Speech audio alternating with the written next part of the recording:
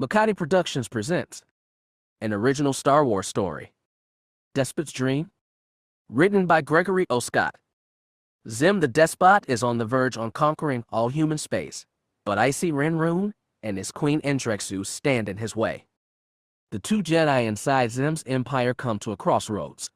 One decides to battle the despot at Indrexu's side, while the other is driven by personal crisis toward a new and enigmatic teacher in the ways of the Force.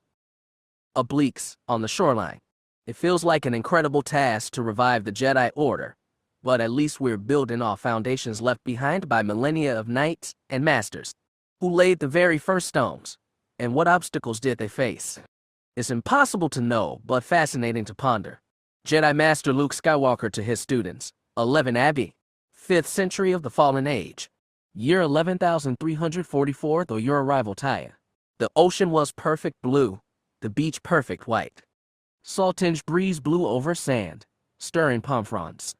It was all beautiful, but Shin couldn't shake the feeling that he was standing in a graveyard. Worse, it was his graveyard and he should already be interred here. He'd grown up on the far side of the galaxy from this world, but he'd known his people had once commanded a vast civilization spread across the stars. He knew they'd fallen from grace, but, like his mother Qual and most others of his clan, he'd held to the hope that somewhere, many light years away, a remnant of their empire might still flourish. He traveled for years, trusting in the power he now called the Force to lead his people back home. And this was home, a blue, peaceful planet, where survivors of his race lived in scattered cities and clung to fading memories of dead glory. Many of his fellow travelers were happy with that they found. Their lives here would be no more noble than they'd been on dusty Intricate, but at least now they were no longer hunted by hostile humans. They could be with their own kind, eat the foods they were meant to eat, and swim in the pearly seas from which their race had evolved. It was good enough for them, but not for him. Shin felt, rather than saw or heard, Bataliac approach. The shaggy, six-limbed Talad projected an outer calm that masked inner anticipation. He was ready to go. "Have you said your goodbyes?" Talad asked. "I've said what there is to say." They spoke in the Tython tongue shared by Jedi of many species who'd been raised on that deep core planet. Now the Jedi were scattering across the vast galaxy, like fledglings leaving a nest. No, they were like children expelled from their homes, for Tython was a ruined world. Shin's people, the Rakata, had played a part in that. Their invasion of Tython centuries ago had sparked terrible wars in which the Force-using order had nearly destroyed itself. Gradually, through Talayak's tales, his late mother's, and what he'd found here on Lehen, he'd come to understand that this collision had spelled the beginning of the end for his people too. The Jedi, at least, were being reborn. The Rakata had retreated to their homeworld to dream. They didn't know the awful truth behind the legends of a glorious empire. Unlike the Jedi, it seemed Rakata were unable to recognize and correct their mistakes. Staring at the sea, Shin asked, "What do you think will happen here once we leave?" Talayak, too, watched the water. "Perhaps your people will rebuild in time. Perhaps they'll take to the stars again. Would that please you?" "Once I'd have wanted nothing more," Shin admitted. "But now I understand what we once wrought, and could do again." He looked at the clear blue sky, and past it. Talayak took his meaning. In the space beyond Lehen sat a massive space station, far bigger than anything they'd seen before. Shaped like a great sphere, with a trio of long fins jutting out like claws, it had once drawn the power of Lehan's sun, and used the raw materials of the cosmos to forge tools of war. Guns, battle droids, even entire starships had poured from its foundries and ravaged countless worlds. Talayak and Shin had investigated the Star Forge extensively. It was inoperable now, but might be brought back to life. If that happened, the Rakata could restart their hideous conquests. "I've been speaking with Roan," Shin said, naming a friend of his youth on Intricate. "He's been examining the old temple on 3-Foot Island. He and the priests think there may be a way to use the temple as a transmitter. If the proper signal is broadcast, all ships that draw too close to Lehen will be trapped and forced to land or crash. And the Star Forge, hopefully they can prevent ships from reaching that too." Talayak considered. "For such a signal to be effective, it would have to ground every ship on Lehen, including those of your people." Shin was no longer sure who his people were. As a youth he felt separate from his peers because he alone could touch the Force. During their years of wandering, Talayak had taught him to hone his power, and this left him further estranged. Yet he didn't dare call himself a Jedi. Those two syllables had passed into the Rakuten tongue as a curse. But what, then, was he? It may be for the best, Xim said. They may remember how to reach the stars again, but they may not learn wisdom. Talayak said nothing, but it was clear he agreed with every word and had been waiting for Xim to say them. Do you think the Force could return to the Rakata in time? I cannot say, Talayak admitted. There is so much about the Force we do not know. He might have been a Jedi Master, but he still grappled with the Force's many uncertainties. While his words were not always a comfort, Xim had come to respect his teacher for being open about his doubts. It created a sense of comradeship. The vast unknown galaxy could be lonely, but they were exploring it together, and they'd explore it again soon. Their journeys had been focused on finding Lehen until now. That mission accomplished, the future lay open to them. He turned to face Talayak. Where do we go from here? Back to the Tion cluster. Not yet, Talayak shook his head. Have you sensed anything of Essen and Ericus? Sometimes I have intimations, but no, nothing clear. I believe, at least, they are alive. Xim was encouraged. The galaxy was a perilous place, and you couldn't take anything for granted. If not the Tion, then where? We should seek out other Jedi. Some have set up outposts in the core. Others have scattered across the stars. I would like to gather some before we return to Tion. I believe they could be important there. In all the hundreds of worlds ruled by the human tyrant Xim, Xim was the only Force user the Jedi had found. Humans elsewhere could use the Force, Ericus among many, but for the men and women in the Tion there was not a spark.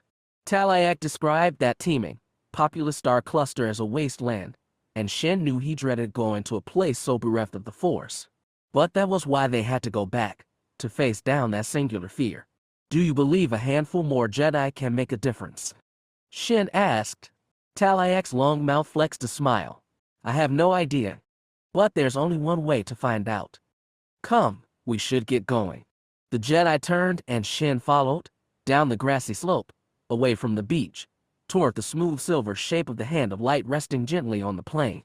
Minutes later, their starship rose into the gentle sky, leaving Lahan's peaceful ghosts behind. Chapter 1. Rising Tides. Conqueror of Stars. To whom can you compare? Who defies your armored heart, and finds your midnight dream? Not the kings of Kron and Barseg, who reaped liberation and sowed nothing, nor the merchant princes of Livian, with their gold-smudged hands and hollow grandeur, nor the lancers of Duanarbulin, grim and glorious in others' names. You are above them all, greater than dreaming. Summit in summation. A man alone. Liachusis. Year 24 of Xim's reign. Year 532, Liberation Era. 11,347. Taya. A dead Leviathan fell through space. 600 meters from bow to stern with 500 crew packed inside plated Kyrium, bristling with 30 long-barreled cannons, the Heroical had been the centerpiece of the Udusk home fleet and one of the mightiest warships in the Federation. Now it was a carcass. Successive missile impacts had vented the ship's interior to space. Its internal lights were dark, and its engines dead. A few pockets of remnant air smoldered like scattered candles as the Heroical tumbled helplessly, inevitably, toward the crater-pocked face of Udusk's second moon. Any second now gravity's fatal snare would drag it to impact, and then there would be nothing left of the mighty ship except its shards.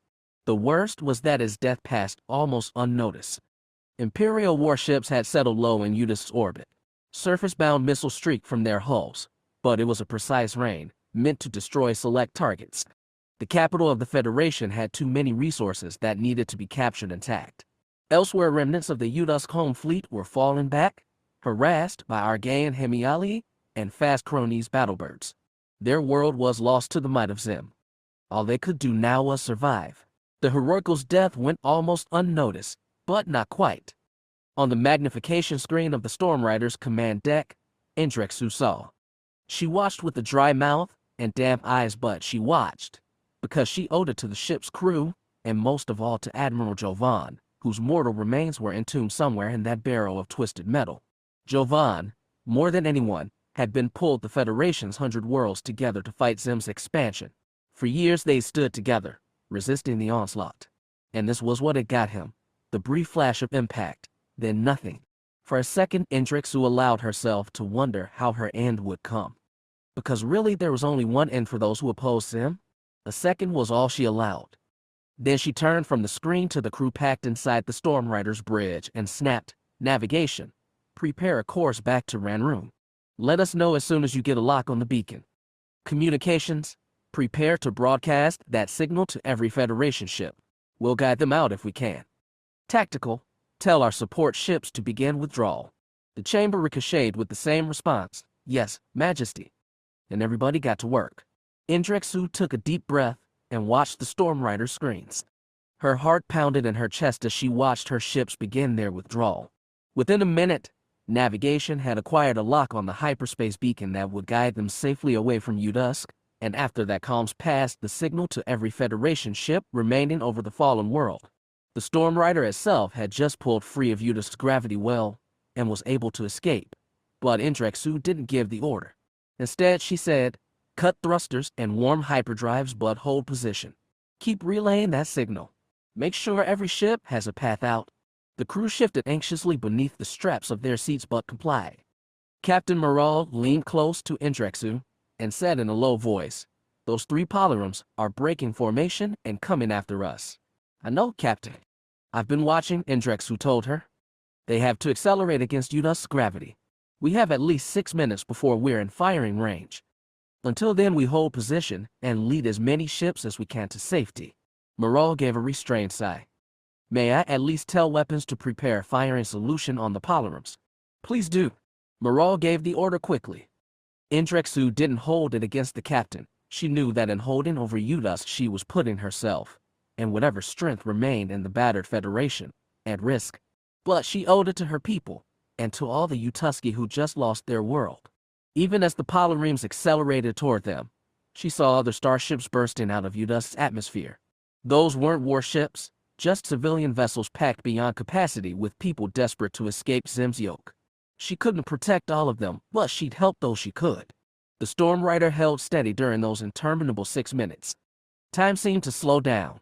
She felt a jolt of satisfaction every time a Federation ship winked into hyperspace. The polyrums inched constantly closer. Then comms announced, "Majesty, we have an incoming transmission. It says it's from President Jellister." Another jolt, this one of surprise. After Admiral Joven's death, she's irrationally consigned Udusk's civilian leader to the same fate.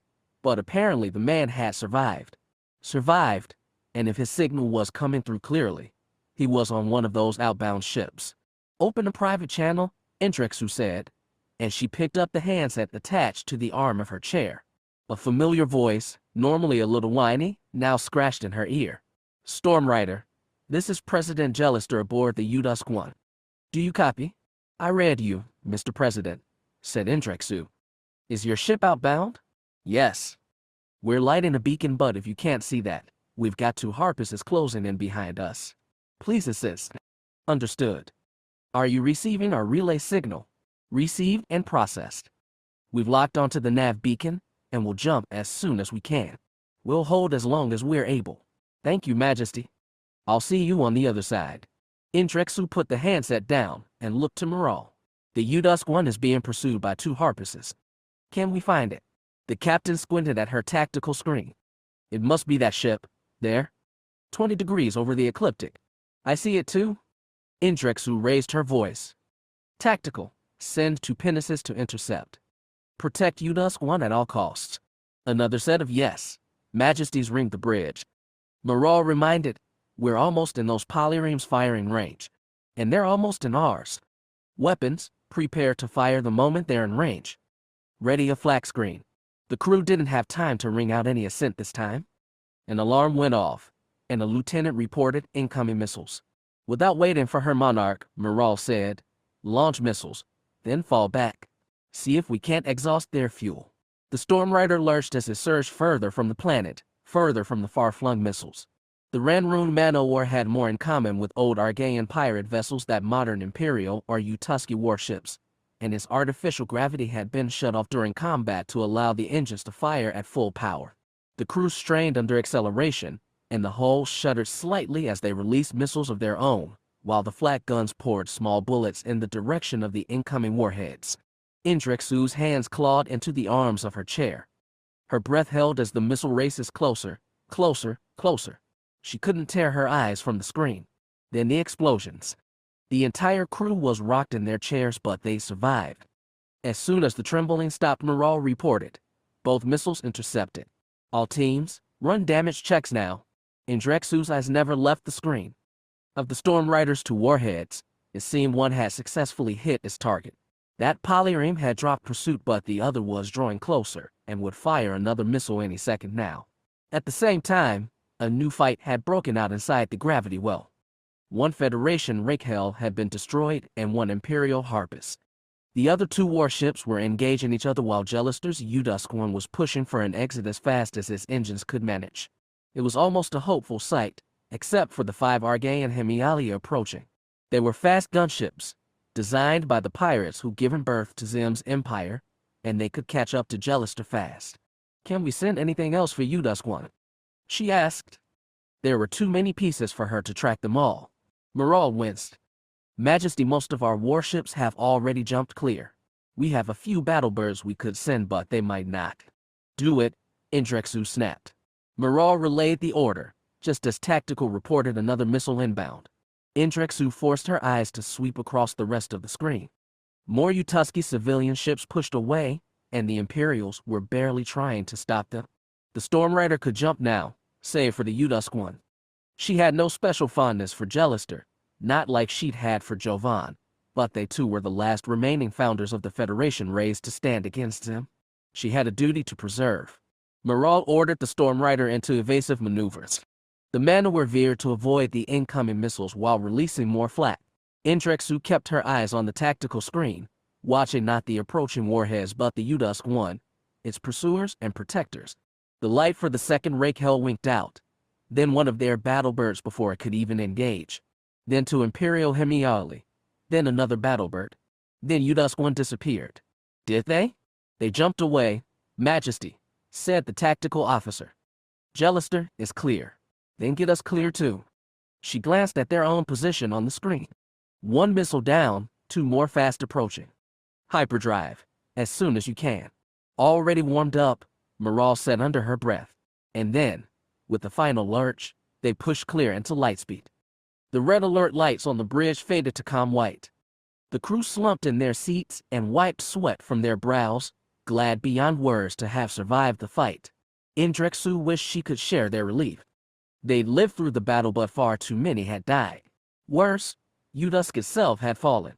After 4 years of brutal defense against Xim's invaders, what remained of the Federation was on the brink of collapse, but it could not be allowed to fall.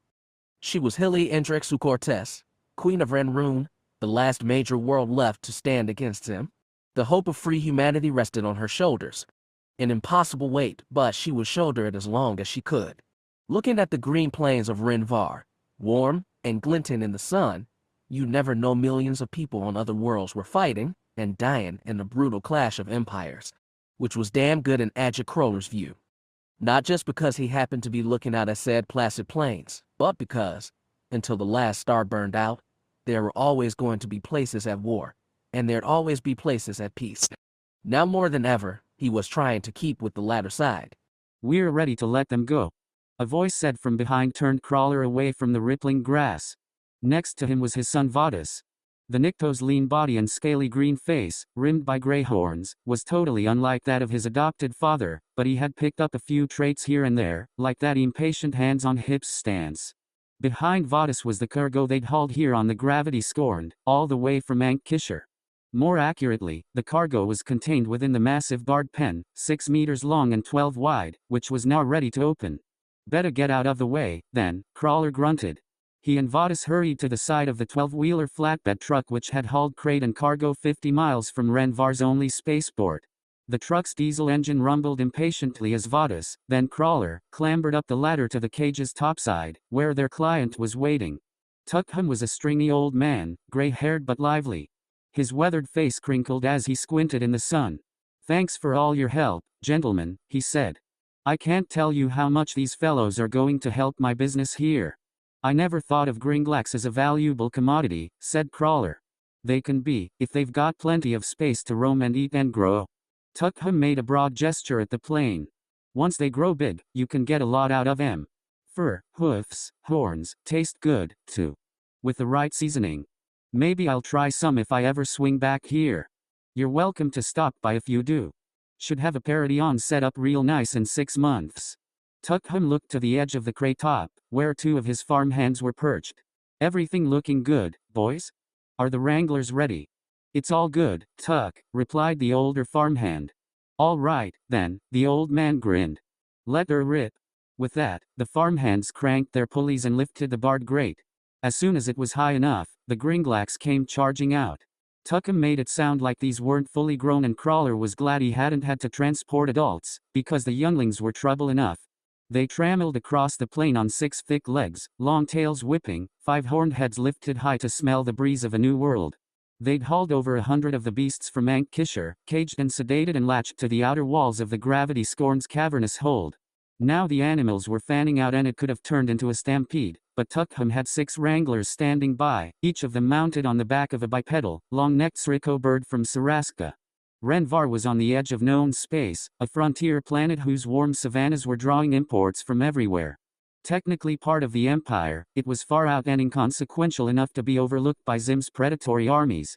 The wranglers worked their Srikas bravely into the herd, using whip cracks to steer the thundering Gringlak herd into the barbed wire gate delineating Tukhum's property.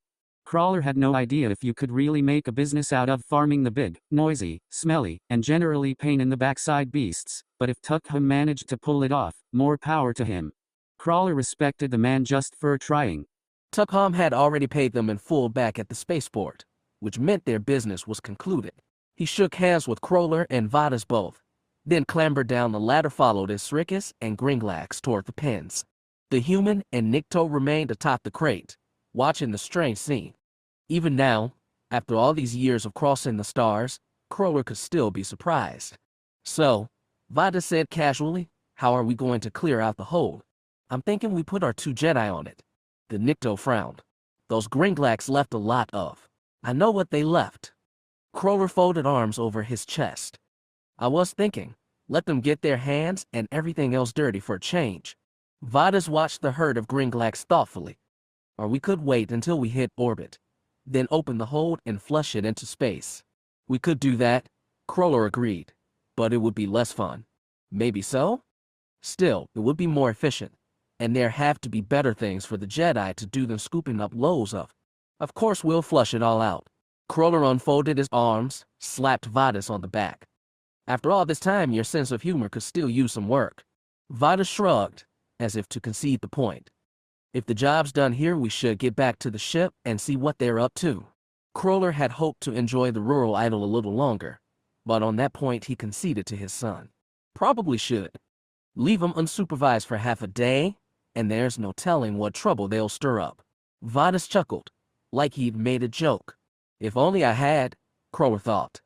If only. Parked spaceships attached to docking cranes jutted like towers around a spread of warehouses, small buildings, and a central open square that was at once a market, transit zone, and public park. There wasn't much to Renvar spaceport, but you'd expect that from a planet on the edge of what everybody called known space. Even Ericus had started using that term, though he'd come from further away than any of these people could conceive. He stood on the 3rd-story balcony of one of the buildings overlooking the square, staring down at the mass of people. The Jedi colony in the Titan system, where he'd grown up, had featured a mix of dozens of different species, and in comparison, Renvar's mostly human crowd was less diverse, yet in other ways it was far more varied. Stretching out with the Force to feel his modeled humanity, he sensed the young and old, ambitious and tired, the refugees from the battered Federation planets and denizens of Xim's empire, Livian traders, retired pirates from Argay or Stalimor, bored Imperial, customs officers on the take, people down and out or just looking for a fresh start. Some were making their stand here, others were en route to someplace else, further out on humanity's frontier. The biggest difference, however, was that Ericus had come from a place where most everyone could touch the Force. In the Tion cluster it was shockingly absent. For some reason, perhaps, he thought, the stock of colonists who first populated this region millennia ago, none of the humans he'd met could feel the Force. They didn't even have an idea of its existence. As a Jedi he was as alone as could be, Well, not quite alone. He alone together with the woman who he felt join him on the balcony. Without looking back at her, he said in a language only they shared, "I was wondering what you were up to. I was in the market looking at the second-hand stalls." Vada said the gravity needs a new internal comm relay, Essen told him. "Have you done anything besides people watch? Is there anything wrong with people watching?" "Not in itself. Was anybody watching you?" "More than normal, I mean. I couldn't sense anyone paying undue attention." She stepped beside him, black-gloved hands on the railing. He looked sideways and saw that Essen had drawn a cloak over her head. It covered the Sith woman's striking red face in shadow, but she still drew attention. When they ventured to more densely populated worlds, Essen would go out masked or simply stay aboard the Gravity Scorned. "You're sure it went all right?" he asked softly. "Yes," Essen said, then added, "Sometimes my disguise, such as it is, draws nearly as much attention as my face." He could understand that. Essen was the only one in sight wrapped head to toe in fabric. It was the warm season on this part of Renvar, and most people were walking around in lightweight tunics. Ericus himself wore trousers and a sleeveless top, with his long black hair pulled into a ponytail. Just standing here he could feel the hot sun on his shoulders and neck. Then a herd of moving shapes in the crowd below caught his eye. He pointed and said, "I guess you're not the only one who's overdressed." Essen leaned forward and followed his gesture. Crossing around the rim of the square were 5, 6, 7 bodies all covered in hooded black robes. Definitely not weather appropriate, Ericus thought, and he guessed they were aliens like Essen, trying and failing to avoid attention. But he kept watching and he wasn't so sure. The group moved along an outer wall in single file, and though they were far apart he thought he saw a black line connecting them, in sequence, like a tether.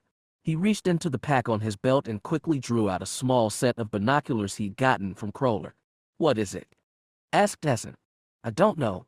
Yet as he peered through the binoculars he saw his suspicions confirmed.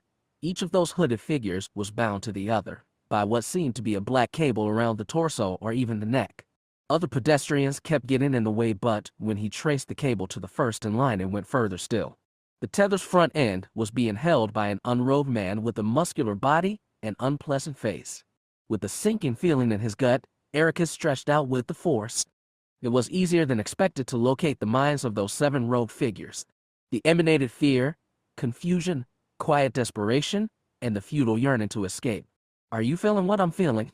he asked. "Slavers," Essen asked. "Maybe. Something's clearly not right." The chain of captives was led through a gate on the north end of the square, out of sight. But the feeling remained in the force. "I can't believe they just walked across the square like that." Didn't anybody notice something was wrong? Noticing something and doing something are different. "Not my problem, I know," Ericus sighed. That was, he noticed, a pretty common credo here in the Tion cluster. Ajit Kroller, who'd hosted the 2 Jedi aboard his Gravity Scorned for 5 years now, had used the phrase more than once. He knew that for most beings, getting involved in other people's troubles wasn't worth it. But he was different. He had to be. Otherwise it would be a waste of his power, and that power was all too rare in this part of the galaxy. "Are you thinking what I'm thinking?" he asked Essen. "I'm thinking that you're thinking we should go rescue them. Shouldn't we? You always say we're not doing enough as Jedi." "I don't always say that." "Fine. You always think it." He looked hard at Essen, meeting her eyes beneath the shade of her hood. The Sith woman hissed between her teeth. "We have no idea what we're involving ourselves in. That makes it more exciting, right?" He stuffed the binoculars into the pack on his belt, then stroked the second pouch and felt the outline of the hard metal cylinder within. Essen stared at him with narrowed eyes. He felt her frustration with him, her reluctance, her desire to at least confer with Vadas and Kroller before they did anything reckless. And he felt her acquiesce. With a tiny nod she said, "Let's see what we can do." Ericus was right about one thing. She was always thinking that they should do more. When they first arrived in the Tion cluster along with Maloba Talayak, they'd been amazed at the extent of Xim's empire and the power the human warlord could wield. The strength of the Force, which had meant everything on Tython, could only do so much against the Empire. It frustrated Essen then. It frustrated her now. They'd last seen Talayak nearly 6 years ago, when he'd taken their ship and an improbable clan of refugee Rakata and went sailing into the unknown. Perhaps he was doing great things somewhere. changing the scales of galactic history. If so, she envied him. Ericus seemed content with their life of traveling the stars with the gravity scorned, doing small good deeds whenever possible. Of course, he had more than that to motivate him now, and to bind him to the people who'd taken them in. Despite the modesty of his ambitions, or because of them, he'd gained much more than Essen. She shoved her resentment deep down where it belonged. Investigating that group of possible slaves was just the kind of job, however humble, the cluster's two Jedi should take on. She just hoped that, in his eagerness, Ericus didn't do anything foolish. Despite all he'd been through, he could be so young at times. The despair of those captives was easy to track through the Force. After dropping into the square, they moved separately amidst the crowd, through that north gate into the homely backside of Renvar spaceport. Calling them alleys would be too much. They crept along cracks between packed-tight buildings that had been hastily thrown up by the planet settlers, skipping over occasional indigents as they followed the captives' forced trail. It led them to one of many plain, four-sided concrete-walled buildings. It might have been a small warehouse, but they kept from getting too close. Black-eyed security cameras peered down from the outer walls, and a barred gate had been pulled down over large doors marking the front entrance. But those captives were in there. Essen could feel them. Their need was getting to her now, too. She'd always wanted, no, craved, to do something great. In leaving Titan to explore the unknown galaxy, she'd hoped to find revelation about the Force's ultimate nature. If there was something yet to learn, it was stubbornly hidden from her, as was the ability to affect the terrible wars that had been sweeping through the Tion for decades. All that was left was what Ericus so savored: small good deeds. She whispered, "How do you plan to do this?" "I was going to go to the front door." "What? You'll knock." "I'll knock, you go on top." He gestured to the roof. "Surprise them, like we did on Tenetorn. That was against one thief. This is," she paused, reached out with the Force. "There's not many of them in there," he said. "There's probably more captives than captors. All it takes is one man. One bullet." She didn't need to remind him that, of the hundreds of Jedi dispatched from Titan, more than a third were never heard from again. Their power protected them from danger, but was not a perfect shield. "There's got to be a skylight or vent or something up there," he said. "Scope it out. See if you can get a drop of them. Then tell me what to do." "All right. But if I tell you to fall back?" "I'll fall back." "You had better. If anything happens to you, Reyna will take it out on me." Then she turned and jumped. With the Force to help her, it was easy to jump to the top of the adjacent one-story building. Crouching low, she set sights on the nearby warehouse and began her approach. The buildings were packed so tight together here she could make the jump to the next rooftop on her own strength. She'd have much rather done this under cover of night. As it was, she had to stick to afternoon shadows, dash across patches of sunlight, and pray nobody got alarmed. Frontier worlds like Renvar seemed to hold especially close to the not my problem ethos that Ericus bemoaned, and she hoped it held in her favor now. One extra spring, Force assisted, took her to the warehouse's high rooftop. Soon as she landed, she dropped into a crouch and looked around. Sure enough, a pair of skylight windows were slanted open. Pushing back the hood of her cloak, Essen scampered on all fours to the nearest opening. Just before she could peer down, the communicator in her pocket buzzed. It nearly gave her a heart attack, she swore, ducked away from the window, and pulled out the comm.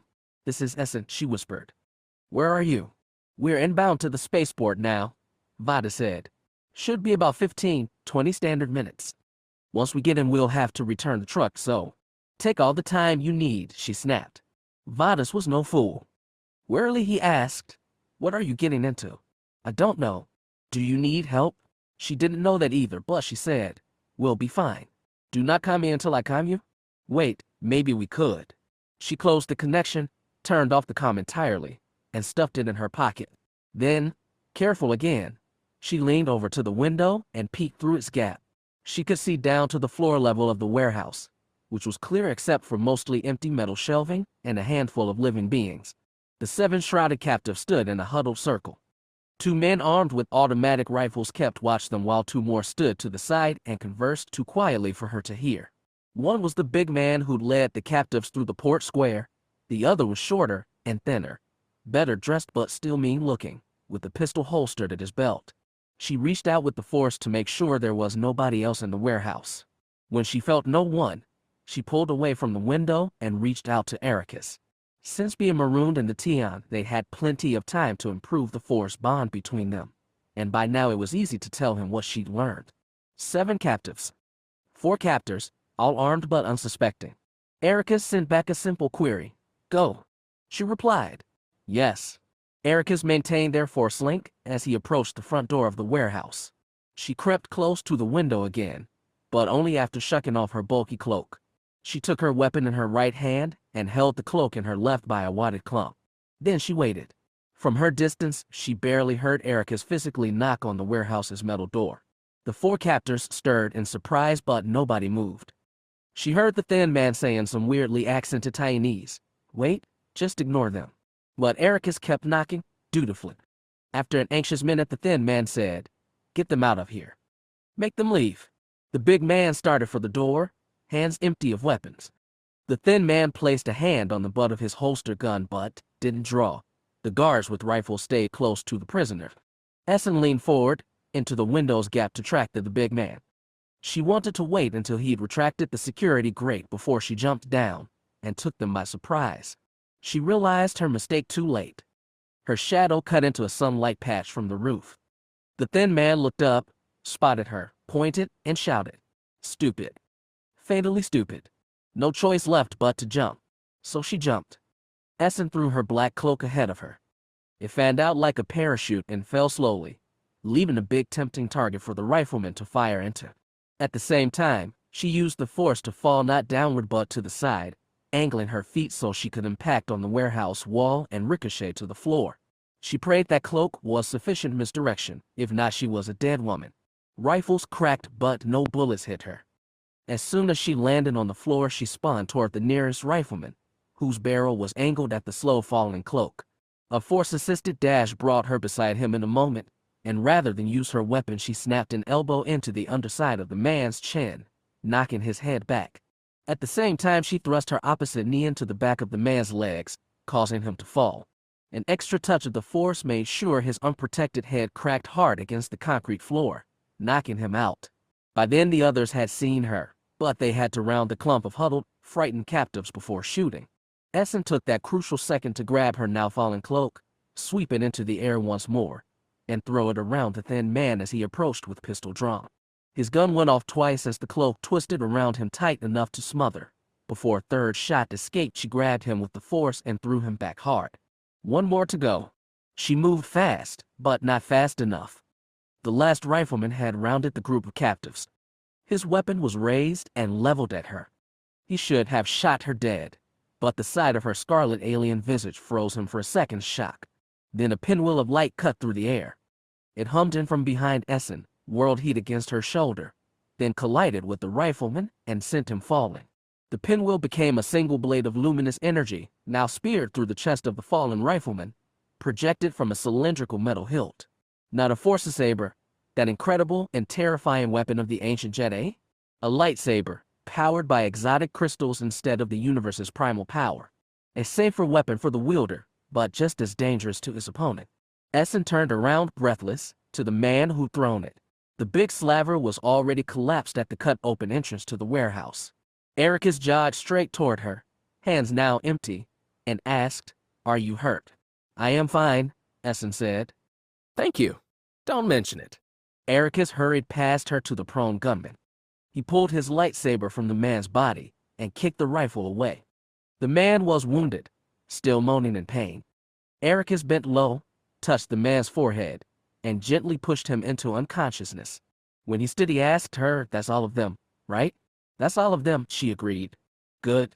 Ericus switched to Taiwanese and said to the still huddled captives, You're free now. It's okay. We came here to rescue you. But the captives did not move. Their bodies were hunched close, their backs turned to the Jedi. Essen couldn't even see inside their hoods. She approached cautiously and felt the prisoners' anxiety wane, but still, they didn't turn toward her. We should cut them loose, Ericus said. Show them we're not a threat. Turn off the lightsaber then, she said. Once he did so, she asked slowly, Who are you? Do you know why you were brought here? She had a feeling they weren't human, otherwise they'd never have been paraded through the square in hot, eye-catching cloaks. She was close enough to touch a prisoner when it finally asked, Where are we? The voice was soft, high, almost musical. Essen said, "You're at the spaceport on Renvar. Where did you come from?" The prisoner turned around slowly.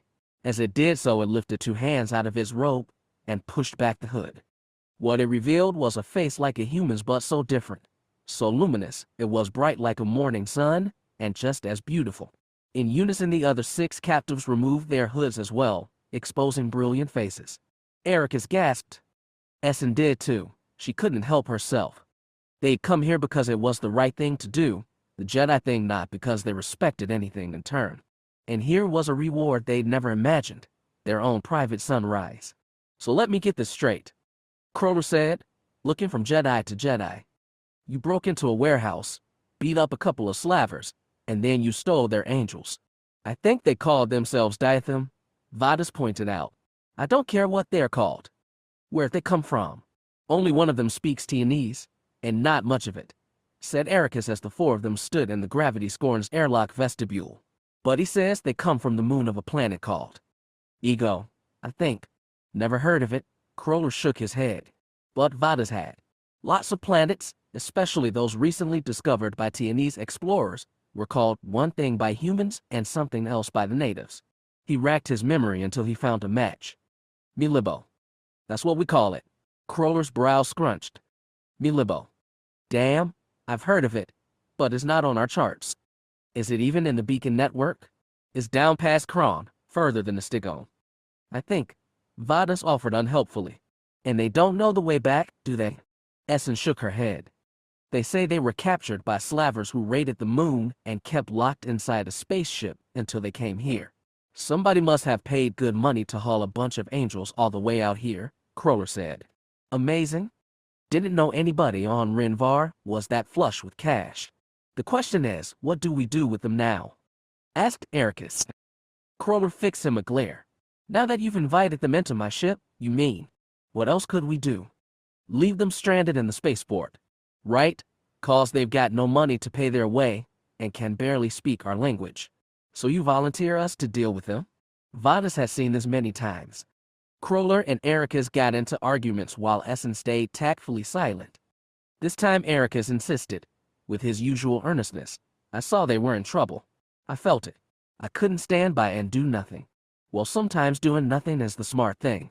You left those slavers alive, didn't you? Well, that means they can identify you, and given how valuable their cargo was, they're probably out looking for it, and us. If they're smart enough, they've learned their lesson, and will keep away."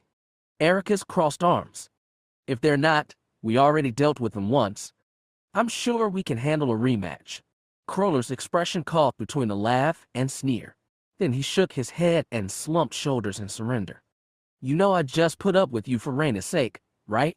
A tiny smile showed he was joking. "Mostly. She reminds me frequently," said Ericus. "Then she can remind you again when we get back to Santasa." He looked down to the main hold, where the 7 liberated angels were being kept. "It's a long ride back. I don't suppose you know what angels eat, how often they sleep, anything like that. Not a clue? Then you'd better find out. Use broken Tianese, use your magic powers, anything you can." Crowler stabbed his chest with a forefinger. "You brought him aboard, which means you get to play host." "I'd be happy to," Ericus replied, though his tone was less than chipper. Still, he walked over to the ladder and began clambering down the gravity spinal shaft to the hold where his angels waited. "Get him prepped for takeoff while you're down there," Crowler added. "Our business here is done, and after what you two pulled, I don't want to linger any more than we have to." Ericus nodded, then disappeared down the shaft. Once he was gone, Crowler gave a big sigh, then looked to Vadis. "All right, time for pre-flight. I'm gonna go and start warming systems. You go down and check engines." Without another word, but with another sigh, he went to the ladder and climbed up to the cockpit, leaving Vadis and Essen alone in the vestibule. Down below, they could hear Ericus speaking slow, loud Tianese to the probably befuddled angels. Vadis didn't know whether to be frustrated like his father or simply amused. When these Jedi had first collided with the Gravity Scorn, he'd been the last to trust them. Their supposed sacred powers reminded him too much of the priests of Indrexu, whose bloodthirsty cult had despoiled his homeworld and killed most of his family. He'd long since realized these Jedi were the inversion of those Nikto priests, rather than flout their power over others they hid it, and Ericus especially was prone to bouts of dangerous selflessness. When he looked to Essen, though, he saw a mix of emotions on her face. Satisfaction, yes, and small amusement, but also familiar, lingering frustration. Ericus was human, which meant he could pass as Taiwanese. Vadis and Essen, by contrast, were not only alien but far separated from their own races. For all he knew, they were the only Nikto and Sith in the entire star cluster. It had bred an unusual sort of comradeship, born from mutual loneliness. Because he didn't need to ask how she was feeling, he merely said, "We'll figure out what to do with them when we get back to Santasa. Melanthasar can probably find their planet." "Their moon," she corrected. "Right? Their moon." He looked at the ladder dropping down the spinal shaft. "I've got to go prep engines. Do you want to come, or are you going to help Ericus with the angels? They are beautiful creatures, but I'll leave them to him." Neither moved toward the ladder. "Can I ask a question?" She nodded. "Would you have gone after those slaves if it weren't for Ericus?" "Because they'd grown honest with each other," she said. "Probably not. But it was the sort of a thing a Jedi does, wasn't it?" "I don't know." A tiny sigh, not as heavy as Crawler's. "It was what Ericus does. But she wanted to do more. They'd been honest about that too. Vadis was just a spacer, an alien who'd run away from home and would be a long time dead if not for his adopted father. Despite the loneliness, he was content with his life, because every other option for him was so much worse. But Essen had greater power, greater potential, great ambition. He didn't envy her any of them. "Come on," he said at last, "Dad's waiting." Often, Xer wondered, lazily as though it were of only minor interest, why he was still alive. He wasn't sure how long he'd been wondering. He stopped counting days once the number reached 1,000, not because it was too high but because he'd resigned himself to many thousands more of captivity. As far as prisons went, his was not unpleasant. 2 acres worth of land contained an estate with multiple rooms, a fine garden, even a small pool for swimming. He had servants to tend to his needs, though their eardrums had been pierced and their tongues cut out. He could request a woman if he wanted, though she always came with the same disfigurements. That, and the natural waning of his manly urges, meant he'd eventually stopped ordering them. The liquor supply, while well stocked, had also lost its savor. Still, he wished he'd tried counting years. It would be nice to know how old he was. He'd been a mere 46 when he'd lost his throne. Well, thrones. He'd been Pirate King of Arge first, and later gained the Cronies Palace on Chander. When he looked in the mirrors of his lovely prison, he saw a fat old man, too little hair on his head and too much everywhere else. Once he'd been proud of this thick beard, but nowadays it was a tangled white mess over his face. Everyone becomes old and ugly eventually. But oh, he'd been such a man once. Xer never actually asked his son how long he'd been held captive for. He didn't want to give Xim the satisfaction. But whenever the little bastard paid him a visit, he was tempting. Xim never seemed to change much. When he walked into Xer's prison on a certain warm spring day, who knew which planet? The emperor of, almost, all humanity had the fast, lanky stride of an adolescent. His thin face sagged a little but remained curiously unlined, a benefit, perhaps, of his stoic countenance. Those eyes were still alert, still bright with ambition, just as they'd been when Xim had overthrown his father at age 23. Xim walked into the prison estate unannounced and alone, though Xer knew he kept bodyguards just outside the door, and had cameras watching most of the rooms in the house. In the beginning, Xer had covered them up whenever he could, but he'd gradually stopped seeing the point of that too. Xer didn't rise to greet his son. He remained where he was, slumped on his living room sofa, dressed in a bathrobe, feet propped on the low table in front of him. He drawled, "Well, you decided to stop by." "I was in the neighborhood," Xim said casually. He wore what he usually did, a plain, semi-formal suit, no badges of rank or power. Standing over his father, he clasped hands behind his back and looked around. "I see you've redecorated. Wasn't that Cadenthian screen print on the south wall last time? I shuffle things around from time to time." Xer folded hands over his plump belly. "To what do I owe this occasion? Do I need an occasion to visit you, father? You usually do?" Xim looked toward the kitchen. "I was wondering if I could help myself to a drink." Xer used to say no to that, and Xim used to obey, but this time the old pirate shrugged. "Go ahead." Xim disappeared for a minute, then returned with 2 glass tumblers, each half full of tempting amber liquor. He placed one on the table beside Zare's feet. Even from a body's distance he marked the aroma of Corlassian ale. He'd loved that drink in his old life. Without reaching for the glass, Zare asked, "Well, what is the occasion, really? Have you won another great battle?" "I wasn't there personally," Xim explained as he sat on the opposite sofa. Cadenzi took the lead. Say Cadenzi, the rising young officer in Saraska's navy. What did he look like now? Had middle age made him fat, bald, or gray? Had he miraculously evaded time like Xim? Did any of it matter? Xim sniffed the ale's aroma, then drank a mouthful. "We've recently completed the conquest of Udusk." Udusk? Even in Zare's most ambitious days he never thought he could reach that rich but far-flung world. The intransigent Livian League had stood in the way, not to mention the Thanian worlds. No space had seemed so vast then. Xim had made it small. "I suppose I should congratulate you." Zare did not reach for his drink. "So what's next?" "There has to be some star that hasn't been enclosed in your mighty fist." Xim smirked at old slogan. "The last Federation holdouts are centered around Ranroon." "Ranroon? Ah, they're good fighters. They used to be pirates, you know, like our people. Only one day they decided they'd gotten rich enough and settled down to act civilized. I know.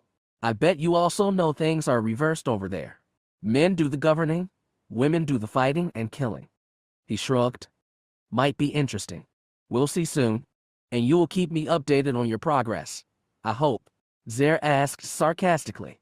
"I'll do my best. Are you going to let Cadenzi do all the work? Or are you going to get your hands dirty yourself? You used to be good at that, you know. Leading from the front lines." "I'm undecided, as yet. Maybe you have settled down in middle age." Zare grinned. "You've let all your victories go to your head and you've gotten soft. Like you." The smile melted. Like me? That's why I'm surprised. You don't look like you've lost your edge. All this time, I thought you were better than that. Would you be disappointed in me if I had?" They often fell back on mean banter, but he could hear the seriousness in Xim's question. He pondered a serious answer. What did Zare want for his son after all this time? Did he want to see his betrayer betrayed in turn? It was tempting, but a part of him was also proud of all his son had accomplished. He'd never known what to make of his sullen, stoic boy, and was amazed Xim had grown into the greatest conqueror in human history. He was curious just how far Xim could go before he met an enemy he could not defeat. "Yes," Zare allowed, "I think I would be disappointed. Then I'll strive not to follow your example." Xim took another swallow of ale. Zare sighed and stared at the ceiling. "Is that all you have for me, then? No nuptials? No grandchildren on the way?" "I'm afraid not." "That's a shame. You said that Jaminair boy had a son. What's his age now?" Xim didn't take the bait. "He's grown into a fine young man. Marco seems quite proud of him." "Good for Marco," Zare huffed. From what he gathered over the years, his son had only 2 real friends. Jaminair was one. The other's name tasted vile in his mouth, but he forced himself to ask, "What about that rat Oziaf? Has he sired any furballs yet?" "None that I'm aware of.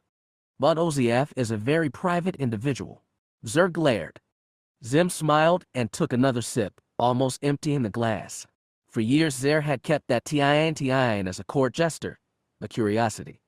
Underestimating the rodent had cost him everything. A basic rule of ruling was that you should never trust a traitor, but Xim seemed to trust no one else except Oziaf, the treasonous pet, and Jaminair, a patricide. But they were all 3 of them traitors. Perhaps, in a perverse way, that was what bound them together. Perhaps. Zare could be sure of nothing. After all these uncounted years, after being his lord first and then his prisoner, Zare still did not understand his son. The former king gave into temptation. He bent forward, plucked the glass of Corlassian ale, and savored its scent before taking his first gulp. It was a fierce drink, fit for a fiercer man. "So," he said, "is that all you've come for? To give me an update, and to tell you it might be a while before we see each other again? The conquest of Ranroon will keep me busy. Tell me, because I'm curious, if you are not successful, if something strikes you down, and you die on the battlefield, what will happen to me?" "Don't worry, father. You will be taken care of." "Ah, taken care of. Or taken care of." He made air quotes with his spare hand. The former. At least, I've put orders in place that this estate should be secluded, guarded, and cared for in perpetuity. Xer started to laugh. First it croaked through clenched teeth. Then he opened his mouth, bent back his head, and laughed a great belly-rumbling laugh to the ceiling. It racked him for a full minute before he finally looked back at his son. Xim watched him impassively. You know, I thought I was good at cruelty. But you, son, you are a goddamn master. Should I say thank you? Xer laughed again, then bent forward with bared angry teeth. I mean it. You've given me every earthly pleasure I could desire except one, the adulation of my fellow men. In exchange for the rest, you've stolen the thrill of risk, the joy of victory, the pain of defeat, even the passage of time. He leaned back on the cushions. You've trapped me in hell, son. As I'm sure you know. Xim allowed a minor smile. And yet I've made a philosopher out of you. Philosophy? Xer snorted. Consolation for the impotent. Yes, that was something you taught me, father. Among many other things. You seem to have learned plenty on your own. There's always more to discover. Xer cocked his head, remembering. That one time, however long ago, you told me you found a pack of tyrants, still alive, and aliens who could use their power. Were you joking with me, then? I never joke. That was true. Even when gloating he was annoyingly composed. So did you ever find any of that old magic you were after? Xim shook his head. I'm afraid not. But we live in hope. He was so good with the knife twist. Xer laughed again. A bitter, angry laugh, the kind he could only douse with ale. By the time he calmed himself he was on the verge of drunkenness, and his son was gone. Birds sang unseen someplace, and crystal sunlight spilled onto his garden. Such a beautiful prison, maybe the finest hell ever made. He'd wondered, sometimes, what lay beyond hell. When Argaeans died they were traditionally cremated, and Argaean kings were burned on public pyres so as many people as possible could witness one last, fiery glory. What, Xer wondered, was waiting for him beyond death? He doubted his son would allow him a king send-off. Most likely he'd be ashed unseen or buried in a patch of earth, food for worms. One final humiliation to cap this endless punishment. Perhaps Xim was waiting for him to kill himself. If so, he could keep waiting. Though he could do nothing else, Xer was determined to deny his son that satisfaction. Obliques, guardian of the night. Pa, I'm sick of Xim. Some drooling savage whacking a bunch of other savages into submission. I never understood why they keep talking about him. Just remembers trying to feel special, I suppose. To Jillian Colfane, Coruscanti poet, 11,185 BBY. Tepesi landfall year 353. 11,345 Taya. A cool breeze blew in from Cradle Lake and into Settlers Town, brushing rooftops and whistling between skyscrapers. People here called it a town, but in the 3.5 centuries since human colonists had emerged from their sleeper ships they'd been industrious, and the settlement had swelled to over 2 million people. The advent of lightspeed travel to this part of the galaxy, just 100 years before, had tripled the population. Bright towers stabbed toward the stars, like the humans of Tepesi were trying to get back where their ancestors had come from. Humans, it seemed, were irrepressible. The thought had occurred to Asher Gill, himself human, time and again since coming here. On nights like these, when the cool breeze washed away midsummer heat, he liked to stand on high rooftops, watch Settlers Town throw up its light, and feel glad to be a part of it all. But not everything was right in Settlers Town. When he was alone like this, looking down on the city from his skyscraper perch, Asher would reach out with the force to feel the lives below. A city was a stew with every flavor of life, joy and sorrow and ennui all mixed together. But some flavor stood out. Someone was afraid down there, deathly afraid. Someone was in danger. Humans were irrepressible, but they could also be dangerous to their own kind. It was a sad fact, and in a place as big as Settlers Town, local police couldn't protect everyone, which was why Asher spent so many evenings peering down from rooftops. There were some things only a Jedi could do. He concentrated on that strand of terror until he got an idea of his location. Then he sprung to action, literally. The towers of Settlers Town were packed close together, and he bounded from one to another with force-assisted leaps. He landed on balconies and ledges and immediately jumped off, trusting his eyes, body, and the force to guide him to his next perch. As he leaped across the city, he worked his way steadily downward, to the dark alley from which the dread came. By now, Asher could navigate the city's ledges and windowsills easily. He'd been doing this for over a tithing year since his two Jedi partners had dropped him off on Tepecy. Neither of them had been human and couldn't have fit in, but they'd agreed to let Asher insert himself into this society to observe, to learn, and to help. Not that Asher totally blended in. Rumors spread throughout Settler's town of his nighttime escapades. Almost daily he saw newspapers and magazines proclaiming the so-called guardian of the night a public savior, a dangerous vigilante, or, most amusingly, an invader from another world with supernatural powers, though only crackpots believed option 3. He was proud of his work, but he didn't want the crackpots to find out how close they were to the truth, so he'd taken to donning black clothes and a mask over his eyes. At the beginning he'd worn a Jedi's cloak too, but when that got caught on a transmitter antennae, almost fatally, he'd cut the cloak down to a cape that spread out like wings as he bounded from building to building. He'd realized belatedly this only added to the mystique. The cape fluttered behind him as he made the final leap. Asher used the Force to soften his landing on the flat roof of a warehouse, then scampered to the edge of the alley where he could feel trouble emanating. He peered over the edge and saw it. 2 young men stood against a wall, hands against dirty brick. 4 other men stood around them. 2 held pistols, another a truncheon. The 4th and biggest man was roughly patting down the captives, and when one tried to push back he got his face slammed into the brick. The other 3 captors chuckled and fondled their weapons. From the 4 thugs he sensed greed, casual malice, and a killing intent. As if to confirm that, the man with the truncheon asked, "Can we finish this up? I'm getting bored." "I told you, we don't have the money," cried the captive without his face in the brick. "And we told you," the big thug grunted, "this isn't about money.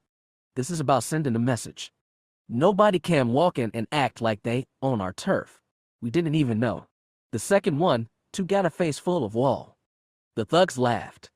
The big man stepped back and dusted his hands together. "All right," he said, "send the message and let's go," which was Asher's cue. He dropped soundlessly into the alley, behind the backs of the 4 thugs. Only one spotted him from the corner of the eye and started to turn. Asher immediately used the Force to shove him hard into the truncheon wielder. The other 2 didn't go down so easily.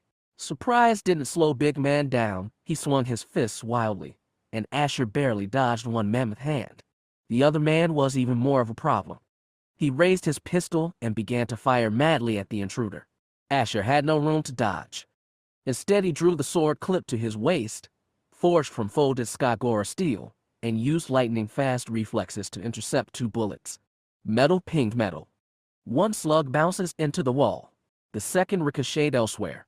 One of the captives, the man who'd gotten his face shoved into brick first, grunted and slumped to pavement. That wasn't supposed to happen. Asher was too stunned to dodge the next fist aimed at his face. He almost fell but called on the Force to pull himself upright and lashed with his sword. Its dull edge took the big man hard in the gut, keeling him over. Asher interposed himself so the big man, now staggering, was a shield between himself and the gunman. But the other 2 thugs were rising to their feet. Force or no force, this could spin out of control fast. Then there was light, bright light from behind that threw Asher's shadow long across the alley wall. In this light he finally got a good look at the men he'd ambushed. To his shock, they were wearing the brown and blue uniforms of the Settlers' Landing Police Force. This was also their first good look at him. The truncheon wielder picked up his weapon and scowled. "Damn, it's really him." The gunman squinted into the light and leveled his weapon. A cape. Really. Asher decided this might be a good time to run. He heard shouts behind him and the clicking of loaded guns. "Stop, police. Hands up, now. Drop the sword, buddy." Despite his panic, Asher saw clearly.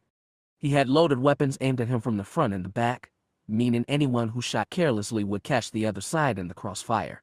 Unless these police were stupid as well as corrupt, that gave him an advantage. He hoped. Asher barely tensed his legs before leaping for the roof. He used the Force to do most of the lifting as he propelled himself out of the alley. But the police fired too readily, bullets whistled past his ear. Just as his jump peaked and he fell toward the rooftop, a shot caught him in the right thigh. He fell onto the tar roof, on his side, hard. Asher muttered curses, tried to sublimate the pain, and used his sword to push himself upright. There was clamor below but no gunshots. He was hurt but he could still get out of this. The force would carry him to places his attackers would never reach, but he heard clapping boots and clattering metal, and knew they found an exterior stairway to the roof. Asher lurched and nearly fell on his face. The pain in his leg was too much, but he called on the force to hold upright and hobbled as quickly as he could for the roof's opposite edge. He was too slow. He heard more shouts, glanced over his shoulder, and saw silhouettes on the rooftop. He pushed with his good leg and tried to use the force to propel him to the nearest building, 2 levels higher. For a beautiful moment he surged upward and he knew the force was still with him, that he wasn't going to die a stupid pointless death alone and far from his fellow Jedi. But his body and the force faltered. Instead of landing atop the next building, he slammed into his side. Impact squeezed breath from his chest. He held hard onto the roof's edge, but he knew he didn't have the strength to last. Bullets tore at the wall inches from his face. Asher released and landed painfully at the bottom of another narrow, filthy alley. He tried to stand again, putting weight on his good leg, but his ankle buckled and twisted. He fell into the dirt. His hand brushed his thigh and came away thick with blood. This was how it was going to end. He'd been a fool separating himself from his companions. He should have stayed with them and sailed to further stars, but he'd been so intent on playing the lone hero, the guardian of the night. Now he was going to pay for it. He heard men approaching from the rooftop. A hot wind blew into the alley and suddenly a bright light appeared directly above him. Silhouettes edged against the light, peeking down at him from the rooftop, but they didn't aim their weapons. They were looking up too. Asher held a hand in front of his face and peered between cracks in his finger. The wind grew harder and with it came a noise, a familiar noise. He didn't believe in it. He was wounded, doomed. His senses were playing tricks on him, leading him to false hope. But because there was nothing else he could do, the Jedi continued staring up into the light. Chapter 2. Ports of Call. The popular image of Xim the Despot as a striding colossus with an army of merciless war droids obscures reality. We must not forget that the despot, and the vast majority of his followers, his administrators, his soldiers, and bureaucrats, were simply human beings. S.V. Skanks, Dawn Times, A Short History of the Early Tion Cluster, 3 BBY. Year 24 of Xim's reign. Year 532. L.E. 11,347 Taya. 10,000 soldiers stood on the open plain. Their uniforms, an identical black, almost gleamed in the hot sunlight. They stood in perfectly ordered rows 100 deep, shoulder to shoulder, boots planted in the green grass, hands at their sides. Every head faced the raised stage at the formation's eastern end. 10,000 soldiers were gathered today on accession field at the Imperial Martial Academy of Chandar. None of them had seen action yet, nor would they see it today, but they would see it soon. This was the day those 10,000 young men graduated and were sent off to war. But before they could take the war to Indrexu and Jellister, they would have to stand in the hot sun in hot uniforms and suffer through interminable speeches. The Academy headmaster, a retired Cronese admiral, was not only dull but long-winded, and listening to him was a trial even for Marco IV Jaminair, first viceroy of the Empire. Jaminair was seated on the stage to the headmaster's right. He was dressed in the traditional martial uniform of his native Saraska, though he'd never attended any formal academy. His education in warfare had all come on the battlefields where, planet by planet, he and Xim had built the Empire's foundations.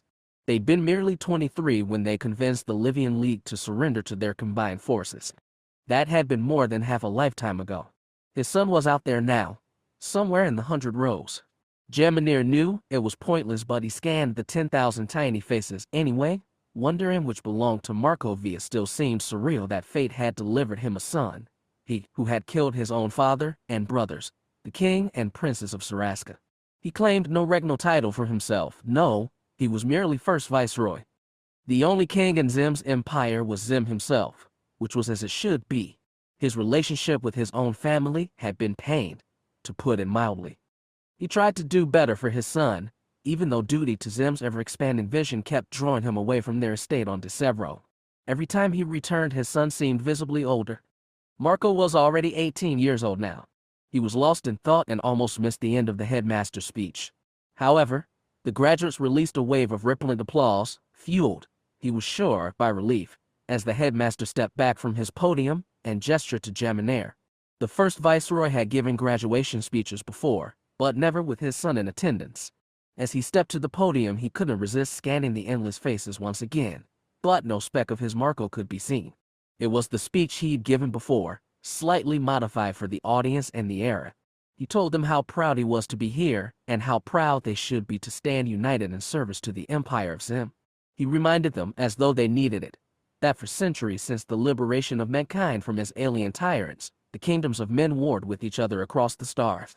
The potential of unified humanity was wasted in petty squabbles, while the vastness of the galaxy waited beyond our ken, waiting to be explored and colonized. Now mankind was more unified than it had ever been, and this time man ruled himself. There were, of course, stubborn holdouts to Xim's great vision, but with every passing day their numbers decreased. World after world was being brought into the fold of unified humanity.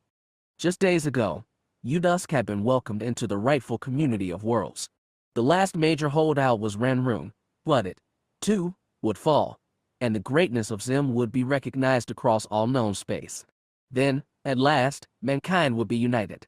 And it was they, the young cadets now graduating from the Imperial Martial Academy, who would bring centuries of struggle to fruition. They stood on the cusp of history, and should feel honored to take part in such a moment, honored and proud, as befitting all soldiers of the Empire. It was true, mostly.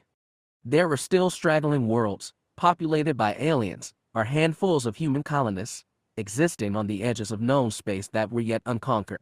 On the other side of the Empire from the Federation, exploration teams were discovering new worlds and expanding the hyperspace beacon network that knit interstellar civilization together. There was no telling what wonders or horrors they'd find in the so-called expansion zone, and the military would be playing a larger role there once Ranroon fell. But what Jaminar said was mostly true.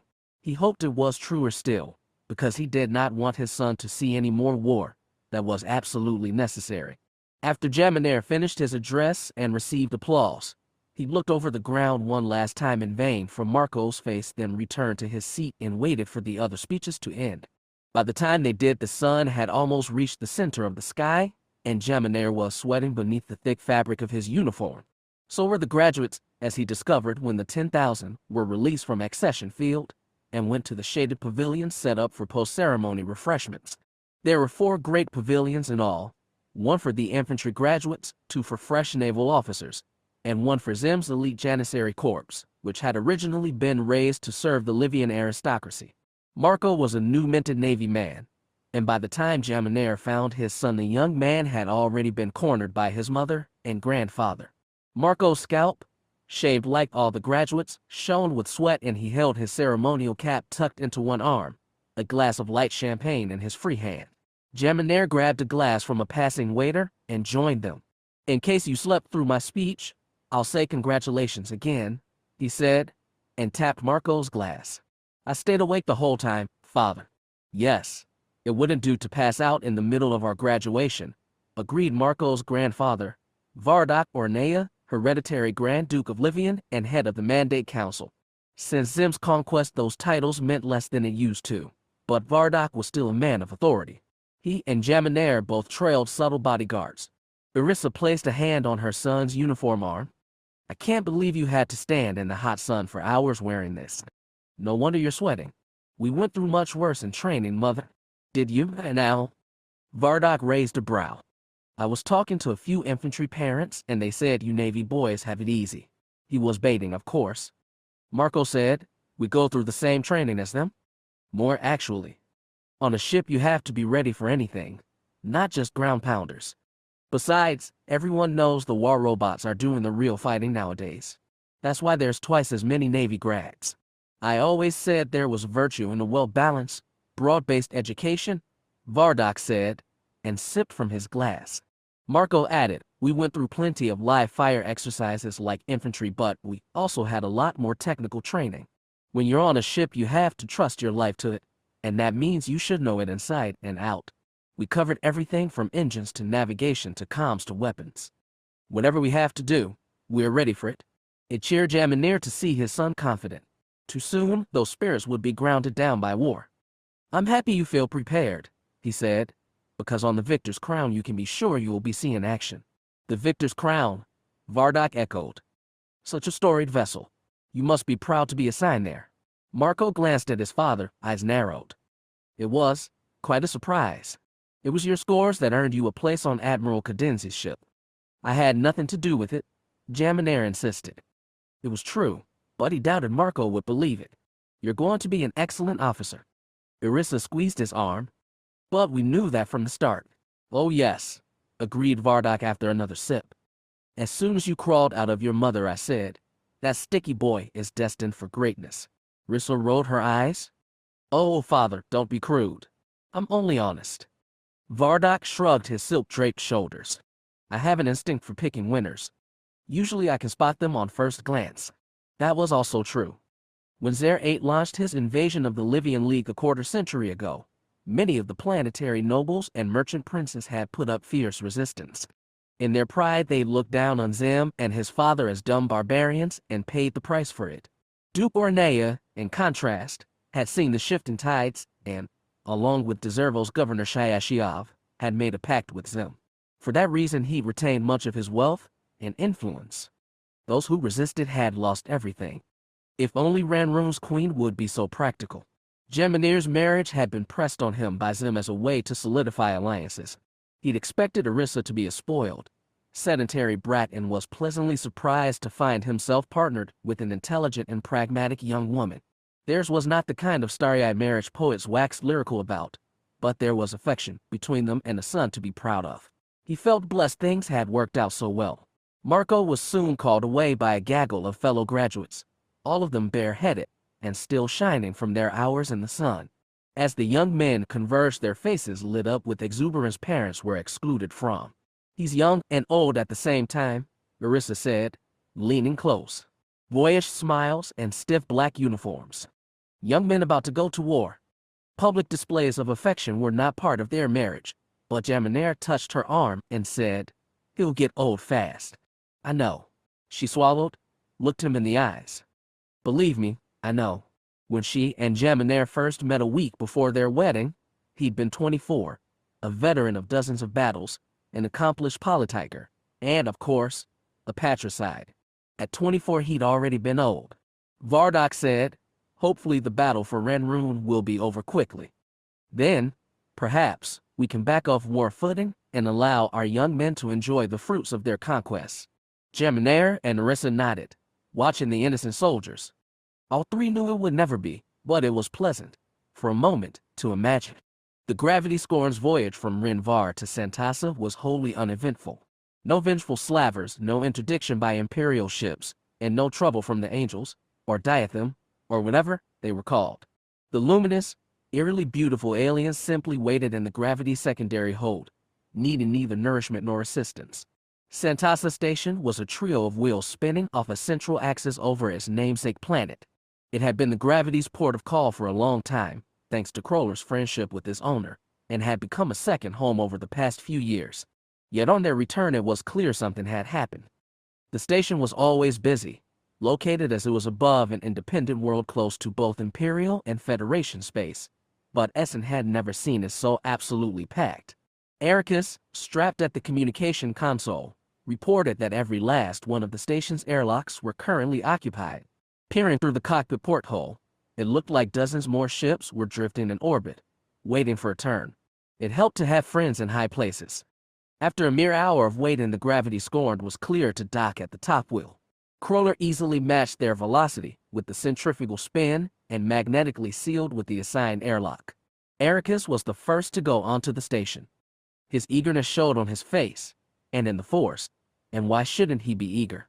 Essen trailed behind him and watched with detachment as he embraced Reyna, then bent low and scooped their son into his arms. They called the boy Soren, and he just barely 4 years old. He had a little of both parents in him, Ericus's straight black hair, his mother's fair skin, and dark green eyes. He struggled a little in his father's embrace and relaxed in his mother's. Both parents looked down at the boy as though he was the most valuable treasure in the galaxy, because for them he was. Dad called ahead, Reyna told him. He said you'd gone and done something heroic. Mad, was he? I think he'd calmed down by then. She jostled Soren lightly and told the boy in sweetly tones, "That means Daddy's got another story for us. I can't wait to hear it. It's really not that exciting. It had better not be." Still holding the boy, she jabbed Ericus with an elbow. "Next time you stay at home with the kid and I go off on adventures. Okay." "Fair's fair," Ericus said, and mussed his son's hair. Essen had seen this greeting many times and felt little. Theirs was a personal joy that had nothing to do with her. There was melancholy in her detachment, though she'd never quite been able to place it.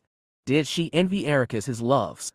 Perhaps, even though she knew from experience the way attachment could cloud your judgment, the way it tore you apart when you lost it. She didn't want to go through that again, but when she looked at Ericus, Reyna, and Soren, her existence felt very hollow. "I agree with Reyna," Kroller said as he came through the airlock. "Next time the Jedi stays at home changing nappies. Maybe then we can have an uneventful trip. Think of all the interesting thing you'd miss out on," Ericus chided. Then asked his wife, "Want to see an angel?" "An angel?" She frowned. "You mean those things from the moon of Milibo," Kroller supplied. "Ego," Vada said simultaneously. Reyna looked between them all, confused. Soren said innocently, "I want to see an angel." "We have 7 in the hold," Essen clarified. "Unexpected passengers," Kroller said. "You can thank the Jedi here." When he said the Jedi in such grumpy tones, it almost always meant Ericus. "Paying passengers." Reyna cocked a brow. "Not yet. But I'm gonna get something out of this, I swear it. But first we gotta check with Mal and figure out where this Miliboigo place is. I've got access to his whole nav database," Reyna said. "I'll look it up. Melanthazer's pretty busy lately." "The whole station looks busy," said Vadis. "What happened? You haven't heard, then?" Expression grim, Reyna handed Soren over to Ericus, flexed her shoulders, and exhaled. "The Imperials just took Udusk and a bunch of other planets. Those ships out there are mostly refugees from the Federation. The Gravity Scorn had done everything to stay neutral in the Imperial Federation war, partly because of Kroller's not my problem ethos, but also because they'd had their own run-in with the Empire. Someone, possibly Xim himself, was keenly interested in the Jedi, and that meant the two of them had to lay low for their own safety." "Does this mean the war's over?" asked Ericus as he cradled his son. Reyna shook her head. "There's still some planets left. I heard the Utuski president got away too. They've all converged on Ranroon, Xim's next target. Then," said Essen, "probably. I don't think it'll be easy. They say Ranroon has the best fighters in the Federation, but that's Xim's problem, not ours. Ours is managing all these refugees." By ours, she meant the station staff and leadership. As Melanthazar Zernak's junior manager, that now included Reyna. Her father, however, said, "You'll do what you can. Right now I want to settle down, unload, and figure out what to do with those angels." "Agreed," said Vadis, and, a little resigned, Reyna nodded too. The Gravity's crew rented space aboard Santasa Station, and while it wasn't much more capacious than the ship itself, at least it had reliable gravity. Reyna and Ericus shared the largest cabin, while Kroller, Vadis, and Essen all had small private spaces. The Sith woman wasn't bothered by her tiny, windowless cabin. It reminded her of monastic cells in which she'd undergone Jedi training years ago. Going out amongst the station's denizens was easy for the humans, and even Vadis didn't have much problem getting lost in the crowd, which included many aliens native to the Tion cluster. For Essen it was different. Without explaining their powers to Melanthazar, they disclosed that they were wanted by the Empire. Essen in particular stood out, and she kept a drawer full of disguises to wear when she went outside her cabin. Some were mere cloaks, others mechanical masks with fake breathing equipment. She even had a few cans of washable spray on paint to recolor her scarlet face. All of them confounded identification. They also prevented her from ever feeling at home. But because she wanted to see the state of the refugees, Essen donned one of the fake breathing masks and explored the station's curving halls and promenades. Through the tinted glass of her visor she witnessed people lining the walls, huddled in small groups or alone. Some of them wore rags, others unwashed finery. Some bent protectively over bags they grabbed in their desperate flight, others had nothing except their clothes. Many held out hands, begging for alms, for food, for a place to stay. Most were human, but some were aliens, Brigands, Pakuni, Sahil and Deely. All of them bled hopeless misery in the Force. It twisted Essen's stomach. This was the same feeling that had stirred Ericus on Rinvar, but on a colossal scale, which made it so much worse. Two Jedi could save 7 diatham easily enough. What could they possibly do to tip the scales of history? In a galaxy so vast, what good was the Force? It was the constant question. She knew it had tortured Master Talayak, and he'd gone off with the racket of seeking answers. If Ericus had found a solution, it was to focus on the small things, good deeds for strangers, protecting his wife and child. Modest, attainable, practical, so like him. What not like Essen? Their pain was like a pox on the Force itself. It followed her even after she'd retreated to her cabin. In that monastic space, it was usually easy to meditate and touch the Force.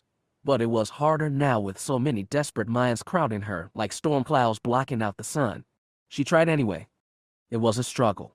Had the Force really been clearer in the Titan system, when she'd been around all those Jedi?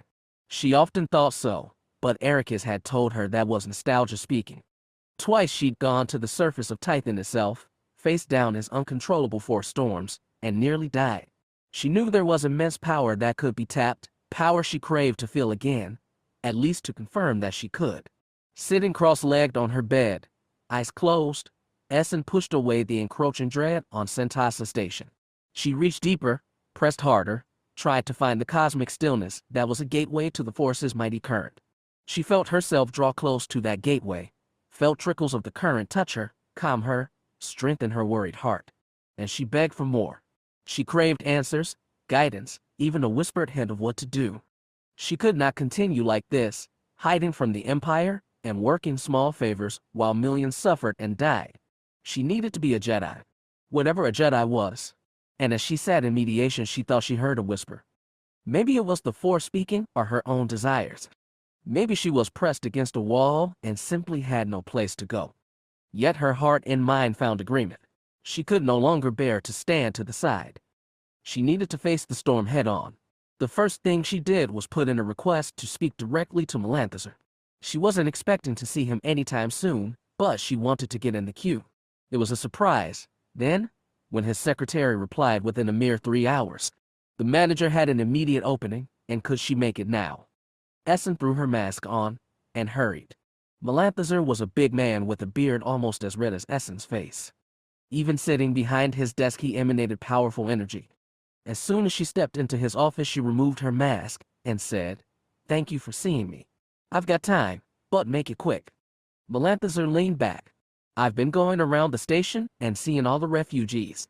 They're hard to miss. And if you're asking what I'm going to do with them, I have no clue. Try to clear out as much as I can, probably. I've already started to offload some to the planet. What is there for them to do on Santasa? They can't have free air and water instead of sucking up mine. Listen, I sympathize with those people, but I'm a businessman running a space station. I've already had to draw in 5 shipments of water and replace the oxygen scrubbers on the bottom wheel. Those things cost money, lots of it. And don't even get me started on what a nightmare sanitation is," Melanthazar sighed. "If you've got ideas, I'm all ears." Essen shook her head. "I can't help the refugees as they are now. Then, not to be rude, but why are you here? If Ranroon falls, you'll be getting even more refugees. Don't remind me.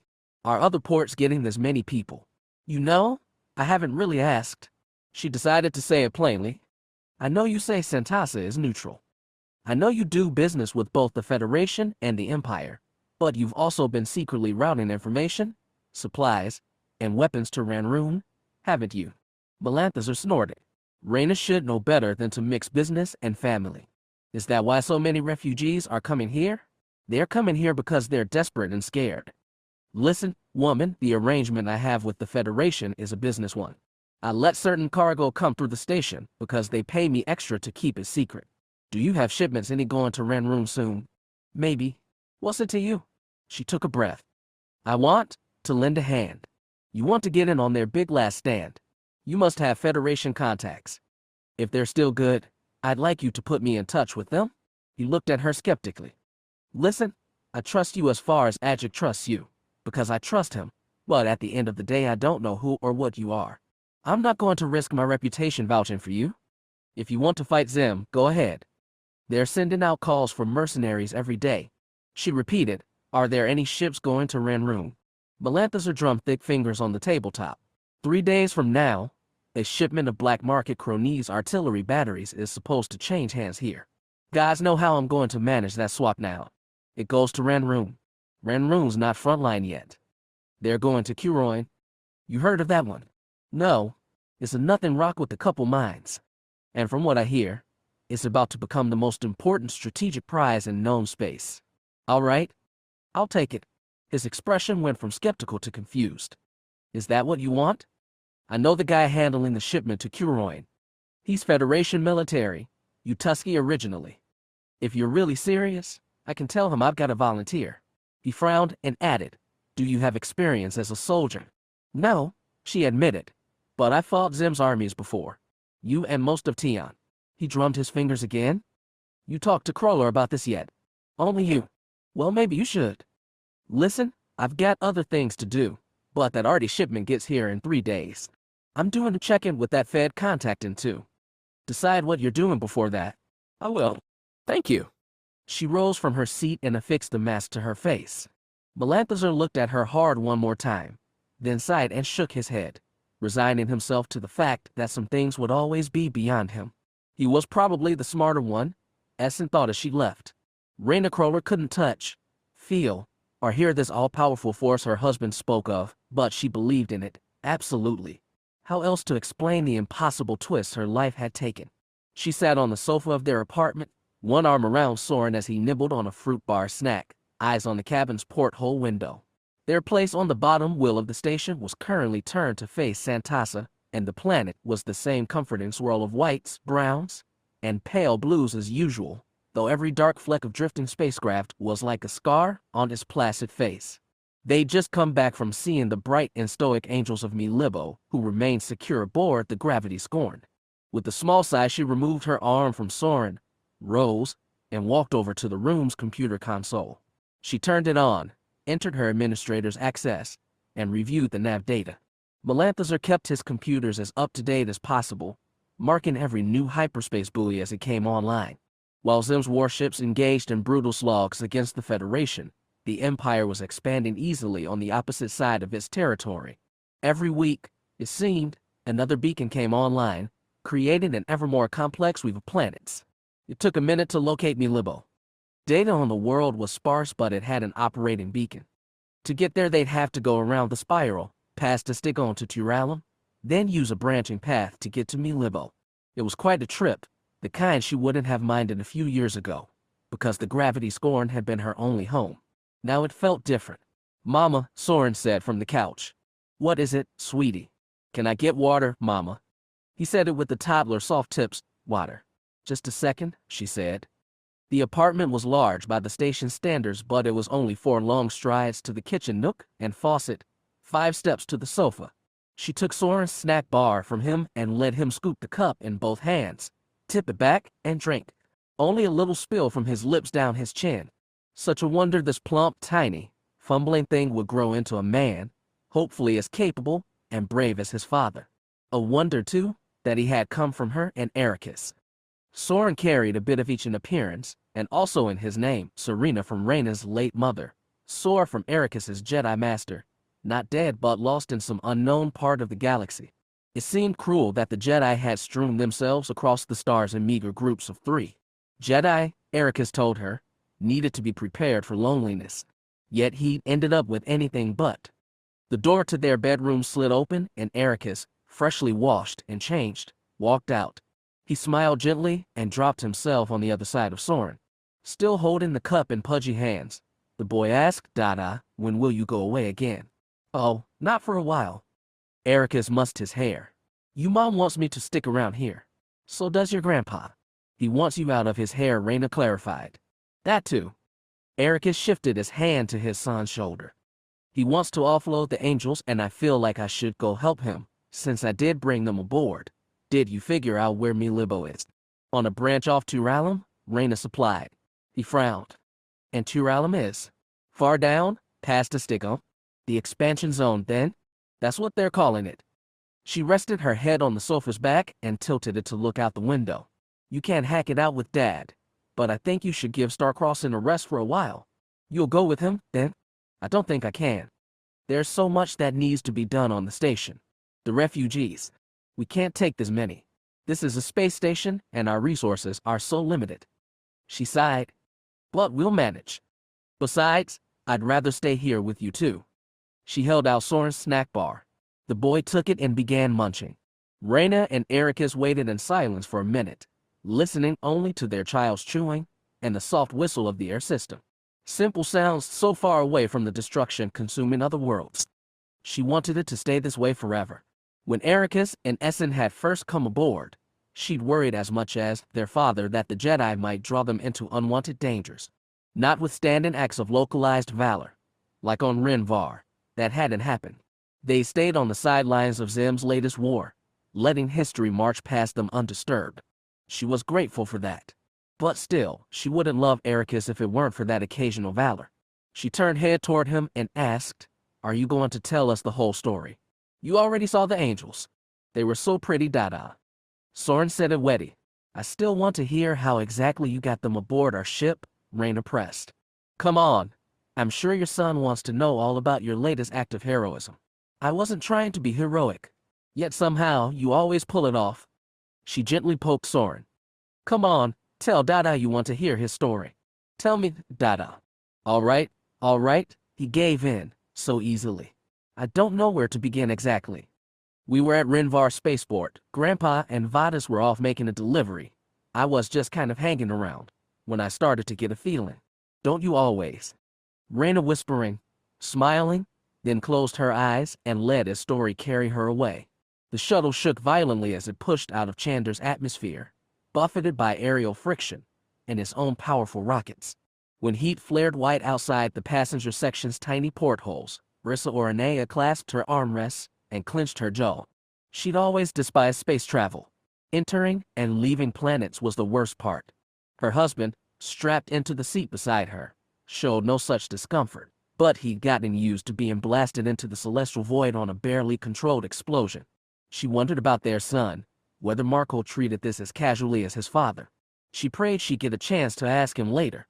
After the interminable duration of takeoff, the shuttle cleared Chander's atmosphere and began a smoother sail through the vacuum toward the destination in high orbit.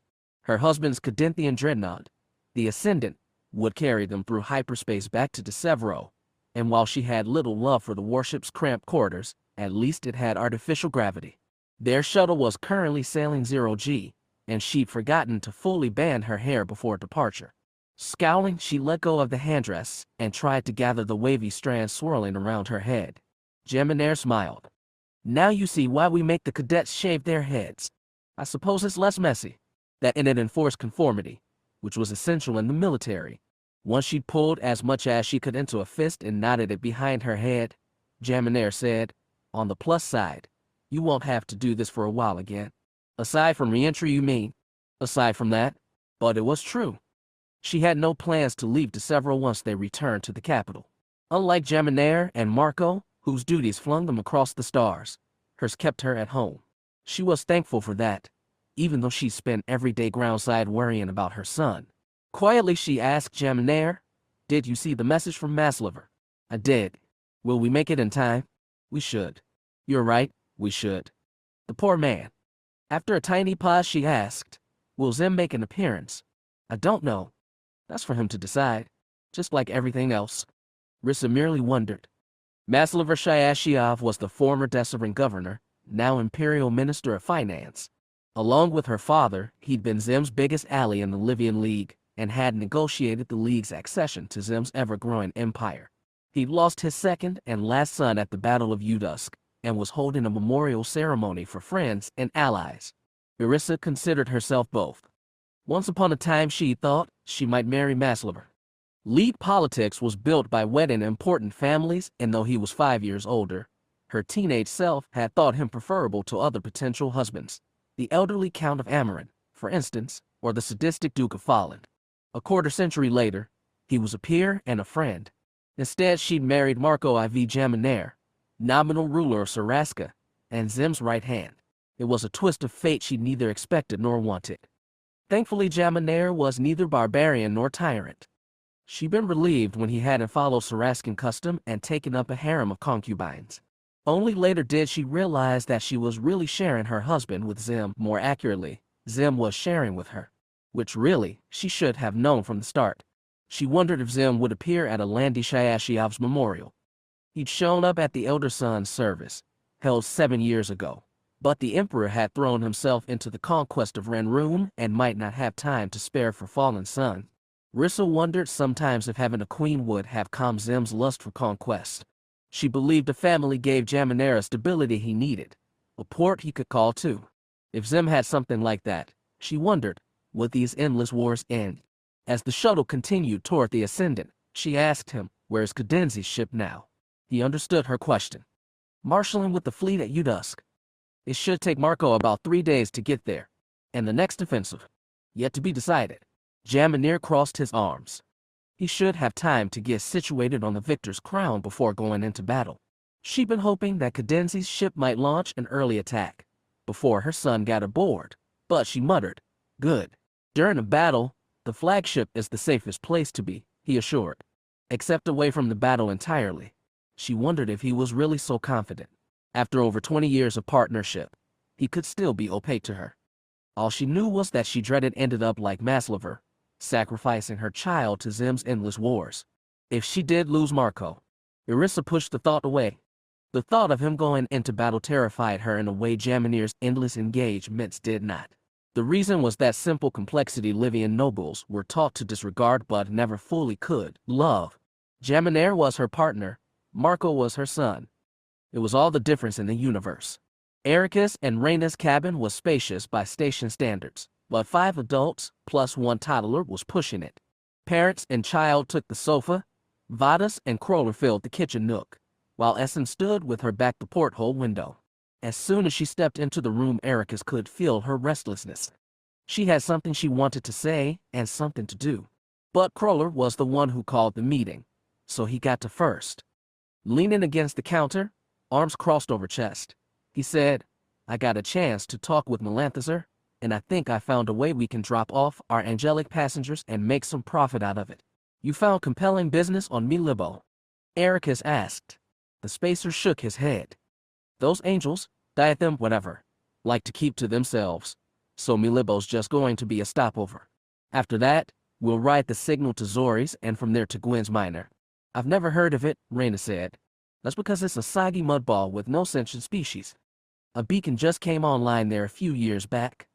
But they're prospecting for minerals there, and Melanthazar has some industrial-grade drill bits they'll need if they plan on opening a mine, which is where we come in. Vadas finished. Does he have a buyer arranged for these things? Asked Ericus. They just put in their deposit yesterday, which means we're heading out soon as we can to deliver. Kroller led a stop there, leaving an opening for Ericus. An opening, and a hard stare. What he said to Reyna earlier was true. He really did feel bad about shirking responsibility for bringing those angels aboard. At the same time, that stare warned against the offer. Reyna interjected, that's good, Dad. You don't need Ericus, do you? I think there's plenty for him to do here. With his son. Da-da, Soren mumbled. I think there is, Kroller exhaled. Com seat's always open for you, if you want it. I think I've also got things to do here. She touched Soren's head. Plus thousands of refugees we're trying to unload. Sorry, Dad, you'll have to take a team of 3 this time. Ericus looked sideways at Essen, who hadn't yet said a word. Is that okay with you? He asked. Or is there somewhere else you want to be? All eyes swung to her. The Sith woman straightened and said, I'm sorry, but I don't think I'll be coming with you. Found other plans? Asked Kroller. Yes. Her eyes darted to Ericus, then away. A ship is leaving tomorrow for Federation space. I've decided to take it. You're going to fight? Vadas asked. I don't know exactly what I'll do, but I need to do something. The ship will take me to Kuroin. They say that's next on Xim's chopping block, Reyna said. You're not a soldier, are you? I've made my decision. I've already told Melanthazar and he's informed his contact in the Federation. She looked around, as though challenging them to object, but her eyes skirted over Ericus's. Essen, he said, rising from the sofa, we should talk. I will not change my mind. I know. But still, He glanced at the bedroom door. She nodded and said, "Excuse us," then slipped past the crawlers. Ericus followed her to the bedroom and slid the door shut behind them. Unlike the living room, there was no window here, just 6 plain metal bulkheads and a bed. Essen stood facing him, back of her knees against the mattress. There was very little distance between them, and he could see her eyes wide with defiance. He could also feel her uncertainty in the Force. He deliberated over what to ask. In the end, he said simply, "Why? I can't stand around and do nothing anymore.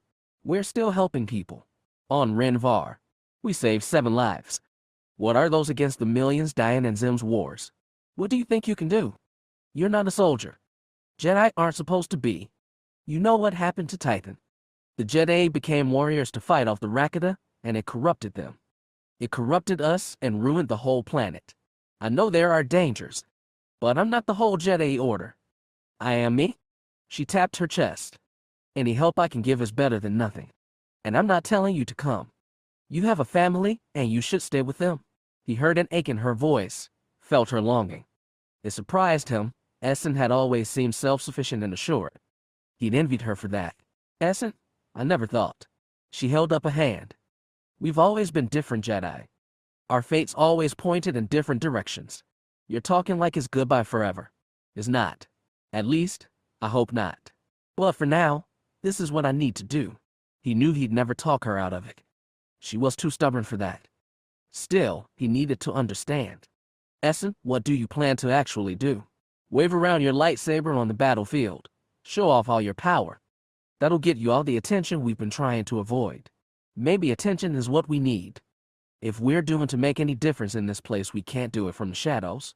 So you'll be on the front lines, killing and killing. I don't relish the prospect. I know you don't, and I'm not even worried about the dark side. Xim knows us, you especially. When he hears of a red woman with Force powers, he'll come after you again." Her eyes darkened at the memory of torture. "I haven't decided how yet, but I'll show my powers, and then I'll offer them to the Federation. I'm hoping I can get an audience with President Jellister or Queen Indrexu. That's aiming high." She offered neither apologies nor excuses. Ericus sighed and ran a hand through his hair. "I want you to keep us updated any way you can. I have no idea what the communication situation will be. Curoin is about to become a heavy combat zone. Well, at least let me know when you get an audience with the Queen." He faked a smile. "I will." She faked one too. "And I believe, if something does happen to me." She didn't need to say the rest. After honing their Force bond for years, they'd come to believe that if one died, the other would feel it. Ericus had never experienced another Jedi's death in the Force, but he'd heard about it and knew Essen had been scarred by her friend's death on Titan. "You can't take care of yourself," he said, and believed it. "Just don't do anything too reckless." Her smile flexed, became genuine. "I believe that's usually what I tell you. I'm only reckless when the stakes are a lot lower." He glanced at the sealed door, at his family beyond. "I understand. You should do what you must, and so will I." He exhaled and looked at her again, all smiles gone. "I guess that's what being a Jedi is, then." She averted her eyes. "We will see." Obliques. Mutually assured. Never make a threat unless you are ready to follow it through. Nothing weakens you more than to be caught out in a bluff. Xim's Rules for Ruling. Author unknown. Compiled 4th century BBY. Year 57 of the Third Deveronian Cold War. 11,347. Taya. VDF felt like the axis around which an entire planet spun, and it made her sick. The young Deveronian, dressed in a formal suit whose black contrasted with her downy white fur, stood in the center of the conference room. The diplomatic team seated at tables on either flank seemed like opposing armies, and for good reason. The Northern League on her right commanded millions of soldiers and tens of thousands of long-range missiles, many of them armed with nuclear warheads. The Southern Alliance, at her left, possessed equal strength. One spark, one mistake, and both sides could plunge headlong into a holocaust that would annihilate all life on Deveron. It fell on Vidia to prevent that. She couldn't run away, much as she wanted to. She had a responsibility. She was a Jedi Knight. "You cannot expect us to reduce our arms without a guarantee of protection," the Southern Alliance's foreign minister said. He was a hairless male with 2 blunt horns and small sharp teeth.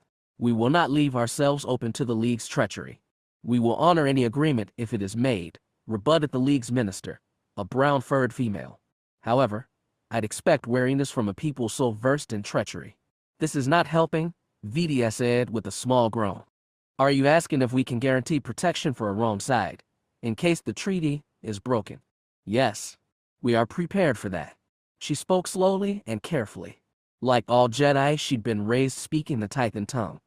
When an earlier team of Jedi explorers had discovered Deveron, the senior masters had hurried to get people on the ground. Deveronian Jedi, alas, were very rare, which was why Vidia had been rushed through her trials, upgraded from apprentice, and flung to her species' homeworld. One familiar face, the masters thought, would make all the difference. That she was Deveronian did make them a little more open to her, but only a little. The Titan Jedi kept linguistic archives from their ancestors who'd been transported across the galaxy to learn the Force, but Vidia's crash course in the old Deveronian tongue hadn't been as helpful as she'd liked. The peoples of the Northern League spoke one language, the Southern Alliance another. They communicated now in a half-forgotten scholarly tongue that was approximate enough to the extinct one Vidia had learned. Facing her, the Northern minister asked, "What guarantees can you make?" "We require specifics, not vague assurances. I have already told you. If an accord is reached, the Jedi will send facilitators to monitor both sides. With our observational abilities, we will be able to detect treachery and stop it before it happens." It was true, at least. She hoped it was, but she was wary of bringing up her observational abilities. These diplomats kept their faces stony, but Vidia could sense their discomfort in the Force. It was that ability to sense others' feelings that made the Jedi able peacemakers in the first place, but it invariably left non-Jedi distrustful. The League's minister, fur bristling slightly, asked, "How many observers are we speaking of?" "No more than what both sides agree on, split equally between sides." It was equivocation. Vidia had no idea how many Jedi were available to play peacekeeper on Deveron. Explorers were dispatched from the Corps in teams of 3, and she didn't know how many more teams could be spared. The Titan Jedi were diluted across an immense galaxy. Hundreds had simply disappeared. "The Alliance is not averse to Jedi observers," the Southern minister said. "Contrary to insinuations, we're happy to keep up our side of the bargain so long as there is peace." "I'd like to discuss another matter, disarmament." "Agreed," said his counterpart. "The Northern League will never give up all of its nuclear weapons." The Southern minister nodded sagely. At least they agreed on something. "The Jedi have neither the ability nor the intent on forcing you to give up every warhead," Vidia said. "However, we can guarantee the clean and safe disposal of all nuclear devices once they are surrendered to our possession." She didn't need to expound. The Jedi had arrived in a single starship made from fusing Titan, Rakata, and Qua technology. The Found Horizon was far more advanced than Deveron spaceships, which were barely capable of reaching its moon. The Horizon had made quite a stir when Vidia and her companions landed on the lawn outside the Southern Alliance's presidential estate and requested to speak with the person in charge. "We're sure you can remove any warheads we give you," the League minister said crisply, "but how do we know you won't just collect our weapons for your own use? So far all we have is your own claims of benevolence. You can observe our ship as we drop the warheads into the sun. We can also provide you with recorded footage. Perhaps," the Southern minister said, "you would allow observers aboard your craft." "Yes," the Northern one hummed, "that would go a long way to assuaging our doubts." Vidia hesitated. She'd not allowed the Deveronians a close look at the Horizon since its dramatic arrival. The Jedi were very hesitant to allow less Adaxian peoples to examine their technology. But she sensed how much hung on her response. "It is possible, but I will have to discuss with my partners first." The Northern minister looked at the clock on the wall. "Perhaps you should discuss it now. We're due a break soon." "Seconded," her counterpart said. "Let's adjourn for now." Vidia tried not to show how relieved she was to get out of the chamber. The negotiations were being held at a scenic mountainside resort, repurposed and packed with bureaucrats and security personnel. Vidia herself received escort by 2 soldiers from either side. They followed her like shadows as she moved through the opulent hall. Everyone stopped to watch as she passed, for everyone knew what she was, Deveronian but not an off-worlder who'd come with strange aliens and possessed strange powers. She waded through a sea of curiosity and distrust. Like many Titan Jedi, she's wondered what it would be like to find a world of her own species. Now she knew, and she was grateful to get back to the found horizon. The Jedi ship rested on a flat landing pad just outside the resort, normally used for rotorcraft. Her escorts let her approach on her own. A soft touch of the Force told those inside she was coming, and the landing ramp lowered for her. As soon as she walked into the ship, it sealed shut behind her. "You seem undamaged," Koltotha greeted her. Short but muscular, the Nori bore sharp teeth and a wry smile. "I haven't started a nuclear war," she said, "so I guess I'm doing all right." It felt good to return to her real language, her real people. "Where's the master? I have things to discuss." "In his meditation room?" "Come," Koltotha said, and together they stalked down the horizon's familiar curving halls. "Have you at least made progress?" "Some," she admitted. "They don't trust us. They don't trust each other. Nobody trusts anyone. I wish we could help more, but our presence would only confuse them, I fear." He was probably right. Her companions had made brief appearances after the Horizon's landing, but it was agreed they'd be too much of a shock to the Deveronians, who until recently had fancied themselves alone in the universe. They made the final curve and found the third member of their group in his meditation room. A small part of the Horizon's water replenishment system had been diverted to the green and flowering plants here. It was a lush oasis, and Vidia felt more comfortable here than anywhere, though it belonged firmly to Master Sor. The old Qua was in the middle of the chamber and rose from a squat with aid of his walking stick. At full height, the blue-scaled Saurian towered 3 meters tall, twice as high as Vidia or Koltotha. He possessed powerful legs, 3 clawed hands and feet, and a tail strong enough to crack bones. Despite his fearsome look, he was one of the most peaceful Jedi she'd ever known. She gave him a summary of the most recent negotiations. At every step of the way, she'd relied on Sor's guidance. The Qua was one of the Jedi not born in the Titan system. Rather, he hailed from one of his race's distant colonies and had come to Titan bringing valuable knowledge of the worlds beyond. Vidia suspected he'd been assigned to this mission to balance her own weak link. She was barely more than an apprentice. Most of the time she still felt like one. Sor and Koltotha listened to her explanation.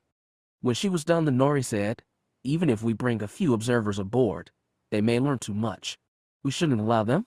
Vidia understood his caution, but she said, "They need a reason to trust us. This would be a big step." Both knew Sor would have the final say, and looked to him. The Qua said, "I understand your desire. Securing peace on Deveron will require trust on all 3 sides." Koltotha shook his head. "They can never really understand us, through no fault of their own. Realistically, we can't expect them to trust us." Vidia sighed. "Then why did we come all this way?" "To prevent an apocalypse," said Sor. "And we will do so, even if we invited observers aboard. There are ways to guard our secrets." Koltotha looked deflated but didn't argue. "We can blindfold them. Search them before they come aboard. Take away their weapons, of course." "We'll be taking weapons, all right," Vidia said. "Lots of them, so we can drop them in the heart of the sun." "Have they agreed on a number?" asked Sor. "No, but I'll try to get it as high as I can. Promising them a chance to see the disposal will help a lot." She implored him with her eyes. Sor nodded. "Very well. Go back and tell them they can observe the destruction of their weapons, so long as they agree to hand over at least 75% of them." It was a good idea. "I'll do that," she said, "but that still leaves them with hundreds of missiles each, and disposes of many hundreds more. The Force may be perfect, but we are not. We take progress where we find it, an uncomfortable truth." She asked, "How many more Jedi peacekeepers can we bring to Deveron?" "I do not know," Sor admitted. They were far from the few stable Jedi colonies outside Titan. Communication was spotty, travel difficult. "I would hope at least 2 more teams. 9 Jedi to protect a world of billions." Well, she thought, that would be 6 more than they had right now. Sor added, "We're not able to pacify the entire galaxy, nor should we. The people of Deveron may not have the Force, but they're still thinking beings who must make their own choices and live with the consequences, even if the consequences are nuclear war." Asked Koltotha, "That is the consequence we're here to prevent. But even that isn't out of our hands. The Deveronians do not trust us." "Very well, that is their right. But do you trust them to make the right choices?" He looked between Vidia and Koltotha. His eyes were calm, but they both felt like they were being judged.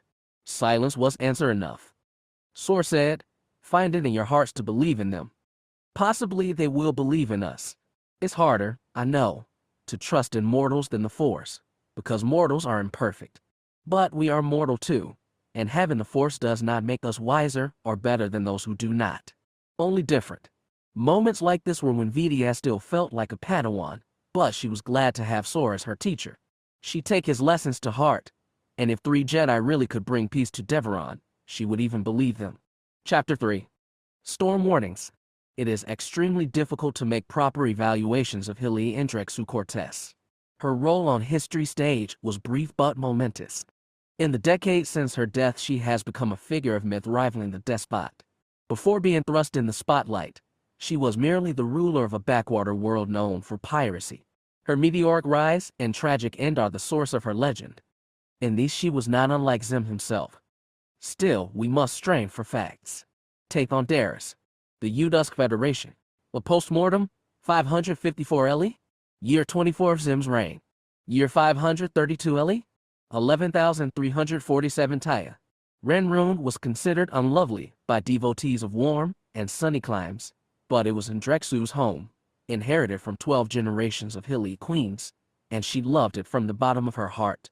Still, as she stood at the window of the White Wall Palace's highest turret, she had to see it for what it was, one sphere on the fringe of known space, covered in cold seas broken by jagged mountains and icebergs, overlooked and irrelevant until fate suddenly thrust it to the fore. The sound of voices pulled her away from the glass.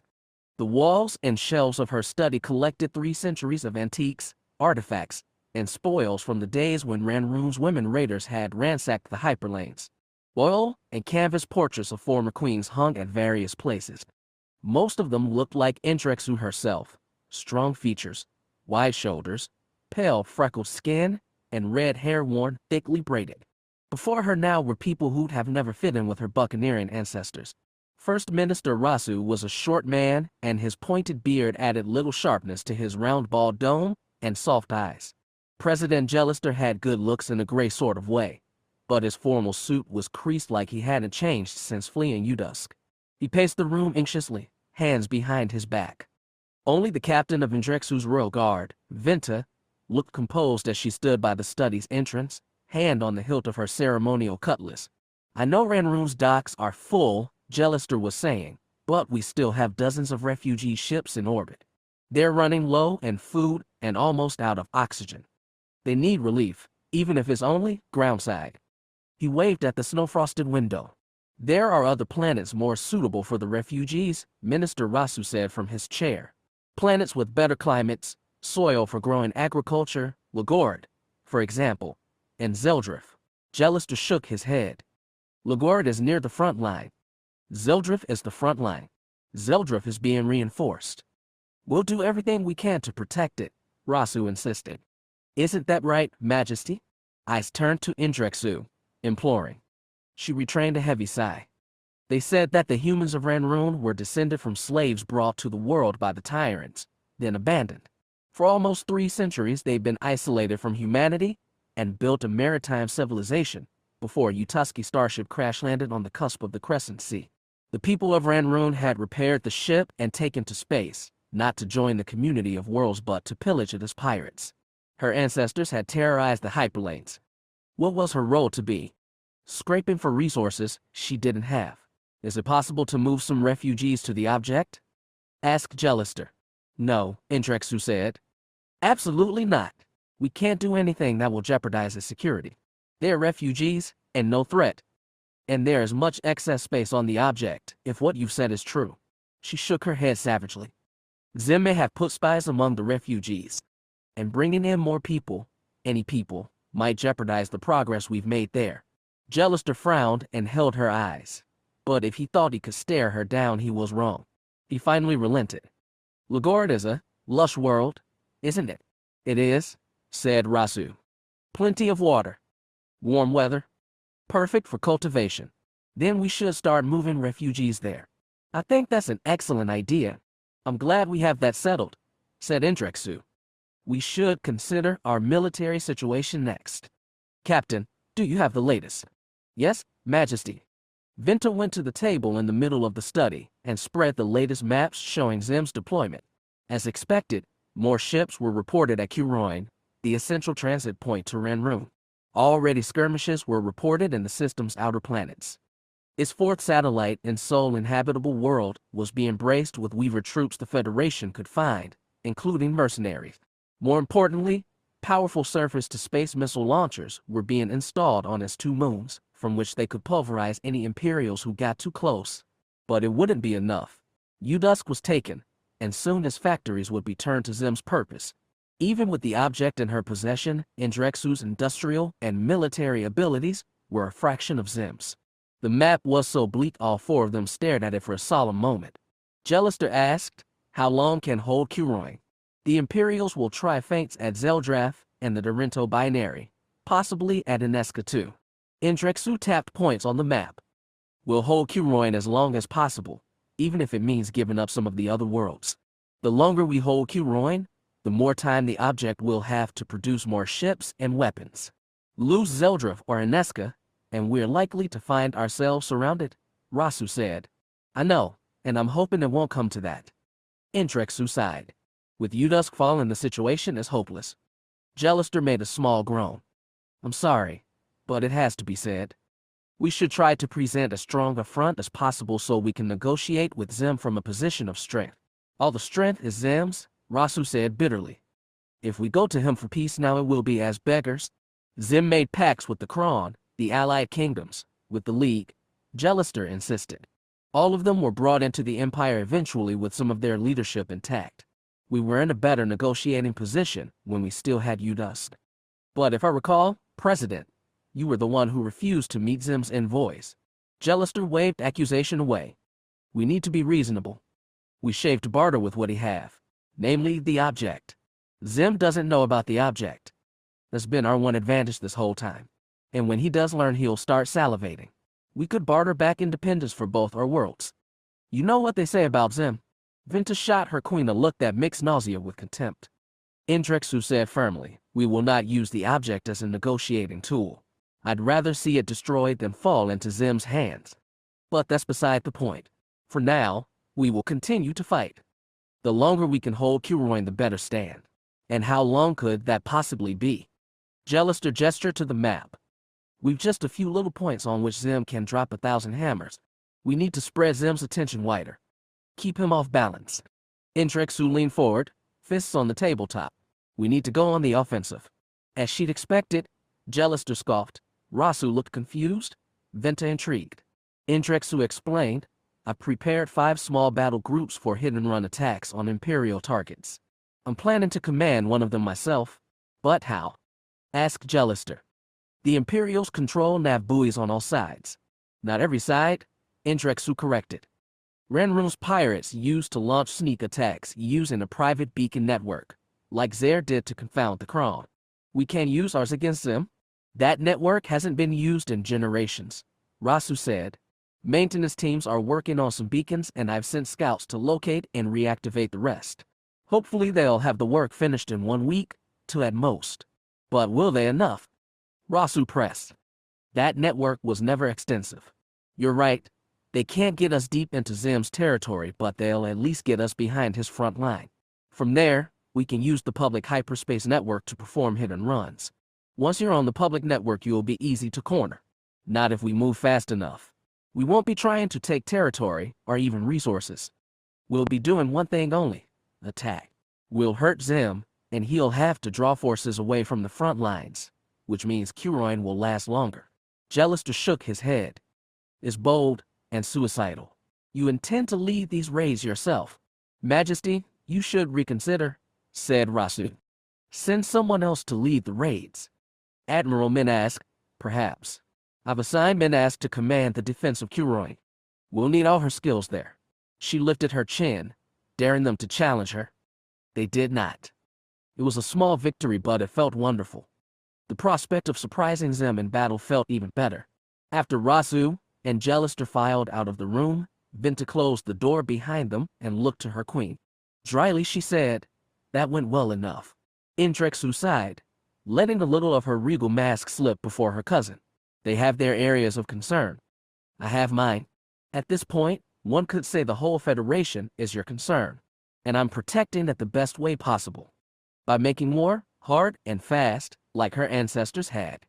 Indrexu was thrilled, and also frightened, because that was her ancestors' war, not her own. She had much to prove, and it would be on the most brutal possible proving ground. I'm sure you are, Majesty, and I trust you, Venta said. Then her expression softened. Still, it seems your aim is to delay as long as possible. The longer we delay, the more the object can produce. Do you hope to fight Xim to a standstill? It sounded so meager when said aloud, but Indrexu nodded. It's the most we can accomplish now. But we can accomplish it. Do you know the shibboleth they associate with Xim, the one he inherited from his father? May his fist enclose the stars. And I don't need to remind you House Halea's slogan. Of course, Majesty, Venta smiled tightly, with admiration, even adoration. They both knew it, of course, because they were daughters of their house and of Ranroon, sail free across the stellar sea. Free, and no hand could hold them. One saying would prove true, the other false. Indrexu hoped it was in her power to sway the scales. It was hard to be a teacher when you never stopped feeling like a student, but Ericus was resolved to do his best.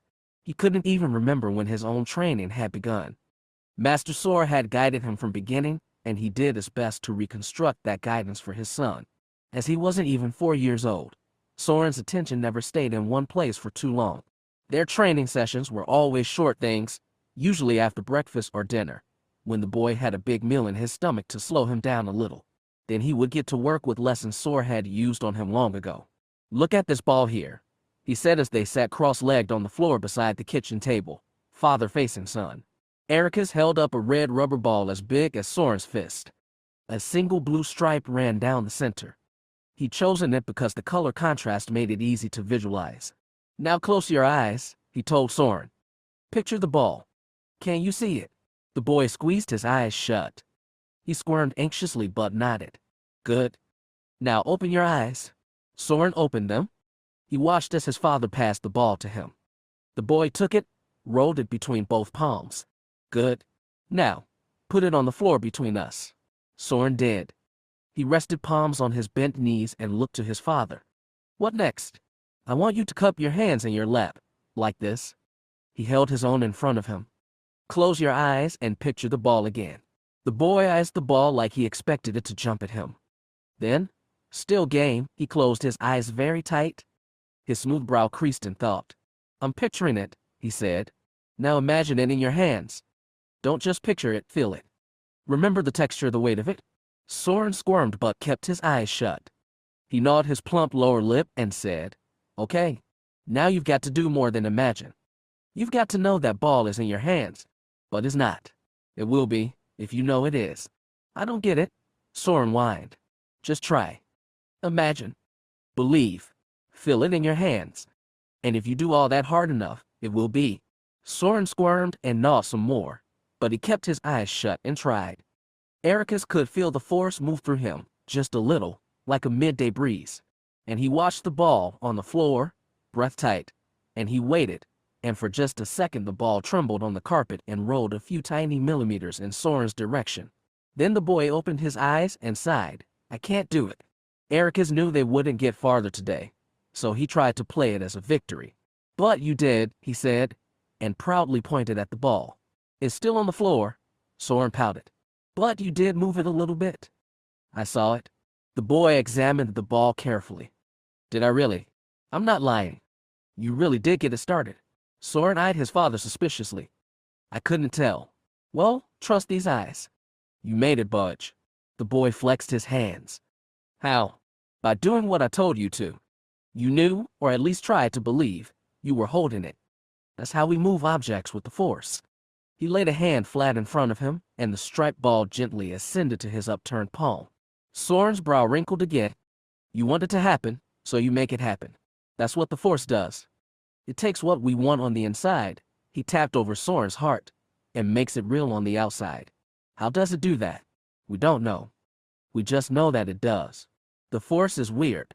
Ericus chuckled. Yes, it is. The boy's lips squirmed before a question escaped them. Do you like the Force? Such a question. Had he ever been asked it before? In all his years, Ericus didn't think he had. Yet he didn't brush it off as a child's innocent nothing. The Force just is, he said, like the stars burning in space. It's a part of the cosmos, and it's so powerful nobody can really wrap his mind around it, not even the greatest Jedi Master. But it's because we don't understand it that we follow it. Because you want to understand. Ericus thought a moment. Yes, and because we never will. That doesn't make sense. He chuckled. There's lots of things that don't make sense. And the older you get, the more of them there are, said a soft voice from the door to the bedroom. Both looked up to see Reyna leaning in the frame, arms crossed, a look of soft amusement on her face. Ericus tapped a finger to his lips. He's supposed to figure that one out himself. As she moved for the couch, Soren looked at her. Mama, did I really move it? Did I? Her eyes darted slightly to Ericus. She must have only just come to the room. Ericus gave her the tiniest nod, so she favored Soren with a smile. It budged just a little bit, she said. Then I did do it. The boy shot happily to his feet. She agreed. You did? But you've got a lot of work to do. Not tonight, though. Tonight you deserve a break. The boy nodded happily. Can we watch something on the screen? Anything you want, so long as it's appropriate, of course. Sure. The boy looked to the view screen in the wall, then in the opposite direction. I need to use the bathroom first. Well, you can handle that yourself. She waved him toward the narrow door. With that, Soren was off, almost bounding across the living room. When the door slid shut, Ericus pushed off the floor and relocated to the sofa. He trusts you more than me, he observed as he sunk next to Reyna. Mother's privilege. She put a hand on his knee. That, and I'm more straightforward than you. He senses that. You're straightforward. I don't have magic powers even I can't explain. So yes, I am more straightforward than you. But don't worry, he likes you too. I'm relieved. No telling how it'll be when he gets older. What does the Force do for you when puberty hits? We're talking about this now. I want to know what I'm getting into. Ericus sighed. It's complicated. Adolescence is different for every Jedi, and only part of that is because everyone is in touch with the Force in a different way. On Shikakwa I saw some who? Ericus, she squeezed his knee. I was joking. Oh. He paused. That's a relief. Joking for now, Reyna corrected. You can tell me in another 5 or 7 years, just before things go out of control. I was never out of control. That's a comfort. Assuming he takes after you. What if he takes after you? She considered. A smirk tugged at her lips, but she patted him on the thigh and said, You can ask Dad when he comes back. That would be quite a conversation. He considered a repartee when the bathroom door slid open.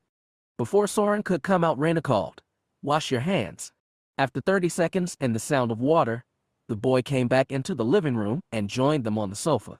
There were no more Force exercises that night, but it was satisfying all the same. In a traditional Decevran funeral, the body of the deceased was laid in an open casket and mourned for 1 full day, from dawn to dusk. The memorial for Alandi Shayashiav, like many others, had to be modified for current times. Because Alandi's remains had been burned up over Udusk, a modest shrine had been placed in the center of the meeting hall in his father's estate. At the center was a picture of the dead young man, smiling and alive. Unlike so many memorials to fallen soldiers, Alandi was not pictured in his uniform. Vardak or Anea had been playing politics all his life, and he knew some things about messaging. The picture was a small but important statement, one of several. During the ceremony, Alandi's relatives gave speeches extolling the young man's bravery and patriotism. Some lauded his service to the Empire, but more stressed, subtly, mind you, his allegiance to Decevro, an important distinction. When the ceremony ended, however, a band played the mournful, brassy Barseg dirge, which had become the standard for fallen Imperial soldiers. Rissa sat between her husband and father. Her eyes were distant, her expression soft. Clearly she was thinking about Marco and the ceremony they might one day hold for him. When the dirge ended, the audience rose from their seats. Some filtered out, but many lined up to say their piece to the deceased's parents. Vardak, Irissa, and Jaminair lingered, waiting in silence for the line to dwindle. Maslaver Shayadiav received consolations with an increasingly tired expression. The man's hair had gone prematurely gray, his face creased. He looked older than he was, and far older than the ambitious young governor who'd almost been Vardak's son-in-law. Instead, they'd become partners in something more momentous. Xim didn't show up, but that was no surprise. Other authority figures did, Jaminar and Vardock, but also Admiral Felric and, surprisingly, Admiral Thane. The latter was the oldest of the old buccaneers who started empire building with Zaire almost 50 years ago. Thane's hair had gone white, but it was still full, long, and unruly. When his turn came, he pumped Masliver's hand hard, bent in, and whispered in his ear. The pirate had lost sons too. Death in space might have seemed a little more palatable to Thane. Argaeans liked to burn their dead. The more important the man, the bigger and more public his pyre. Vardock wondered what kind of funeral Xim would get whenever his time came, however it came. When the line of mourners finally ran out, the three of them approached Masliver and his wife. Rissa kissed Danae's cheeks and held Masliver's hand as she said to him, "Alandi was such a fine young man. You should be proud of everything you did for him." It sounded like she was rehearsing what to tell herself if Marco died. Jaminar shook both their hands and said, "If you need anything from us, we're here for you," even though he was going off to war soon. "You must be tired after all that," Rissa said. "I feel like I could sleep forever," said Denia weakly. "You should get off your feet. Your staff will clean up." She looked at her son's framed picture like she was afraid to lose that too, but said, "Yes, I'm sure they'll take care of it." Rissa and Jaminar steered Denia gently out of the hall, to her quarters. Masliver's servants began to collapse the chairs and dim the lights. There was nothing left to do, so Vardock and Masliver retired to one of the Minster's private studies where they could talk, man to man. Masliver retrieved a bottle of Candinthian whiskey and poured 2 glasses. But rather than drink, he sank into his soft chair. "That's it, then," he sighed. "I thought it would be easier the second time, you know. Or if not easier, more familiar." Vardock took the seat opposite and held his own glass without drinking. It seemed impolite to sip first. "You had a body the first time," he said. "Yes. The picture is so dehumanizing." Masliver glanced at his cup but didn't drink. They're everywhere nowadays. The pictures. Customs adapt to times. The other man chuckled, then sneered. "I said that to Breslov once. Those exact same words. Duke Breslov of Conaver had died in Xim's prisons. All those years ago, Vardock and Masliver had urged him to see Zaire's invasion as an opportunity, not a threat. Instead, he'd fought and lost, while they'd thrown in their lots with the ascendant despot. It seemed like a good idea at the time," Masliver sniffed. "What an epitaph to give to your sons. It seemed like a good idea." Finally, he took a drink. Vardock did too. When he set the glass down, the Duke asked, "Did you get anything from Xim?" "A very nice letter of condolence, handwritten. I'd put it on my wall if I could stand the sight of it." "So, did you do any brainstorming today? Any ideas what to say when your grandson goes?" "I'm not that pessimistic. You can excuse my fatalism. How is Denia holding up?" "She's stronger than she looks." "What about Arissa?" "She hasn't lost her son yet," Masliver said, and took another drink. It was the kind of candor only possible between old men in locked rooms. Vardock sighed. "Marco stationed on Cadenzi's flagship is probably the best place for him, if he has to be on the front lines. I hear Cadenzi's gone cautious with age. Doesn't put himself in the line of fire anymore. That happens to everyone. Even Xim? I have the feeling he'll want to show up for his big, final victory over the Federation." "You've heard something?" "No, just a feeling. He can't satisfy his vanity any other way." Masliver sipped again. "I should be asking you. What's Jaminar said?" "Nothing. I don't think he knows Xim's plans." "What good is he then?"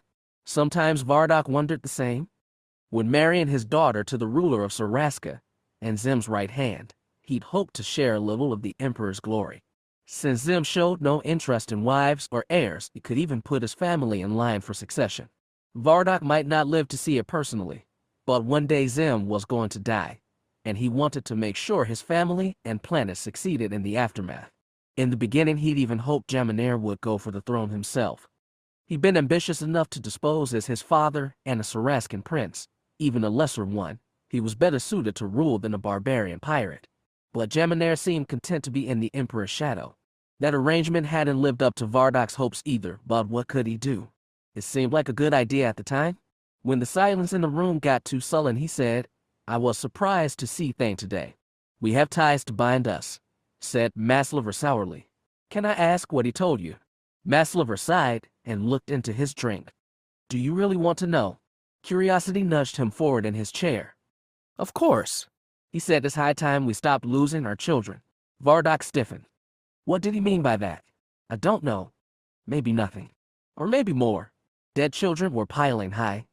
Parents and grandparents were sick of wars that never ended. Vardock counted himself lucky to have so far been spared the grief. People talked about it, but only behind closed doors. Nobody ever did anything. In over 20 years of rule, no one had ever come close to deposing Xim.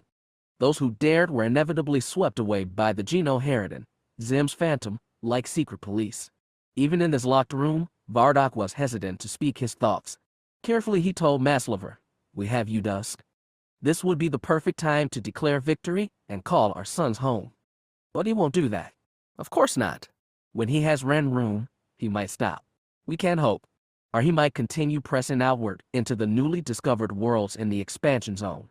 Xim said his aim was to unify all humanity under a single flag, but would he end there? Vardock doubted it. You know, Maslover said softly, Xim came to us when his war had run aground. Xur faltered and he was losing support. If this campaign for Ranroon stalls, there may be an opportunity. His eyes flicked up from the glass and met Vardock's. They knew what those words meant, and they knew not to speak any further, not today. They were the kind of words that, even in a locked room, could change history, and there was no guarantee it would be for the better. It seemed like a good idea at the time. What didn't? That was reason to be cautious in the days ahead. They were far older than they'd been when they'd thrown in with Xim. Older, more tired, less hopeful. But unlike poor Landy, they weren't ashes yet. Maybe Gwen's Minor would be a worthwhile planet someday, but for now it was just a mudball. That was Adjut Croller's first impression when he saw the brown sphere through the gravity's porthole, and he didn't need to go down to the surface to confirm his impression. Half the people he talked to on the orbital station said the same. But enough people, it seemed, thought there might be something dirtside worth the effort. Melanthazer's client, to whom they delivered the industrial-grade mining equipment, insisted that early surveys showed trace amounts of duranium, paraxium, and other valuable deposits. You have to be patient if you're in the resource extraction business, the client, a Grand Cronies, insisted. You've got to be willing to dig deep. What if you don't come up with anything? Croller asked. The client merely shrugged. Another rule of resource extraction, don't put all your fish in one bucket. I've got interests on other worlds in this region. Some of them have started to turn a profit. And if this one doesn't? He shrugged again. You've got to know when to cut your losses. Another rule of resource extraction. Apparently his line of work had many rules, some of which seemed mutually exclusive. Croller didn't argue. He just collected his money. Vadas had already used the gravity's cargo drone to transfer the mining equipment from his ship's hold to the client, who would be taking it groundside. After finishing business, Croller walked from the client's docked ship to his own, which took him through the heart of the station. Gwen's Minor might have been a mudball, but its orbital station was a frenzy. The halls were packed with people, and so were the cantinas and restaurants in the entertainment district. He passed through crowds of human, Sahilindili, and Brigands, plus species he couldn't recognize. He was just getting through the entertainment district when he saw his son's unmistakable green and horn-rimmed face heading toward him through the crowd. When they met, he asked, "Do you have the gravity locked down?" "Sealed tight," Vadas nodded. "Did you get payment?" "Everything settled." "Cargo received, money exchanged." Croller grinned. "First we unloaded the angels, no problem. Then we got rid of the hardware." Amazing how smoothly things go without those Jedi along, isn't it? "Not very," the Nikto deadpanned. His eyes scanned the crowd milling around them. "What now? You look like a man who wants to kick his boots up. We have money to spend. Then we'll spend it. Got any suggestions?" "I'll think of something," Vadas decided, and he led Croller back toward the center of the entertainment district. Father and son together didn't do anything too wild. Vadas selected a cantina with half-alien clientele, including a four-armed one serving drinks from behind the counter. There was no telling what effect beverages from a place like this might have on a human body, but the bartender pushed a drink that he insisted, and broken Taiwanese was safe for humans. "This really is the frontier, isn't it?" Vadas asked, and he and Croller dropped into a small booth on the wall opposite the door. Croller tentatively sniffed his drink. "You recognize where our server's from?" "No, that's what I mean. This station didn't even exist a few years ago." I can't believe all these people are here for Gwen's minor. I doubt they are. My guess is lots are passing through, or even waiting for new hyperspace routes to open up. It seems like they're turning on a new beacon every week, Vada said. Right? Every week a new planet claimed by the Empire. Crawler sipped his drink, bitter and strong. Vadas chuckled at his expression. Makes you wonder how they're doing it, expanding this fast. He added. I wonder if they've acquired new technology somehow. Crawler cocked a brow. Meaning what? Think they got something from the tyrant ship they grabbed. Or the generation arc. It could be, couldn't it? Maybe, Crawler muttered. Or Xim's just getting lucky. If he's lucky here, he's been unlucky on the other side of his empire. He can't be happy with the slog it's turned into with the Federation. Well, we know who can't take credit for that one. Crawler winked. Do you think that robot you donated helped the Federation that much? I didn't donate it. I sold it. And from what I heard, when Xim rolled them out in his initial offensive, the Federation pushed him back somehow. Who knows? Could have been our resale that did it. I suppose it's possible. Vada sipped his drink, one he'd selected from the menu himself. 20 years of being the only Nikto around had taught him what he could safely consume and what he couldn't. Crawler tried another mouthful of his own drink. Still bitter and strong, but he didn't hate it. A third swallow, and he might even like it. I've heard rumors. They say there's planets around here that are rich with Kyrium. So rich they shine silver from space. Exactly the kind of place Xim would be after. Reasoned Vadas. Xim and anyone with a pulse. If I knew more about resource extraction, I'd be prospecting myself. It could just be a rumor. True. It's hard to tell dreams from reality nowadays. Crawler took another drink. He didn't quite like it, but he was getting there. Vadas looked to the side, like he was contemplating those words, even though Crawler hadn't meant much by them. Then the Nikto's head jerked, his gaze shifted, and his eyes narrowed. Crawler followed them toward the bar counter. The four-armed server was now dealing out to a trio of aliens. They were human-shaped, 2 arms, 2 legs, round-topped head, with pale blue-gray skin and no hair to speak of. All were dressed in brown, leathery tunics. When one turned his head, Crawler marked his heavy brows and rigid fins jutting from the cheeks. He didn't recognize the species, but Vada seemed interested. He couldn't take his eyes off them. Crawler leaned across the table and asked, Hey, you recognize those guys? Vadas nearly jumped from his chair. He looked at his father, ran an anxious palm over his green-scaled cheek, and said, No, I've never met them. Well, something got your attention. It's just, they're Nikto. Now it was Crawler's turn to stare. Plenty of species had physical divergence between races, but these ones didn't look anything like his son. You're sure? He asked. Of course I'm sure. They're Esrisal Nikto, from the mountains of Peshrak. Then how do they look so different? There's many different Nikto races. I'm not sure why. The priests always said it was the will of Indrexu, and I think they might have been right, but not in the way they meant. Crawler knew about the imaginary Nikto god, and the bloodthirsty priests who driven young Vadas to stow away on a passing ship and leave Kenton forever. He knew the divine light of Indrexu actually came from a nearby star that had gone nova, bathing the planet in strange light and radiation. He also knew Vadas had never seen Nikto of any race in almost 20 years. No wonder the young man looked spooked. Crawler asked, Well, what do you want to do? Go say hi. Vadas flinched. I don't know if I should. The priests of Indrexu don't let anyone leave the planet. Those men must be outlaws. Renegades. Like you mean? Maybe. There's no way to know. Unless you talk to them. He saw his son hesitating and pressed. You're not gonna get another chance at this. Maybe not for another 20 years. You can do it if you want. I'll back you up, whatever you decide. Vadas growled in frustration and stared at the table. Before he couldn't look away from the other Nikto. Now he couldn't bear to look at them. But it didn't matter. Crawler watched as a pale-skinned Nikto turned his direction, marked Vadas with his eyes, and froze. One by one the other 3 also saw Vadas. You've been noticed, Crawler said. Vadas took a deep, hissing breath. He looked up and turned to the 4 other Nikto. Their eyes locked across the short distance of the cantina. Then, finally, Vadas pushed out of the booth and walked unsteadily toward them. Crawler remained where he was, but on the cushion, hand on his glass, watching. He didn't expect this to get violent, but he wished he'd brought a weapon from the gravity, just in case. Vadis joined the herd of Nikto at the bar. They talked. His son's back was turned and Crawler couldn't see his expression, but Vadis's shoulders trembled. The others spoke at him, explaining something. A few gestured with their hands. Nikto has stiff faces without the muscular capacity for most human expressions. Crawler had learned to read Vadis over time, but these pale-skinned ones were indecipherable. They kept talking, and Vadis kept listening. Every so often Vadis would ask questions, and the other Nikto would reply. Crawler kept watching, understanding nothing but entranced. When Vadis finally stepped away, the other four remained at the bar. One of them kept watching Vadis, like he expected the young man to turn back. But when Vadis reached the booth, he had fallen into it. His eyes stared blankly ahead.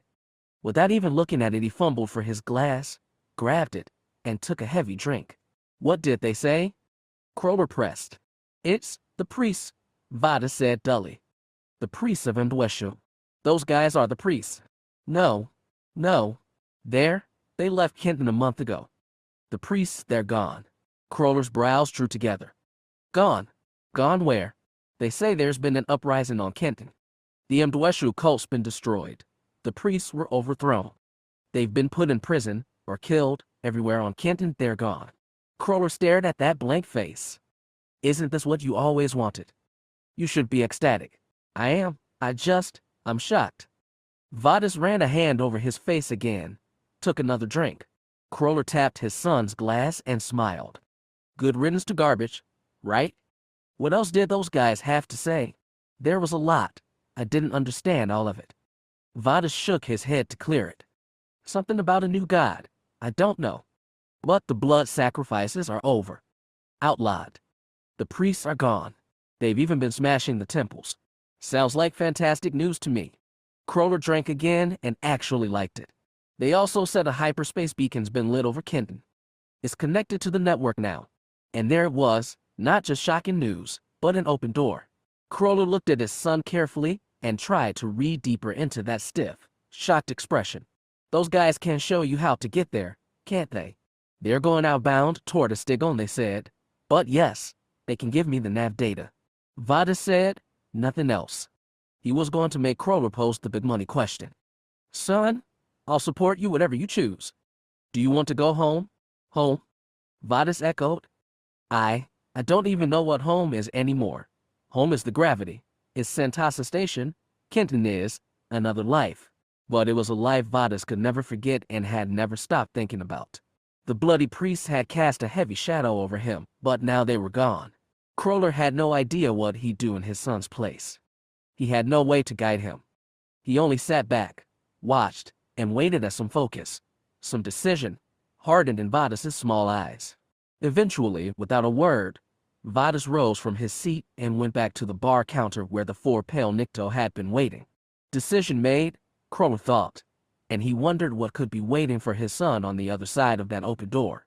Xim was not his father, but it was a sign of his heritage that he always gathered his commanders in one room before an offensive. No cold text messages sent by courier drones to scattered battle groups. He did it face to face. Supreme Commander Cadenzi was already marshalling his fleet at Udusk, but Xim met others inside his palace on Desevro. In addition to Geminair, there were Admirals Felric, Thane, and Kryn. The latter two were Argaean old guards, and despite their white hair and sagging faces, they still hit the enemy hard and fast, like the raiders they'd once been. The latest reports say Indrexu has landed forces on Anesca and new units on Zeldraff, Xim said, pointing marks on the map spread before them. Admiral Kryn, you will prepare a feint at Zeldraff. This won't be a sustained assault. Be ready to withdraw when you've caused sufficient damage. Sufficient damage was a vague term, but Xim tended to give more discretion to his Argaean commanders. Kryn nodded.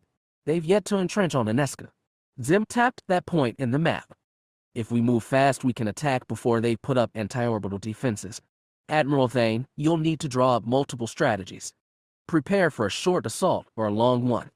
Either way, your goal is conquest. If we seize Anesca, we can squeeze Curoin hard. I'll have them drawn up by the end of the day, Thane said. Good. Admiral Felric, I want you to draw up a battle plan for the Dorento binaries. We don't know how many ships they're keeping at that way station, so be prepared to use overwhelming force. I'm willing to destroy the station if it means robbing Indrexu of a supply base. Felric nodded curtly. Unlike the great Argaeans, he still had mostly red hair, stood straight and thin, and had a preference for large-scale, coordinated efforts that belied his crony's birth. What about the attack at Curoin? Asked Jaminair. Will Cadenzi be getting reinforcements? Yes, but I'll rely on his post-action report to decide what, Xim said. The other 4 men stared blanky, and he added with a tiny smile, I gave him the go-ahead signal earlier today. He will attempt landing troops in a few hours. You're starting the invasion now, Kryn said skeptically. What about our feints? Curoin won't be taken quickly. Right now Cadenzi is testing their defenses. As you know, Curoin has 2 small airless moons with minimal gravity, perfect for placing anti-orbital missile batteries. We believe they have or will soon be installed. If Cadenzi can get past them and establish a foothold on the ground, it will make the campaign easier going ahead. If not, he shrugged, I'll send enough reinforcements that he succeeds the second time. A failed landing attempt could be very costly. Jaminair asked, do you think they'll respond in full force to our first incursion? Frankly, I don't know how Indrexu will react. This whole war, her forces have been unpredictable. Now that she's been stripped of her Federation allies, we can find out what she's really made of. Xim was right. They had to be braced for surprises. Since they'd launched the invasion of the Federation 3 years ago, they'd been repeatedly defied by the Loose-Knit Alliance. First, Xim's mighty war robots, designed over decades, used refitted tyrant technology, had proven shockingly effective against a special electromagnetic pulse weapon that had never been used in action before. The Federation must have caught wind of the robot project and developed a countermeasure, which had forced them to pull his robots from the front lines while Director Loriak frantically retooled them. Then the Federation had launched a counteroffensive with a shockingly large fleet, one that defied all estimates of their industrial abilities. It was only thanks of Cadenzi and newly promoted Admiral Felric that the attack had been repelled. 6 months later, Loriak's refitted war droids were sent to the front again. They were impervious to the electromagnetic pulse weapon but still failed to smash the enemy as hoped. As much as the Empire destroyed, the Federation kept pumping out more ships and weapons. And now there was Indrexu. Xim spoke of her with that dark light of excitement in his eyes. It had been a while since Jaminair had seen that. He asked, will you and I remain on Desevro? Oh no, Xim shook his head. The Ascendant and the Scimitar will both be leaving for Udusk. To reinforce Cadenzi. Asked Thane. To do whatever is necessary. These will be complicated operations. I want to be close to the front line to direct them. Slow communication can doom our offensive. I'll do my part, sir, of course, said Felric. But what if Indrexu manages to repel our attacks? She's been shockingly successful so far. Resourceful, you mean? Thane shook his shaggy white head. All this time, and we still haven't figured out where she's pumping out all those ships. Ranroon is the only major planet left standing, said Jaminair. Do you think they may be there? Ranroon is a planet of icebergs and freezing oceans, Felric pointed out. It was never an industrial powerhouse. Maybe they found something new. Resources in the oceans. Perhaps. Perhaps, they muttered. Ranroon was always overlooked. Like Argae, Jaminair thought. The women of Ranroon had left their history of piracy behind them, but they were rarely seen in the civilized corners of known space. Tales of Amazons ensconced in iced over fortresses abounded, but Jaminair had never met anyone who'd been there personally. Even if she does have a secret factory, she can't match our industrial output, Xim said firmly. If she keeps producing ships, we'll keep destroying them, or kill her people until there's nobody left to fly them, Thane snorted. Jaminair wasn't sure if he was being sarcastic. The Empire had more bodies to throw around than Ranroon, but everyone from peasants to admirals and finance ministers had lost children over decades of warfare, and the possibility of losing his own son was a weight in Jaminair's gut. People were tired of war and death, and that was only part of it. The Empire's industrial base was also pushed to its limit. Conversations with his wife and father-in-law made clear that the only reason the Empire wasn't collapsing economically was because it had the new worlds in the expansion region to gorge on. This war was straining everyone except for Xim, who seemed and lean, ageless, and intent as ever. Once Curoin is taken, the Emperor said, Indrexu will have no place to go for supplies. She will be starved out. A siege, then? asked Felric. Cronies were good at sieges. If that's what's necessary. Xim spread his hands. Unless, of course, Indrexu sees the light and asks for a place in my empire of mankind. He said it with a tiny smile. Was it hope? Xim didn't indulge in sarcasm, and he seemed to find the idea appealing. Jaminar would be satisfied with anything that kept his son alive, but he was a realist, and he expected Indrexu to fight to the bitter end. Ranroon was, after all, a barbarian world with a history of piracy. It would be strange poetry for the empire of mankind to conclude how it began. One of the few things that gave Xer pleasure anymore was food. His son so generously kept his kitchen stocked with delicious ingredients, and he discovered satisfaction in cooking his own meals and getting the taste just right. Thus, the pirate king had become a gourmand. He suspected this was part of an insidious plan to make him old and fat. If so, it was working. Unfortunately, a delicious plate of seasoned fowl and fresh fruit only went so far. As he sat alone in his kitchen, he yearned for the bestial clamor of Arge's old mead halls, where the talk never ended and you rarely got through a banquet without a drunken brawl. Xer was longing for company, any company, he told himself. When Xim walked through the door, he really needed to be more careful what he wished for. Back so soon? Xer said without putting down his fork and knife. Usually his son went months between visits.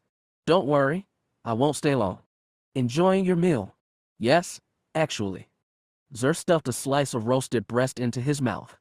Still chewing, he said, I didn't make enough for two. That's all right. May I help myself to some wine? He gestured to the bottle on the table. Xer shrugged, which Xim took as permission. The emperor of almost all humanity fetched a glass from the cupboard, poured a half glass, and sat down opposite his father. Xer swallowed, washed down the meat with a little soreskin white, and asked, well, to what do I owe the honor this time? I thought you'd like to know we're getting very near the end. End? End of what? Are you threatening me? No, I mean the end of my campaign. Your campaign. Does that mean you're getting into the fight again? I'm departing for you thus soon. His son had gone off on campaigns before without paying him a visit. Xer chewed another slice of fowl thoughtfully. Are you taking that ship of yours? What was it? The Saraska Stiletto? The Eben Scimitar? Xim corrected. Xer knew that. Supposedly his son had built himself a 600-meter behemoth, the largest warship known to man. Certainly it dwarfed the swift raiders they'd begun the empire with. Xer would never want to command such a big, ungainly target, but he'd certainly be interested in seeing it. Not that he gives him the satisfaction. He ate another mouthful. The plate was almost done now, washed it down with some wine, and looked at Xim again. His son was patiently sipping from his glass. It won't be easy, you know. Ranroon used to be like us. They're not all civilized like Kron or the League or Udust. They'll use every dirty trick to fight you. Perhaps Ranroon has gotten soft in retirement, Xim said. Xer didn't take the bait. What's their queen's name again? Indrexu, daughter of Kovanna, House of Hille. Kovanna, he rolled the name through his memory. Might have been queen in my day. I believe she was. He never fought her, of course. Xer's empire had expanded messily out of the spiral to conquer Kron and the three allied kingdoms. Even when he'd been drunk with ambition and ale, he never thought he'd reach far off Ranroon. He felt a moment of admiration for his son's accomplishments and shoved them down. After another big drink, Xer asked, who are you taking? Jaminar. Marco is always at my disposal. Cadenzi is already engaging them. What about Thane? Kren. You'd be smart to bring them along. Don't worry, I am. Xer was glad his son had the sense to fight pirates with pirates. He also felt a bittersweet satisfaction. He spent his youth picking off Cronies' cargo ships with Thane and Kren, and out of their misadventures, an empire had grown. He was glad his old comrades were still fighting, but sad not to be joining them. Xer drank more and heaved a sigh. Well, let's say you do take Ranroon. What'll you do then? We're expanding in other regions. Of course. No rest for you, is there? You said you want to bring all the human race under one banner. I can't believe there'll be many free men once you trample the Federation. There won't be. But as I said, there's other regions to expand into. You'd never think a skinny man like you could be so gluttonous. Xer shook his head and emptied his glass. You know, I've let you down. I really have. Xim seemed amused. In what way was my education insufficient? I never taught you what really counts in life. If I had, maybe you would know when to be happy with what you've got. If you're never satisfied, boy, if you always want more and more, you're going to get yourself into the kind of trouble you'll never get out of. With a tight, condescending smile, Xim said, if you want to teach me now, I'm all ears. Listen, a man needs two things to really feel alive. He held up twin fingers. Just two, war and women. Not wine. Wine just makes you feel better. For a little while. But to be alive, and here. Xer tapped fist to heart. Shame you only learned half the lesson. I never knew you wanted grandchildren. It's not about grandchildren. It's about being sire to a half man with half a life. If I'd done better, maybe you wouldn't have ended up so. What? Xer's voice hardened. Brittle. I'm not brittle at all. You think you're unbreakable, do you? You think your heart can't crack just because you're turned into stone? Any rock can shatter. You'd have been better off stopping with the League, picking some princess or duchess to marry, and call it a day. Sire yourself a couple heirs and a planet full of bastards.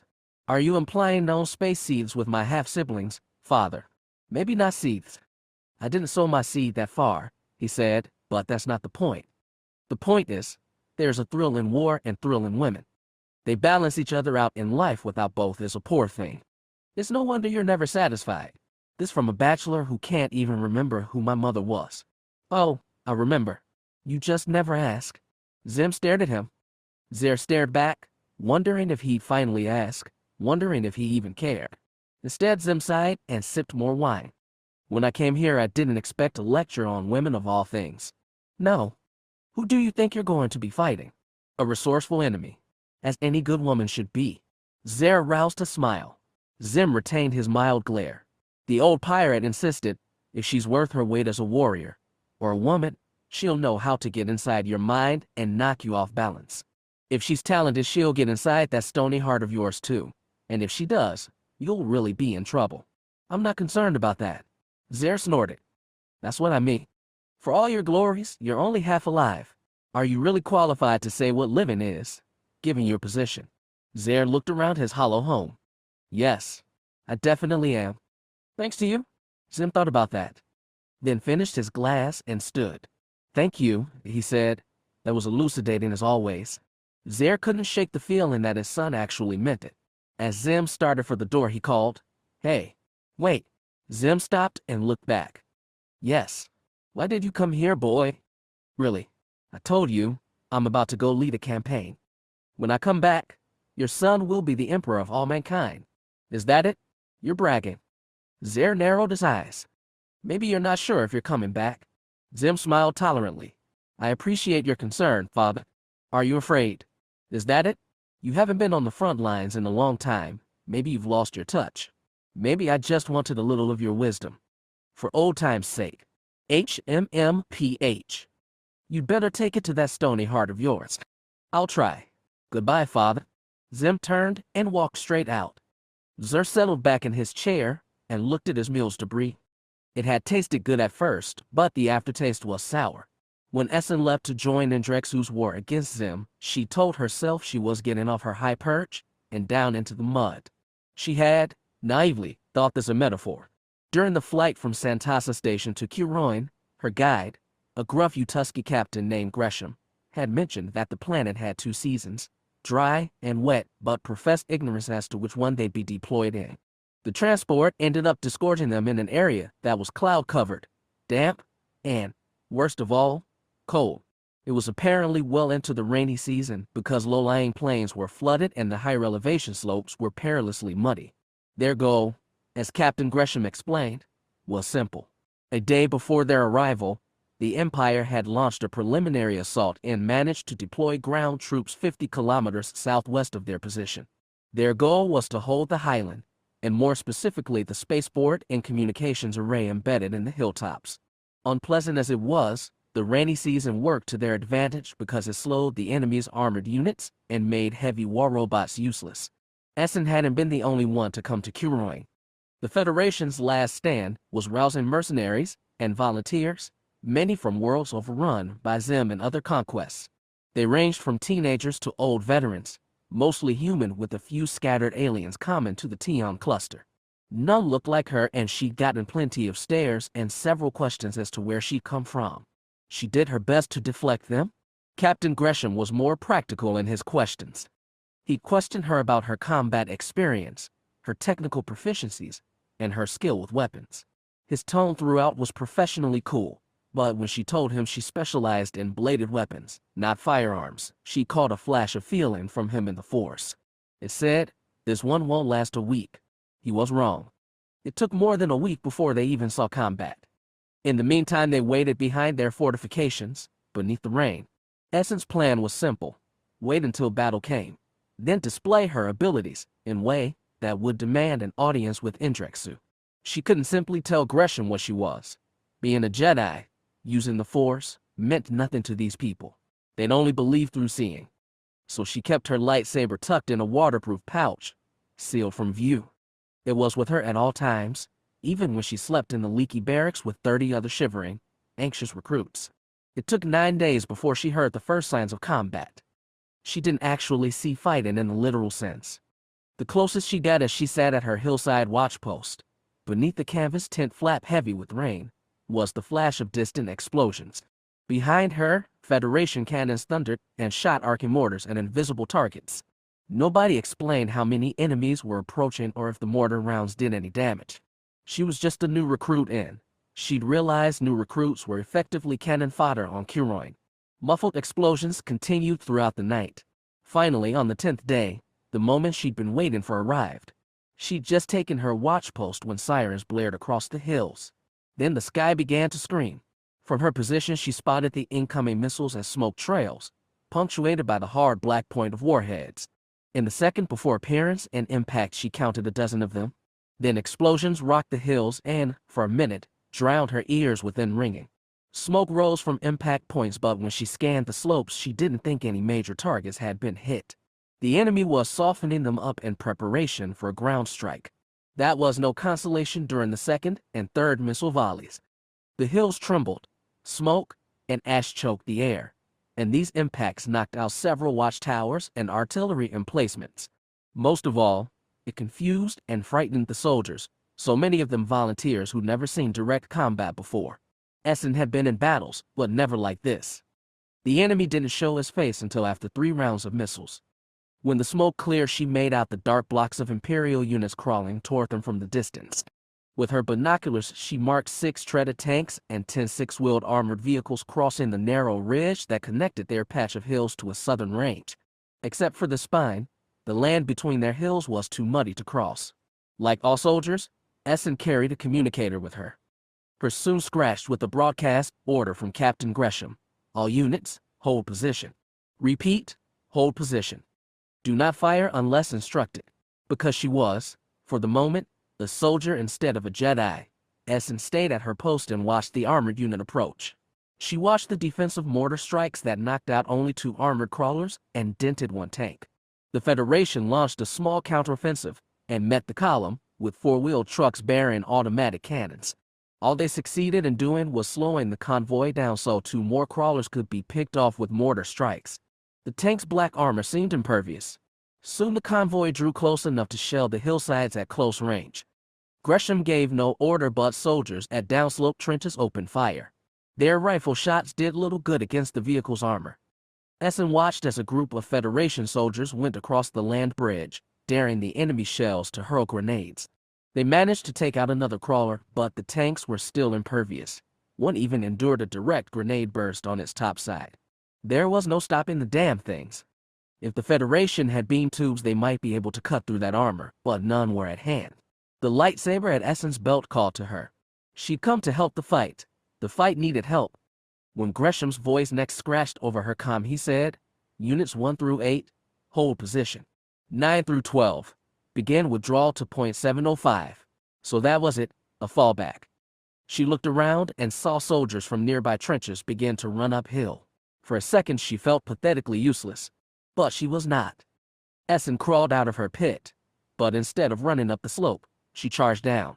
Given the pitch of the land and the softness of the earth, she could have easily gone tumbling. Instead, she called on the Force to make long leaps, landing only long enough to press off again, propelled herself every time closer to the tanks as they pushed to the end. of the land bridge. The force grew inside her, and so did her confidence. She cast aside the clunky rifle she carried for days and pulled the lightsaber out of her pouch. She was still encased in battle armor, heavy and restrictive, but she felt light as she neared the bottom of the slope. She hadn't ignited her saber, but the enemy noticed her anyway. She saw the barrel of the foremost tank swivel toward her. Just as a shell burst out of it, she called on the force and propelled herself to the right far and fast. The impact missed her, but the concussive blast deafened. She charged anyway, past a few retreating Federation soldiers who looked at her in confusion. She was too low for the tanks to fire on her, but a crawler tilted his automatic cannon in her direction. She cut sideways, using the force again for speed and distance, and threw herself at the nearest tank. Finally, she ignited her lightsaber. The blade burned out of her fist and cut, immediately, effortlessly, through the long gun barrel. Then she switched the saber to a two-handed, downward grip and stabbed into the tank's armor topside. It required more force this time, but she cut a molten swath across the vehicle's face. That wasn't enough. Saber still bright, she dropped off the tank's back and slashed through the treads on his right flank, easily severing the thick metal slats in a half-dozen places. Within seconds, the invincible war machine was toothless, trackless, and helpless. Pride swelled within her. Once she'd wielded an ancient force saber in battle, she'd had to channel all her wildest emotions through that weapon, and using it had been like lighting a fire in her soul, barely controlled. The lightsaber did not require her to use these dangerous emotions, but she allowed them to surge through her anyway. There was power in anger and desperation, power she needed to sustain her in the heart of this battle. Ashla and Bogan, darkness and light, she felt like she'd surmounted them all, mastered them all. With the broken behemoth shielding her from the crawler's automatic turret, Essen raced for the next tank. It didn't dare fire its main gun at short range, and she was easily able to hop into his back and slash through a second cannon barrel. As she carved another molten path through this tank's topside, she felt a warning of danger in the force and dropped off his back, just before the nearest crawler released a volley of fast-fire bullets. The volley only lasted a second. A new explosion rocked the earth. Essen slashed through the second tank's treads and rounded its front to see the crawler reduced to a flaming wreck. Behind it, Federation troops were surging ahead. She grinned fiercely and moved to the next tank.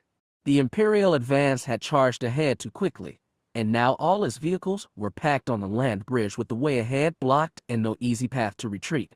Without even bothering to climb onto the backs of the tanks, she ran along their flanks, slashing through their treads, immobilizing them as a surge of Federation troops began crawling onto their backs, blowing open their hatches, and taking them from the inside. Some Imperials decided to bail. They jumped out of their trap tanks and crawlers and attempted to fall back on foot, but the Federation troops gave no quarter and cut them down with sprays of bullets. Essen felt a pang of regret as they fell, and when she saw the next group start to flee, she called on the force and knocked them all off their feet, face down into the wet earth. The skirmish collapsed to nothing within minutes. The Imperials seemed to realize there was no retreat and no victory. Many threw down their weapons, dropped to their knees, and allowed themselves to be surrounded by Federation troops. Soon more soldiers crossed onto the land bridge and began scouring the stranded Imperial vehicles, evaluating which could be repaired and reused. All of them stayed cautiously clear of Essen as she stood perched atop the last stranded tank, lightsaber still glowing in her hand. Fresh rain began to fall, furling steam off her burning blade. The force and adrenaline still pulsed through her. Then one human approached. He took off his helmet, wiped wetness off his face, and looked up at her in squint-eyed disbelief. It was Captain Gresham. Essen looked down at him and bared a proud smile. Obliques. Peace in our time. Many Jedi yearn to explore the stars past Fury's Gate, and I wonder if they do not understand that they are blessed. The worlds beyond may be filled with horrors beyond our comprehension. They may be a great, lifeless void. Or perhaps they teem with a billion species and civilizations for whom the Force means nothing at all. I am not sure which possibility is worst. Osmial or Mirror to the Infinite. See 1000 Taya. Year 57 of the Third Deveronian Cold War. 11,347 Taya. The view from the Found Horizon's broad cockpit window panned across stars until the blinding glow of Deveron's sun took front and center. With the touch of the controls, the transparency still dimmed, and so did the stellar light. Then the starship's occupants could look directly at the sun and the cluster of black specks falling toward it. It was done. Sor felt relief fill the cockpit, not just from Vidia and Koltatha, who sat at the ship's controls, but from the Deveronian observers who'd been brought aboard.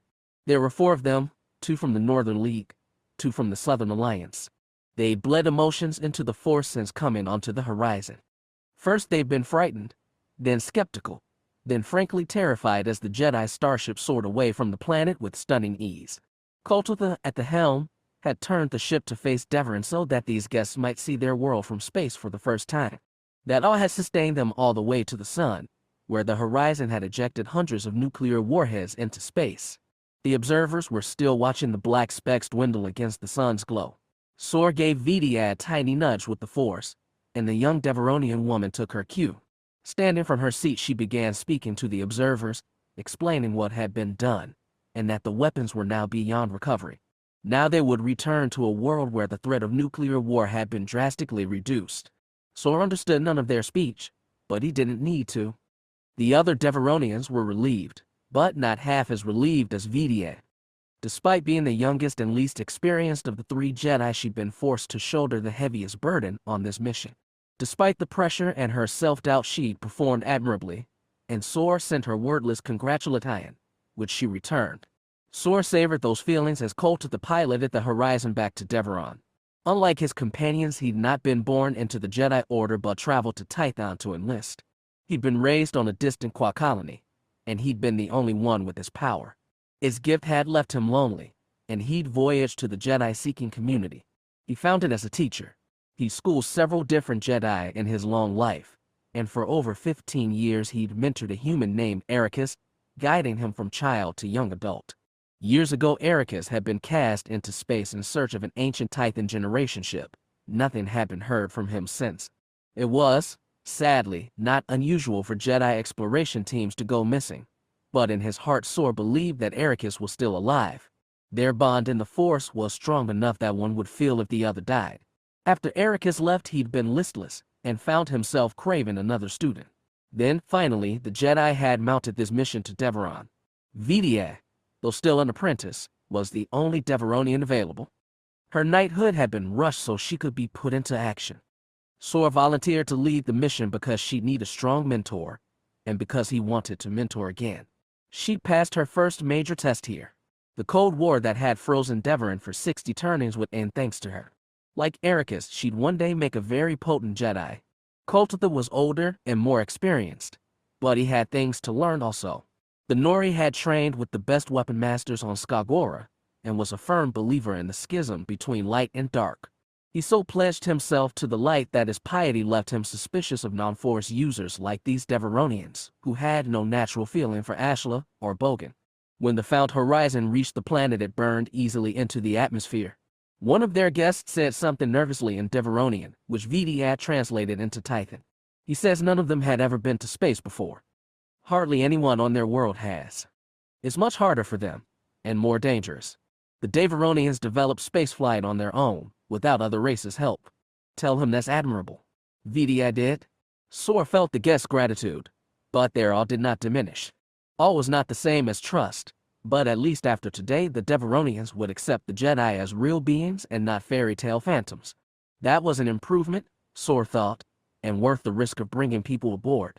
He sensed their thoughts all the while and felt many things, but never duplicity or ill intent.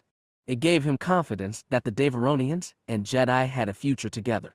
The found horizon set down at the same location it had taken off from, a military outpost on the planet's equatorial steppe, where the boundaries of the Southern Alliance and Northern League met. The facility normally belonged to the League, but for this occasion the Alliance had been granted joint ownership. Soldiers from both governments were gathered outside the horizon when it set down on the field. As the observers began to depart, one of them stopped Vidia for words. When he left, she told Sor and Koltatha he offered an invitation for all 3 of us to come into the compound for a celebration ceremony. On whose behalf? Asked the Nori. He was from the Alliance, but the League extends welcome too. Their foreign ministers have just arrived at the compound to sign the treaty. He explained the wide-winged aircraft sitting on the facility's long runways. The horizon had set down apart from it.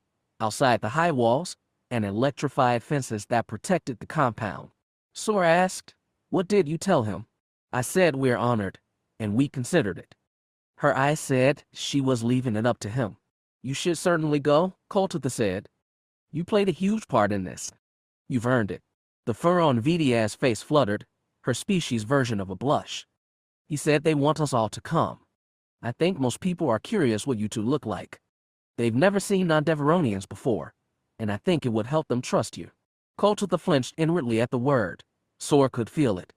These Deveronians might never fully trust a band of off-worlders with mysterious powers, but it was important the Jedi act openly to show they had no ulterior motives. Growing up among Force Defqua, he'd learned that for every secret you kept, they assumed you held 5 more. I believe we should accept this invitation, Sora decided. And frankly, I have gotten sick of being cooped up inside the horizon. Very well, the Nori acquiesced. Should we bring weapons? For Jedi, weapons meant the specially forged swords that Titan warriors had carried for millennia. Vidia had wisely gone unarmed to the negotiations, and Sora decided any show of force would be unwelcome now. Leave your swords here, he decided. We will always have the Force as our tool. They nodded and left the cockpit. Minutes later, all 3 were gathered at the top of the horizon's extended ramp. Vidia and Koltitha went down first, side by side. Sora shuffled behind them, tapping the ground with his walking stick. As they approached the compound and his waiting guards, Koltitha said, I thought we weren't bringing weapons. Today this is just a stick, Sora said plainly. A mix of League and Alliance guards allowed the 3 Jedi to pass through the gate. Barbed electric wire topped the high wall, and soldiers peered down at the off-worlders with the now familiar mix of awe and suspicion. The inside of the compound was indeed military. Walls and floor were concrete slabs, the ceiling pipe-lined metal. After they passed through 2 more gates, a well-dressed Deveronian male stepped up to them, bowed, and talked. When he was done, Vidia translated, This is a deputy for the Alliance. He says they've set up a waiting room for us. Their minister will be along to see us soon. Sora nodded and the Jedi continued. They were finally moved into a square room with a high ceiling. It might have been used for storage once, but now it was bare. The deputy made a few more bows and comments, then exited the room, leaving the Jedi alone in it. Suddenly, it was very quiet. Koltitha looked around with narrowed eyes. I imagine they're watching us somewhere, he commented. They will not see anything valuable, Sora said, and they cannot understand our words. The Nori looked to Vidia. Did he say how long the wait would be? No, just that he'll be here soon. She examined the room too. I admit I was hoping for something a little nicer, but this is a military base. Anyway, Jedi aren't supposed to be big on creature comforts. Koltitha chuckled once. Fair. I've been in worse places than this. But it feels too close to a prison cell for my liking. The words brought a shiver of discomfort through the Jedi. They all felt it, and as the waiting stretched on, silent minute after silent minute, the discomfort grew. Finally, Koltitha said, Something's not right. They're just taking a little long, Vidia said hopefully. As always, they looked to him for guidance. Sora wished he could be as certain as young Jedi always expected their masters to be. He reached out for a hint of busy minds beyond the walls. He felt something near, cool, determined, and yes, threatening. How had he not sensed it before? Why hadn't the Force warned him before stepping inside the chamber? Sora choked back anger and said, We need to leave. But as soon as the words left him, the room began to grind around them. The concrete wall to his left slid down, revealing a smaller room separated from their own by vertical metal bars. Inside that room were 5 soldiers, 3 in League uniforms, lifted automatic rifles, while 2 in Alliance garb carried heavier guns attached to power packs on their backs. All 5 guns fired at once. The rifles shot bullets. The other guns released washes of flame. The Jedi leaped back as one and raised a wall in the Force, but it couldn't hold back everything. Bullets broke through, skirting Sora's shoulders and flank. Another slug ripped through the tight muscle of Koltitha's thigh. Worse was the blast from the flamethrowers. It singed the skin of Sora's tail and right leg, sending excruciating pain through his body. Even when they pushed the rest away, the fire turned the concrete-walled room into an instant oven. The riflemen kept spewing bullets. The Jedi had no defenses. Another few seconds here meant instant death. Sora did the only thing he could. He called on the force with all his desperation, and yes, anger, and pushed against the ceiling. Koltatha and VDS saw it too, and joined their power with his to wrench the shallow metal dome free of his bolts and push the roof off the chamber. Smoke immediately rushed up and out, but the bullets kept coming. One skimmed VDS shoulder, another her leg. Koltatha fell as a shot cut into his heavy Nori brow, and Sor felt 2 bullets pierce his stomach below the ribcage. Desperation and anger were all he had now, but they gave him power. Sor lurched, grabbed Koltatha, and then Vidia by the waist. Summoning the force, and all the power left in his thick Saurian legs, he jumped. They surged through the torn open ceiling and landed on an adjacent rooftop. All 3 Jedi collapsed. The pain in Sor's stomach was excruciating, his burnt skin nearly as bad. Koltatha's head swam and Vidia clasped her bloody shoulder. Beneath, the sound of gunfire stopped. The soldiers knew their quarry had gotten away, but the chase was far from over. Why? Vidia asked. It came out like a sob. There is no time, Sor groaned. You must run. Koltatha rose to 2 legs. Nori were nothing if not durable. To the ship, he said, and pulled Vidia up by the arm. Just then a door to the rooftop burst open. More soldiers with rifles spilled through and began firing. There was no way they could survive this. No way at all. And it was Sor's fault. He should have seen this. He should have protected his wards. He prided himself on being a great mentor, but he led them to disaster. And why? Because he so desperately wanted to believe this mission would succeed. Because he trusted the Deveronians to trust him. Go. The Qua hacked. He force-pushed Vidia and Koltatha in the direction of the horizon. Then he raised his walking stick and wrenched off the lower 2/3 to reveal the thin steel blade hidden inside. He did not like to use weapons, and he shed blood with this one only a few times in his centuries-long life, but he'd do what he had to protect the younger Jedi. More bullets tore through his skin. The Jedi Master roared like a wounded animal. He smashed and slashed his attackers with one hand and whipped his wounded tail to crack legs. He slashed expertly through necks and stabbed weak points in enemy armor. All the while, soldiers kept coming. Bullets tore through skin and muscle and spilled black blood. He couldn't win. He just prayed he could buy the others time.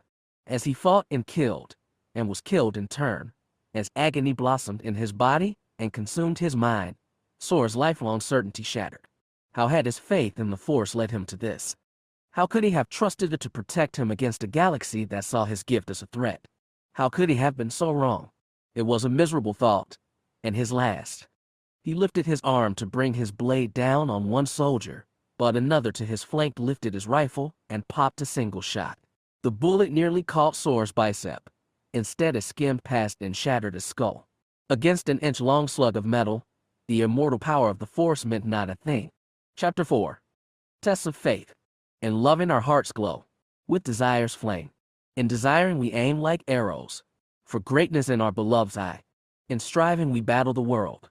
To make it all anew, yet in battling, we burn it, till desire's flame leaves only ash. Never thinking our beloved comes only from this world. Thus we kill the ones we love. Our straight line becomes a circle. Liachusis.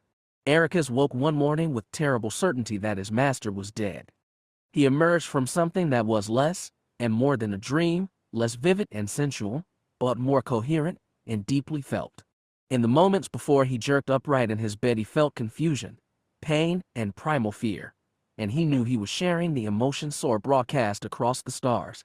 With mounting terror, he knew his master was doomed. He yearned to help, knew he could not. And the worst part was that his own despair paled in compared to Sor's. The ancient Qua had always been wise and gentle, an embodiment of ancient wisdom and the power of the Force. But in his final moments, those did not avail him. Nothing could save him, and his dying thought had been a helpless wail, how could I have been so wrong? Reyna insisted it was only a nightmare. She held him when he shuddered in bed, made him tea later, talked to him, and asked gentle questions even when she should have been off doing station master things. He insisted this was no dream, this was fact, as undeniable as the Force itself. She nodded and said she understood, but he could see the doubt in her eyes. She loved him and trusted him, but she didn't believe him. There was no way she could understand without the Force. He didn't blame her, but the gap between them made grief all the worse. He tried to control himself, for Soren's sake. He still didn't know how attuned the boy was to his father's emotions. Soren seemed more cautious in his father's presence, but he asked whether they would do any more training that day. Ericus declined, suggesting tomorrow. He didn't know if he'd ever feel ready to teach again. He craved the details of Soren's death, painful as they might be. He needed to understand what, in his final moments, had driven the venerable Jedi to despair. What had been his mistake? What foe had failed him? How had the Force failed? That was the worst question of all. If the Force had failed the teacher, it was only a matter of time before it failed the student. His cabin felt suffocating. Ericus needed to be alone. When Raina went to work, he was left with Soren, but his son's large, expectant eyes made him feel even more desperate. He needed to be alone somewhere, so he called Aaron, the Astarian teen Raina had started hiring to watch over the boy. Leaving Soren in her care, Ericus went wandering the halls of Santasa Station. Raina and Melanthazar had shipped many Utusky refugees down to the planet, but the corridors were still crammed with the displaced. As he walked among them, Ericus felt lost in a morass of quiet despair, too like his own. The fact that he could do nothing for them or himself made it worse. Luckily, he'd been living here long enough to know the back corridors, the unused passages. He made his way to a maintenance corridor that wound along the exterior of the docking zone. From here there were portholes through which he could view the stars. His portion of the station's ring was currently turned away from Santasa's face, which itself was eclipsed by night, so there was not even reflected daylight glow to dampen the stars, and the stars were infinite. He wondered if Master Sor had died near any of those stars. Even if he had, this light was far more ancient.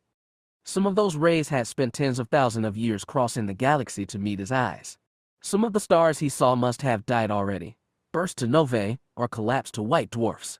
And if new stars had coalesced from stardust, their light was too young, and in their space he saw only black. Either way, he was only looking at dead things. The more he stared, the more he felt consumed by the darkness between stars. Master Taliac had been so afraid of that void, more afraid than the dark side of the Force. In the vastness of the galaxy, there was so little life and light, nearly all of it was void. Taliac had striven to find specks of meaning to defy the black. Had he succeeded? Had he, too, died a miserable death? Had the Force abandoned him to the great nothing?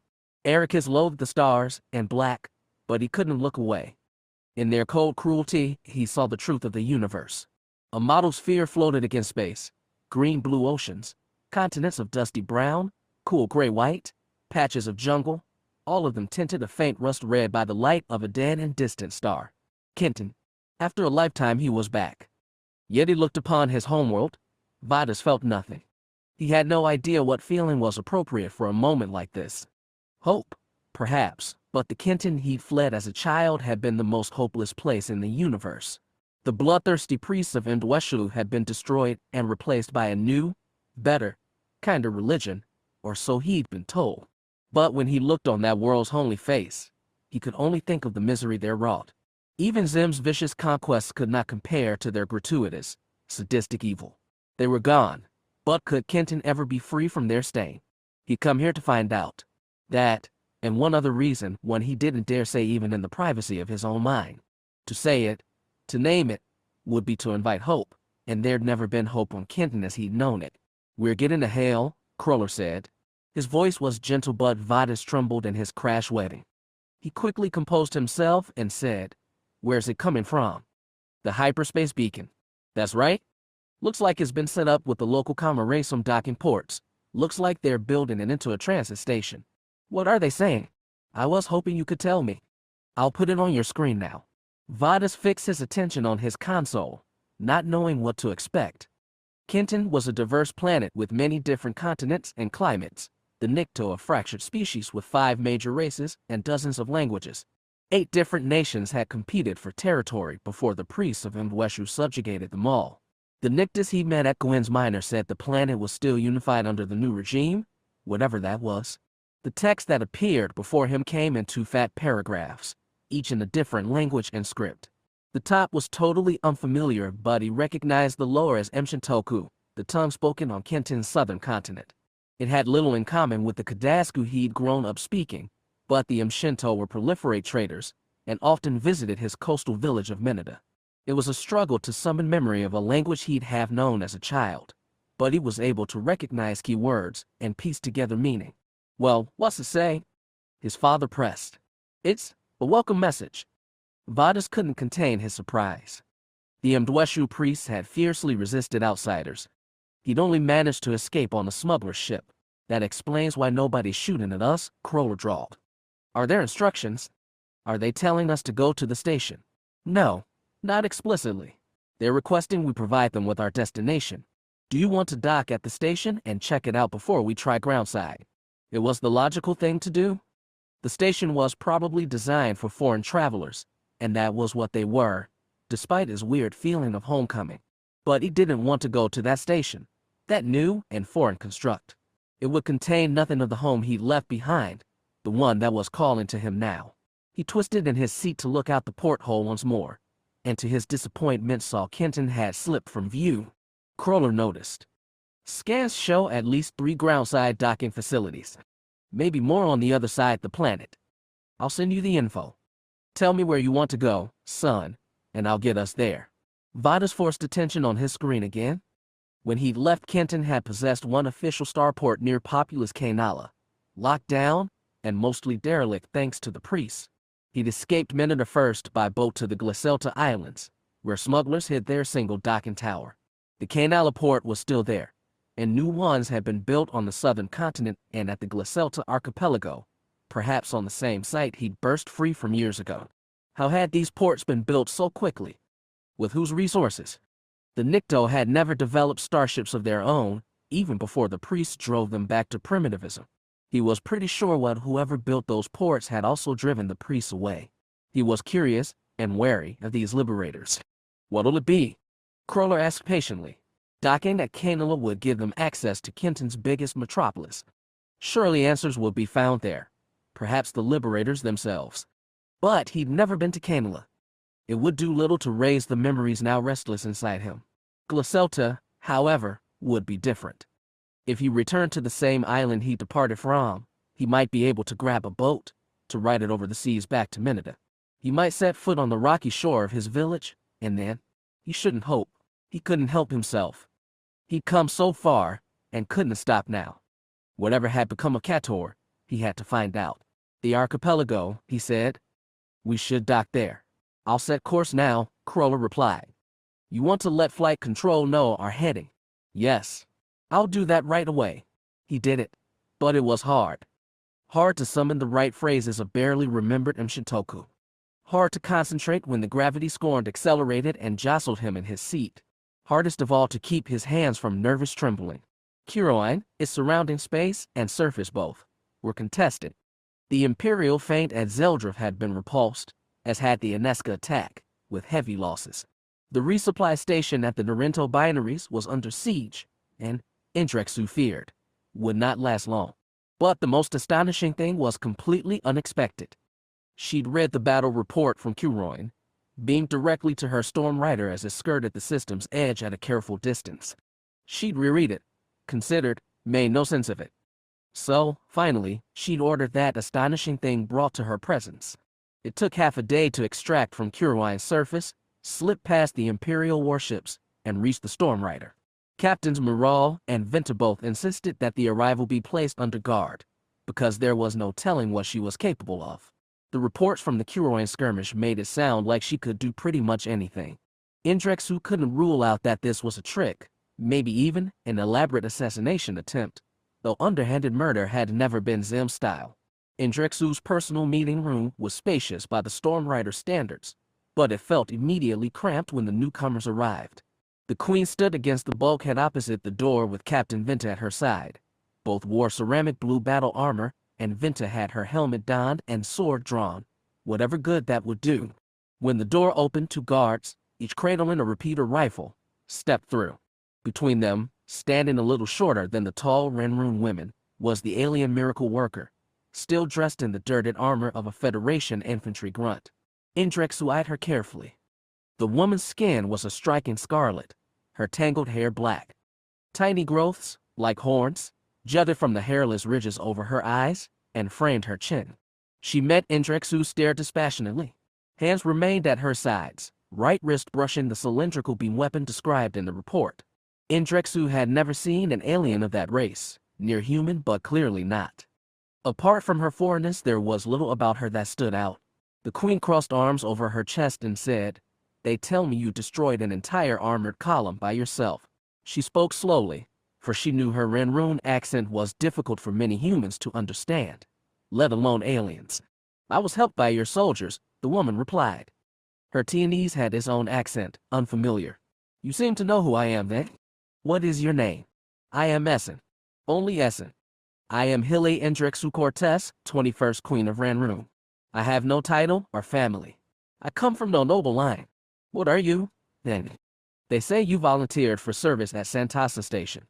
"I am a traveler, though I've been in the Tion cluster for 6 years. I came from much further away." "How much further?" "The center of the galaxy." Venta scoffed quietly.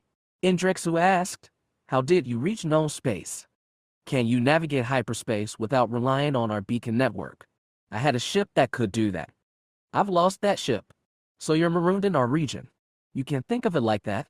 "I can." Indrexu crooked a brow. "Where you come from, do others wield weapons like you do? Can they command the powers my soldiers say you can?" "Yes," said Essen, "but they're far away now, and I can't reach them." "So you've come to me by yourself? Because that was the purpose of your show on Curine, wasn't it? To get my attention." "Yes," she nodded, "and to help your troops." "Why should an alien interloper from across the galaxy care about my troops?" That seemed to take Essen off guard. The red woman considered. "They are fighting a worthy cause. They deserve assistance." "Is that what you've done? Crisscross the galaxy and fight her in other people's wars?" "Not. This is the first time." Indrexu was slightly disappointed. "Is that the only reason, then?" "Yes," Essen said, then hesitated. "I have also had encounters with the Empire. 6 years ago I encountered a generation ship passing by Indrexu. I was captured and held at a facility on Abrixen before I could escape. Indrexu would use all her intelligence assets to verify that. Of course, if Essen were Xim's agent, her story would check out anyway." "Did your abilities interest Xim?" "I believe they did. I did not encounter the Emperor, only his agents." "And how did you escape?" "I had friends." "Alien friends? Or friends from Tion?" "Both." Essen lifted her chin. "But I came to you on my own." She was still cagey, but that was no surprise for an alien from far away. Indrexu uncrossed her arms and gave vent to a tiny hand signal. "Be ready to act." To Essen she said, "I want a demonstration of your abilities. I want to see them with my own eyes." "What kind of demonstration?" "Any kind you like. But if you harm any of my people." "I won't," said Essen. Very slowly she unhooked the metal cylinder from her belt. She held it flat on her open palm, stretched it out to Indrexu like an offering. Before the queen could touch it, the cylinder levitated. Essen lowered her hand, but it hung in the air between them.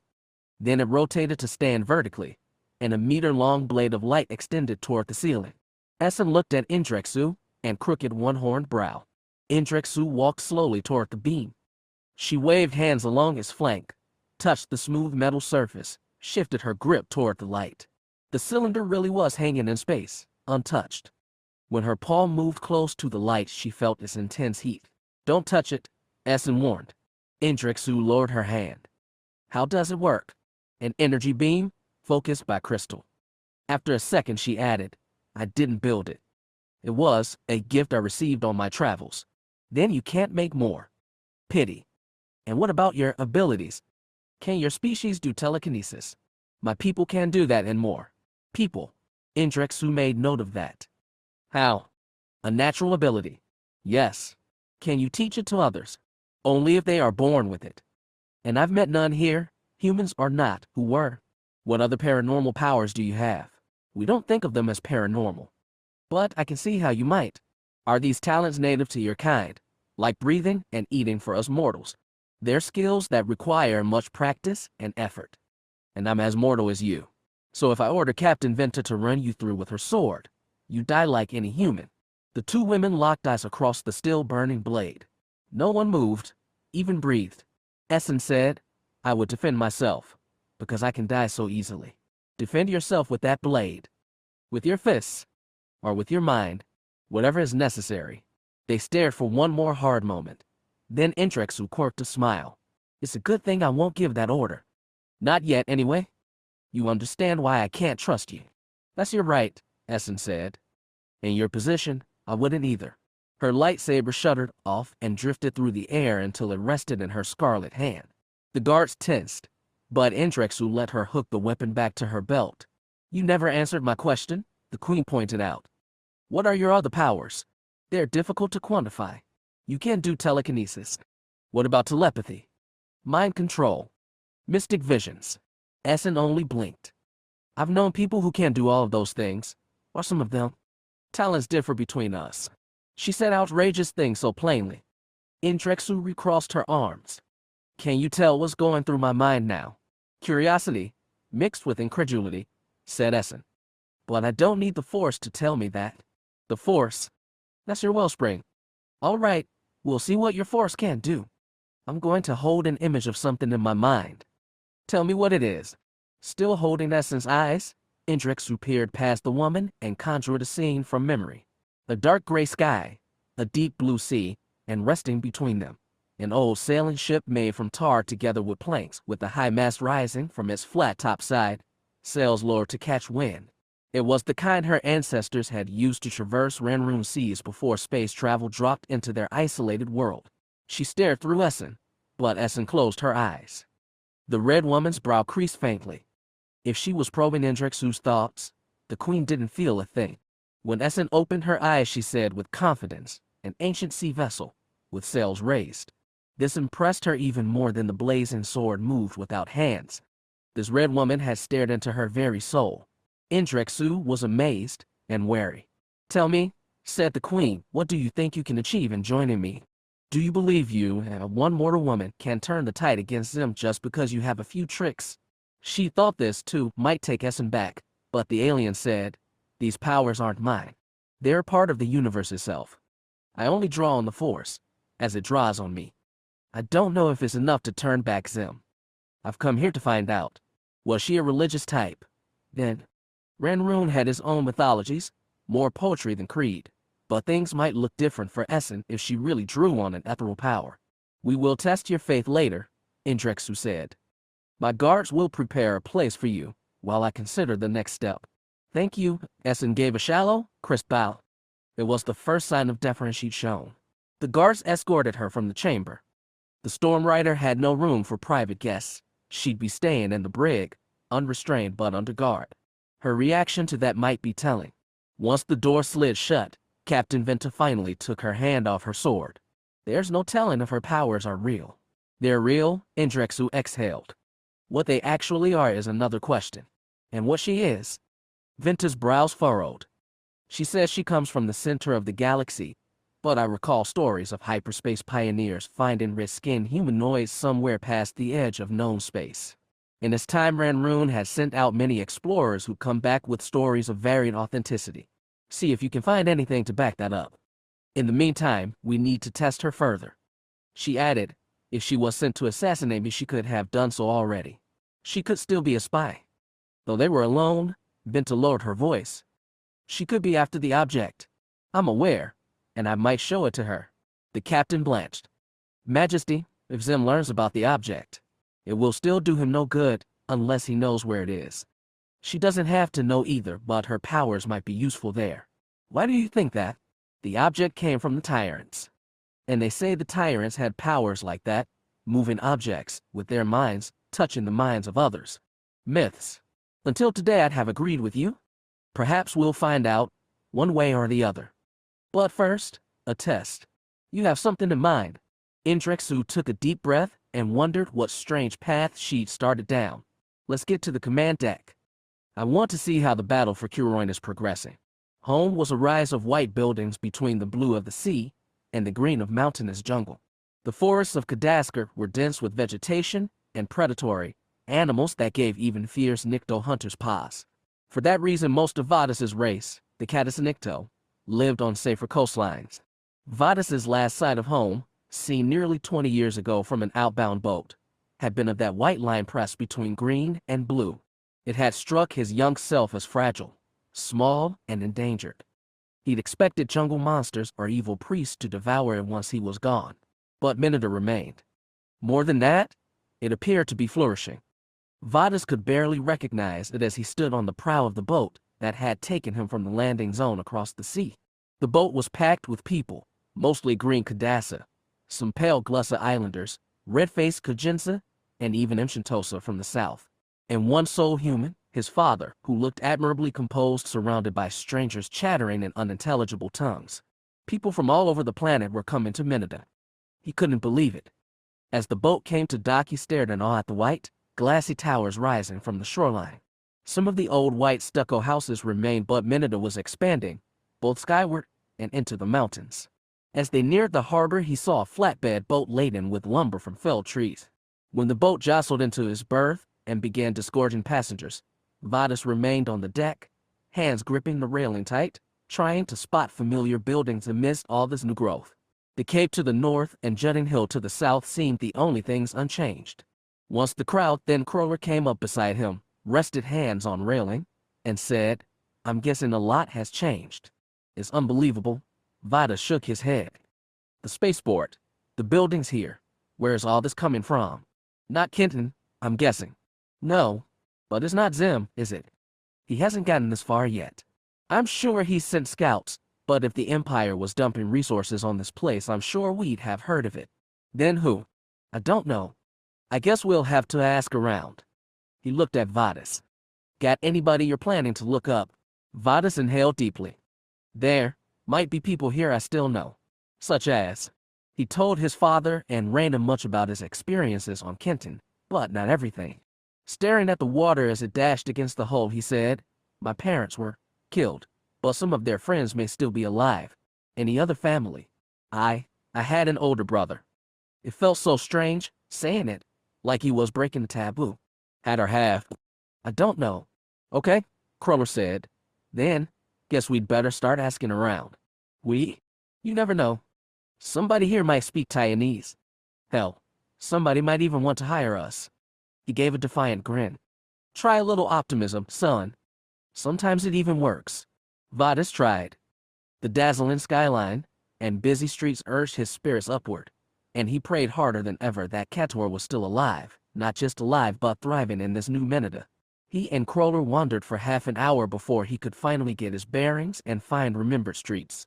The neighborhood in which he'd grown had changed relatively little. White houses were pressed close together into lanes so narrow they had to walk single file. He remembered the maze of those lanes, where to hook left or twist right. He remembered all the steps that would take him to the home in which he'd grown up. He thought he'd purged all those memories 20 years ago, but they, like his past, had lain dormant, waiting for the moment to surface again. He was just a few buildings away from his family home when someone called his name. It was a female's voice, creaking, elderly. He and Crawler turned to see a hunched woman emerge from a side lane. The scales of her green face were turning dry and rusty with age, but he recognized her for her gold-rimmed eyes. "Binoka, is that you?" He stepped closer. "You are Vadas, aren't you?" His mother's friend shambled close. She reached up and touched his face. "You've grown so much, but the way you walk is the same. Those long, fast steps. We all thought you were dead." "I ran away. I left Kenton. I came back now because I heard the Indrexu priests were gone, but I never expected to see everything else had changed." "Oh, it all happened so fast." She looked at the towers in fresh disbelief. "Just a few years ago, there was nothing there. Look at it now. Praise Charaba. I never thought I'd see Minida like this." "Who is Charaba?" "Why, the Liberator. She is the one who destroyed the priests, bless her name." Vadas wanted to ask her so many questions, starting with what this Charaba was, how she'd driven away the priests, and what all this new construction meant.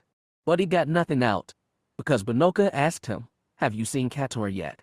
His chest grew tight. "No. I was trying to find him." Is he at home?" He waved down the remembered path. "Oh no, you won't find your brother there anymore." "Then where can I find him?" The old woman lifted her head thoughtfully toward the towers, then raised one hand and gestured. "That one, I think. Or the one beside it. I can't remember." Kator was alive. Kator was flourishing. Vadas wanted to leap into the air and cry for joy, but he composed himself, thanked Binoka, and hurried in the direction of the towers. As they walked, he explained it to Crawler. who gamely watched their conversation without understanding a word. Stepping through the doors at the base of the tower was Vadis's final proof that Kenton had changed. Instead of the traditional white-walled garden courtyard common to Cadissa homes, the foyer was cold, all sleek metal and high glass windows. The guards standing in the center were not Nikto of any race. They were of a species Vadis had never seen before, with leathery brown skin and black hair pulled into queues. They were tall and powerfully built, and to immediately approach the newcomers. "State your business," one said in thickly accented Cadascu. Vadis wasn't sure if that heavy-browed glower was meant to be threatening or if it was natural for the species. He fought the urge to shrink and said, "I've come to see Kator." "Kator receives no visitors. He'll receive me. Tell him Vadis has come for him." "Vadis." The guard glowered even deeper, then said something unintelligible to his partner. The second guard relayed the command to a third, who then spoke into a communicator badge. After an interseeming minute, a reply came. "Kator will come to you," the guard said, then stepped back, almost respectful. Sensing something had happened, Kroller stepped beside his son. "What's going on?" he said. "Kator's coming down." The human smiled. "He's here? That's great, isn't it?" Smiling did not come naturally to Nikto, and Vadis was in no mood to try. He was about to see his brother after 20 years, a reunion he'd not dared imagine because he'd never thought it possible. But it was happening now, and it filled him with apprehension. Would Kator welcome him? Would he curse his younger brother for running like a coward, leaving him alone to face the priests of Indrexu who'd already murdered their sister? He'd be right too. Nikto valued family, and Vadis had abandoned his, because he hadn't been strong enough. He heard the whir of a lift tube dropping to the lobby, and braced himself for judgment. He stepped ahead of his father, and made a small gesture for Kroller to stay back. This was a confrontation he'd have to handle alone. The lift came to a gentle halt. Two metal doors spread open. A single figure stepped out of a capsule. One tall green Nikto dressed in a handsome black and white suit. After 20 years, the face was a stranger's, but again, the eyes told all. It was Kator, looking stronger and more prosperous than Vadis could have dreamed. And in those eyes there was no scorn or judgment, only joy. Vadis froze, uncertain. Kroller and the alien guard stood to the side, watching. Kator looked his brother up and down, then gathered him into a suffocating embrace. "You're alive. Alive." Kator marveled. "I don't believe it. How is this possible? Where have you been?" "No, please." He pulled a step back, hands on Vadis's shoulders, looking at him again. "It really is you. Oh, brother, you've changed so much." When Vadis opened his mouth, he bleated a human-like giddy laugh that took his brother by surprise. Then he touched Kator's forearms in the Cadassa gesture of trust. "So have you? So has everything. What's happened to Kenton? I wouldn't know where to start." "What's happened to you?" "I wouldn't know where to start either." "No, that's not true." He gestured with one hand to Kroller. "This is my adopted father." "Father." Kator looked at Kroller for the first time. "Is he a human?" "Yes. You know humans." "Know of them?" "I've heard they have a great empire." "He's not part of the empire. We're spacers, traveling the stars. I've been to more planets than I can count. I envy you. I've always wondered what it would be like to leave Kenton. But look at you." Vadis tugged the hem of his brother's suit. "You've done well for yourself, clearly. It was good fortune more than anything. You deserve all the good luck possible after what we went through growing up." Vadis had 1,000 more questions, but they both paused to remember the long trail of grief that had preceded this happy moment. Kroller took that opening to step up. He offered an open hand to Kator, and said in Tianese, "It's an honor and a pleasure. Vadis has been as good to me as any man could hope for." Vadis was embarrassed by the praise. He translated, "He gives you greetings." Grasp his palm. "It's a human greeting." Kator looked thoughtfully at that pink appendage before taking it with his green one. Then he said, "Come, both of you. We'll keep talking." He tipped his chin and eyes to the ceiling, in my office. Kator's office wasn't at the top of the tower, but it was high enough to give a glittering view of the sun-stroked coastline. As he looked out on Menida's shore, from a vantage he'd never dreamed of, Vadis asked his brother, "What exactly do you do here? Are you a mayor?" "Nothing like that." Kator shook his head. "I have a business." "Well, businesses. The boats pulling in and taking out cargo, the construction, the deforestation, and expansion projects. I have parts in all of them. It keeps me very busy. To survive under the priests, I had to be resourceful. I met many people, made many connections, and they finally paid off. Vadis glanced at Crawler, who understood nothing. So you work for this, Liberator? I don't work for anyone, but what I have, what all Kenton has, would never have been possible under the priests. I'm sure. But, what is the Liberator? I saw old Bacana, she called it Uraba, and said it was a goddess. Kator exhaled. His giddy happiness seemed to leave with his breath. It's a complicated situation. There are forwarders, I can tell that much. Those alien guards, were they liberators? No. They are called Weekway, and they're from a planet called Srilor. They work for the Liberator. How many of those Wiki are on Kenton now? Who can say? There are other species here. Clutuanans, some are called, and Vadrans. And there are the Cyborians, who are very good with technology. They've been building the space station in orbit. The Vadrans have been putting up these buildings. Nothing would be possible without their help. He tilted his head and added, we Nikto were never advanced enough to reach the stars on our own. And all of them work for Chirava. They are her followers, best I understand it. I've never really understood what these forwarders do, but he understood some of it more than he was telling. Despite all that had gone between them, Vadis could read his brother that well. There's nothing to worry about, Kator insisted. There aren't the priests of Indrexu. They've given us access to the stars and a community of worlds. Money and resources are flowing into Kenton like never before. This is a whole new age for our people. He clapped a hand on Vadis' shoulder. You're lucky you came back in time to witness it. Great things are happening to our people. Stay and be part of it. What Vadis' first, unthinking instinct was to go. He pushed the impulse away. He'd abandoned his planet and his brother once. He could never allow himself to do it again. I'll stay for a while, he said. I really want to understand what's going on here. Maybe I can help you. I've been to worlds most Nikto have never heard of. Maybe I can understand this Chiraba in ways nobody else here can. You're more insistent than I remember. More strong-willed. I've grown up. I can tell. He squeezed Vadis' shoulder again. You have good timing. The Liberator herself is going to make a visitation to Kainala in 8 days. A visitation. What does that mean? I could try and describe it, but it would be best for you to see it for yourself. Kator released his brother. Enough questions about the Liberator, please. Let it rest for now. I want to know about you. All the places you've been, the people you've met, the adventures you've had. He gave a pleasant hiss. You never knew how much I envied you. You envied me. Why? Because you got away, Kator said with melancholy, then brightened. But we're both free now. It just took me a little longer than you. We're both free, and nothing can change that. He could tell Kator believed that firmly, so Vadis believed it too. Deep inside the body of the Storm Rider, protected from deadly space by Kyrium plating, duranium armor, and layers of pressurized decks, Indrexu's crew sat restless in front of their consoles. Helmets, which could be donned in an emergency, hung on the walls above their heads. They eyed their screens, worked their control panels, and anxiously stirred in their crash webbing. The Storm Rider's artificial gravity generators were shut down so that all power could be shunted to engines. They were about to insert themselves into one of the engagements flaring in Curon's orbit. Indrexu was strapped into the seat beside Captain Moral.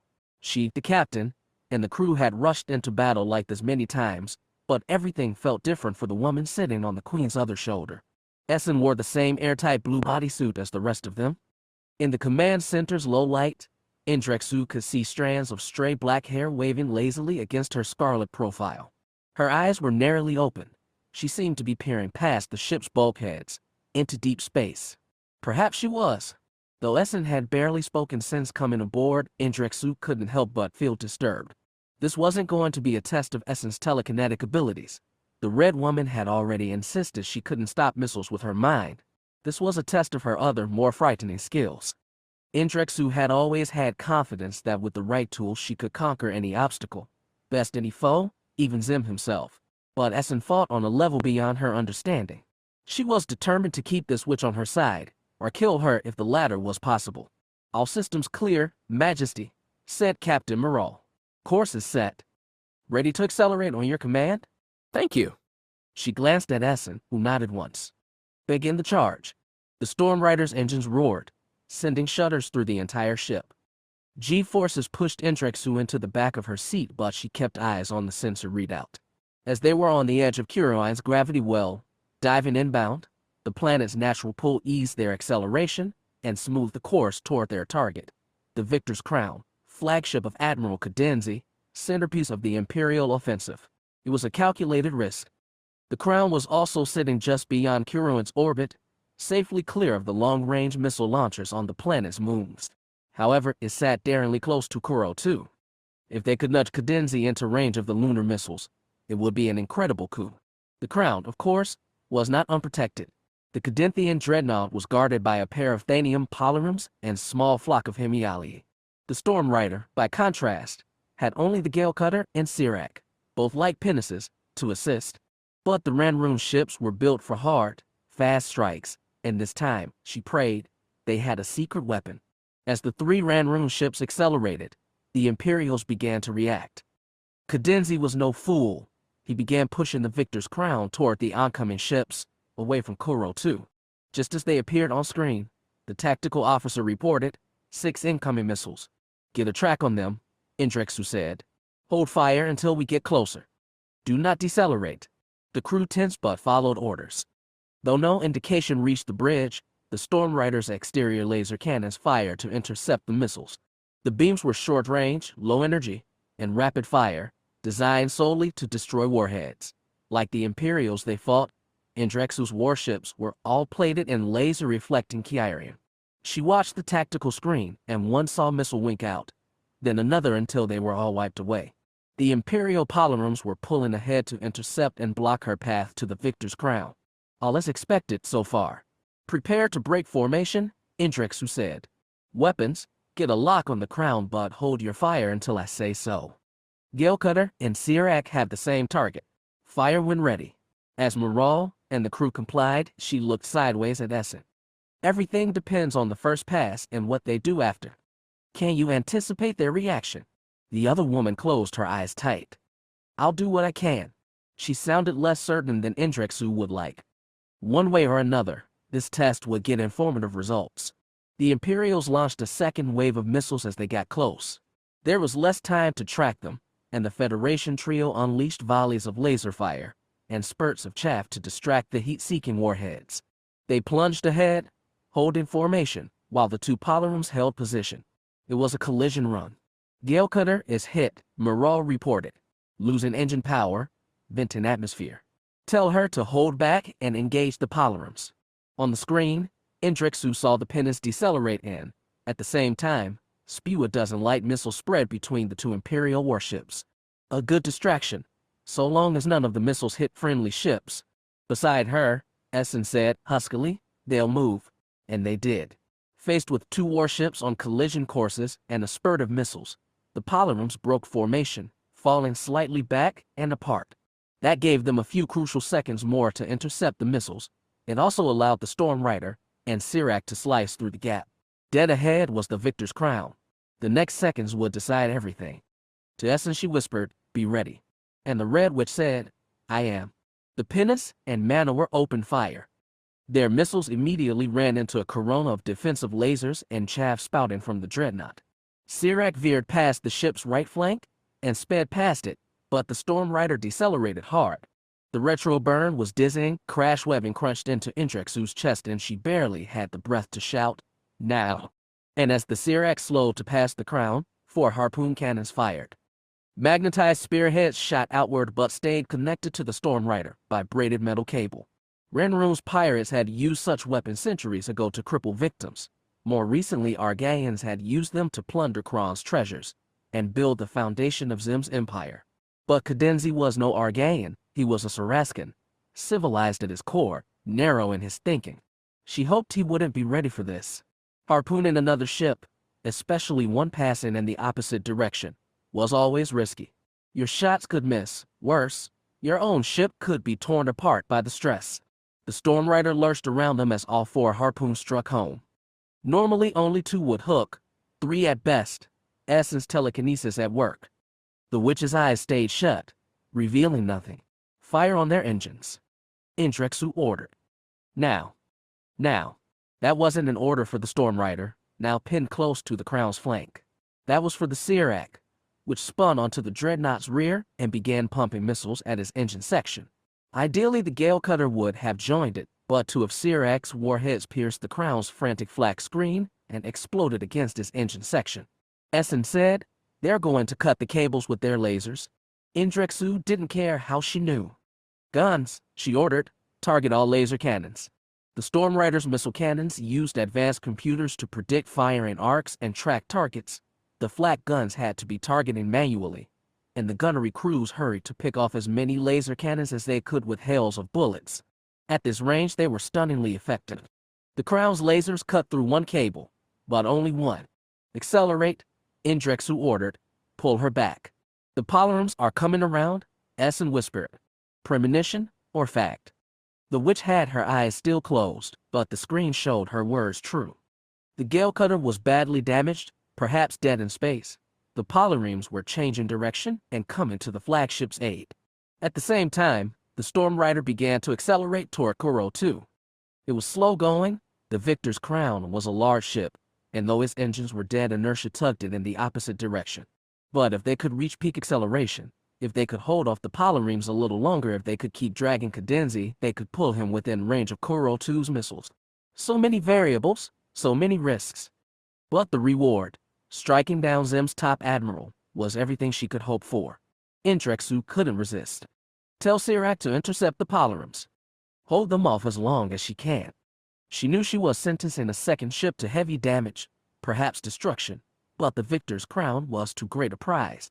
Yet Essen told her, "They'll ignore Sirac and head straight for you." "You're certain?" Essen nodded. Indrexu had only seconds to recalculate. Could she kill Cadenzi but save herself? Not if Essen was right.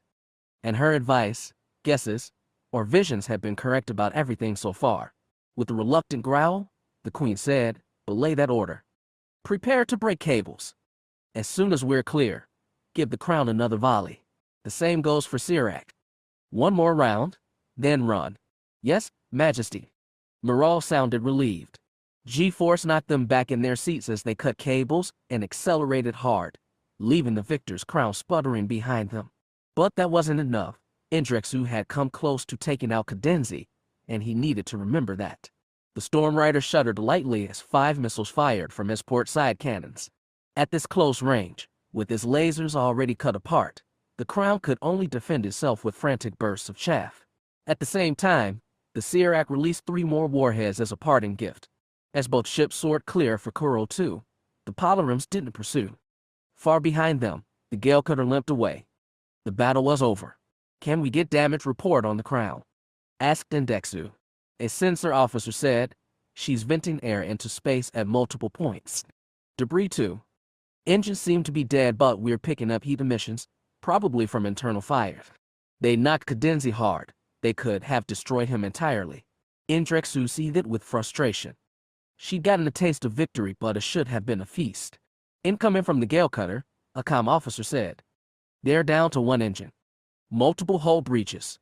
Over a dozen casualties reported so far, plus 23 missing. Missing? Probably lost.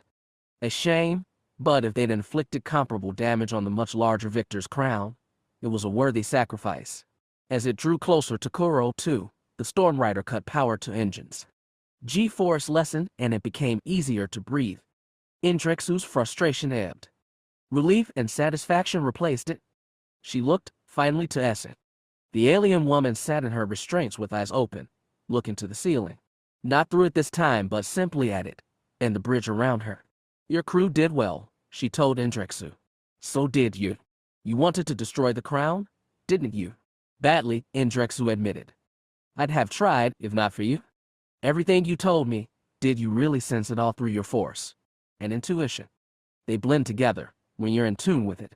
And the harpoons. I did what I could." Essen said it without pride. She was merely stating facts. What was this creature, Indrexu wondered, who could work miracles so lightly? But it wasn't so light. She saw sweat glisten on Essen's red brow, and the fading stress lines on her face. It had taken effort to work that magic, but work as she had. "Did I pass your test?" Essen asked. "I think you did. And now?" Indrexu didn't respond, merely looked away, but she knew the answer. It was time to show Xim the object and see what her new sorcerer had to say about old magic.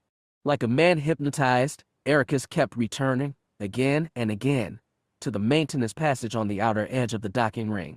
The view through the portholes had a hold on him. He hated the great nothing that surrounded the dead light of stars, but he couldn't look away. He couldn't explain it to Reyna. He didn't even tell her where he was sulking. She accepted this at first, but after several days she started to press. Soren's getting worried, she told him in the privacy of their bedroom. He knows something's not right with you. He can't feel it, Erica said, in the Force. He doesn't need the Force. Kids are more perceptive than you think. Reyna touched his face softly, cautiously. I'm sorry about your teacher, but there's nothing you can do for him now. You have to move ahead. I'm sure he'd have wanted that. Yes, he would, but Master Sor had been wrong. It was impossible to explain his broken faith to someone he'd never shared it with.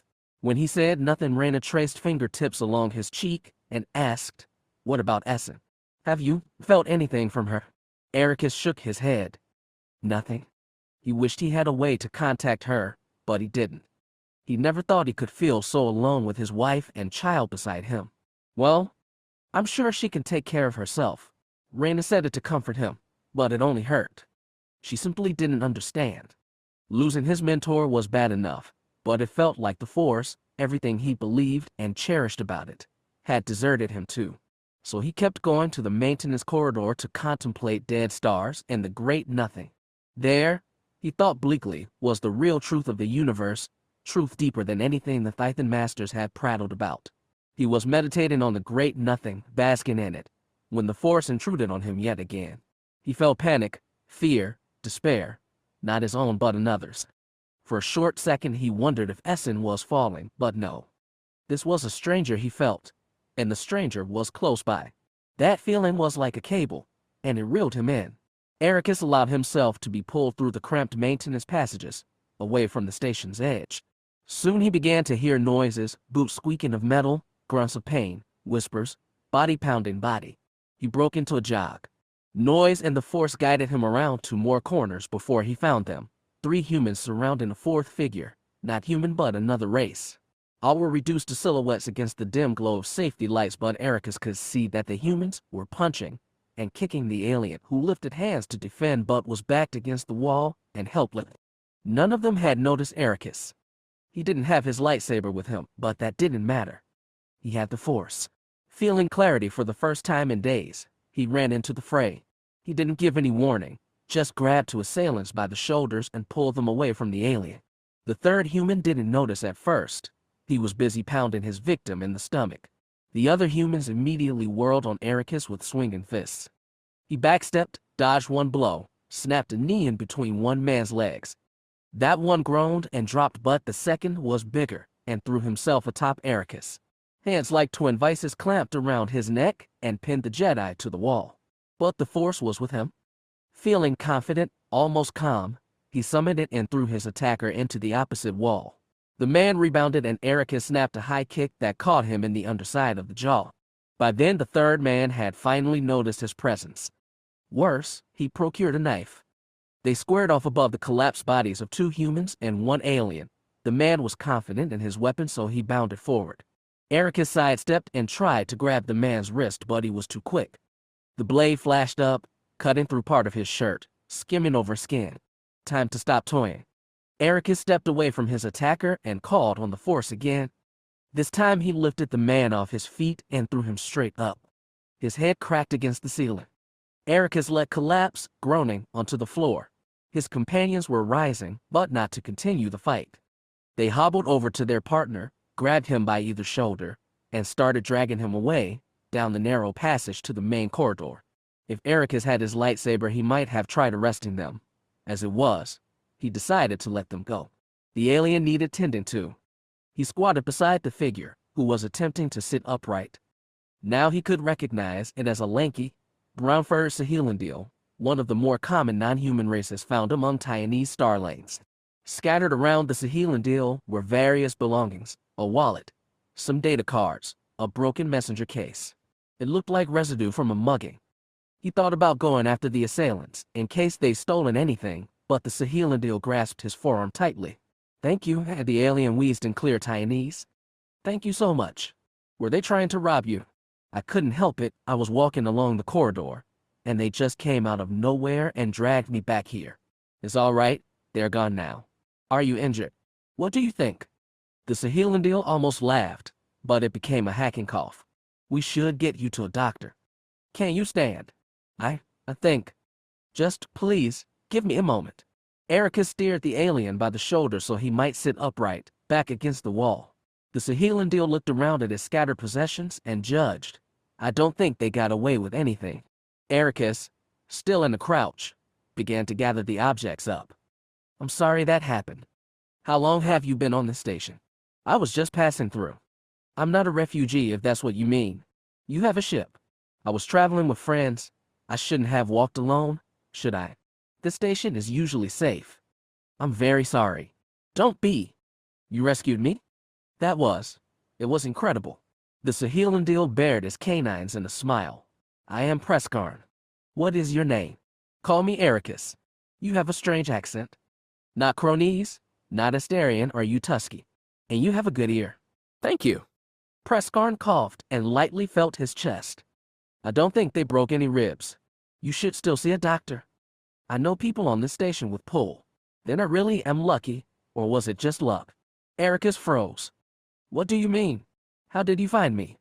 "They dragged me down here, to this place, where there'd be nobody around. I heard you." "Was that all?" Preskarn tilted his head. "The man with the knife, I saw what happened. You didn't touch him, he just flew." Ericus had let his force power slip before. Usually he could brush it off, but the Saheelandil was insistent. Gripping his forearm tighter, Preskarn asked, "Did you see me get attacked?" "Like a vision." Now Ericus was curious. "What kind of vision?" "Like prophecy." "Are you a seer, Ericus?" Some Jedi were blessed, or cursed with visions of the future, but Ericus had never been one of them. At best he had vague presentiments. Today he merely felt Preskarn's distress with basic empathic skills.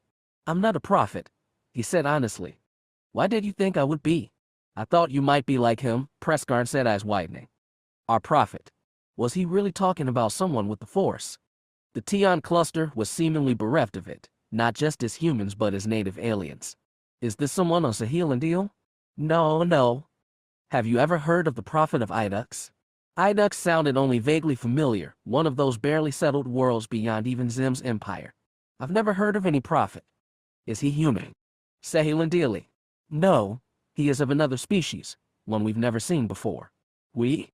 "There are those of us with troubled hearts or heavy past who've heard of the prophet and sought him out. He does more than just see the future. He looks inside us." He tapped the center of his chest. "He guides us and shows us peace."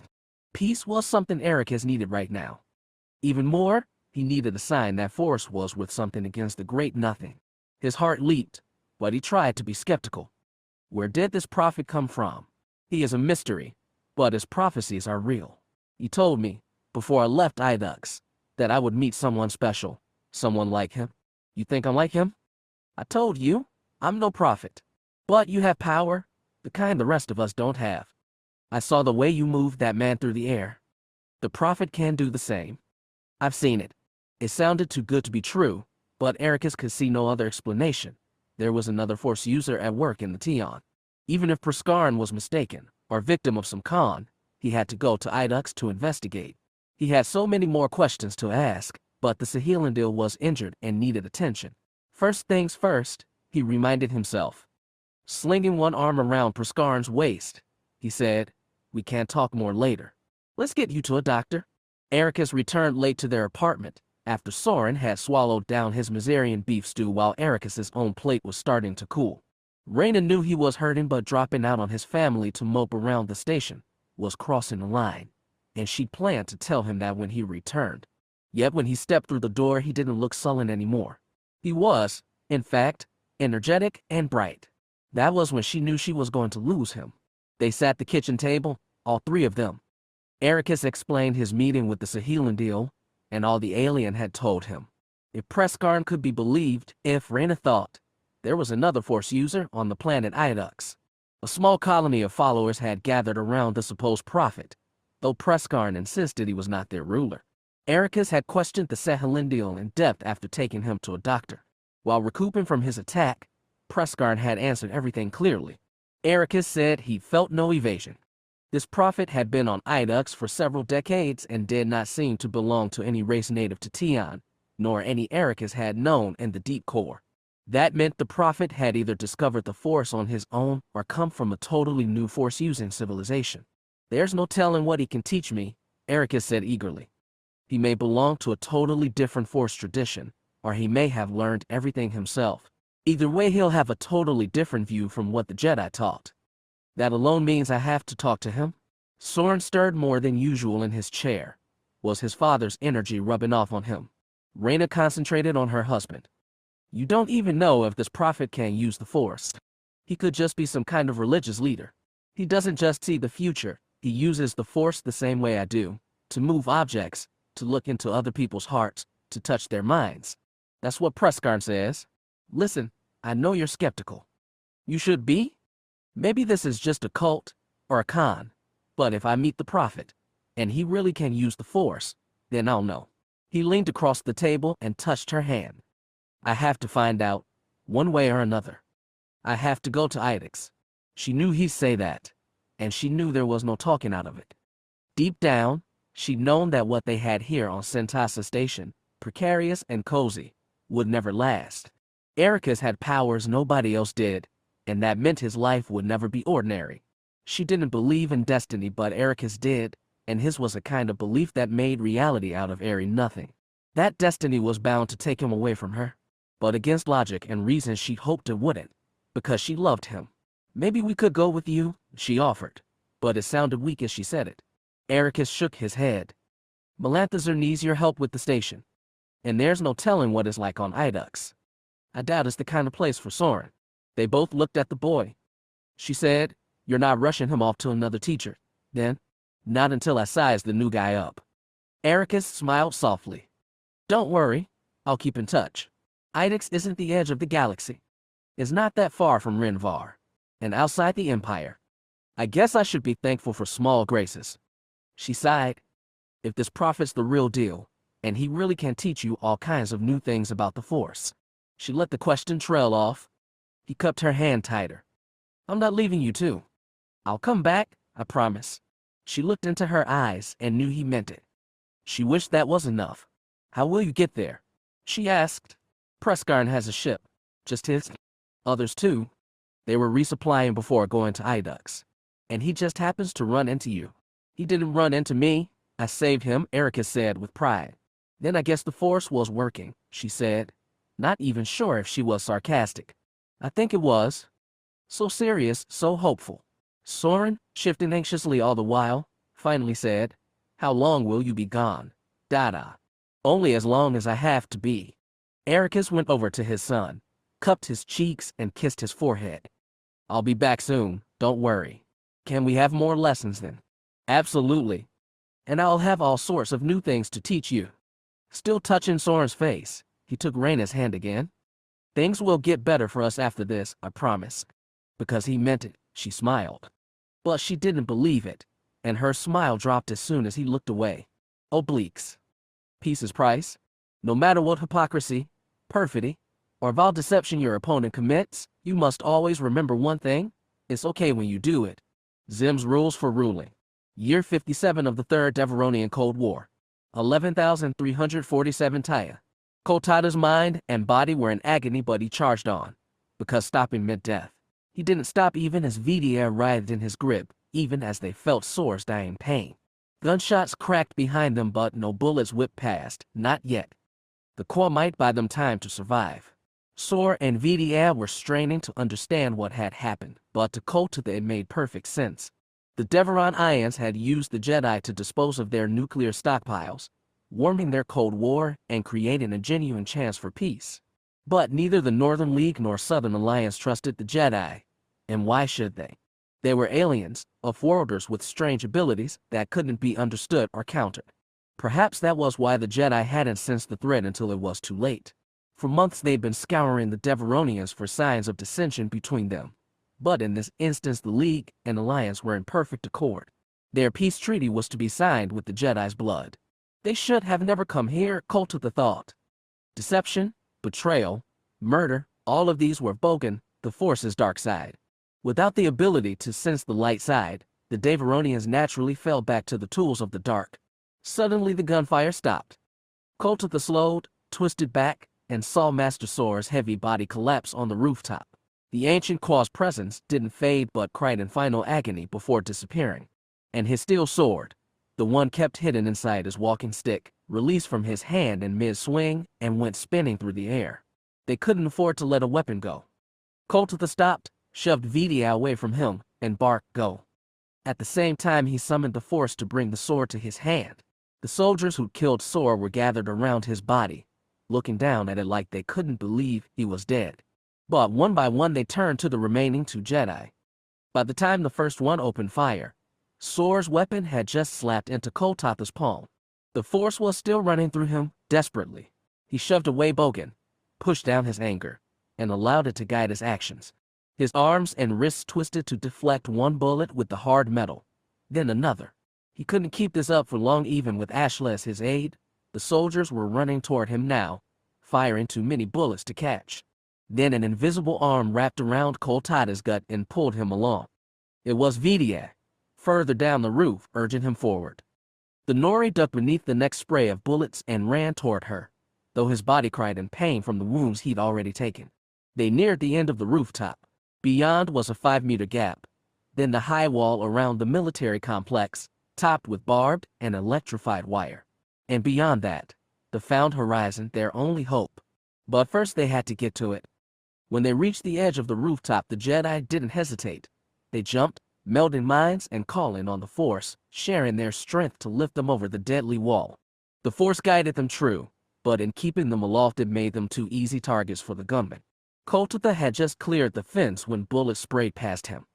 The last round caught his sword hand and shattered it. The Nori's concentration broke, and he plummeted. A touch from Vidia was the only thing that kept him from injuring himself on the fall. When they landed they were briefly safe. The wall and closed gate blocked the gunmen, but it wouldn't last long. More soldiers were coming, like a wave of malice. Coltitha clutched his bloody, broken hand to his chest and staggered for the horizon. A touch of the Force commanded the ship to lower its landing ramp. So near, but so far. The gates behind them were cranking open. Coltitha was too wounded to fight now. If they didn't reach the ramp in time, they were dead. "Go," Vidia called to him. "I'll hold them back." He was startled to see the young Deveronian pluck Sor's sword off the ground, grip it in two hands, and face the gate. "Don't do it," he called. If another one of them had to die, it should have been him. She was barely more than a Padawan, and had shouldered the burden of this entire foolish mission. She shouldn't have to die for it too. But Vidia didn't listen. Frantically, bleeding anger and desperation in the Force, she rushed to the gate as soon as it cracked open and stabbed her sword through the breach. Shots fired in response, but she dodged them. Coltitha staggered for the ramp but kept looking back. He saw the gates open wide enough for two soldiers to spill through, but before they could use their weapons, Vidia hacked one through the knee and thrust her blade into the other side. Their bodies fell, clogging the way for the others, but the gate was opening wider. Coltitha reached the ramp and nearly collapsed. The Nori looked back, saw Vidia standing at the gate with suicidal bravery, and called on the Force one last time. He grabbed the young Deveronian and pulled her to him.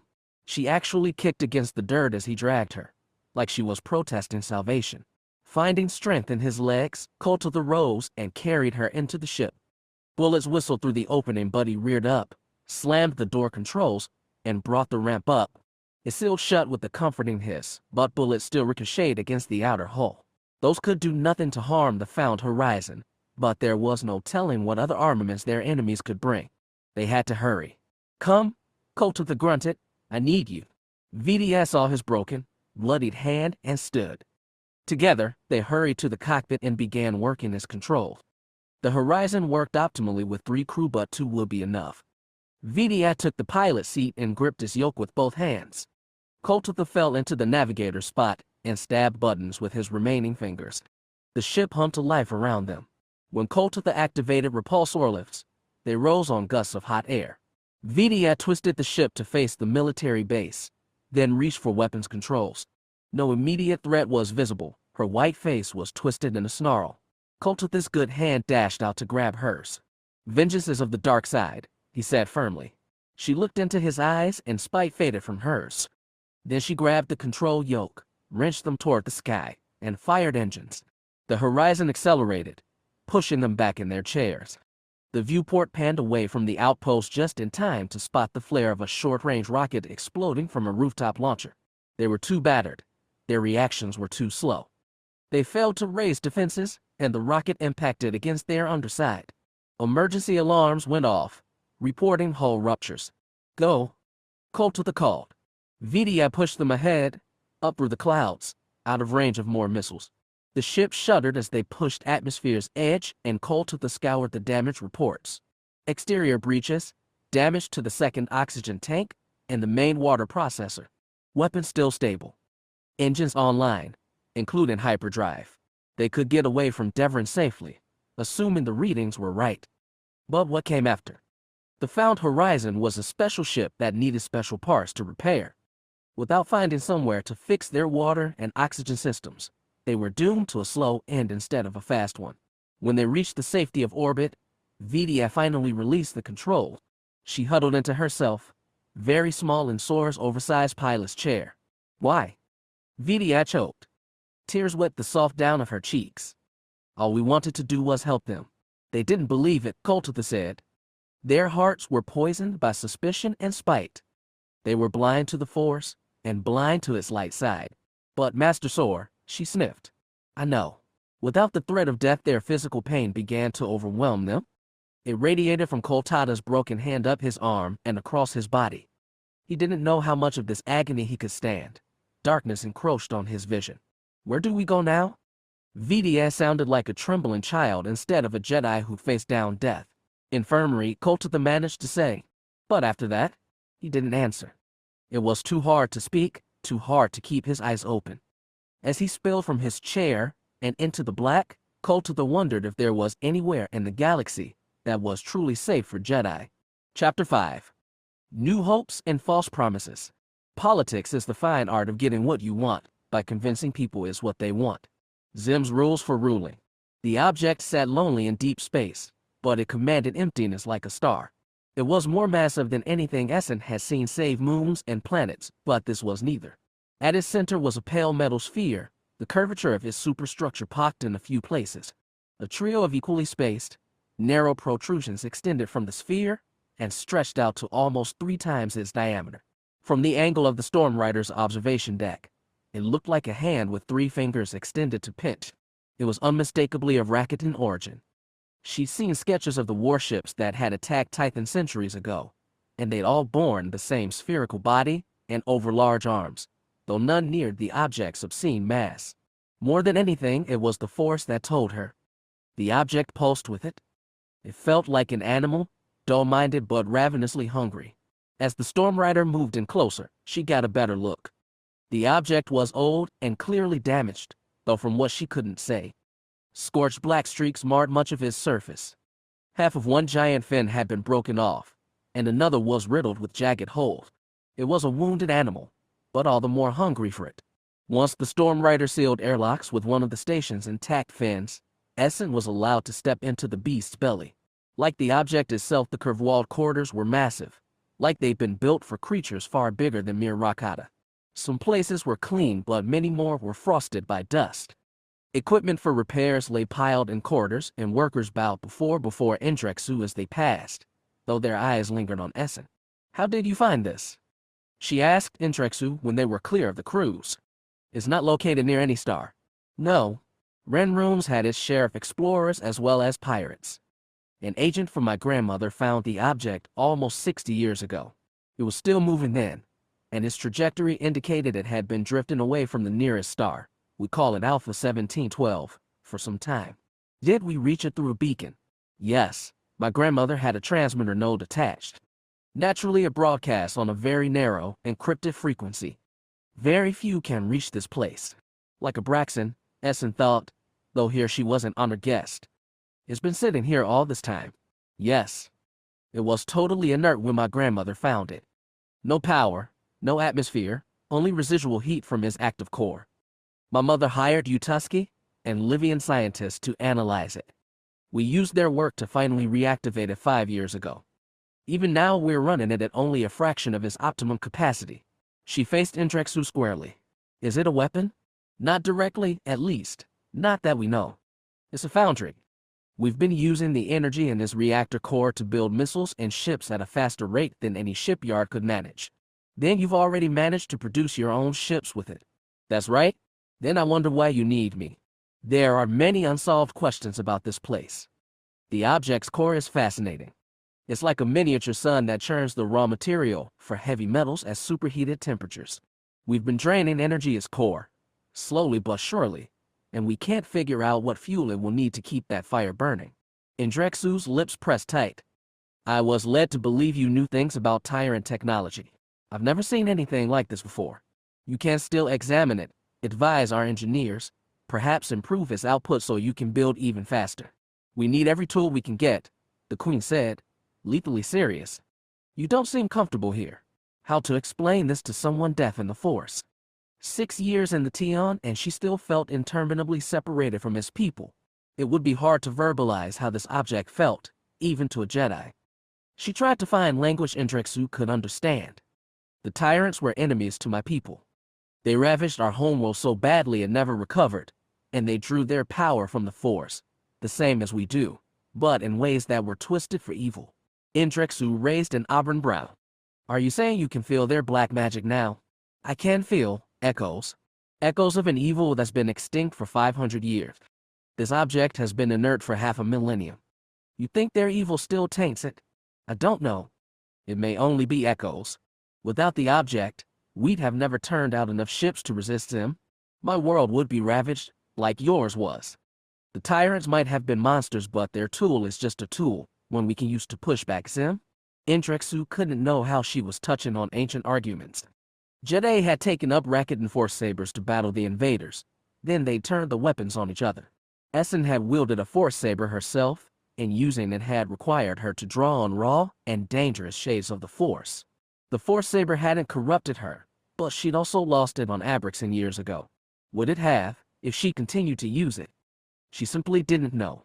There was no use explaining that to Indrexu. The Queen's argument, from her standpoint, was airtight. Without the object, her world was lost. If they could master it, Ranroon could be saved. Essen wished Jedi dilemmas could be so simple. Indrexu was staring hard at her. Essen took a deep breath. I promise nothing, but I'll try. The Queen's smile was knife-sharp. Your try is worth more than other women's promise. I'll introduce you to my engineers before I leave. Essen frowned. We just arrived. Yes, but I have to leave for Ranroon. Don't worry, I won't abandon you. I have an offensive to plan, and as soon as it is planned, we're going to need you. I can't be everywhere, and I'm not a miracle worker. No, you're only a witch. Such a cutting grin. But right now, some old magic is exactly what we need. Supreme Commander Cadenzi stood in his Emperor's small but elegant audience chamber aboard the Ebon Scimitar, looking suitably ashamed for his defeat at Curoin. That wasn't enough for Xim. Geminaire stood to the side and watched as the Emperor circled his admiral like a predator sizing up his prey. Cadenzi, barrel-bodied with a thick gray beard, masked half again what Xim did, but he looked like a coward animal. You should have marked that ship as Indrexu's immediately, he snarled. You should have watched it. You should have been ready for it to move. You certainly shouldn't have laid the crown open for an attack. I admit my mistake, Cadenzi said stiffly, but I did observe her and judged the Storm Rider and his 2 escorts, just 2 pinnaces, to be an insufficient threat. Clearly you judged wrong. Xim circled round in front and looked him in the eye. That's bad enough, Admiral, but somehow you allowed yourself to be harpooned. What is the victor's crown, Admiral? A Cadenthian dreadnought? Or a fish? Indrexu's tactics were archaic. They couldn't have been anticipated. They could have been, if you weren't trapped by lazy thinking. You Saraskins, you're too civilized for your own good. Xim kept circling.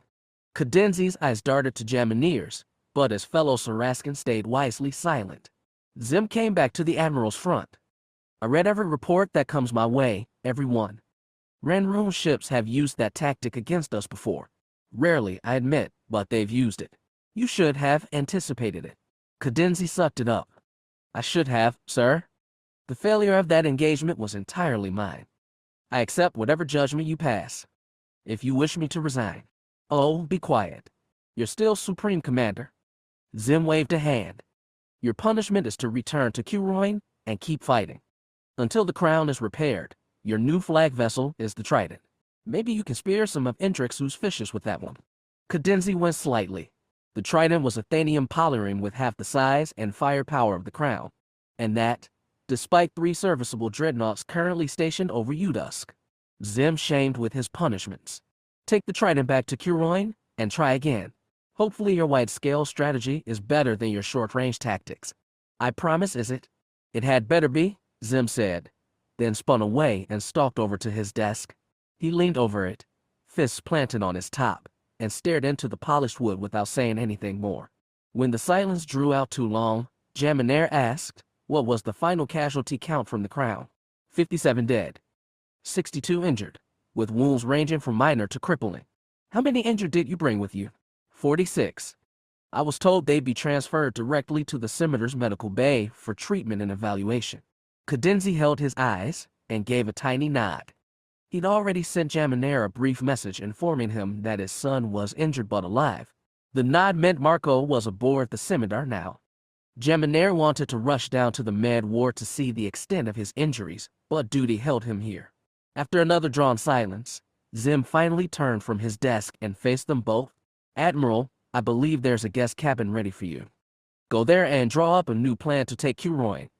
By the time you've given that to me, the Trident should be prepared to receive your flag. Understood. Is there anything else? Not at this time. Thank you, Admiral. Cadenzi gave a salute, turned, and walked away.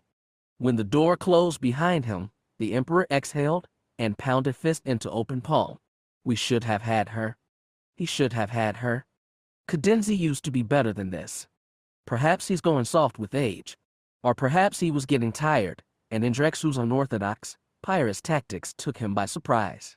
Jaminair said, it was a mistake, but it doesn't change the situation on Curoin. Give Cadenzi time. He'll take it. Oh, I know. Who else am I supposed to make Supreme Commander? Thane. Xim snorted. Though I suppose he might be better against Indrexu, one savage to another. If only the old man could be relied on to take orders. Jaminair knew that when Xim said savage, he meant it as a compliment. Despite everything, unlike Jaminair, he was his father's son. How does this affect the Scimitar and Ascendant? Will we reinforce Curoin? Xim considered. Not yet. We need to cut away at her flanks more. Thane is having trouble at Anesca. I probably shouldn't have sent him in the first place. Cutting out an entrenched enemy is more Felric's specialty. Will both of us be going to Anesca? Yes, I think that's best. Xim didn't sound certain. He saw the question in Jaminair's eyes and explained, Indrexu is the key to this. If Cadenzi had killed her, their entire front would have collapsed already. I'm sure of it. But there's no way to anticipate where she'll be. It's always a problem. By the time they received word of engagements, those engagements were usually over. Even using hyperspace drones, interstellar communication was simply too slow. I'd like to face her myself, frankly. One monarch to another, Xim said. I suppose that's up to chance. Is it? I'm no longer sure. Jaminair frowned. What are you thinking? A spy? Nothing so mundane? I don't understand. I said I read every report and I meant it. Xim crossed his arms. Have you reviewed the ground offensive on Curoin's northeast continent? Jaminair had no idea where this was going. Xim could still confound him. I'm sorry. I haven't gotten around to it. We sent an armored convoy to attack one of their bases. A half-dozen tanks, twice as many crawlers. All of them were either captured or destroyed. A new weapon. Not the way you mean. Our listeners intercepted and decrypted some of their post-battle comms. They attributed their victory to one soldier. He held a finger up. A red woman with a sword made of light and inexplicable powers. It was like getting smacked with the hand of the past. 6 years ago, Jaminair had captured her, tortured and interrogated her on Abrixen. After her rescue and the violent escape of her tyrant allies, nothing. Not a single thing, despite the Geno Herodin and all the Empire's other resources looking for her. Geminair asked, "Are we sure it's the same one? How many other red witches with blazing swords stalk my empire?" Xim shrugged. "I hope there's only one. So she's thrown in with Indrexu." "Perhaps." The comms we intercepted were garbled, but it sounded like the Federation soldiers were as surprised as anyone. Of course, this was days ago. She could be at Indrexu's side by now. Geminair took his meaning. "You think she helped damage the victor's crown?" "That's a leap, I know. But it is possible. It's why I didn't come down on Cadenzi as hard as I'd like to. Who can fight the old magic?" Xim made the question sound rhetorical, but they knew it might be perilously important in the days ahead. Geminair asked, "Is there anything we can do about her for the moment?" "Unfortunately, no, but we should be careful going ahead." Careful was not a word Xim often used. Geminair said, "There have to be limits to her magic.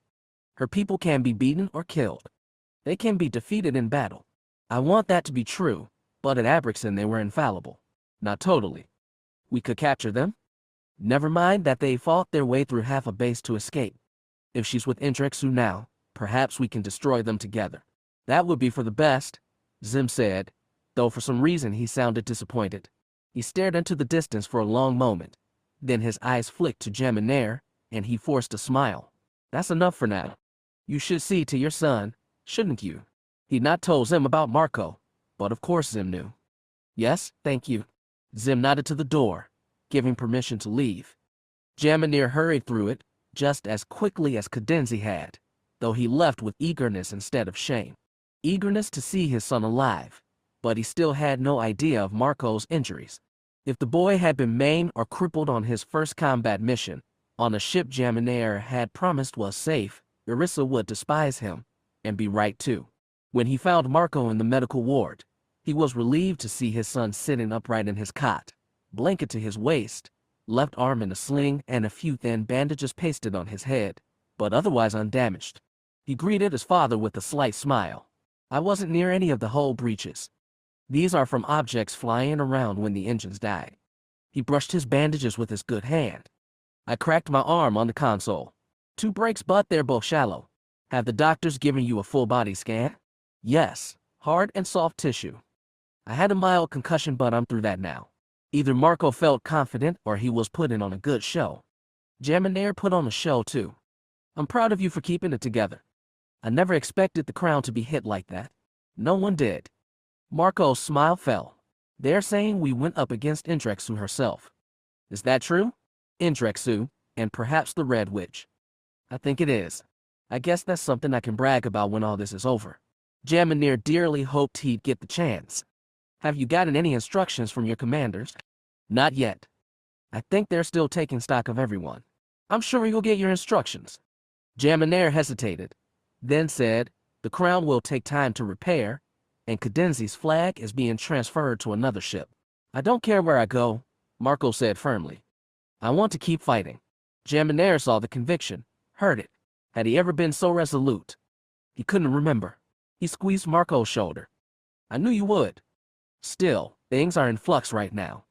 You could be reassigned practically anywhere. You said you didn't pull strings to get me on the crown." "That's true, isn't it?" Geminair nodded. "Then let things play out here. I'll be fine, father. You have more important things to worry about than me." Had young Geminair been that clear-eyed too? He doubted it. He'd always craved not to be his father. Even now, when considering his own son, he asked himself how dead Chorus 9 would react and try to do and feel the opposite. He knew that his father would have never rushed to his side the way he had to Marco's, never offered to pull strings. "What about mother?" his son asked. "Has she been told?" When a soldier is registered as wounded, an automatic message is supposed to go to his family. "I don't know if yours has been sent yet, but I'll compose one personally so she knows you're all right." "Good. Tell her I love her." "Of course." He squeezed Marco's shoulder. "I'll come down again. Get some rest." Geminair walked out of the med ward feeling light with relief. The coming battles and the threat of old magic felt immaterial. Marco had brushed close to death and escaped it. That was all that mattered. Yet as Geminair got further from his son and closer to Xim, he couldn't help feeling that the escape had been as temporary as it was narrow. Indrexu normally preferred to do important meetings face-to-face, but in this instance she was glad to be holding conference in her cabin aboard the Stormrider, bouncing short-range transmissions between Ranroon below and the Manowar Wavebreaker, 2,000 kilometers, off her flank. She was glad because Minister Rasu looked like he was about to explode. This is unbelievable. You've taken it on yourself, unilaterally, without even telling us, to let this alien in on our core secrets. You even took to the object. Yes, Indrexu nodded, but she's only seen it. She doesn't have the ability to reach it. What does that matter? She's already there, Jellister said, more coolly but just as severe if she's a spy for Xim, or some third party we don't know about. She may have a way to steal the transmission key. Or she may have some way to signal her allies and draw them in, said Admiral Minask, the gray-haired woman. Indrexu's chief admiral was more polite but still grave. Majesty, I wish you'd discussed this with us beforehand. There simply wasn't time. She was at Curoin. So as I decided the best course of action was to test her abilities, and they worked. We came close to destroying Cadenzi's flagship. You also withdrew and spared Cadenzi on her urging, Minask reminded. I don't discount that she could be a spy, but I don't believe she is. In any case, she's being constantly monitored while aboard the object. I'm willing to take the risk because her magic is real. It looked real to you, Rasu corrected. But if this is also employed by Xim, it would look real, wouldn't it? Have you subjected this witch to any tests? Have you searched all her belongings? Did you run any clearance before welcoming her into your arms, or just take all her tricks on blind faith? The comm screen rendered him in monochrome, but she could imagine his face turn fuchsia. Firmly she replied, she's allowed us to take blood samples and run a thorough physical. We found nothing exceptional so far. Her physiognomy, and even most of her genome, is very human-like. It's possible her people are a genetic offshoot. Captain Venta is looking into reports of red-skinned humanoids from beyond the Thanium worlds. Yet she claims to come from the center of the galaxy, Jellister said. Exactly, agreed Rasu. Her entire story is preposterous. The Tyrants had the technology to cross the galaxy without nav beacons. Essam's people had it also. Yet she lost the ship that got her here. How convenient. As the minister shook his head in disgust, Jellister asked tiredly, if you've gone this far with your red witch, why tell us now? You clearly aren't asking our permission. I don't need to. We agreed years ago, Mr. President, that I remain the authority on all matters pertaining to Ranroon and its navy. What I'm doing with Essen is entirely a military matter. You haven't just taken her on your ship, you've shown her the object. The president groaned. That could threaten everything. And need I remind you that the Ranroon Navy, at this point, makes up the majority of the Federation's remaining fighting force. She knew it very well. It was what gave her the leverage she needed. I made a decision that was within my rights. Per our Federation charter, Indrexu told him, all regal authority. I didn't come here for permission, only to explain and suggest the next course of action. Rasu ran ahead over his bald, probably fuchsia head. You mean you'll warn us what you're going to do before you do it? I suppose we should be thankful. Indrexu looked at Minask's screen. Admiral, I was told that all our secret nav beacons are online and transmitting. Is this correct? It is. And these beacons will get us behind Xim's lines. Yes, Majesty. Then it's time we go on the offensive. Admiral, I want you to command continued efforts at Curoin. We can't let it fall, even if Xim sends reinforcements. However, we should dilute his fleet when we start striking behind his lines. Do you still plan to lead those attacks yourself, Majesty? I do. She glanced at Rasu and Jellister, daring them to object, but neither man did. Possibly they were hoping she'd get vaporized. I will be taking Essen with me, so I can continue to test her. If she is Xim's spy, Jellister grated, you could be heading into a trap inside Xim's territory. No one can help you there. I'm aware of the risks, but this is necessary. We need to hold Xim back while the object keeps producing more weapons, more ships. Even with the object, we have supply issues, Minask warned. We have ships, but we're running low of pilots trained to fly them. We've put out calls for volunteers among the refugees, Jellister added, and to Ranroon's populace, I believe. That's given us some resupply. But the longer this drags, the more we'll lose and more replacements we'll need. Indrexu took a heavy breath. She'd been expecting this, and had hoped to put off the order until later, but it seemed there was no other choice. She said, "This is our most desperate hour. Minister Rasu, Admiral Minask, I'm ordering full-scale conscription on Ranroon. Any able-bodied, fighting-gauge woman or man is to be inducted into service. Technical training for ships is paramount to combat training." "Understood." Minask nodded. Rasu looked resigned instead of angry. He'd been expecting this too. "We can begin conscription today, but it will take time to properly train the inductees. Weeks, even months. That's why this order is effective immediately. I will delay them as long as possible so we can shore up defenses here." For once, there was no objection. All three of them nodded soberly. It wasn't an order Indrexu enjoyed giving. None of Ranroon's old nations had relied on conscription. Indeed, there had been an unspoken belief that any state which had to force its people to fight was no state worth fighting for. But this was a battle for their collective survival. No one could be spared. Her ancestors, queens and pirates, would understand. Ericus had seen a lot of so-called known space by now, and he'd learned that the most populated worlds had at least one orbital station and multiple ground-side spaceports for interstellar traffic. Some newly settled worlds only had orbital stations, with surface facilities only suitable for short-range travel, and some rustic outliers, like Renvar, only had one surface port. Idux barely had even that. Its so-called spaceport consisted of only 3 docking towers, one of which was rusted and broken from neglect. Around the port were a few warehouses, a few homes, and no trading zone worth the name. It was the most bare-bones port Ericus had seen in all his travels. Even after landing, it was difficult to reach the Prophet. It took another half-day for Preskarn to haggle out rental prices for a 6-wheeler truck that would get them to wherever the Prophet was. After that, he piled into the truck with 20 Sahilan Deali. It was a long drive, an afternoon, a night, a day, and another night, all on barely paved roads. They drove over plains topped by waving grass, then forested hills, and then mountains. The road, he noted anxiously, was so badly maintained they nearly tipped down cliff sides on several occasions. It gave plenty of time for Ericus to wonder what in the hells the Prophet was doing out here, on the very edge of civilization. He thought he was laying low on Santasa Station, but this was a whole new level of reclusion. There had been Jedi Hermes back on Titan, but if the Prophet wanted that kind of isolation, why did he allow followers to congregate around him? He couldn't make sense of it.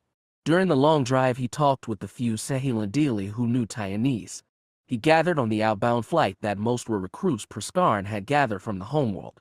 They were like him, seeking guidance but uncertain what they'd find. Though their furred, muzzle-lipped faces were alien, he could feel their mixed feelings in the Force. A few looked physically ill, one had fur falling out in patches, while another, an older female, he though, was racked by coughs and shudders.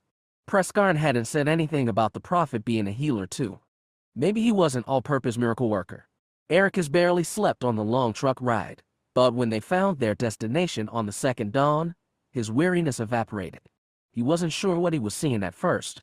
The sky was still dark except for its eastern edge, which was turning violet and red. The earth was still eclipsed in night, but he marked one mountain rising taller than the surrounding hills. At the base of this mountain was something else, a dark surge, too circular in outline to be a natural crest. As the truck grew closer, he saw a faint constellation of lamps glowing at the base of the rounded surge, and some within the surge itself. Soon the truck stopped, and the pilgrims disembarked. Ericus was one of the first off, and he stepped away from the others to look around. The east was brighter, and in his rising glow he could see the cluster of squat mud brick buildings erected between the mountainside and the second hill. But he saw now that it was not a hill. Though it was caked in dirt and dust, it was clearly the crashed body of a cylindrical spaceship several hundred meters long. Long portions of the hull had been torn out, first by the crash and then by scavengers. What remained was a mostly hollow but massive shell. Peering closer, he saw lamp lights flicker on from dozens of personal dwellings etched into the crash's tangled guts. Where did that ship come from? He asked Preskarn as the lanky Sahelindio dropped from the driver's seat. Nobody knows, not even the Prophet. It's been here for centuries. Preskarn gestured to the rosy horizon, and the stars glowing above it. It's fitting to arrive now. Some call this town Morning Star, because it marks the start of our new day. How long has the town been here? Ericus asked. Since people started coming to the Prophet for guidance. Was he here before they arrived? Preskarn made a chiding, hissing noise. You ask too many questions? Save them for when you meet the prophet. Is he in the village? Nothing so simple. Some call him the old man of the mountain, and it is not for nothing. Ericus looked at the ascending slope. The first sun rays had already hit a peak and were slowly falling toward the town. He remembered he'd gone days without real sleep. Do not worry. You can rest before you begin. Prescarin sounded amused. I might do that. Where are all these people staying? Are there?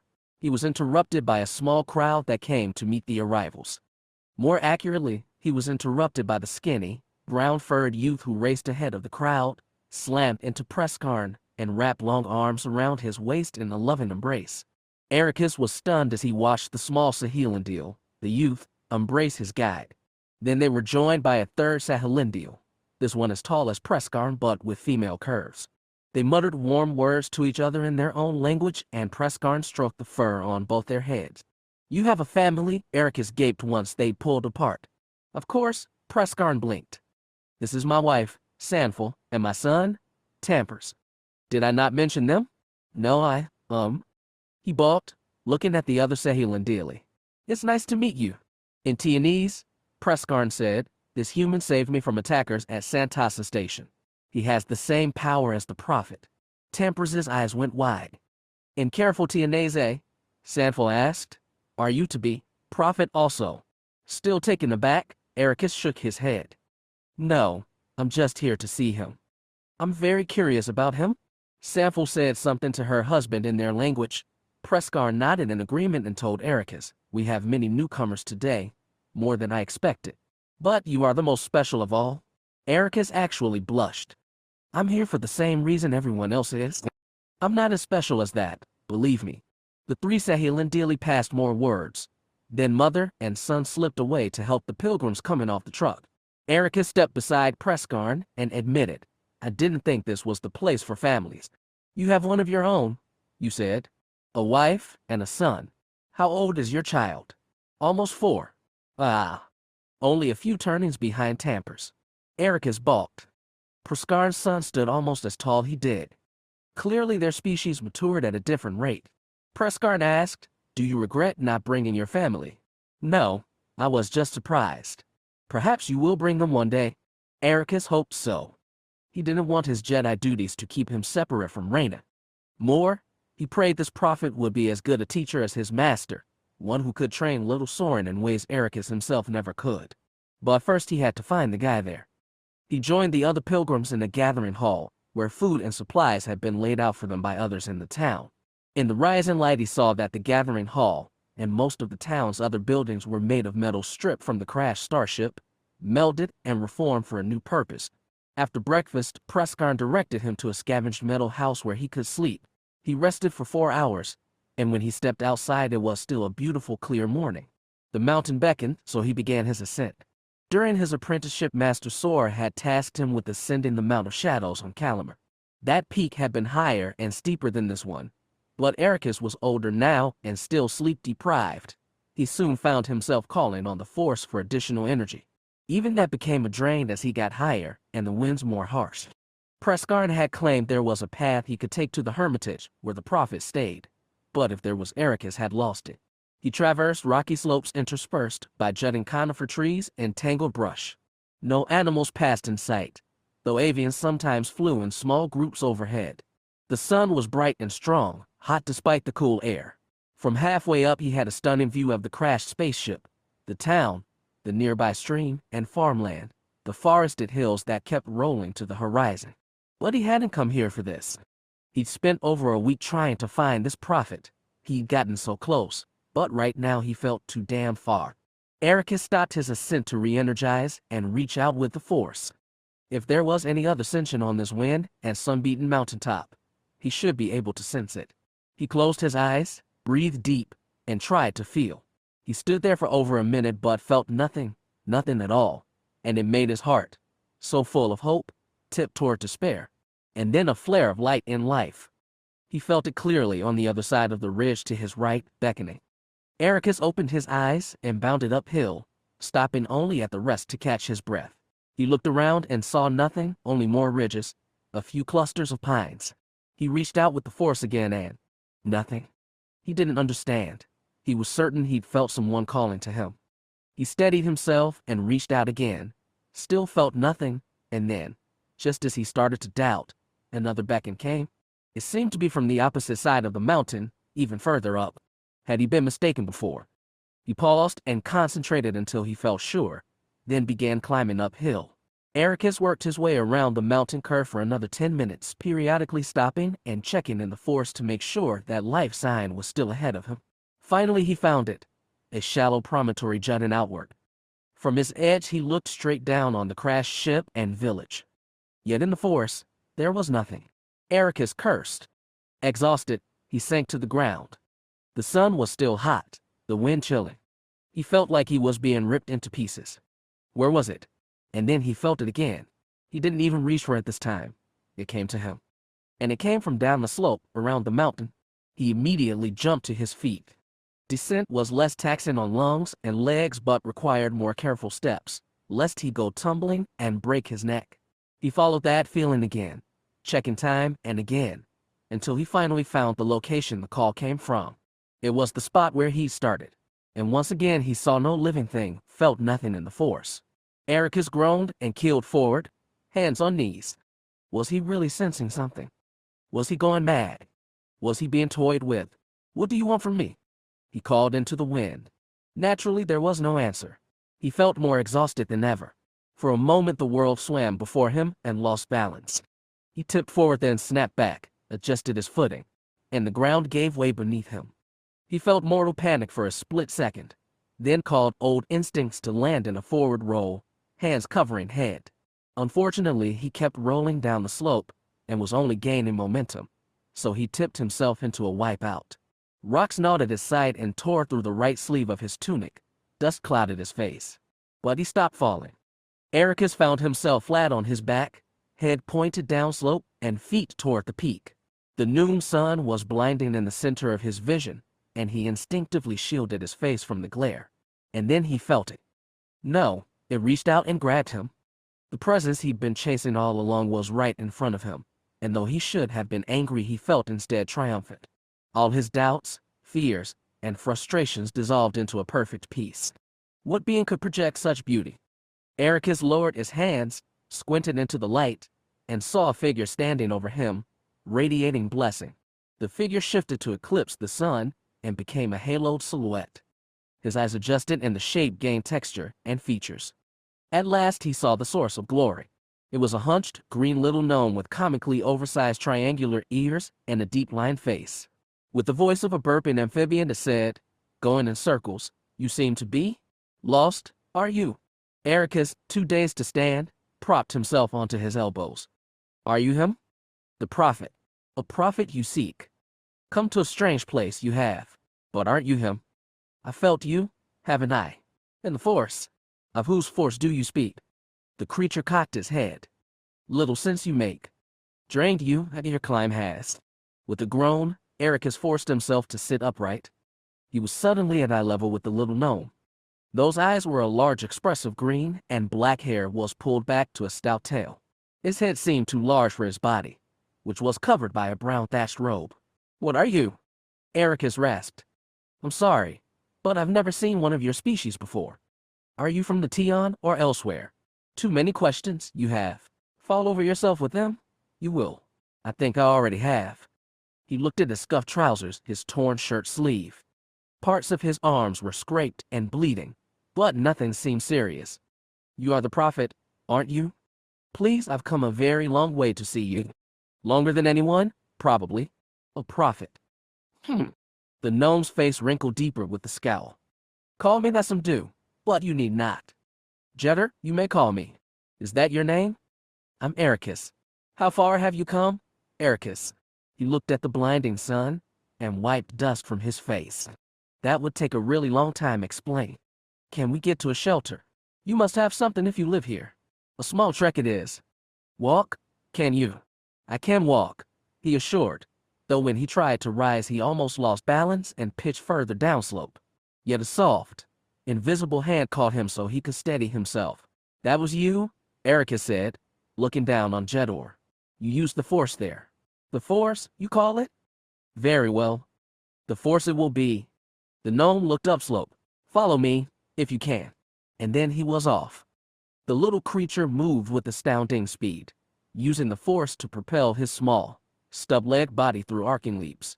He moved up faster than the human could manage, but Ericus tried nonetheless. He chased Jedi over the ridge, around the mountain's curve, and finally to the promontory where he'd stood before. This time Jedi stayed on the cliff's edge, when playing with his stringy hair. Come from there, have you? He gestured to the town far below with a three-clawed hand. That's right, Ericus panted. Prescarn said there was a path, but I couldn't find it. A path you have made? Jedi turned from the cliff to the ascending slope. As they curved around the mountain, Ericus saw the black mouth of a cave yawning in the rock. Somehow he'd missed it before. Come, said the creature, shelter waits. Jedi stepped lightly into the cavern and disappeared into the dark. Ericus followed without hesitation. As soon as he was inside, the cavern sparks flared, and he saw Jedi standing before a burning pit in the center. Smoke rised toward a small hole in the ceiling. Ericus made out the essentials of a living space carved into the rock. A niche with a straw-stuffed mattress, a short table, perhaps a kitchen. Several sets of identical, dowdy robes hung off a suspended wire. None of the furniture was human-sized, but Ericus set himself cross-legged before the fire and tried to examine his wounds by its light. Jedi picked up a stick and lightly prodded the flame.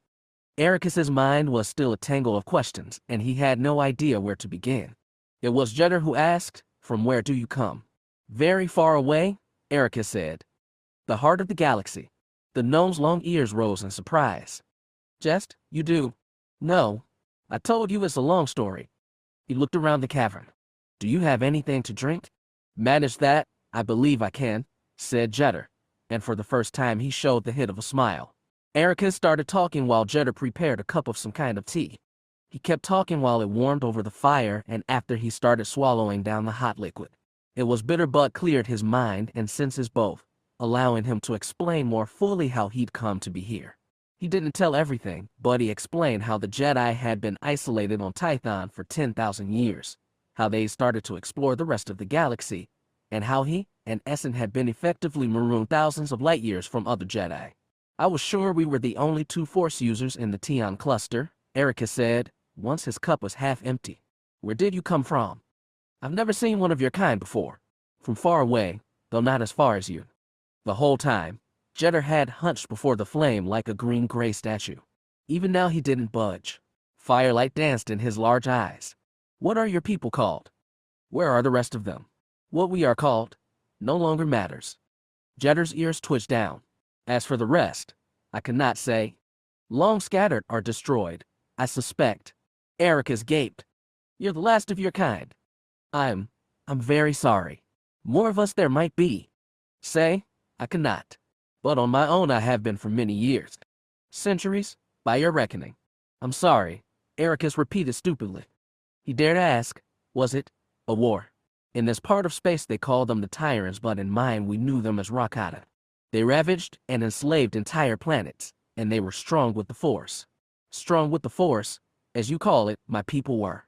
Avail us little, it did." "Really?" Ericus leaned forward. "Could all of your people use the Force?"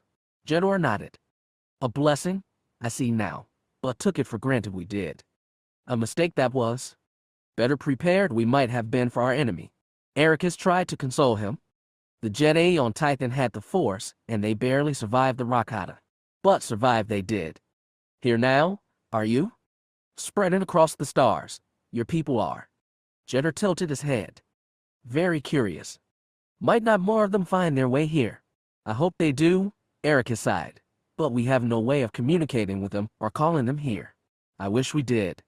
Splitting ourselves up into small groups, I think that may have been a mistake. It left us vulnerable." He hadn't told Jedi about Sor yet and tried to muster the strength. Jedi made a thoughtful noise. "Much to think on, you have given me. Ask you I must, what have you Jedi been doing?" "For 6 years, you said, you have been in the Tion.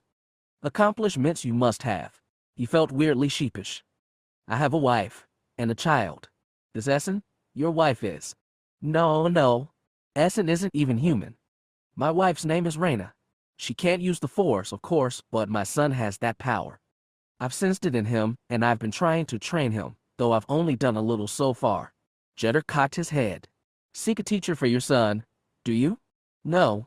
Well, yes, but not only that. He heaved a sigh. On Titan, everyone I knew was in touch with the Force. We were a community, and the Force bound us all together, so I took it for granted. But here nobody can touch the Force except Essen and me. It can be very lonely sometimes. Even with Reyna and Soren, he often felt alone. Jeddah narrowed his eyes. Is loneliness all? More? I sense in you. He breathed deep, then took the plunge. I had a teacher on Titan. His name was Sor, and he was a Qua. I don't know if you've heard of them, but they're an ancient race like yours. Every one of them could touch the Force. But slowly, they started to lose touch with it. They lost their empire to the Rakata. Sor was one of the few left who had the Force, and he came to Tython to help teach the Jedi, and to lead us out into the stars. Dwelling on his master brought a sad smile to his face. Sor taught me everything, but we went out into the galaxy separately. I had no idea where he went or what he did, but he died. Just a few weeks ago he died. I felt it in the Force. In my heart. He tapped his chest. That was bad, but worse was how he died. Afraid. Confused. Wondering what he'd done wrong. I never thought Master Sor could feel those things. He'd always seemed so. Words eluded him. He bowed his head deeper. Jeddah said softly, immortal. No, not immortal. But he trailed off again. The Qua really had seemed immortal to him, existing as part of the great spread of history far beyond Ericus's meager human span. Mortal, your teacher was. As all teachers are, Jeddah said gravely. Their final lesson it is, and a hard one to learn. Ericus swallowed. After he died, the way he died, I kept asking myself, what is the Force for? What good is it? It's spread so thin it can't do anything to stop wars or save planets. You can do good deeds with the Force, I've done plenty, but that's not enough. The Force needs to be more. He was started to talk like Essen. He wondered where she was now, if she was discovering anything for herself. He found his goal but still felt lost. Is it comfort you seek, or wisdom? Jeddah asked. Ericus looked up at him. The gnome's craggy face stared back, underlit by the shuddering fire. His heart said comfort. His head said wisdom. He knew Essen would choose the latter. Wisdom is comfort, he said. At least, I hope so. At times it can be, and others not. Jeddah exhaled. Of your purpose, speak. Name it, so I can answer you plainly. He composed his thoughts into words. I want to know all you and your people learned about the Force. I want to see it through new eyes. I want to know what it can really do. Miracles, do you seek? Promise you those, I cannot. Not miracles. Just something new. That's what I want. That in companionship, he admitted. Lonely you feel. This I understand. So long has it been since I met others like us. When you appeared, barely believe it I could. Jeddah poked the fire, flushing out sparks. Teach you I will, if you so wish. But teach me, you must. Show me what you Jedi can accomplish. I will, Ericus nodded, but thought of Tython ravaged by 4 storms and millennium-old scars. It's not always pretty. The Force can harm as much as heal. Of that I am aware, Jeddah straightened. A partnership, have we. I teach and learn, you learn and teach. A partnership, Ericus grinned. Jeddah did not smile back, but in the Force he emanated perfect satisfaction. Canela, the largest city on Kenton, was modest compared to Imperial metropoles, but it had a messy, relentless energy to it. Even more than Merida, it bristled with new construction. The streets were filled with almost as many aliens, leathery weak-way, jowl-clad Onians, thick-skulled Vadrans, as Nictus, who themselves had been drawn here from across the planet. Against such a melange the lone human stood out all the more, but Vadis's father took it in stride, as always. The city's normal bustle was amplified with new excitement when Vadis, Kroller, and Kator arrived. Today the city was to receive a visitation from Shuraba the Liberator, the goddess who destroyed the priests of Indrexu and gifted the Nikto with the stars. Now she had come to receive the gratitude and adoration she deserved, whatever that meant. During the past week the brothers had spoken much about their respective pasts, but Kator was still evasive about the alien benefactor who transformed Kenton so quickly. Vadis hoped he'd get some answers when he saw the Liberator himself. The visitation was to be held in Kainala's largest amphitheater, which had room for 100,000, but many more people flooded the streets for miles around the arena. There were no tickets sold for this event. Whoever got inside got to see the goddess. The other aliens, normally aloof from the native Nikto, jostled with them to get inside the arena. Several stampedes and crowd crushes broke out as hundreds of thousands jostled to be through the gates. This is a special kind of crazy, Kroller told his son as they watched from a safe distance. Vadas had to agree. Along with the desperation of the crowd, there was also a joy. Patches of people burst out into songs and rippling cheers. Flags from every Nikto nation fluttered happily in the wind. Above all else, this was a celebration. Cater's business associates in Ankala had arranged for a heli transport that allowed them to soar high above the crowds before it deposited them in the arena's mezzanine layer. Thus they were able to claim prime seats looking down on the circular stage below, and had only to hold their ground while the crowd filled lower tiers to bursting. Vadas had so many questions to ask, but the crowd got so loud it was difficult to hear yourself speak, let alone your neighbor. The three of them waited patiently as the sun set, shadows fell over the city, the stars peeked out, and the amphitheater filled to capacity, with hundreds of thousands more packed into the surrounding streets. Once darkness fell and obscured the arena floor, the visitation finally began. First came the pounding of invisible drums, then the flare of bronze braziers at the stage's perimeter. Then came piping music, and then triumphant brass. Then trapdoors in the arena floor opened, and more weakway emerged, dressed in ceremonial bronze armor. Watching skeptically, Vadas thought of Xim's Duenarbulan lancers in their elegant ebony shells.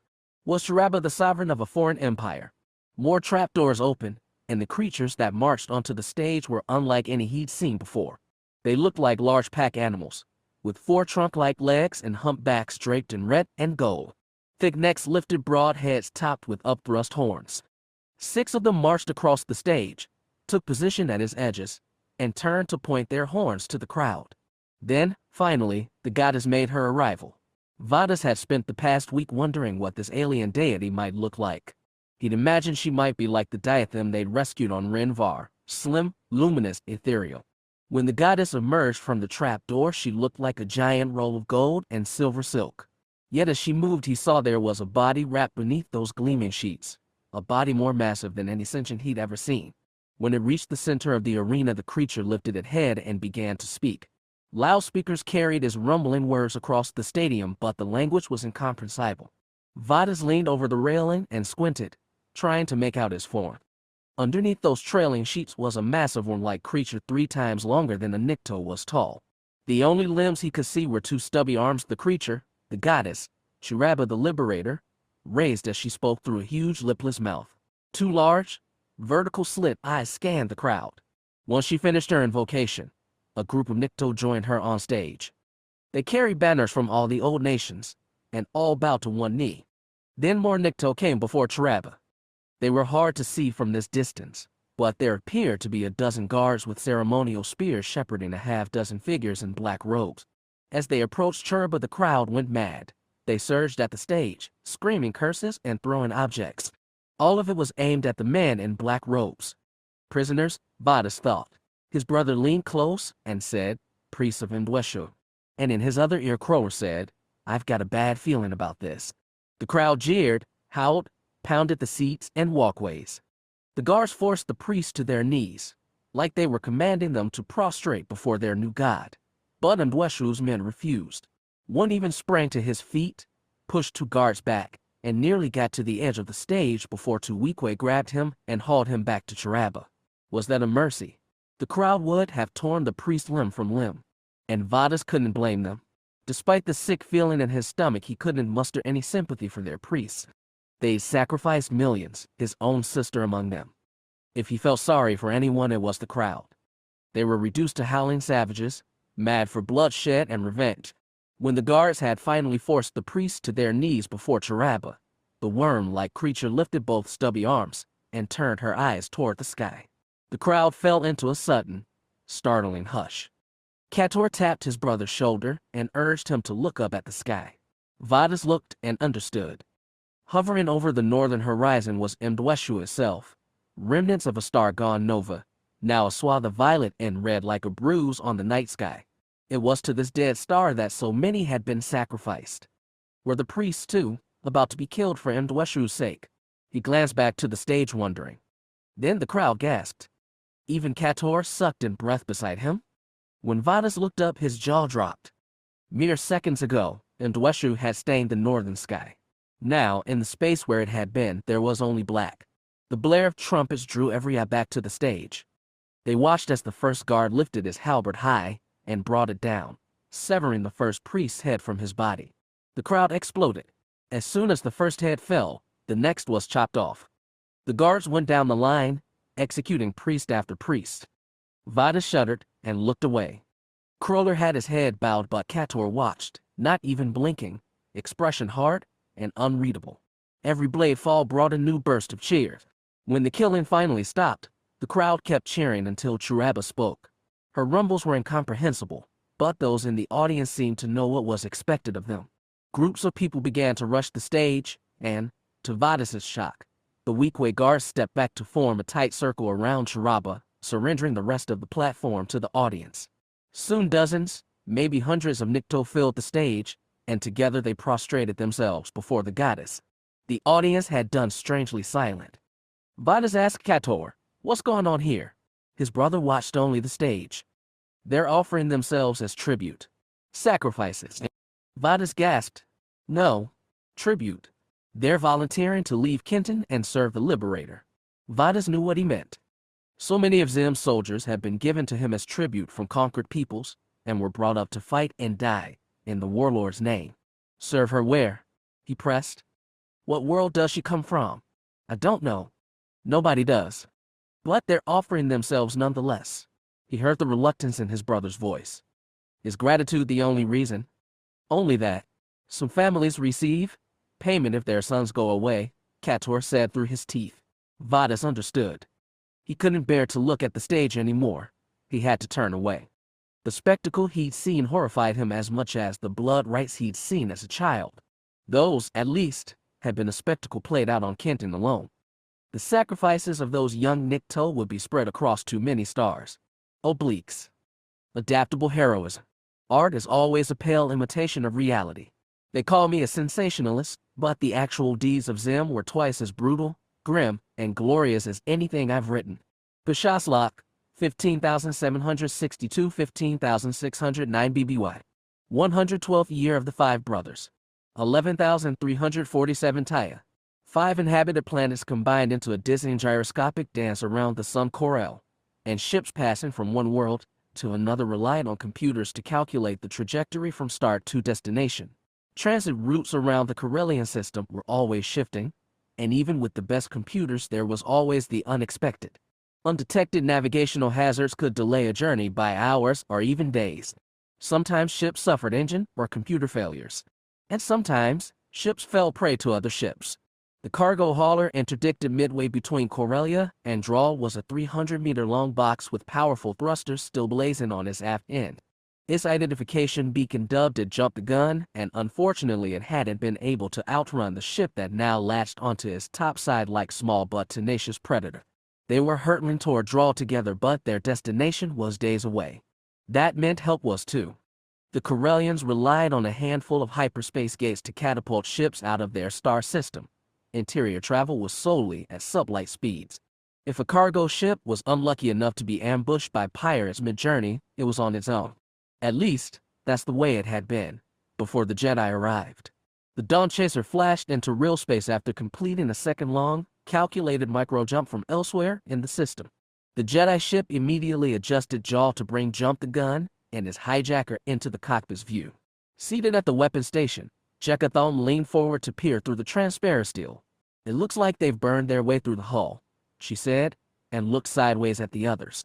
"Can we tell if they're aboard?" "Sensors are unclear," said the gargling voice of Moray, the Selkith at the pilot station. At the navigation post, Daniel Kane said, "I feel conflict aboard that ship. A battle's happening right now." "Then we better stop wasting time and lend a hand," Jekka said. The blonde woman hurriedly undid her restraints and stood. So did Kane. Moray remained at her post, flipper-like hands wrapped around the Dawn Chaser's control yoke. She sent the other Jedi off with a curt nod. Kane took the lead. The Zabrak assigned to lead their team was young for a Jedi Master. His build was tall and strong, and while he was a capable fighter, his passions leaned toward science and study. Not so Jekka. She never felt more a Jedi than when taking action. While Moray maneuvered the Dawn Chaser to couple with Jump the Gun's ventral airlock, Jekka and Kane strapped on their weapons. Like proper Jedi, they'd been trained to use swords, but in a fight against dirty pirates, she felt more confident in the handgun attached to her other hip. Weapons donned, she and Kane slid on metal weave bulletproof vests, each bearing the pentagonal badge of the United Planets Security Force. Finally, they put on helmets and secured straps under their chins. Jekka's was slightly awkwardly against her ponytail, but Kane's had the benefit of camouflaging his horns. Now he looked like a human, albeit oddly gray skin. Moray's voice came over the internal comm. Docking achieved. You're clear to board, which meant it was time to go. Jekka and Kane hurried to the airlock, opened the hatch, and plunged into the fray.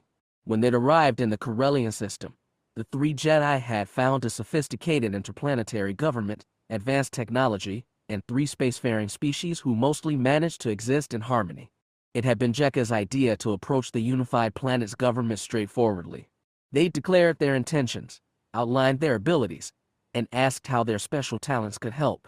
The Corellians, after an understandable period of skepticism, had deputized the Jedi in the UPSF, creating an elite three-person anti-piracy fighting force. Master Kane had agreed, with reservations. Moray had argued against it. As for Jekka, there was nothing else she'd rather be doing. The Jedi had left Tython to help, and that was what they were doing. The inside of the hijacked hauler was an unfamiliar tangle, but it was easy to follow the force and the sound of gunfire. Kane and Jekka raced ahead with UPSFI shoot sidearms drawn and aimed ahead, sword clacking at their hips.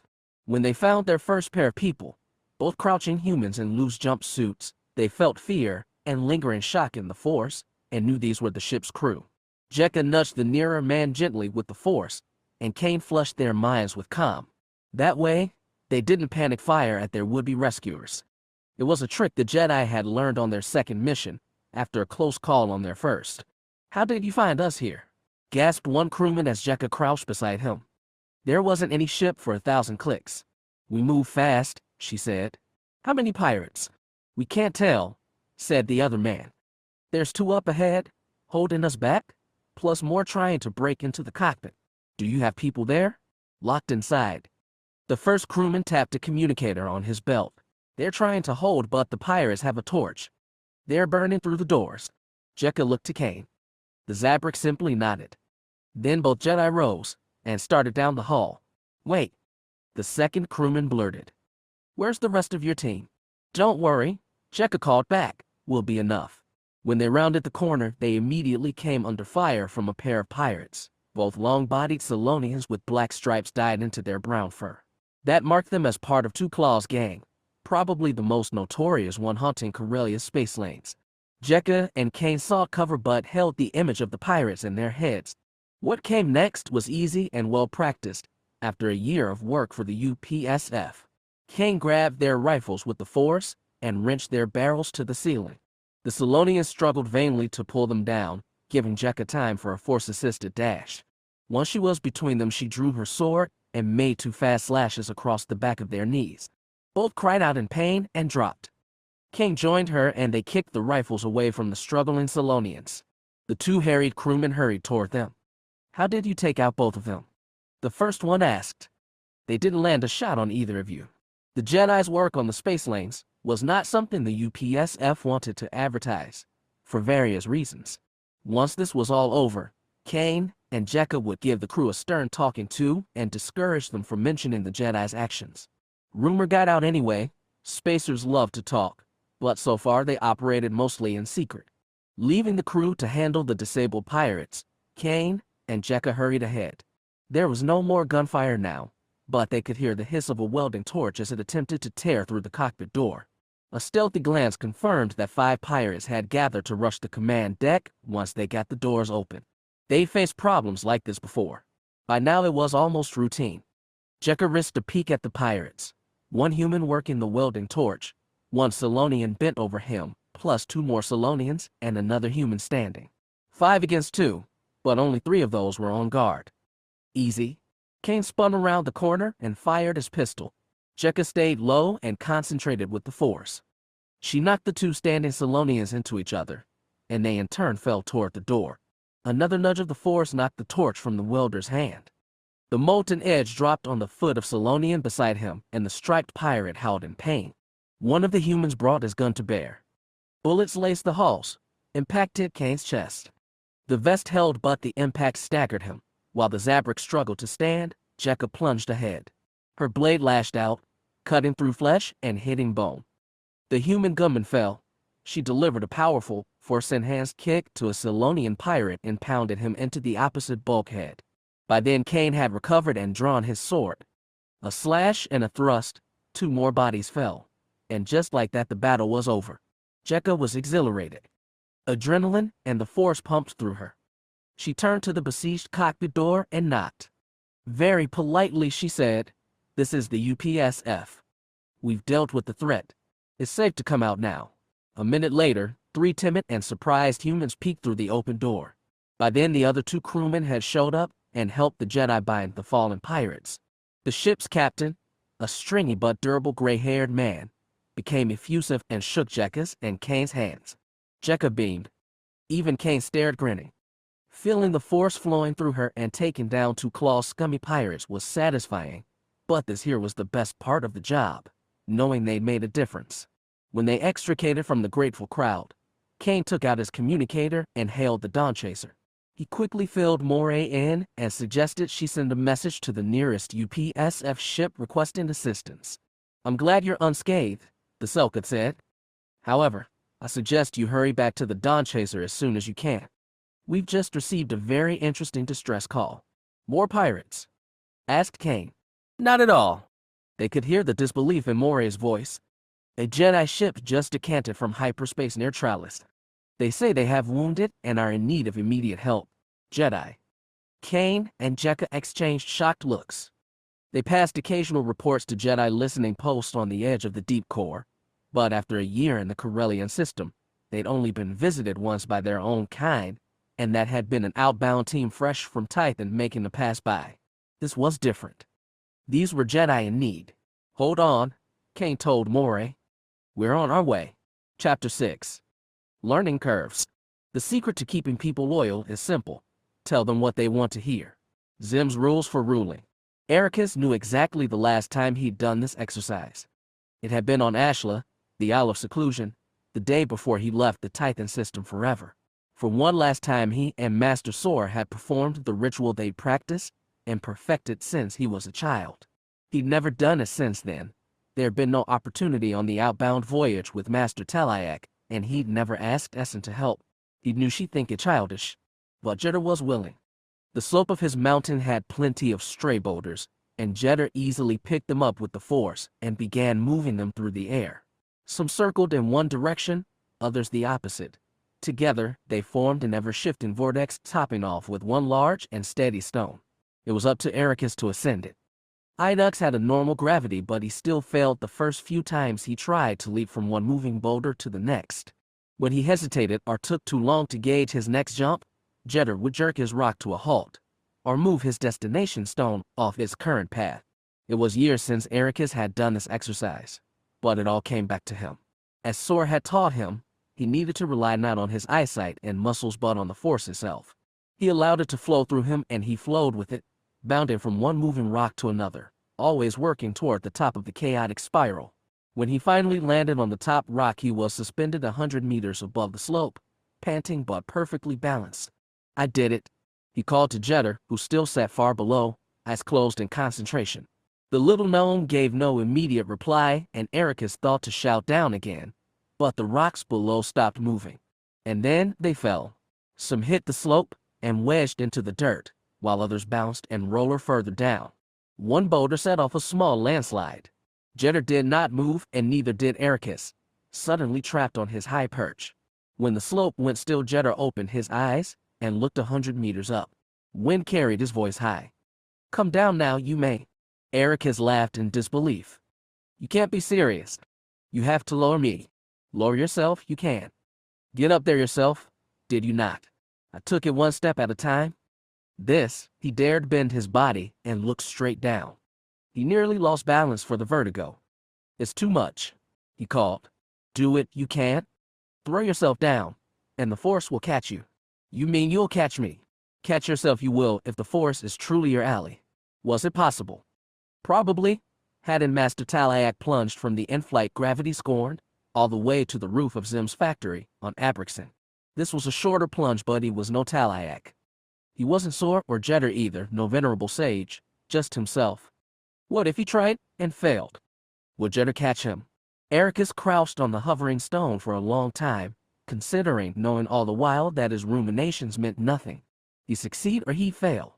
And what was the point of seeking out a new teacher if you bailed on his very first test? Ericus straightened, took 2 deep breaths, and stepped over the edge. He fell straight down. Wind rushed his face, and the earth raced to meet him. In the second to plunge, his own lesson to his son came back to him. That's what the Force does.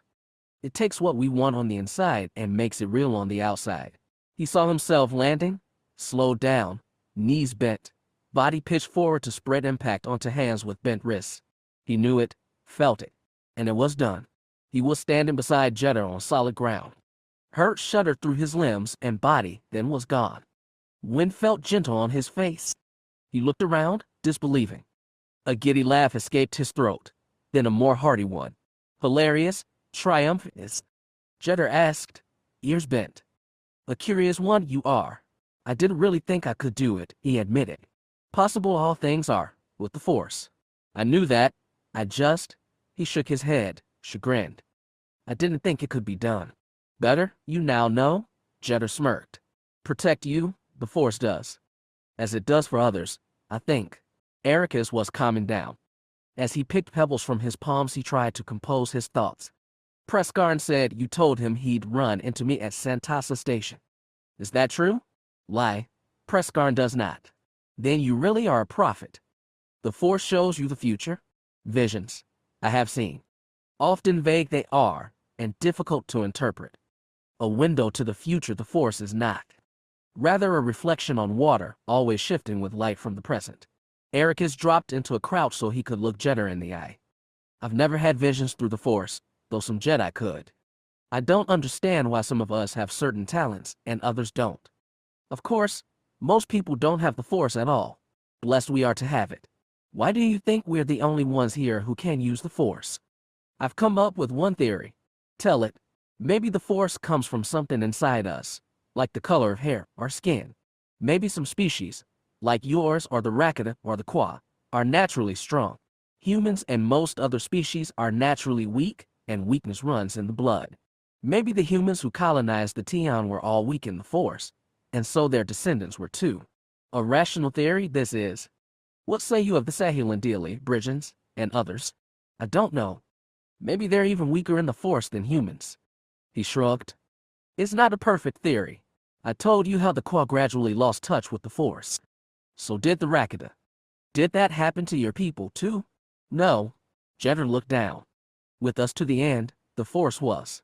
His tone was heavy, and rather than prod at tragedy, Ericus averred. That's my theory, anyway. Do you have one? None better than yours. Only one certainty, I have. With blessing, responsibility comes. Responsibility to those weaker than us. From this part of the mountain they couldn't see the town, but his thoughts went there naturally. Is that why you have your followers? Come to me they do, of their own bidding. With the Force I help them, as best as I can. But you don't live among them. They call you the old man of the mountain? Jetter hummed indignantly. Among my kind, not so old I am. Not young any longer, but not so old. Ericus wondered how old exactly, but decided it wasn't polite to ask. Why don't you live in the town? His green brow furrowed deeper. Heavy is the responsibility we bear. With you I gather strength because the Force flows between us. Different they are. Draining their love can be. The word love sounded strange on Jetter's lips. It drew his thoughts back to his family. I don't feel drained by Reyna and Soren. They're the ones who keep me from feeling totally alone in this place, even more than Essen. Jetter raised a brow. What feelings have you for Essen? She's my partner, and I respect her. Admire her in some ways, because she knows what she wants from the Force. She'd be a better student for you than me, probably. He laughed in self-pity. Plus she can be a cool person. I can't say I love her. And has she any love? Not in the way we're talking about. I think she prefers it that way. Attachment hurt her in the past. He wondered again where she was, if she had fought in battles, if she was killing in the name of the Force. He wished all the more he could reach her. He was sure she'd want to meet Jedi. The little gnome turned his eyes to the sun, then back to the rolling hills. Return to the shelter we should, then gather your things. Time it is to go down to the people. Ericus was surprised. Did you feel something in the Force? Only that pilgrims have been waiting days. See them I should, and do for them what I can. Of course. He rose from the crouch. As they worked their way around the mountain this time they moved only as fast as Jedi's short natural stride could guide them. While talking Ericus asked, what do you know about Xim's conquest? Only what pilgrims tell me. The Force doesn't show it to you. Strife, pain, and worlds of flame it shows. For politics, I require hearsay. Fair enough. You might not know this, but Xim has a real interest in Force users. Jedi stopped and looked at him. Certain of this, are you? Essen and I were captured by his people once. They seemed very, very interested in our Force abilities. Might Xim have the Force himself? In all these years, Ericus had never thought of that. I doubt it. I mean, if he did there would be stories about it, right? I've never met him personally, so I can't say, but I think he's pretty standard, as far as brutal conquerors go. More than a mere conqueror he is. Unite all humanity under his flag, he nearly has. You're saying the Force does move through Xim? Assert nothing I do? Unknown to me he is, and likely you are right. The despot, nothing more. As they started walking again, Ericus said, my point is that if he learns about you, he'd probably be very interested. You don't have a lot of defenses around here. Isolation is defense. Not against him? The Force is defense also. What suggestion have you? Run to somewhere else. Should I take my followers with me? I don't know. I'm just saying we should be prepared to fight or run, if we have to. For 20 of your years have I been here, as long as Xim has ravished stars. All this time, notice me he has not. No reason can I see to be frightened of Xim. You've also never been strapped to his torture table, Ericus said grimly. But all right, I won't force you to do anything. Force me you cannot, even if you tried, Jedi said with faint amusement. I don't want any harm to come to your followers either. Responsibility you feel for them. He thought of the sick pilgrims, the earnest-eyed villagers, the hopeful and devout crowded around and inside the wreckage of that ancient ship. They needed so much and asked for so little. As a Jedi, he was in a rare position to give it to them. I guess I do, he admitted. Then learning you are, Jedi said, satisfied. The 12 hours between the first message and the second were the longest of Orissa Oranaea's life. The first began, we regret to inform you that your son Marco has been killed in action. She barely made it through the rest before she threw the message pad across the room and wept. Every premonition and quiet dread she'd had came back to haunt her. In her grief she raged against her husband, against Xim, against Indrexu, against her father for forging that pact with the despot decades ago. For 6 hours she shut herself in her study, refusing offers of sympathy from the servants. She only opened the door when Vardock arrived. They told me what happened, he said, sitting beside her on the sofa and taking her hand in his. I'm so sorry, Orissa. He said it would be safe, she rasped, and didn't have to specify which he. It should have been. Cadenzi's flagship. It's unthinkable. Was the whole ship destroyed? I don't know. The letter only said it happened at Curoin. Is there a body? It didn't say. Her mind flashed back to the Alandi Shayashiov's memorial. The most tragic part, she thought, was that Maslover couldn't even bury his son. League nobility were meant to be interred in the soil of their homeworld, not burned to nothing in the infinite cold of space. Such a profanity would have been unthinkable before Xim. For the next 6 hours she didn't eat or sleep. She fueled herself with bitter tea and began receiving condolence messages. Maslover's was the most poignant. I never hoped our lives would be bound with this flavor of tragedy. And then, after 12 hours of unspeakable grief, the reprieve came. The message from Jaminir read, My honored wife, I hope this message finds you well. I have just spoken with our son, who was wounded during an attack on the Victory's Crown Arcuroin. The ship was damaged during a direct engagement with Indrexu's starship, but Marco comported himself admirably under fire. His injuries are limited to several broken bones, and the doctors assure me he will be able to continue his duties. He will recover at Udusk until being reassigned to either a new ship or the Victor's Crown once repairs are complete. I know this may be difficult news, but Marco is a strong young man who faces challenges bravely. My faith is in him. I am sure he would appreciate a message from his mother as he recovers. Feel free to send one to the Imperial Medical Station at Udusk. Your husband, First Viceroy Marco IV Jaminair. It took nearly a day for Orissa to reconcile the conflicting messages. She pulled all her authority as Duchess of Livian to find out if Marco was truly dead or alive. After berating 4 different simpering civil servants, she finally got the record straight. The first message had been a clerical error, and the second was true. Marco had been transferred to Udusk to recover from his injuries, which were listed as grade C, non-life-threatening. She was released from the nightmare, but she couldn't feel relief. Rather, she was exhausted mentally and physically. Her built-up spite barely ebbed, and all the thoughtful bereavements she'd received became embarrassing. Giving the good news to Maslover was the worst, and she went to him personally to deliver it. When he learned Marco was alive, he did a good job feigning happiness. In a way, that was the saddest part. I still can't get anything more on how the crown was hit, she told him when they met at his estate. I really did think Marco would be safer on the flagship than anywhere else, but maybe it just made him a bigger target. Did you hear anything more from your husband? No, just a message saying Marco was all right. I'm sure he's off somewhere, doing something for Xim. Of course. Maslover paused to look out the window of his estate, at the well-kept gardens and the capital's towers rising beyond. It was a suitably dour day, and soft rain pattered the glass. It does raise questions about what's happening there. Alandi was aboard a Pentaconter, not a dreadnought. He was always more vulnerable. But this, frankly, it makes me wonder whether Xim is really in control. Udusk was a long slog too. Yes, but Udusk is a major world. What's at Curoin? A few mines? Barely any cities. It's a nothing world. Sometimes war make nothing worlds into everything. It was something Jaminair often said. Still, if this grinds on for too long. She perked her head. What? People won't stand for it, Maslover said quietly. He let it hang between them for a moment. Then she said, do people matter? Or just Xim? He didn't bother to answer. I don't suppose your husband has tried to talk sense into him. Maybe he has, maybe he hasn't. If he gets into arguments with Xim, he doesn't tell me about them, and I doubt they'd matter anyway. If he listens to anyone, it would be Jaminair or his rat. Where is OZF? The expansion zone? Supposedly, but who can say? Only Xim knows where OZF is most of the time. I doubt it would matter, Orissa sighed. Xim does what he wants. Because we let him, Maslover said gruffly. Then amended, not you, but me, your father, the people who capitulated to him at Kron, Barsig, Kenton. We took his offer and joined him in partnership, all thinking we could get a good deal out of him. She remembered how, when his sons were alive and Xim's wars in the lull, Maslover would use that exact phrase in earnest.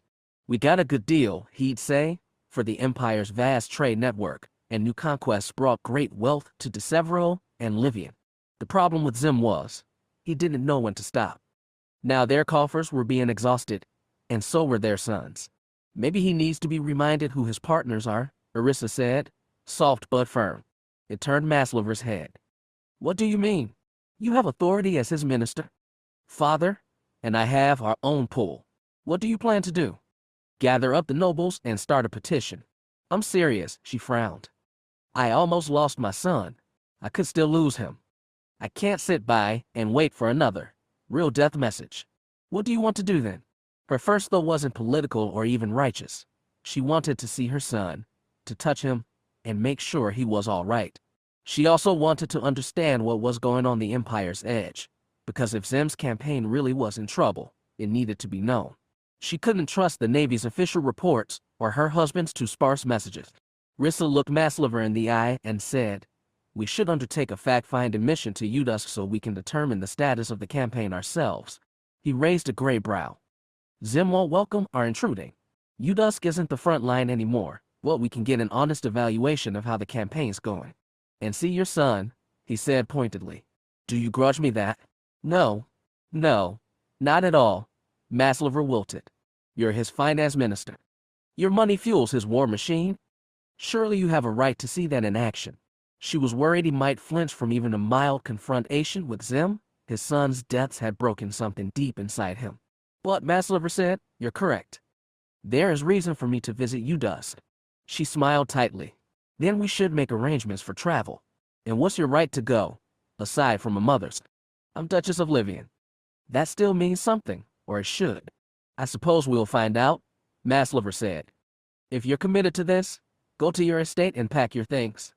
It won't take me long to arrange a flight. Orissa was committed, but as she left his mansion she asked herself, committed to what? The prophet of Idix did not often venture into Morningstar, and his arrival was met with jubilation. The crowd of townspeople and new pilgrims pressed on all sides as they walked into the village, and Ericus felt like a bodyguard, even though nobody tried to harm or even touch Jedi. They all looked upon him, and Ericus too, with admiration and need. For Ericus it was overwhelming, and admittedly flattering. He caught none of Jedi's emotions through the Force. Either he was hiding them, or they were drowned out by the people's happy swell. The newly arrived pilgrims were pushed to the front of the group. A few of them dropped to their knees, which merely put them on eye level with Jedi. But the little creature wagged his three-clawed hand in an upward motion. A god I am not. To your feet. They're happy to see you, Preskarn insisted. They've heard so much about you. Selling them miracles. Jedi scowled. Dangerous. Disappoint them, I may. Preskarn looked to Ericus. You saw that he would join us, didn't you? A mere premonition, Jedi shrugged, but shown me true. The Force has. You're calling it what Ericus does now, Preskarn said thoughtfully. As good as any name it is. Now, your recruits, please show. Ericus stood beside Jedi as Preskarn introduced the 20-some Sahelan he'd brought from the homeworld. Some looked like they wanted to fall to their knees but did not. Others looked bashful, others either. A few leaned over and shook Ericus's hand. Some spoke in broken Taiwanese, and others could only manage their own tongue. All were effusive, and Ericus felt a quiet dread in his stomach. He wasn't afraid of these people. He was afraid of letting them down after they were putting such pure trust in him. He was starting to understand why Jedi lived in seclusion. One of the last to appear before them was the old female Sahelan who coughed and trembled, even as she tried to hold Jedi's hand. Jedi clasped her paw in both of his and said, Hurting you are. Come for healing, have you? The female nodded and muttered. Preskin translated, She has been ill for years. We call it cold blood syndrome. It's rare on our world, and the treatment is very expensive. Shaliun is very poor, and when I told her about you, his eyes implored. So did the trembling woman's. Quietly Jedi said, Difficult? Healing is. Know this you do. If anyone can help her it's you, Preskarn insisted. He put an arm around Shaliun's shoulder, reached into her cloak, and held out a vial. This is the only medicine she can afford, but it's not enough. The whole crowd had gone silent as they watched the exchange. Ericus felt them simmering with anticipation, near a state of bursting. Jedi was still withdrawn in the Force, and his face wrinkled deep with a frown. But he said, A private place, fine for us. Attempt healing I shall. A few other villagers parted the crowd while Preskarn took the old woman by the shoulders and steered her to the same squat boarding house where Ericus had slept his first morning here. He and Jedi followed the Sahelan Dealy. When they reached the entrance he felt a nudge in his side. Jedi had touched him with the Force, and he bent lower to whisper in the gnome's long ear. What is it? Your strength I must borrow. I'll do what I can. Jedi nodded once, then stepped through the door. The chamber was as bare as Ericus remembered it. A table, a shelf by the window, a mattress on the floor where Preskarn was laying Shaliun down. Once the old woman was on her back she clasped her still shaking paws on her breasts. She turned her head one way and coughed again. Leave us, Jedi said curtly. Preskarn nodded, handed Ericus the vial of medicine with a pleading look, then hurried out of the room. Shaliun muttered something that sounded like a prayer. Come you must be, Jedi soothed. Come. As the little creature stepped beside Shaliun he took her paw in both hands again. Ericus felt him in the Force finally, as he poured balm into her. The old woman moaned softly, her eyes opened wide and her muzzle creaked open, baring fine sharp teeth. A whimper escaped her, as though from pain. Ericus crouched beside them. What are you doing? But Jeddah made no reply. His eyes were closed. Ericus felt him reaching deep within the woman in the force, sensing her thoughts, her heart, most of all the disease racking her body. Ericus had no idea what cold blood syndrome meant, but he prayed Jeddah did. Soon Shaliun began breathing slowly, calmly, but was still faintly trembling. When Jeddah opened his eyes, Ericus asked, "Do you heal her?" "Merely calm her," Jeddah said. "Now the hard part comes. The medicine, please." Ericus handed him the vial. Jeddah nudged the cap off with the claw and peered at the clear liquid inside. Then he removed his other hand from Shaliun's and tipped a few droplets into his green palm. Ericus craved to ask what was happening, but he didn't interrupt Jeddah's gathering concentration. He felt his teacher drawing more of the force through him, and he felt Jeddah beckoning, asking him to open their connection wider. Ericus complied, and when he lowered his guard, it felt like a fist had been shoved through his chest to clench his heart. He almost gasped from shock, but it was a warm fist, and despite its strength, it was not brutal. The fist stayed within him, and his arm became a bridge, and through the bridge his strength flowed to Jeddah. The little creature gathered more and more inside himself until he seemed to blaze with power. And as the surge gathered within him, Jeddah tipped the vial again. More liquid poured and pooled inside his palm, which closed to cup as much as possible. And all the strength that flowed into Jeddah was then flowed into the medicine. A brief moment, that inert formula flared with force energy. Ericus himself went into that flare. He was part of it, and it was part of him. The feeling was like nothing he'd ever known. And then the fist pulled out of him. The bridge dissolved. Jeddah, voice hoarse, said, her head, lift up. Ericus cradled Shaliun's head in both hands and pushed her to a sitting position. Jeddah moved his hand to her mouth and said, "Of this drink." Shaliun opened her mouth a little more. Jeddah poured the liquid into her mouth. Her long tongue lapped it up, and she swallowed. Ericus laid her back on the mattress. For a long moment he and Jeddah stared, and nothing seemed to happen. Then Shaliun trembled. She swallowed hard, her eyes fluttered, and another pain cry escaped her. Just when Ericus started to panic, she breathed smoothly again. She closed her eyes, her head rolled to one side, and she seemed to fall into sleep. Her trembling had stopped. "I still on the old woman?" Ericus asked. "Is it done?" "Yes." Jeddah slumped. "Accomplished, it is." The healer swayed on his feet. When it looked like he would tip over, Ericus grabbed his small shoulders and helped him sit on the floor. Jeddah's eyes still fluttered, like he was fighting deep sleep. "That took a lot out of you," Ericus said softly. "No small task it is to be a miracle worker. I'm beginning to understand that." "What did you do for her?" "That medicine contained the building blocks of a cure. It did, but insufficient it was to heal her illness. And heal her I have not, merely fought back the symptoms. Need to do so again I will, but not for some time." He exhaled. "Good, that is, for it is a draining process. What do you know about Sahelan daily diseases?" "Nothing. The force alone was my guide." "Then how?" "Perform huge deeds the force can, but just as important are the small ones. The molecules of her medicine did I change, and in changing the medicine became something more." Ericus was in awe. He'd known Jedi healers, but none who could change the chemical makeup of physical materials. To wield the force so precisely was more impressive than any show of raw strength. "What are you going to do next?" he asked. "Turn stones into ration packs. Possible all things are through the force, but possible for me, all is not," Jeddah said with a tiny, tired smile. "So you're not all-powerful." "No offense, but I'm relieved." Jeddah looked at his clawed hands, as if contemplating their deeds. "Perhaps one day, learn this skill you shall. If strong enough you prove. I don't know if I'll ever be that powerful. I'm trying to do the best I can. Always better, you can, and must be. Require us they do, and their burden we must carry. Now leave me please, so rest I may." Ericus nodded, rose, and stepped out of the house. A cool wind blew across the village. Thin clouds moved fast in the sky. There couldn't have been more than a few hundred people here, but they needed so much. Jeddah put a valiant effort to give it to them, and Ericus knew he'd have to do his part to lighten the burden. But in the sky, he saw the faint daylit disk of one of Idux's moons, which reminded him of the worlds beyond. How many billions needed help out there? How much good could 2 or even 3 force users do? The question aided him because Jeddah, though strong and wise, didn't have an answer either. Maybe there was no answer. Maybe he and Jetter and Essen would have to drain themselves constantly to help others and empty themselves into an endless pit of need. But if they did that, what would be left for Soren and Reyna, the ones he loved most? A small crowd was waiting outside the house. Preskarn, who'd been standing beside his wife, stepped forward and asked, "Is the prophet healing her?" "He has, I think." Ericus was surprised how weak his voice was. "Give them both time. But I think he did something in there. Something really amazing."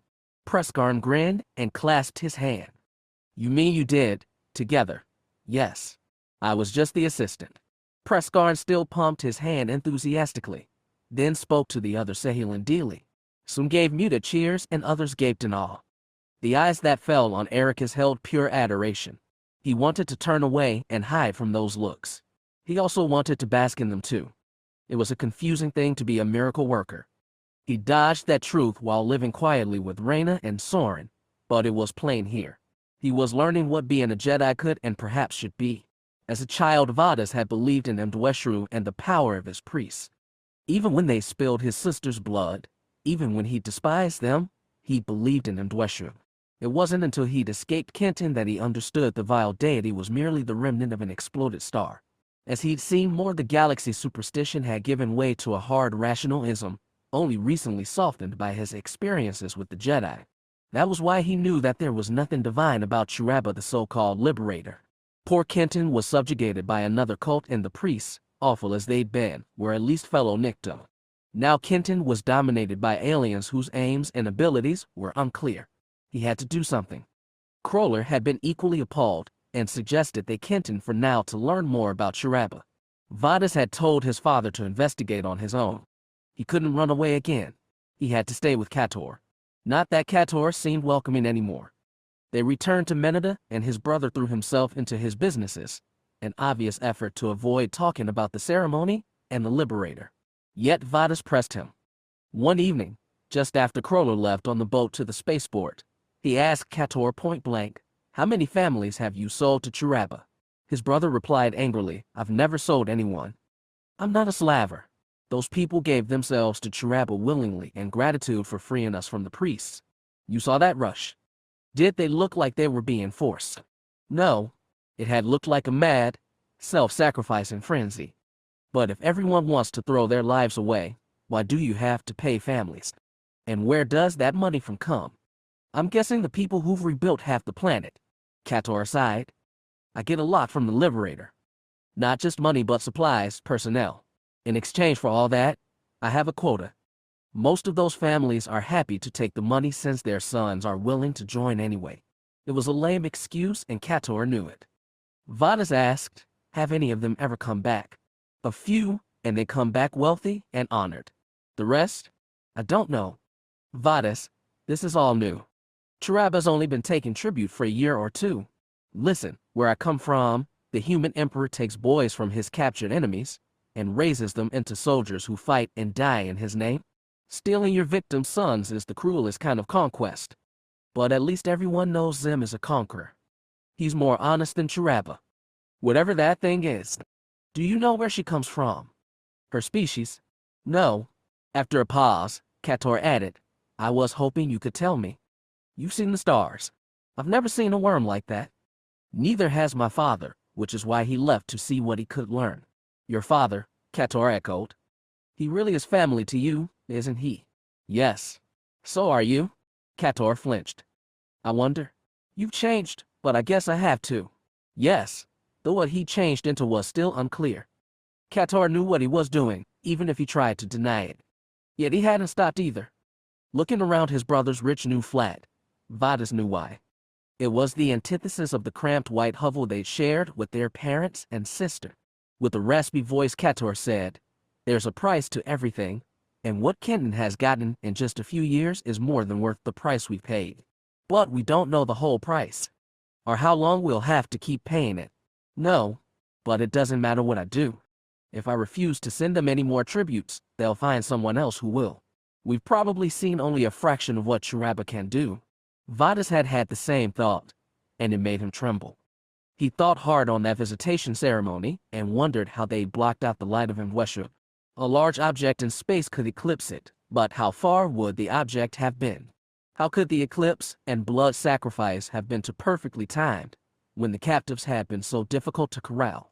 In known space, communication was limited to the speed of light. Was it possible the Liberator had something even faster? Too many questions, too few answers. Crawler had gone away because nobody here was willing or able to give them. But Vadas had remained because he did not leave his brother again, even if his brother no longer wanted him. With little to do, he fell back to exploring Minida. His old quarter had remained unchanged, but much else had been rebuilt with lightning speed, especially along the shoreline. He tracked down old Bacona again, and through her found others he hadn't seen in 20 years. The reunions were exciting at first, but soon fell into a pattern. The old people talked about all the change to Minida. The young ones planned to move to Kainala or another big city. They were also glad the priests were gone and so sorry about his long-dead sister. They didn't talk much about Kator, but when they did, it was with both admiration and resentment. What surprised him was how little everyone asked about his time among the stars. He thought all these Nikto, who'd never left Kenton, would be curious, but instead he got a mix of apathy and wariness. Nobody wanted anything to do with the worlds beyond, except for the Liberator. He heard the same about Chiraba over and over. They praised the one who'd free them and opened Kenton to the stars, which they personally had no interest in. He would probe gently for doubts, but they'd wall up and offer no complaints. In the days of the priests, people could similarly turn mute before strangers and only express dread among those they trusted. This was the cruelest reminder for Vadas that he was a man apart. He was surprised, therefore, when a stranger came up to him as he sat at one of the new street-side cafes, drinking a cup of tart glacelta tea. This stranger was a red-faced Kajansa native to the desert wastes of another continent. His was the kind you'd have never seen in Minida 20 years ago, when it was the sleepiest of ports. The Kajansa sat down in front of Vadas without introducing himself and leaned forward intently. He asked in accented Kadasku, "You are named Vadas, correct?" Vadas put down his teacup. "Yes. And you are? Call me Russian. Is there something I can do for you? I would like to speak more in private." Vadas shifted and looked around the street, the mild midday traffic. "I'm not in the habit of going off with total strangers. That is wise. Let me explain. You are from off-world. You come back to Kenton after 20 years of seeing the stars, like none of our people have. You are unique, and you're well-informed. I came to Minida a year ago. I hear many things, and many talk about you. I didn't realize I was getting famous." He wasn't pleased about it either. "Famous? No. Recognized? Yes. That is why I wish to speak further. You want to ask what I've been doing, what I've seen?" "That is correct." It was. Vadas realized what he'd wanted to hear all along, but he'd wanted to be questioned by old friends, not a total stranger. He found his own inside-outside dichotomy kicking in. He couldn't let himself trust this Russian. But this was an opportunity he couldn't let pass. "Why do my experiences interest you? We hear so little of the worlds beyond, yet we become more entwined with them by the day. Doesn't the Liberator tell us all we need to know?" Vadas said it blankly, without clear sarcasm. Russian's lip twitched in distaste. "The Liberator is one thing we wish to learn more about. You're we now. Forgive me. I come on behalf of another. Your employer?" "No. He is a guide. And where is he guiding you?" "That remains to be seen. He wonders if you might help draw the path. Distrust and intrigue war together." Vadas said, "Where is this guide of yours? Is he at Minida now?" "He moves always. But if you will speak to him, he can come." Vadas couldn't trust this stranger, but it was the only opening he had. Some risks needed to be taken. "If you tell him to come, I'll be waiting." "Excellent. Please return to this cafe at noon in 4 days' time." "All right. I will." "You will not be disappointed," Russian said cryptically, then rose and walked down the street, not looking back. Vadas watched him go, and only when he disappeared into the crowd did he pick up the teacup and resume drinking. That evening, Vadas returned to his brother's apartment. They spoke little, and he said nothing about his meeting that afternoon. You could never be too thankful for generous strangers. Terminus Station, which Crawler had found after downloading its location code from Kenton's nav beacon, was crammed with aliens, not Nictus, but many more he couldn't recognize. He caught a few clusters of Brigands and Sahelan daily moving amidst the crowd, but no humans. He never felt like such a foreigner in his life. But he found some kin by doing the most logical thing. He looked for bars. There were watering holes for Nictus, for Clatuinidans, and after a lot of searching he found what he needed, though it wasn't much of a gathering. In the corner of one bar mostly populated by aliens was a table of 3 humans, 1 woman, and 2 men, all younger than Crawler but seasoned spacers. The husband-wife couple, who reminded him a little of himself and Serena, way back when, came from General Mizar while the solo traveler hailed from Barseg. They were all quite happy to find a fresh human in this hive of aliens and immediately started sharing drinks and stories. Crawler had forgotten how nice it was to have like company, but he didn't let himself get distracted. After buying a round of drinks for his new friends, he asked, "So who's in charge around here? Is it those wormy guys?" "Wormy guys," the Mizarian snorted. "True in more ways than one, from what I hear." "What have you heard?" "I'm new to this part of space. I need all you've got." But his wife frowned. "We don't know if it's all true. We've never actually seen one of the worms." "Well, I have," Crawler said, and watched eyebrows raise in surprise. "Not up close, just from a distance when one was holding a big ceremony on Kenton. Any of you ever been there?" "No," Mizar man said. "I've heard of it, though. It's a newer addition to their collection, right? And they've started worshipping a new and very ugly god called Chiraba." "Chiraba? That's familiar," said Barseg man. "You hear names tossed around, but it's hard to tell who does what. It's all opaque. It can get frustrating." "Chiraba, Ontaga, Dujundo.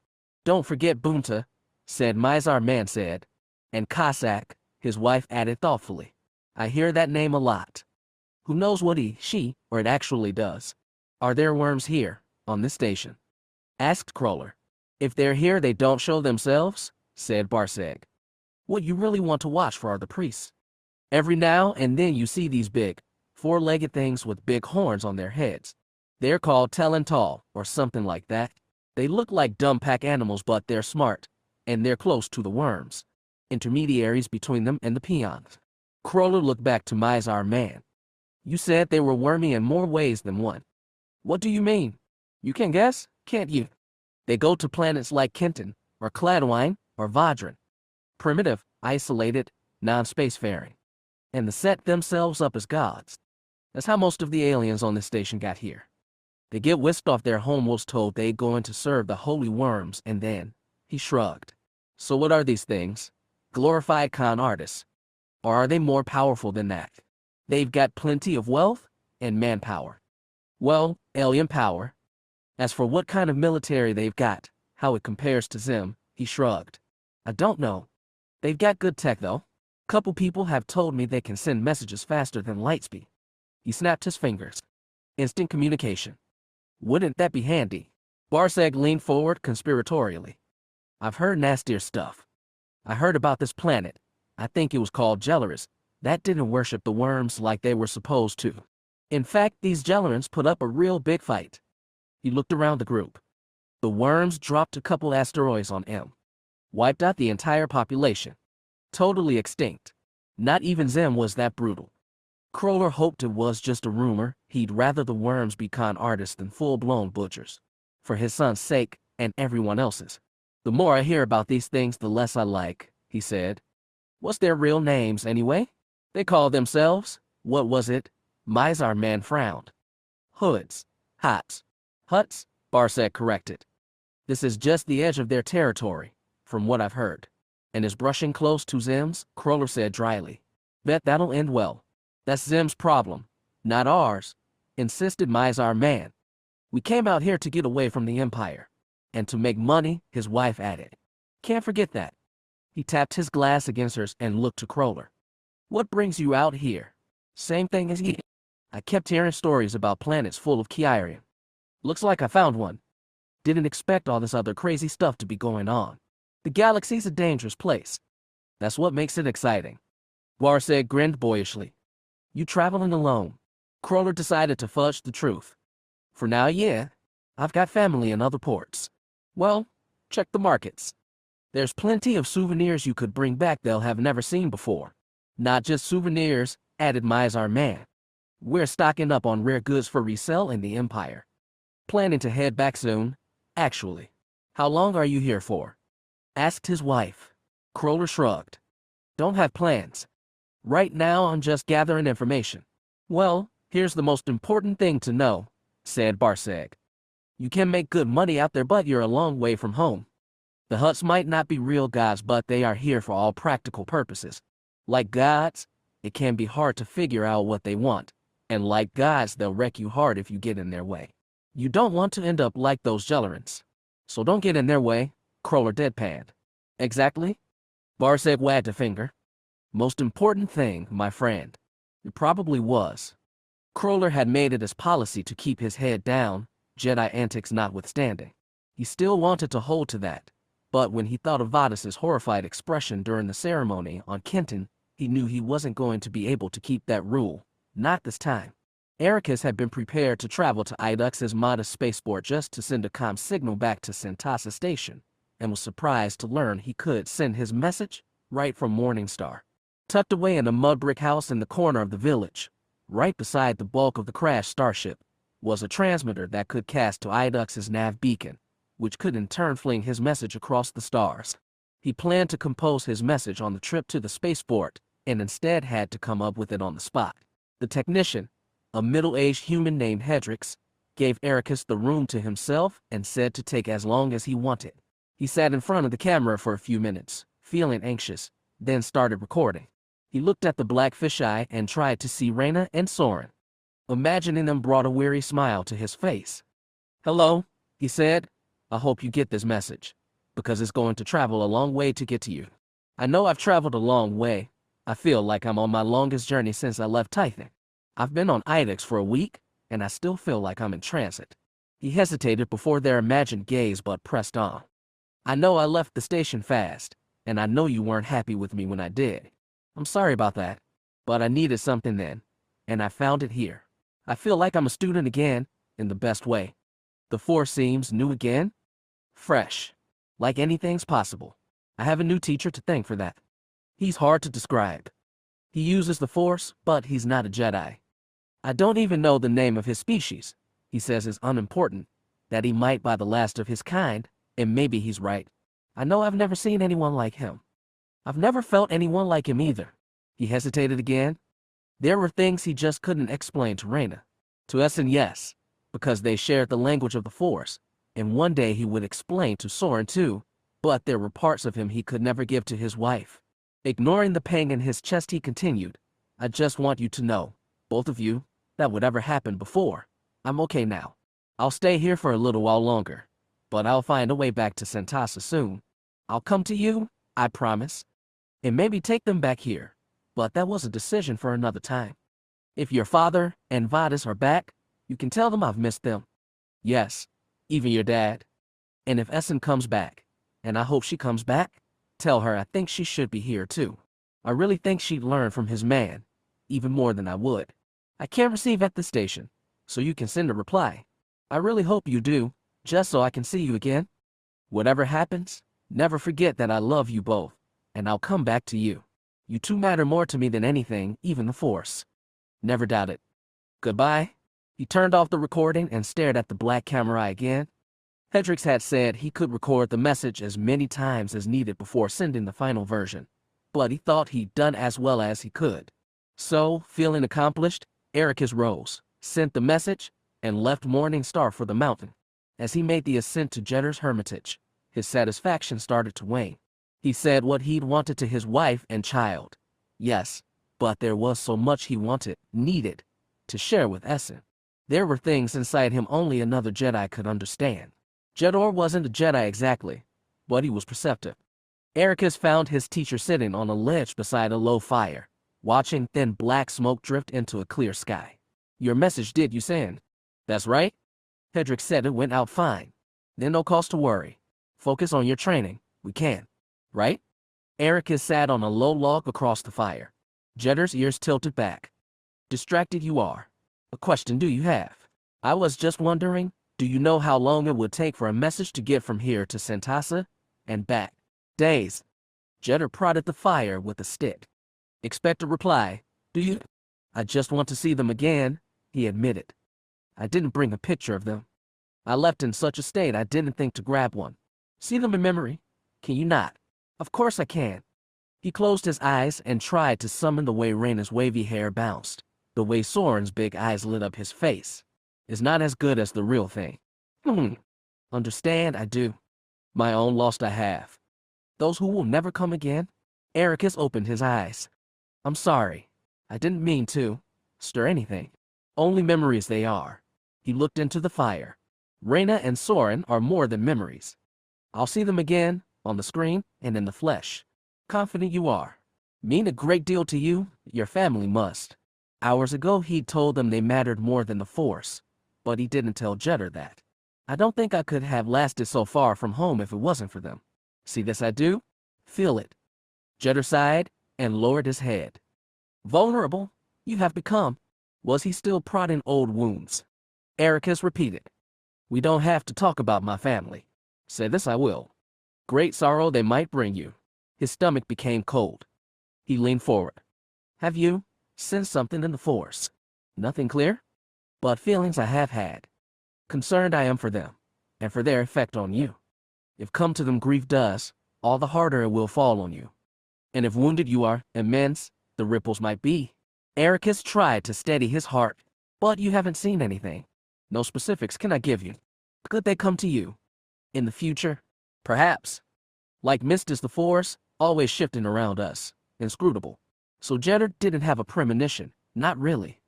Just a feeling, probably a reflection of his own losses. Ericus tried to take solace in that.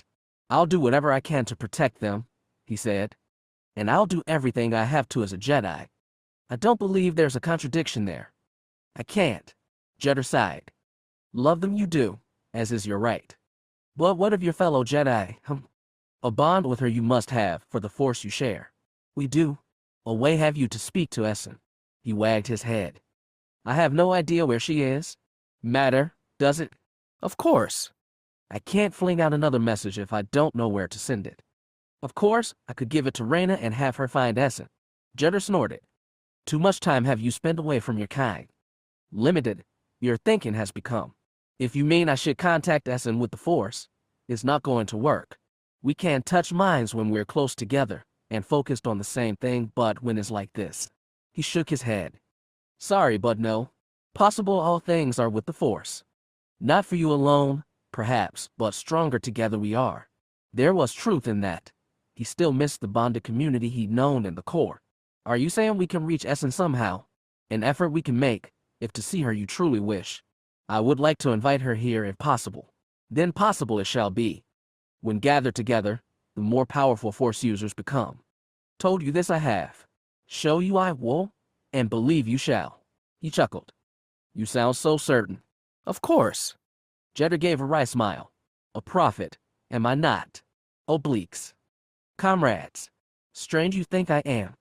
Never one of my kind have you seen. Want to know more, do you? Pa. A mystery the Force is. Let me be mystery too, young Skywalker. Jedi Master Yoda, 3 Abbey. 112th year of the 5 brothers.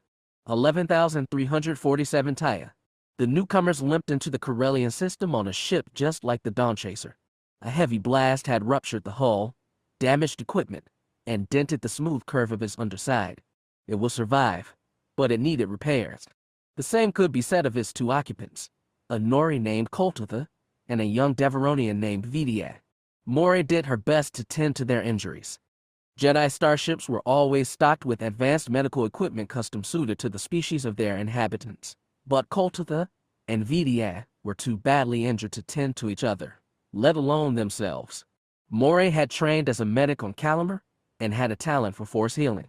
While Jekka evaluated the damaged ship, Moray and Kane moved the injured over to the Dawn Chaser's medical bay. They were easily lulled into healing trances, after which the Selka took full stock of their injuries. The Nori would probably have to lose what was left of his hand, but the Deveronian looked like she'd recover in full. Did they say what happened to them? She asked Kane, who'd been the first aboard their ship. He nodded at Vidia. They'd been assigned to mediate a dispute on the Deveronian world. Something went wrong. Clearly. Who was the leader of their team? It was Master Sor. He's dead. Moray nearly dropped her scalpel. The Qua was something of a legend among the Titan Jedi. She'd only had a few interactions with him, but he was a torch carrier for his ancient race's force talent, and his mere existence had seemed to affirm that the Jedi, too, would endure. And now he was dead. Moray wheezed a sigh and tightened her grip. I don't suppose they brought danger with them. He said Deveronians aren't even capable of lightspeed. Kane touched the passed-out Nori, but they still damaged the found horizon. Moray didn't like any of this. From what little she'd heard, it seemed like these Jedi had brought disaster on themselves. Trying to arbitrate political disputes put them at the mercy of something more powerful than they were. It was an argument she'd had with Jekka and Kane many times, but they never listened to her. Maybe this time they would. Moray pushed away her resentment and set to work.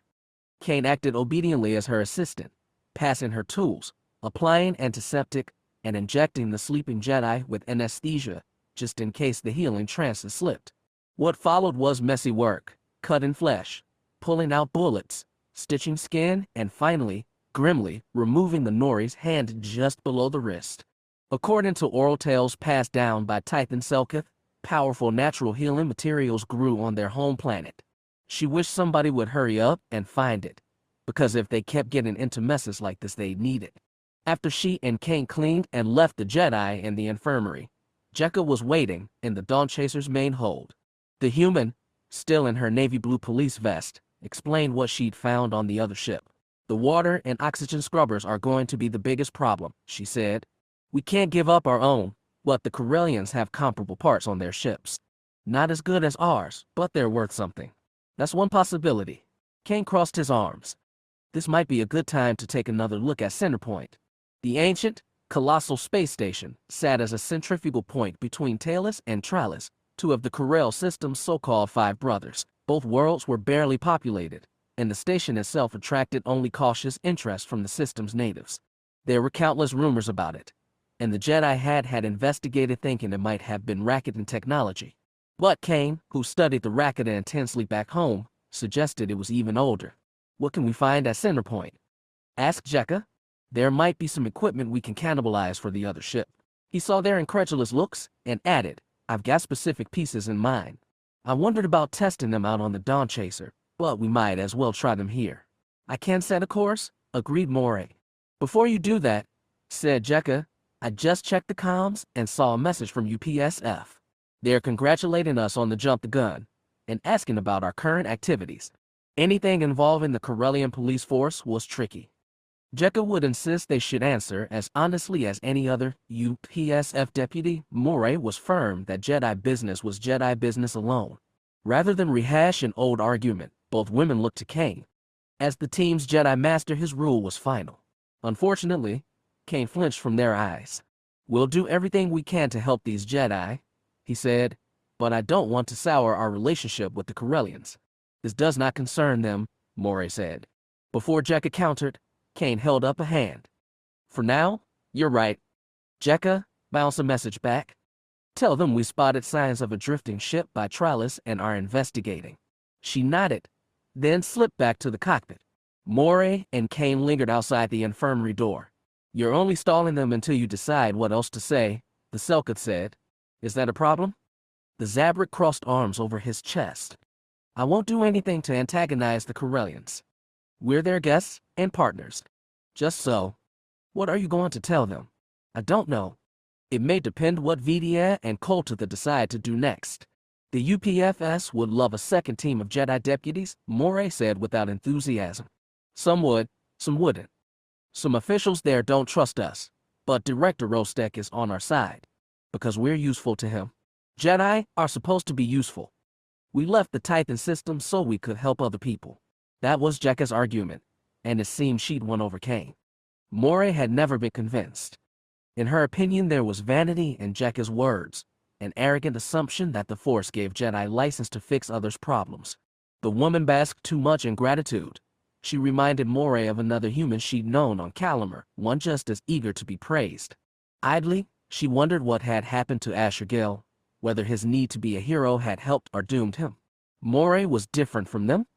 She pursued knowledge above all, because knowledge of the Force revealed its proper use, acting without an invited disaster.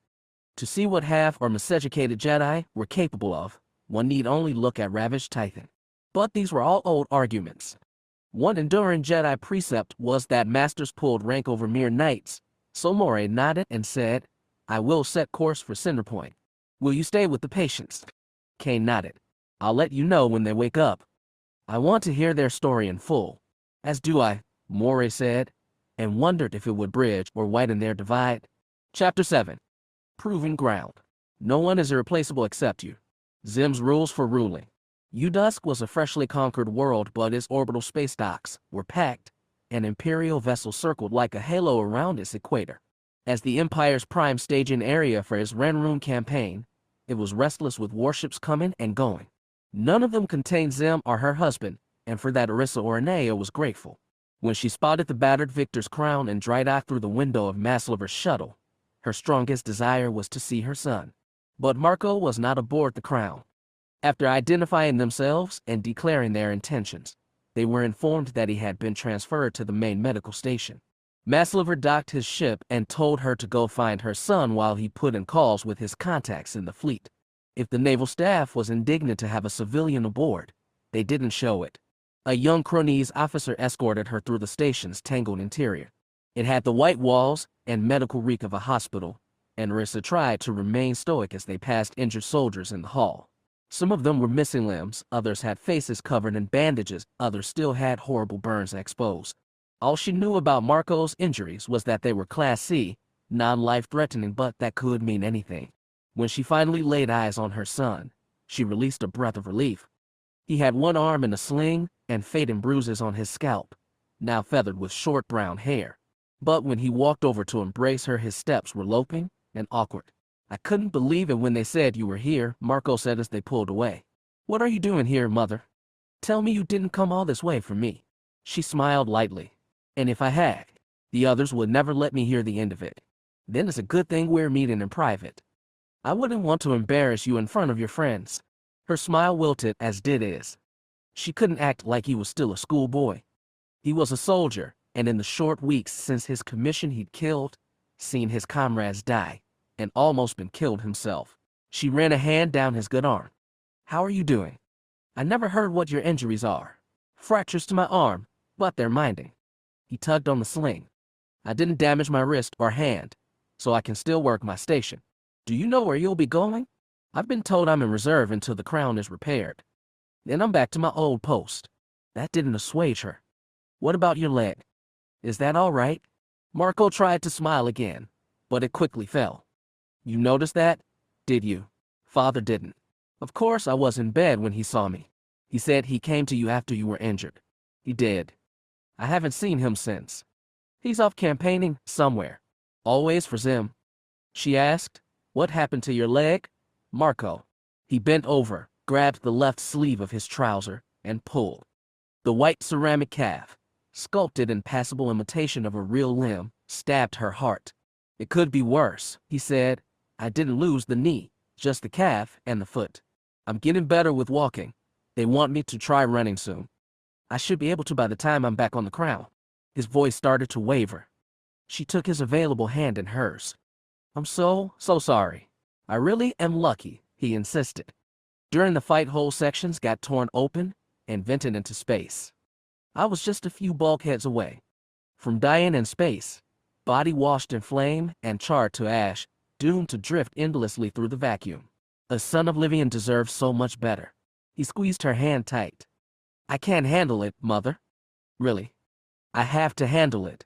If I didn't, Father would. He'd be very disappointed. Who cares what your father thinks? I do, he said timidly, almost like a schoolboy. So should you. He's a great man. She never realized what a crushing burden her son was saddled with. He was the child of Xim's right hand. From one point of view, the closest thing the Empire had to a prince. Yet like his father before him, Marco was thrown into battle and forced to prove himself. Jaminair had grown to hate his father with a murderous hate. She prayed that never happened to her son. She prayed, too, that Xim would finally have enough and put an end to his wars, but there were small odds of that. I can't handle it, Marco said, like he was trying to convince himself. Don't worry about me, really.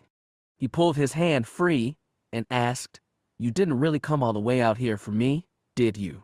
You're only half of it. The most important half. What's the other half? State business. She roused a little smile. They talked a little more, until her guide knocked politely on the door to their cabin and said that Minister Shayashiov was requesting her presence. She gave Marco one quick kiss on the cheek, stroked his bristling head, and stepped outside. She tried to cling to her son's image as she was led through the twisting corridors once more and gradually escaped the medical labyrinth. It might be her last sight of him. They finally reached a blank door, and the guide announced, "The minister is waiting for you here, ma'am." She thanked him and took a second to compose herself. When she stepped through the door, she stopped being a mother and became a duchess. Maslover stood in front of a display table, Sei Cadenzi facing him on the opposite side. Both turned as she joined them. "How is Marco?" Maslover asked. She considered a moment, then replied, "Alive." To Cadenzi she said, "I didn't expect to see you aboard, Admiral. I'd heard you were at Curoy. My unit fell back for resupply and personnel transfer. You too are lucky. You caught me at an ideal time." By ideal, he probably meant with Xim and Jaminera Way.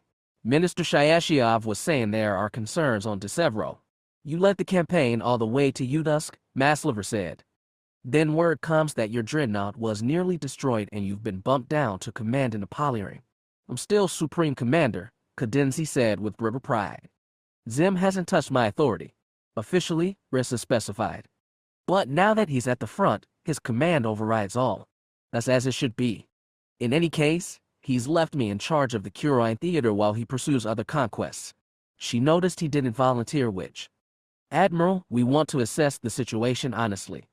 We were hoping to get your frank appraisal." Cadenzi's brows, as gray as his beard, furrowed. "What has your husband told you?" "The first viceroy has told me little. He doesn't share military business. And you think I will?" "We only want an honest assessment," Maslover stressed. Cadenzi sighed. "The honest fact is that we will destroy Ranroon. We have more ships, more weapons, more soldiers, and a far vaster industrial base. I've heard the Federation, and especially Indrexu, has unexpectedly deep resources." "Yes, and it's been a problem. The bigger problem is this: Indrexu is uniquely dangerous. Her people used to be pirates, and she uses pirate tactics. Those were what almost tore up the victor's crown." Cadenzi scowled. "Xim berated me for that. He's given more tasks to Thane and Kryn because he thinks the Argaians are better suited for this fight. He's probably right, and it's getting worse. The Federation has started attacking systems well inside our lines, probably using hyperspace routes we can't. Even Udusk isn't safe, though so far they've gone after smaller targets hit-and-run style. That hardly sounds promising." Maslover crossed his arms. "You're still certain we'll win? It's a number game. Those are all on our side." He looked at them grimly. "The only question is how many of us will be left when we finally boil Ranroon seas." It was exactly what Arissa didn't want to hear. "What are the chances of a negotiated truce?" she asked. "Xim doesn't want a truce. He wants conquest. And Indrexu looks like she'll fight to the last woman. They're both willful." Bleak silence hung in the room. Rissa dared ask, "What can we do to make him see reason?" Cadenzi snorted. "Xim is his own reason. I don't suppose your husband's tried to change his mind. I already told you we don't discuss military matters. Then I don't know what to say, except that I'll continue to discharge my duty until our emperor is satisfied." He shrugged irritably. "I'm sorry if you've wasted your trip." "It wasn't wasted," Rissa insisted. "I agree," said Maslover. "We've gotten your views, Admiral, and they're important. I can't give you anything that will quiet minds on Desevro. You've given us clarity, and with clarity, we can decide our future course." Another silence followed. They could all hear the danger in it. Cadenzi breathed deep and repeated, "I will discharge my duty, as I have for 25 years. "I know," Maslover said, "and we're grateful for you. I hope Xim continues to appreciate your service." "So do I," the Admiral said darkly. They got nothing more out of him. Rissa and Maslover walked slowly back to the ship, sidled closely so they could speak in low tones. "We shouldn't have hoped for too much," Maslover said. "He's a Sarascan, after all. He's not one of us." The implication toward her husband was clear. She let it pass. "What hopes did you have for him?" "I wanted something that could stop Xim before he ruins everything, or someone." Dropping to full whisper, she said, "We shouldn't have this conversation here." "What conversation?" "There's nothing else to say, is there?" He pulled away and quickened his pace. Rissa hurried to follow. His tone just then had been rhetorical, but his question was serious, even existential. They'd think long and hard about it on the flight home. Essen felt like she was falling forever. She was strapped to a seat in the Stormrider's forward observation deck, separated from the surreal spiral of hyperspace by layered glass and the helmet of her vacuum-proof suit, but she still felt helplessly exposed. This was of her own choosing.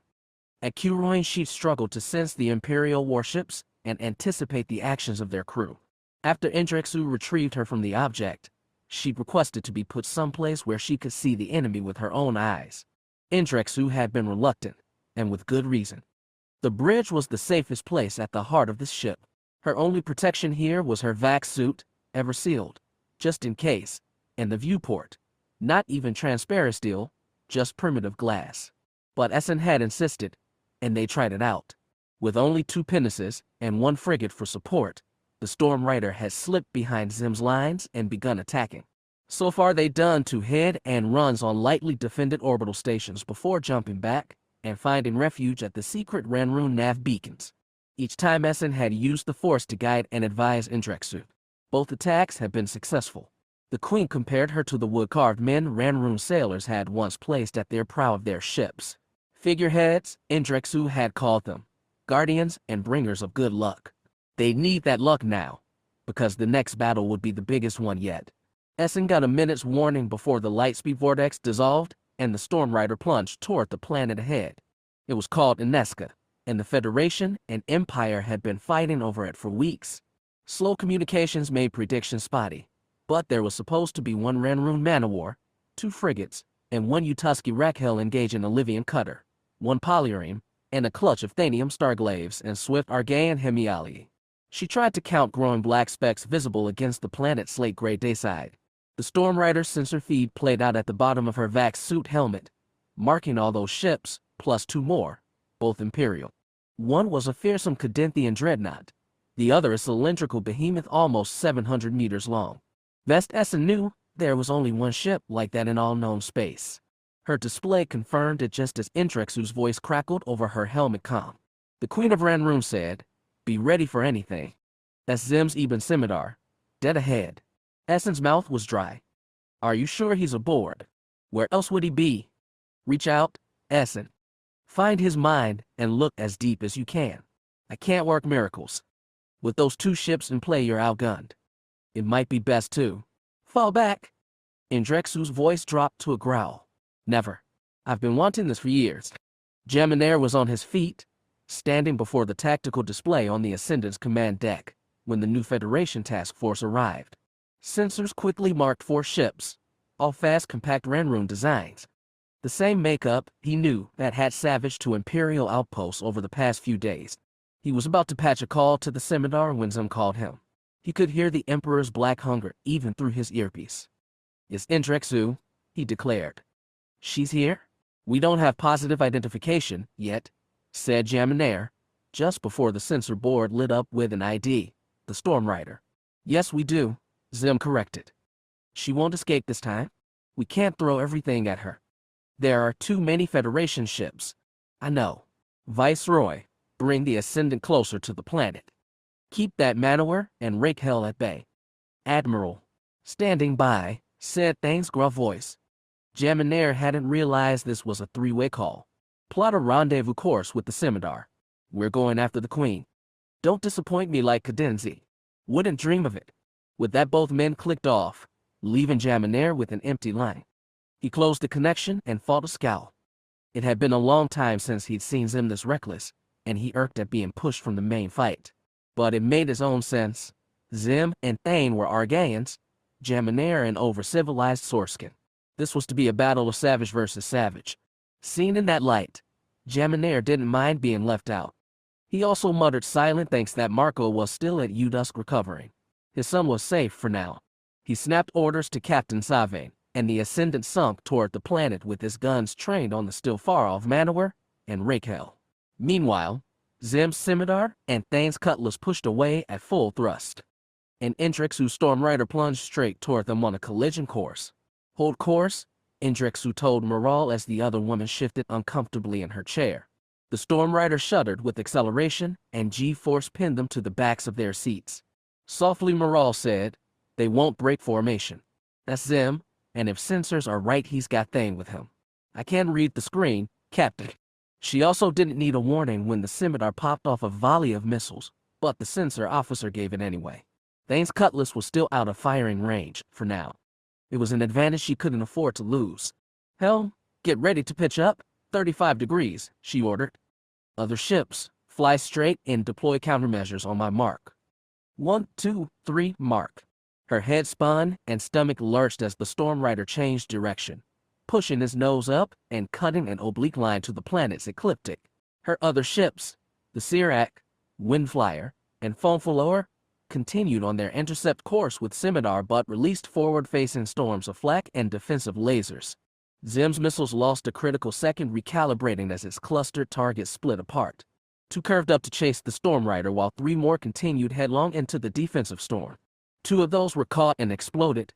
The third detonated just off the Fonfaloer's dorsal side, damaging the frigate but not crippling it. The other 2 missiles were forced into a steep curve as they chased the Storm Rider. Warheads could pull off changes in velocity a manned ship never could, and they soon drew close. However, their arc was predictable enough for the Storm Rider's lasers to pick off one. The other was too close to the explosion, caught by it, and detonated. Everyone breathed sighs of relief except for Indrexu. Her heart was racing. Adrenaline sang through her. She had wanted this for years. She was also terrified. Even her ancestors had never fought a fight this brutal, an enemy so fearsome. She'd never felt more alive. On the screen, the scimitar and cutlass adjusted to chase her. The Storm Rider's course change had, unfortunately, lessened the gap between her and Thane. He would be catching up quicker. "Citrop on Fonfaloer?" Indrexu asked. The reply was quick. "Minor damage, hull breach is sealed. Engines and guns still operation. Have her plot an intercept course with scimitar. Both pinnaces go after cutlass. As ordered, Majesty." The Storm Rider continued ahead without changing course. The scimitar had drawn close enough to fire but hadn't, not yet. Xim probably wanted to get in closer to increase his chance of landing strikes. That was fine by Indrexu. She asked, "Sensors, are they underneath us?" "Approaching our ventral side, 110 degrees. "Good enough. Deploy the charges." The harpoon guns jutting from the Storm Rider's flanks could fire more than just harpoons. In this case, the guns fired unguided warheads into the scimitar's path. Back in their seafaring days, Ranroon ships had deployed depth charges to flush out submarine attackers. These explosives followed the same principle. With no propulsion flare of their own, they'd be much harder for Xim to track and destroy. The Storm Rider's crew couldn't track them either. They merely released and waited. Indrexu held her breath, clasped her armrest hard. Then Essen, silent until now, said in her ear, "He sees them." And so he did. The scimitar decelerated and changed course. Its defensive lasers fired madly. The charges went off 1, 2, 3, 4. None of them scored direct hits. It was disappointing, but not surprising. Xim had been born a pirate and he knew pirates' tricks, unlike Cadenzi. Trying to harpoon him would be useless too. At least she'd slowed him down and bought time for her backup to arrive. But that wouldn't be enough. To her figurehead she called, "I'm going to need more help than that." Indrexu was right. She did need more help, but Essen wasn't sure how to provide it. The Force was only helping her so much. She knew that some Jedi were able not only to sense the minds of others, but influence and command them. For Essen, it was challenge enough to keep her awareness locked onto Xim's. It was Xim. She was certain of that. She felt him like a torch on the scimitar, and every other light aboard that ship was a candle adorning his mighty flame. She felt energy, hunger, excitement, anxiety, and a touch of dread, not all that different, she noticed, from Indrexu's own presence. What were other factors at play? Too many. The cutlass was also racing to intercept from a different angle and catching up fast. 3 Ranroon ships were hurrying to head them off. Meanwhile, that dreadnought was forcing the other Federation ships into Anesca's gravity well, where they'd be unable to help. "Do you hear me, Essen?" Indrexu called again. "Can you do anything to slow the scimitar?" She couldn't. Jedi powers might help her slay tanks, but they were useless against the mighty warship. She was useless. She could barely glean anything from Xim's mind. It was too intense. Touching it was like coming too near a star. The other Imperial ship was drawing close too. With effort, she wrenched focus from Xim to the cutlass. She left a mind blazing at his center too, like Xim's but not, just as intense but less controlled. She gathered flecks of desire from it, mental bruises from old wounds, battered pride like dented armor. To Indrexu she said, change course again. Aim for the polyrene. For Thane. Why? Do it, please. That will take into Xim's firing range. And through it. Indrexu growled but didn't argue. Essence restraints bit into her shoulders as the Storm Rider pitched down. The viewport was filled with the planet's gray glow and, against it, she could see the cutlass rushing toward them. The two ships charged straight at each other, neither veering. Essence sensed the mind of the ship's commander. He was determined to get close, to ride this to the last second, and risk his own ship to fire missiles into Storm Rider at point-blank range.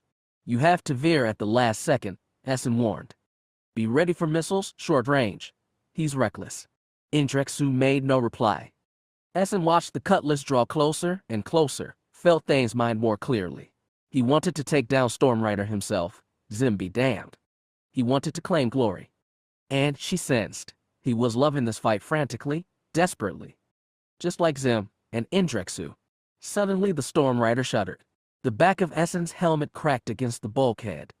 She gasped, what is it?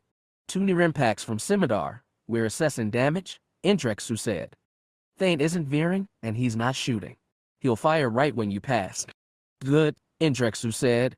He'll let his chaff field down. Were they all mad? The cutlass was so close. Thane was itching to give the fire order. His crew was waiting on him. Essen had to stay his tongue. She felt his mind and tried to touch it, cloud it, interfere with it, freeze it for the critical moment. The cutlass filled the viewport. She could see the running lights on its bow, plates of shining chirium, jutting transmission, antennae, and the corona of its rear thrusters, still flaring hard. She felt Thane deep inside it, the command on his lips. Stop, she commanded, begged. Stop, stop, stop, stop, stop, stop. The Storm Rider veered. Essence's stomach churned. The cutlass panned down, out of view, and there was only to the planet. The entire ship rocked violently around her, bouncing her head off the helmet's interior. She felt the Storm Rider decelerate like their engines had suddenly died. What happened?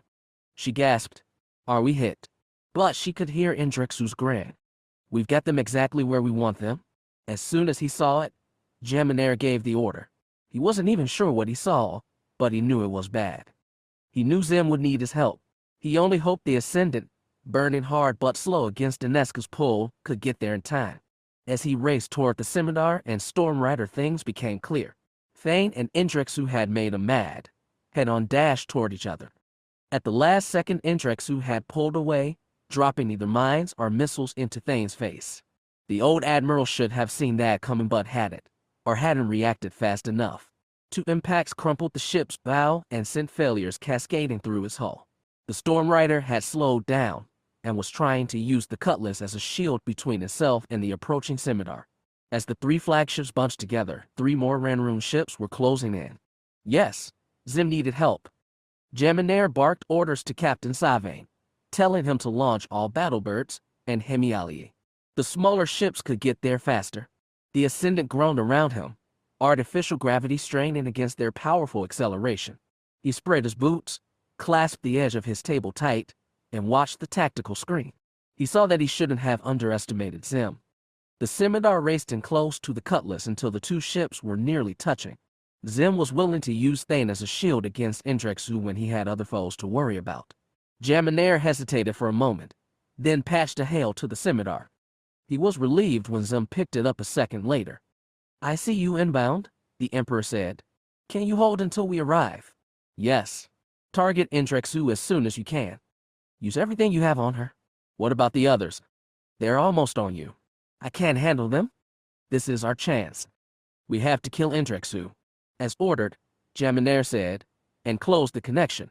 He not argued, not now, but Xim was wrong. If he had to choose between killing Indrexu and saving his Emperor, he'd pick the latter in a heartbeat. The Storm Rider had turned his flank toward the Scimitar, out of Essan's view, but she could see the planet still, and new black flecks that were getting closer. The readout of her display marked the largest warship as the Cadenthian dreadnought ascended. The very same ship that had, years ago, pursued her and her comrades halfway across known space. She didn't need the Force to have a bad feeling about this. To Indrexu she called, "That dreadnought's approaching. It's called in support ships. Can you slow it down?" The Queen asked distractedly. "Slow it? No, it's a dreadnought. Whatever you did to Thane, do to Jaminair. Do it now." That was all. The Queen was in the middle of something. Essen was on her own. She muttered curses and tried to reach out to the still distant mind of the man on the dreadnought. And then, Ericus. Was he here?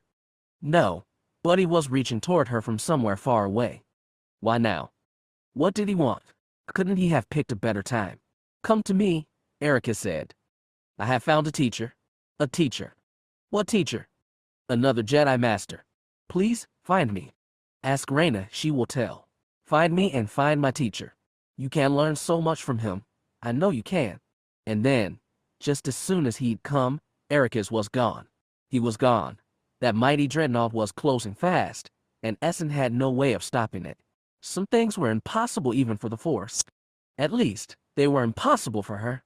"Xim, you clever bastard," Indrexu growled beneath her breath. "Did I give you that idea?" She tried to use the crippled cutlass as a shield from Xim's scimitar, but Xim had a better idea. He pulled right close to the cutlass, so close they risked collision. But they didn't hit, and it took Indrexu's techs a minute to figure out why. Scimitar might have been the mightiest warship known to mankind, but it had been custom-made, and like a good space pirate, Xim had installed harpoon guns on his ship. Now 5 cables were locked tight onto the cutlass's hull. Xim was happy to use the polyram as a shield. More, he was using the scimitar's directional thrusters to adjust yaw for both ships, effectively swinging the cutlass in this way, and that to intercept inbound missiles so his own ship could remain undamaged. Thane was going to have some wonderful things to say to his emperor, if he survived. As for Indrexu, she couldn't help her admiration. The former pirate prince could still scrap with the best of them. "He can't shield himself in all directions at once," Indrexu said, half to herself, "and that polyram's too small. We can still hit the scimitar, but we need to coordinate our attacks." "What should we do, Majesty?" Maral asked, almost pleaded. "Get me aligned with the other captains. We'll encircle Xim and pound him on all sides if that's what it takes." "What about the dreadnought?" "Our figurehead can't take care of that." Maral blinked in disbelief. "How?" "His battlebirds are almost on us. She can't handle it." "But," Indrexu cut her off. "Come, get me our other 3 ships. Direct line? Now." She wrenched her hand set to her ear and didn't give Maral a second glance. She'd had Cadenzi at her mercy and had to run. Now she had Xim surrounded. She couldn't surrender this prize too. But as soon as the line opened, Foamflor's captain declared, "Majesty, we have incoming missiles from the battlebirds." "We do too," reported the Sirac. "Intercept them." Indrexu snapped. "We'll hold position here. Sirac, maneuver onto Xim's 4. Follower, we'll take him from either side. He can't block us all." But even as she said it, the Stormrider shuddered. An anxious Maral reported, "Majesty, we barely caught that last missile. 3 battlebirds and 2 Hemialii are closing. Not like this, not when she was so close." To the captains, Indrexu said, "You have orders. Take position." Then hurriedly changed channels to Essence. "Stop that dreadnought. Now." "I can't." The witch groaned. "You have to fall back." "Not again." Indrexu pounded her armrest and was about to argue when Com said, "Citrip from the Thunderclap." Indrexu's mind sputtered. Then she remembered. The Manowar commanding the Anesca offensive. "What is it?" She gasped. "They say they've knocked out the Livian cutter, and their forces have encircled the Imperials on the ground. They've resecured the surface." Faces around her lit up with victory, relief, most of all hope. Hope this was victory enough to justify their escape. Anger, hunger, lust, greed, all of them swirled in Indrexu's mind, and she strained to remember the bigger picture. They'd come here to secure Anesca, and they'd done it, simply by drawing enough ships away from the planet. That was her primary goal, the one that would allow Curoin and Ranroon to hold out longer. She looked at the tactical screen. Her other ships were almost in position. The Ascendant was almost in firing range. She could taste it, the greatest victory of all, and she knew she couldn't have it. Indrexu wanted to scream, laugh, and cry at once, but because she was a queen she swallowed it all and said, "Come, send a counter to my last order. We're falling back, all four of us. Helm, lock on the nearest beacon and get us the hells out of here." The crew looked almost joyous. Indrexu fought a scowl, her hands clenched to fists. An idea came to her, a way to salvage this and even make her feel better. "Come," she said, "prepare me a broadband transmission. I want all ships to hear it, especially Scimitar." Mere seconds later, the lieutenant said, "Go ahead, Majesty." Indrexu took up her handset and held it to her mouth. She took a deep breath, then forced a gloating tone she did not feel. "I'm happy to report that Federation forces have taken full control of Anesca's surface. I'd like to thank Emperor Xim for taking my carefully prepared bait." Which was a total lie, but she charged on. "I'd like to remind the Emperor that I had him at my mercy, and were it not for the intervention of a few competent sycophants I'd have his head in addition to his dignity. I look forward to putting it on my wall some other day. We do love taking trophies on Ranroon, and yours is too fine to pass up. Until next time, Pirate Prince." She slammed the handset down and kept the smug smile on her face. The crew, those not frantically plotting an escape course, anyway, looked at her in shock. Then someone at the tactical station started clapping. Others joined in, and by the time the Storm Rider lurched past lightspeed the command deck rang with applause. Even morale was bright with admiration. Indrexu sunk into her chair and tried to enjoy it. Let everyone call this a victory. Only the queen and her witch knew better. On a lonely world, two men sat under the stars. One was a Jedi, the other something else, but the Force was with them both, and that was all that mattered. To find Essen, Ericus had reached paradoxically inside himself to find the mark she'd left in his heart. It was a strange mark, so different from the love he felt for Reyna and Soren. For Essen he felt respect, compassion, and understanding. He also felt fear both for and of her, one he dreaded to admit even to himself. But he'd gathered all his feelings toward Essen, embraced the truth of them, and turned that truth into a compass that guided them across the stars. Using Jeddar's lone strength, his sublime confidence in the Force, Ericus had sent his message and felt her confused reply. And then she severed the link. Ericus's fell back through time and space and crashed down on a lonely mountain slope hearth on a forgotten world. For a while he and Jeddar sat in silence beneath the stars. Eventually Ericus said, "I don't know if this was the right thing to do. Elusive knowing is.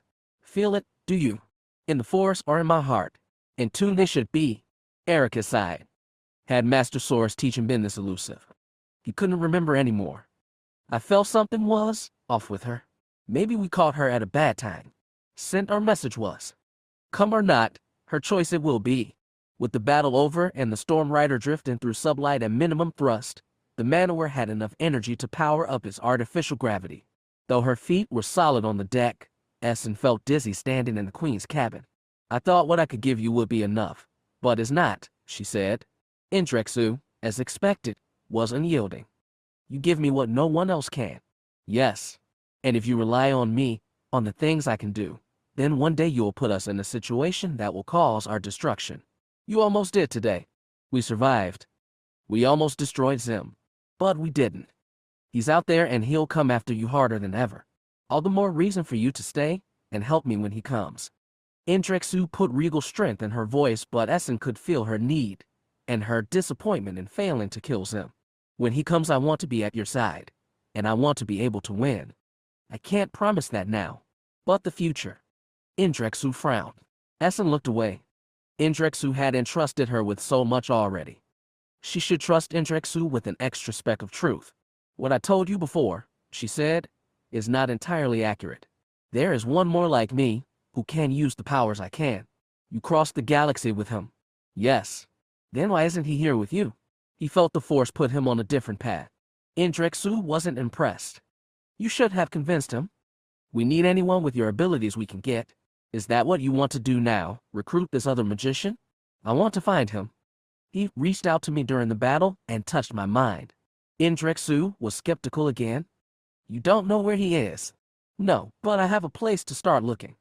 I need transit to Santosa Station." "Santosa." Indrexu raised her brows. We've been moving supplies through there for years. I know. For enticement, she added, I also know the people who run the station. I can speak to them on your behalf, maybe negotiate more shipments. You're not in any place to negotiate on my behalf, Indrexu said, though her tone was thoughtful. If you're willing to lend your weight, however, I can send you with the representative. Once there, you will be free to pursue this partner of yours, so long as you promise to bring him back. Jedi did not force other Jedi to do anything, but Essen said, I promise, I'll come back with him. And perhaps this strange new teacher. Indrexu didn't look satisfied, but she nodded. Perhaps she was afraid to push hard on a woman with Essen's power. I'll arrange your travel. In the meantime, I'll adjust strategy accordingly. Essen tried a light smile. If you see Xim, save him for later. When we can help. Indrexu didn't smile back. For her, it would be a hard wait. Jamineer had known Admiral Thane for almost 30 years, and he never much liked the old pirate, who had Alzair's crudity but not his charisma, but right now he felt sorry for him. His uniform was still darkened by patches of ash when he entered Xim's study aboard the scimitar. Like Cadenzi before, he stood stoic while Xim circled like a predator. It could have been different. Xim's voice was midway between a purr and a growl. If you had broken your charge like I told you to, we could have stopped Indrexu together. Instead, you rushed in for glory and got your ship crippled. With all your experience, I thought you were better than that. Or maybe you've gone senile. Is that it, Admiral? Thane's lip curled. I would have stopped her. I was going to fire missiles at point blank and get past her defenses. Then? Why? Didn't. You. I was too slow. Before I gave the order, she dropped the mines right in front of me. So she did to you what you thought you could do to her. Wonderful, Xim sneered. At least we know which of you hasn't lost touch. Sir, I was willing to risk my entire ship to take her out. And I almost did. But you didn't. And we not only let her slip away, we lost our foothold on Anesca. It was your charge to take that world, and you failed. You ordered me to go after Indrexu. I ordered you to take her with me. Xim stepped close in front of him. You engaged in a stupid maneuver on your own, and it cost us everything. There was no guarantee we could have taken her together, Thane said through his teeth. I was trying to end the fight. Your father would congratulate me for my initiative. I am not my father. Xim rose on his toes to shout in Thane's face. I am your emperor, and if you won't do as you're ordered, then you are dismissed. Thane's eyes went wide. But, sir, you are relieved of command of the Anesca operation. You will retain the rank of admiral, but your services will be limited to supply and personnel on Desevro. Desevro. The old man looked like he'd swallowed poison. Yes, Desevro. Back to the bureaucrats and pompous nobles, so you can learn how to follow orders and count properly, and be civilized when you have to. Xim stepped back but kept eyes on Thane. The cutlass will be taken to Udusk for repairs. It may be returned to you in the future if I decide you're worthy of frontline responsibilities. Is that clear? Thane was trembling with anger. Jamineer was afraid he'd lash out. But the old man said, I accept your judgment, Emperor. Then you've made the first step toward redeeming yourself. Dismissed. For a second it still looked like Thane would hit him, but with the flare of his white mane, the old man marched from the room. As soon as the door closed, Jamineer exhaled in relief. But to his shock, Xim whirled on him. Without eyes like rifle mouths, he said, You disobeyed orders too, Marco. You're lucky not to be out there with them. Jamineer was dumbstruck. I saved you. Without the Ascendant, she would have destroyed you. And you could have destroyed her. I ordered you to throw everything you had, every battlebird and missile, at the Stormrider. You didn't. And she got away. I was trying to slow down her other ships. I told you I could handle them by sacrificing Thane. Yes, and he'd have died a hero. A much better fate than what he has now. Xim truly believed he could have won, and Jamineer knew he'd never convince him otherwise. He pleaded, What I did wasn't for glory. I was only trying to protect you. Xim breathed deeply in, then out. A little of his anger went with it. I know, and that's why I'm not shipping you back to Desevro. But do not ever disobey orders again. The next time either of us, alone or together, has a chance at her, we have to take it, no matter the cost. Xim's focus on Indrexu was becoming an obsession. Jamineer said, There's more to this war than the Queen of Ranroon. There's Ranroon itself, and President Jellister, a talking head. No, there's only one beating heart to the Federation, one real fighter who can stand against me, and that's Indrexu. When she falls, her planets will too. He made a hard fist. Every single speck of mankind will be united under me. We swore that decades ago. Do you think I forgot? Of course not. But, he thought, sometimes, Xim's youthful obsession had faded with age. Now he saw he was wrong.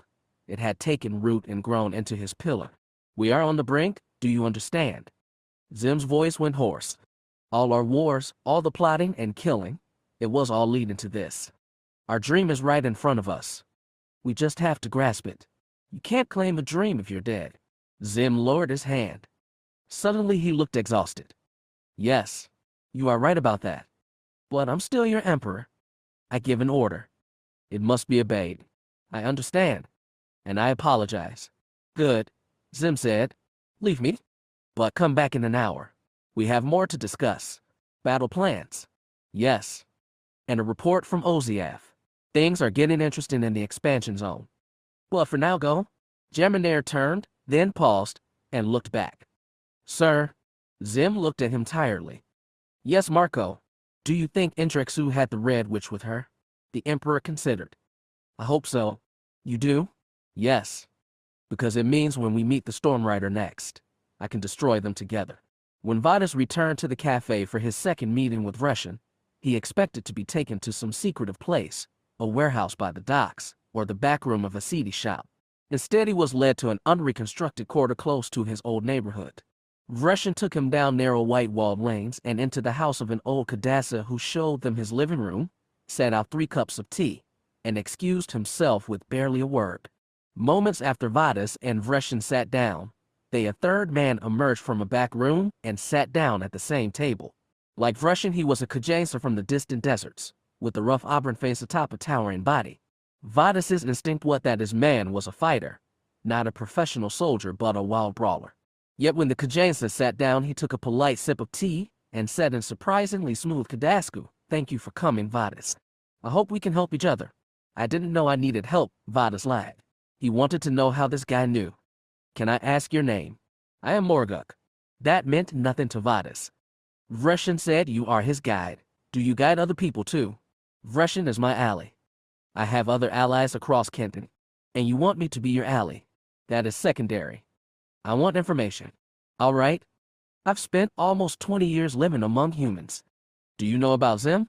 I have heard of him. Well, I can tell you all about his empire, the way people live, what they're fighting over lately. Vadis spread his hands. But is that what you want? Humans don't seem to have made a mark on Kenton. Is that the truth? Do you see no signs of Xim's empire here? No. The empire has been expanding toward this part of space, but they don't seem to have reached Kenton yet. I see. Morguk sounded faintly disappointed. Do you want humans to come to Kenton? I don't know if that's in our best interests. Xim can be a gracious winner sometimes, but his conquests are brutal. So I have heard. Still, I will listen to what you have to say. And he did. Vadis explained what he could about the Empire's history, its abilities, its war with the Federation, its expansion toward this region, and its need for resources, especially Kiarian.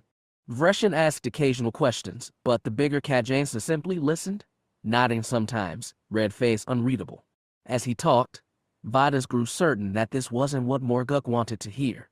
When he'd said enough, Vadis put his hands on the table and asked, "Do you want to hear what I know about the Liberator?" Morguk's eyes widened. Please? Well, I'm sorry. I don't have anything.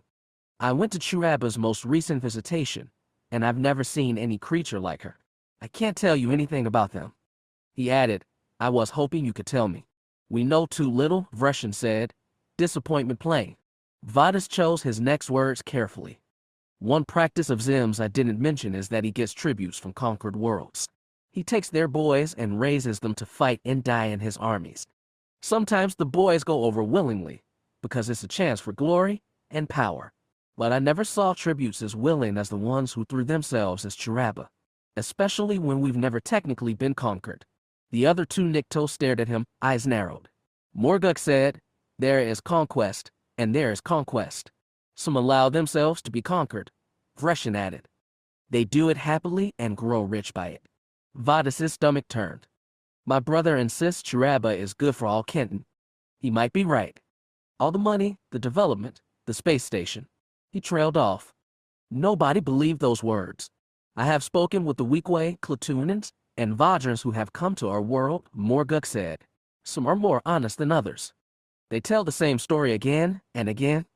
The worms, and Chiraba is only one, come to planet after planet in mighty starships. They command tribute and obedience, and if they do not receive it, the punishment can be harsh. It was what Vadis expected all along. How many planets do the worms control? No one seems certain, but their influence is vast. Kenton is only the latest to fall under their shadow. They call themselves Hutts, Vreshin added. We believe they're relatively few in number, but great in influence. Vadis looked between them. What do you expect to do about them? Morguk tilted his head so light fell on the faded scar that slanted over the left side of his face. I received this as youth from one of the old priests. I ran to the mountains and spent years hiding and fighting them, fighting and hiding. Morguk has been an inspiration to us for a generation, Vreshin added eagerly. I knew as soon as I heard of her that Chiraba is no liberator, just a new master come to enslave us. Vadis had too. Well, what can we do? There is fighting, and there is fighting, said Morguk. I wonder if these humans can be our ally against the Hutts. Xim isn't anyone's ally. He conquers, and a lot more brutally than these worms do. What do you think will happen when his empire meets the Hutts? Nothing good for anything. Except, perhaps, us. My foe's foe may yet be useful. But I see another option. Something much closer to home. He looked at Vadis expectantly. The younger Nikto shook his head. I don't know what you're asking me. Your brother has gotten wealthy working with Chiraba. But he's also gained knowledge. Yes. Connections and insights into how Kenton is being exploited. Maybe, Vadis allowed. But, I don't know what you can expect from him. And don't overestimate my influence. I was gone for 20 years. I'm staying with Kator. But, he lowered his head. I'm not sure we know each other anymore. Has he sold himself to them entirely? Asked Vreshin. I think he knows what he's been doing is wrong, but he convinced himself it's for our own good to let Chiraba use us. Morguk growled, the Hutts are even more insidious than the priests. They trick us into committing a blood sacrifice without us realizing it. For the price of shining towers and spaceships, we've sold away our very souls. Well, what can we do? Vadis moaned. I tried fighting Xim's empire once, and I was lucky to get out alive. I've been laying low ever since. If these Hutts are just as powerful, if they conquered us so easily, can we ever be free? Morguk's face twisted. I will not surrender our people without a fight. I will not run from our enemy. He struck so deep so easily. Vadis had run once and spent 20 years quietly hating himself for it. He promised not to abandon Kator, but in a sense he'd already surrendered his brother to the seduction of a wicked new god. I can talk to Kator, he said. But I'm not sure he'd want to talk to you. And do you want it? It seems like you're trying to stay hidden, and meeting Kator might not be safe. You think he'd betray fellow Nikto to the Hutts? Vreshin asked, deathly serious. Vadis winced. Not like that, but I don't think you can convince him of anything either. Perhaps you can, Morguk said. You are his brother, despite your years apart. A part of his heart belongs to you, and yours belongs to him. If there are cracks in his walls, break them open. Show him the truth of what is happening here. Help us show him. It all seemed impossible to Vadis, but his conscience toward him. He'd abandoned Kator once. He couldn't live with himself if he did it again. I can try, Vadis said weakly. You want to meet him in person? Here. Not here, said Vreshin. 2 nights from now, bring him to the cafe? I will be there. Vadis looked at Morguk. You want to see him personally? Yes. But do not give him my name. I won't. I can't promise anything. He might refuse. Try, Vreshin said. In 2 nights, I will be at the cafe. Come with Kator or without him. If you do not come, you will never see us again, with or without. This was very likely a fool's promise. He doubted he could convince his brother to give up his newfound wealth and influence for some nebulous struggle against an unseen enemy. But he would try, for Kator's sake and his own. The theophany was 500,000 tons of elegant might drifting on the edge of the cycloid cluster. Viewed through the transparent steel wall of his observation chamber, the close-packed stars looked like a luminous fist against blackness and weaker lights. A pleasant sight, thought Chiraba, known among her own kind as the Inquisitor, and a rightly chosen name it was. Kenton was not the first world she convinced to worship her, but it was the most populous and had the most potential. She was proud of her work and everything she'd done for the greater glory of the Enigmatic, the Hutt's supremacy, and the Holy Light. She pondered Cyclada, but not for long. Now wrapped in black robes with silver trim, simpler and more modest than the gold raiment she donned at Kenton, Chiraba slithered across the metal deck of her cabin to the communication screen. With a thick yet dexterous hand, she tapped commands into its control panel. It took a moment for the Theophany's communications array to direct itself to Slaherin and beam the transmission. Yet once the connection was made, data flowed across 30,000 light-years in an instant. Chiraba's screen flickered on. The face that appeared before her was much like her own, with massive vertical slit eyes, a huge mouth, and flaring nostrils spaced wide. It was only natural they looked the same, for the face belonged to her nephew Cossack, reigning throne of the Enigmatic. The most marked difference, captured even by the screen's dull colors, was in Cossack's striking ultramarine eyes. "Ah, Aunt, I trust your mission was a success," Cossack purred. "Of course. I have 20,000 from Kenton aboard my ship." "Excellent. Was there any trouble with the stop?" "Some are always hard to domesticate. But don't worry, I left Xanter behind to oversee the faithful." Her chief hierophant was as ruthless as a Telandatil could be. She had no doubt he'd root up any Nikto heretics who refused their new god. As Axcator returned to Slaherin, yes, he was tallying tributes and harvests from our worlds. "It has been a bountiful year. The Blazing One will be pleased," Chiraba said. It was nearly time for the throne and virtues of the Enigmatic to make their annual pilgrimage to the homeworld, where they would lay bare their gains and losses to the court of Ardistag the Immortal. The Blazing One had ruled as suzerain over all hosts of the Hutt's supremacy since he'd led them to victory against the Wardens 6 centuries ago. Chiraba yearned to be back on Varl. She craved the comforting suction of its swamps, the twin glow of Ardos and Ivona. The prehistoric Hutts had looked at the sky of their homeworld and believed the two suns tracking across its sky were loving gods who'd blessed Varl with their warmth. They were the life-givers without whom the Hutts would be impossible. In her childhood, almost 7 centuries ago now, Chiraba had looked at the suns with mystic adoration. True, the Hutts had gone forth into space and discovered that the life-givers were two among countless fiery gas balls in the cosmos, but that did not make them less divine. After all, no other suns had nurtured a race as mighty as the Hutts. Cossack told her, "Something interesting is developing on the edge of the supremacy. And I want you to set sail for Kovari immediately." Kovari. The Enigmatic claimed most worlds in this portion of the frontier, but that one was belonged to the Hastilic. "Yes, Kovari. I've spoken with this principality, and we'll be both welcome there." Now she was curious. "What business is there on Kovari?" 3 days ago, the Hastilic received an invitation to meet with a special envoy from the Empire of Xim. That explained it. In their expansion, the Hutts had heard rumors first, then reports from scouts of a kingdom of bipeds larger than anything they'd encountered since the Wardens. Xim's territory seemed to rival that of the Hutts themselves, and was expanding far quicker. Ardistag had given no order to initiate contact, though Cossack bristled to do it himself. Now it seemed the humans had taken the first step. "Is this envoy on Kovari now?" Chiraba asked. "No, they merely sent a messenger. But in 3 more days their envoy will come, and we will be there. On the Hastilic's invitation, I have spoken with Ontaga. He will be present too." "He told you of this meeting?" "No, that was my spies on Kovari." Chiraba snorted. "And did you tell Ontaga this?" "Yes," Cossack laughed. "He promised to find my spies and execute them. I promised to recruit more." Amongst his fellow Hutts, Cossack was known as the Clever. It was an appellation that could denote actual cunning as much as petty scheming, but Cossack seemed to embrace both, as though he were determined to prove his critics wrong. At barely 400 years he was the youngest throne of any host. None could deny he was ambitious. His election by the Enigmac's dominions and principalities had sent ripples through Hutt society. Chiraba, then Principality of Saboria, had voted for Cossack herself.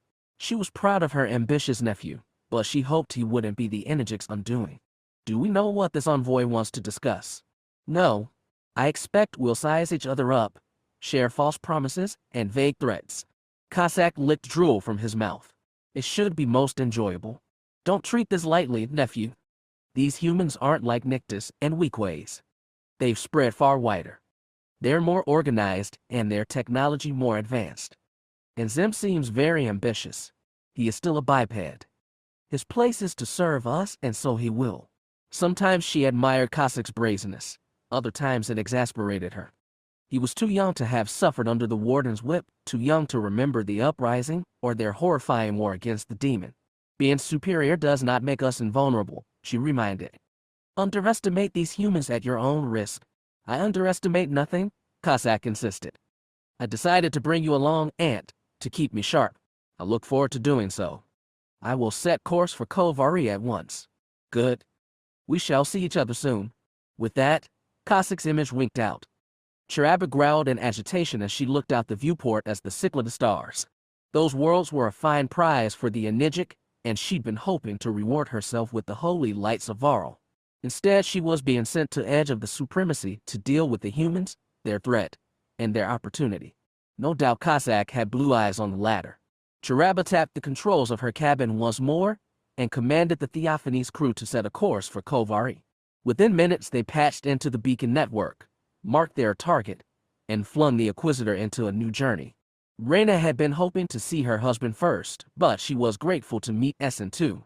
She only learned of the inbound Federation Raquel hours before it arrived, and had no idea the Sith woman was aboard until she stopped through the airlock, right behind the man in silks who announced himself as Master Rasu Welton, First Minister of Ranroon.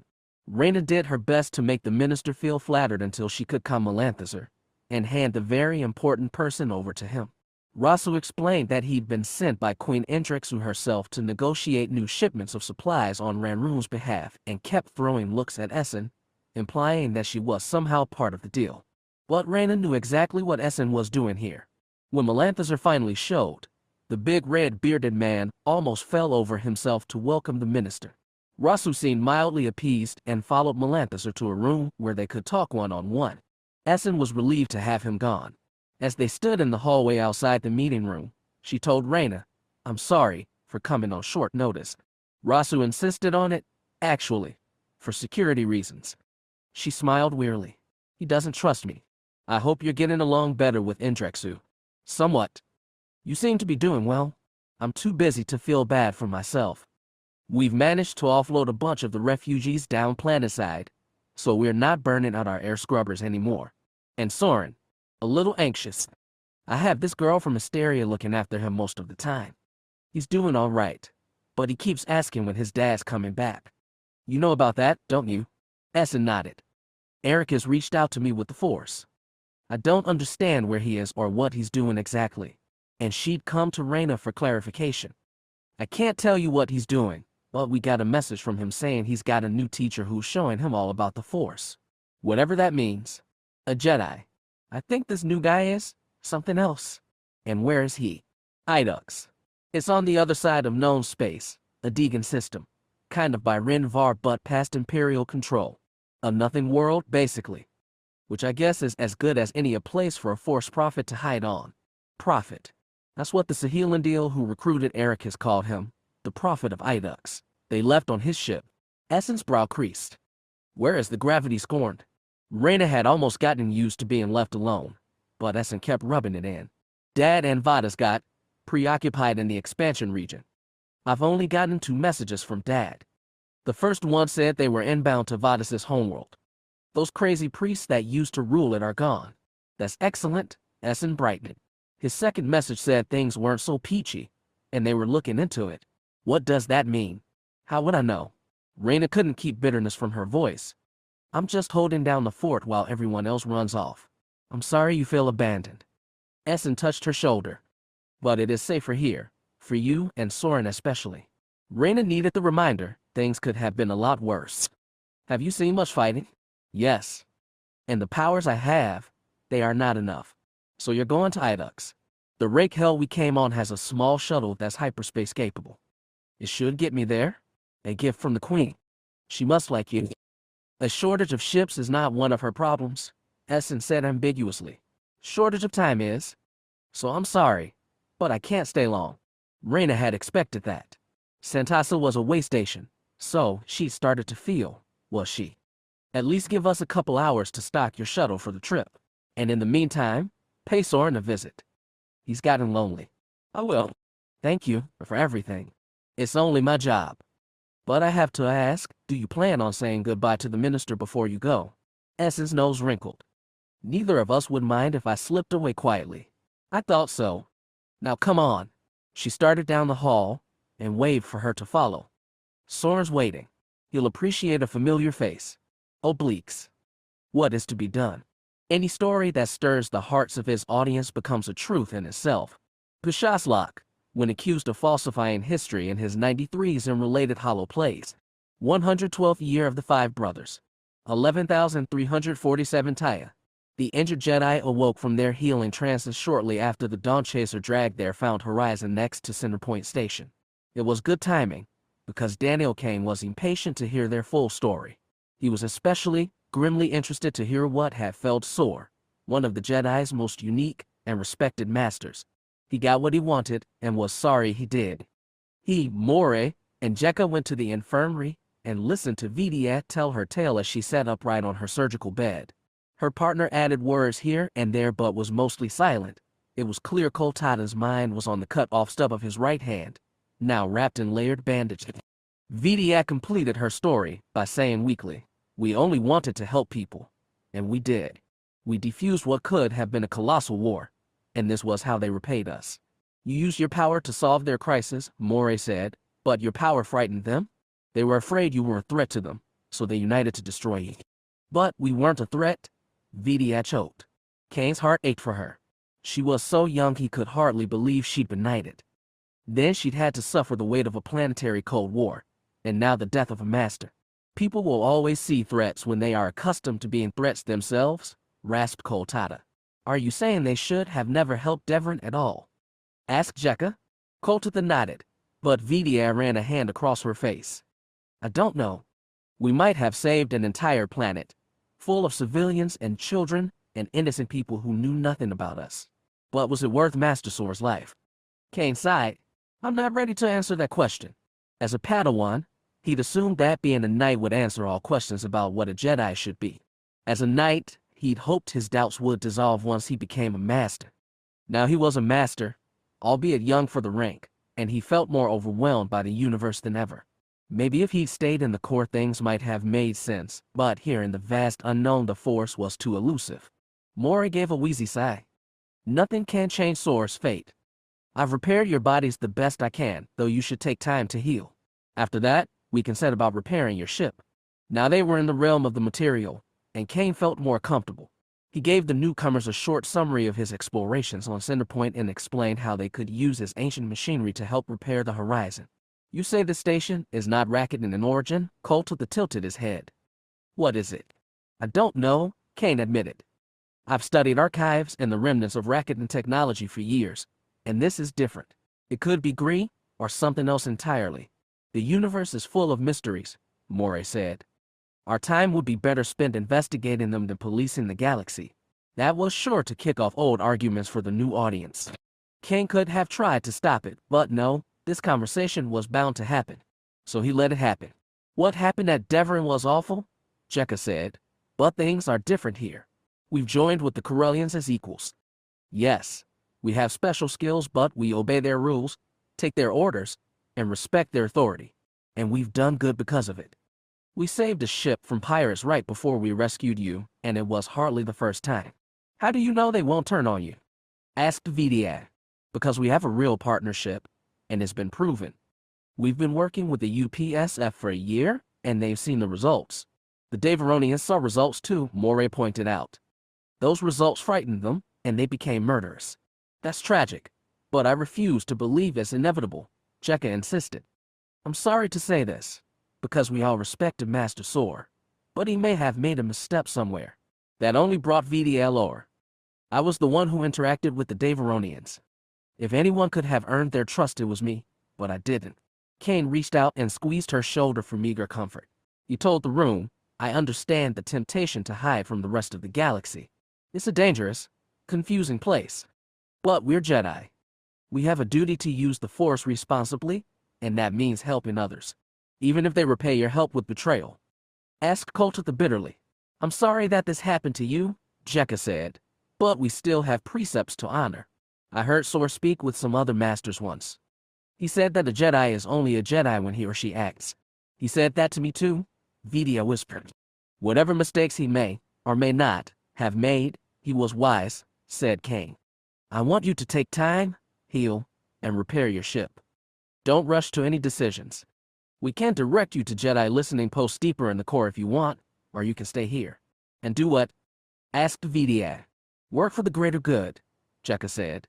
Until the greater good betrays you, grunted Koltitha. Moray held her tongue. The argument fizzled out before it got bitter. Kane said, whatever you choose, I promise we'll support you.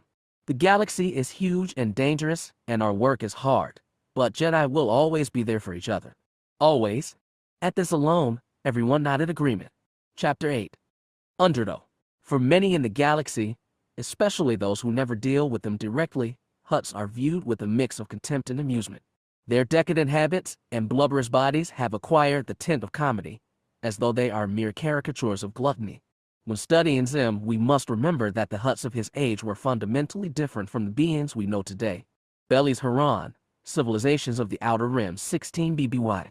It was rare to see ships of 4 different hut hosts sharing orbit over any world besides Varl. For the most part, each kept to its own fief, with select meetings only for virtues or thrones. Yet the space above Kovari included battles and Teradus of the Hestilic, Badans from the Paterii, and Ugori, Chiraba's own Theophany, and Cossack's well-appointed Sambuk. The last ship to come was the most anticipated. The humans' vessels lacked the elegantly curved hulls and scarlet solar sails of their hut counterparts, but, by all reports, their gray artless craft were still comparable in terms of speed, maneuverability, offense and defense. Today, however, was for talk. The hut envoys all gathered around a fragrant, muddy pool in the gardens of Kovari's principality Bunta, who slithered across the grounds with relentless energy. The Hestilic throne, Ontaga the Bounteous, reclined on a rolling bed, for he was nearly 8 centuries old and his dark body had swelled to flabbiness beneath robes colored green and red. Chiraba and Cossack crawled to the meeting wrapped in enigmatic silver and gold. The other 2 guests were a pair of virtues. From the Paterii came Mava the Blue, an appropriately cobalt hut in gold raiment. From the Ugorii came Pakofa the Punctilious, whose skinny brown tail never stopped nervously twitching. The Ugorii were a smaller host but allied to the Hestilic, and Chiraba suspected Pakofa had been invited by Ontaga. The Paterii, meanwhile, had powerful holdings in the center of the supremacy, which likely meant they'd invited themselves. Interhost tensions were complex and always shifting, like a pit full of worms, but Bunta played a gracious host to all during the wait for the humans' envoy. Chiraba had heard that Xim liked a good pageant, and she was not disappointed by the entry. An honor guard of barrel-bodied Morlan slaves opened the garden gates so that 4 mighty machines could march inside. Chiraba had heard of these too. Xim's war robots were plated in Kyrium, 2-legged and 2-armed like humans but 3 meters high, with twin eyes glowing from their angular faces. They bore no weapons she could see, but they towered above even the huts. An intimidating show, but where was the envoy? The door stayed open but no human entered the garden. The huts looked around, confused. Ontaga rumbled, "Where is the one who would speak for Xim?" "Right here, my lords, and I thank you for the audience." Chiraba's brain could barely process it. The voice, high and chirpy, came from a small animal that stepped out from behind the legs of a robot. It wore an embroidered vest over his gray-furred body. A long, hairless tail curved from his backside to the almost touched the black fez on his head. It stood barely a third of the robot's height and looked at the huts with all black eyes. The whiskers sprouting from the sides of his pink nose twitched curiously. Most amazing of all, and the last thing to register, was that the voice spoke in Huttese. "Greetings to you all." The creature doffed his hat and made a small bow. "I am Oziath, special plenipotentiary to His Mightiness Xim, whose fist shall enclose the stars." He put his fez back on and stared at the huts, who stared back in stunned silence. "I do hope I am saying this rightly," added Oziath. "It has been many years since I have spoken your tongue. Finally Ontaga thundered, "Is this a joke?" "I assure you, I am very serious," said Oziaf. "Is there a problem?" You are not human," barked Pekofa. "Why yes, now that you mentioned it." The creature stroked his tail. "I am a humble Tion of Ren, but fate has made me Xim's kin. Strange, I know, but I assure you I am his trusted envoy. If not," he spread tiny hands, "how could I have these shining giants as my bodyguards?" "Xim mocks us," groused Ontaga. "He sends a puppet who dares speak our language." On the contrary, Oziaf insisted, "He sends his best." The tiny rodent placed beside giant robots was a farcical sight, but Chiraba knew better than to dismiss a creature just because of his size. She asked, "How do you know our tongue?" "Little Ren abuts your supremacy, as you may or may not know. I traveled the stars in my youth and learned your language from your followers. Am I speaking incorrectly?" "You speak correctly," Ontaga said, "but that is not the point. You are Xim's creature. You have no right to speak the holy tongue if you do not recognize our divinity."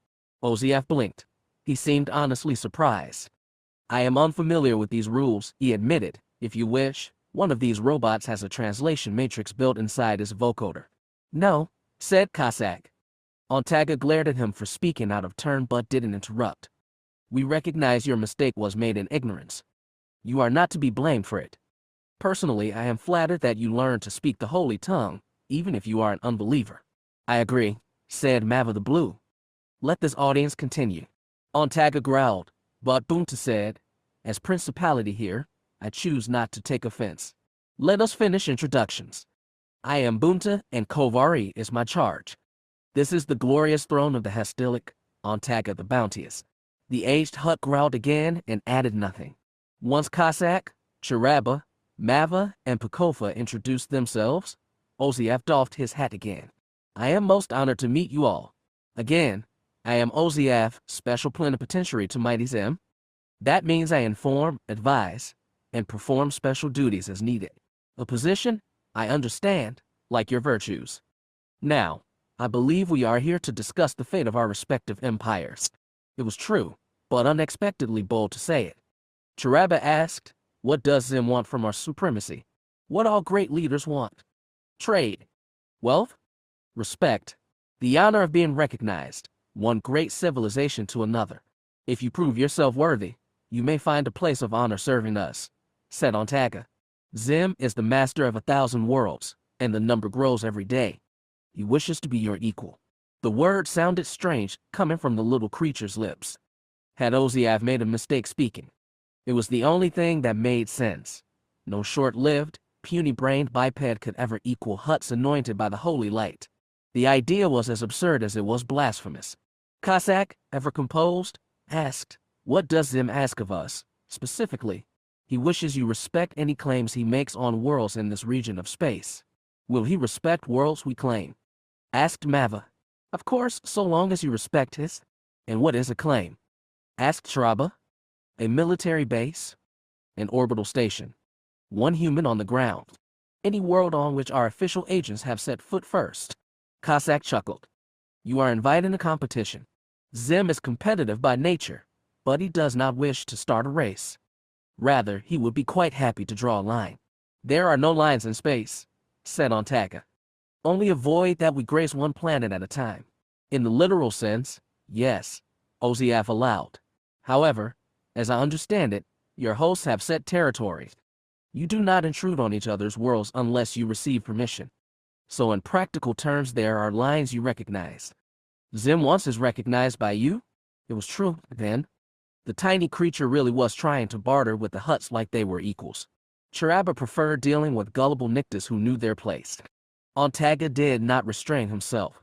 "The only lines we respect are our own.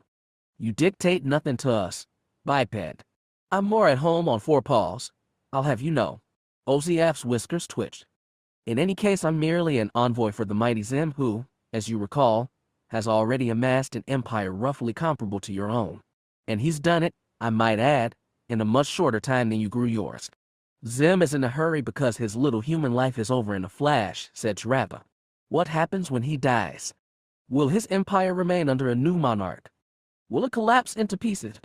Do you expect us to honor these agreements even after Xim has gone?" Xim believes in establishing a foundation first. You speak of details that can be worked out many years from now. A year for us is nothing, said Antaga. Do any of your kind remember the wardens? You call them by another name? Tyrants, I think. Did you fight them, personally? I did. I felt their blades on my skin and crushed their bodies beneath mine. I enslaved them as they enslaved us. His tongue swept across his mouth. They were also delicious once cooked. It's a shame we exhausted our stock. He stared at the Tiine, perhaps wondering how Oziav might taste. The envoy shifted on his feet. I recognize that Hutt's plan on longer terms than we do.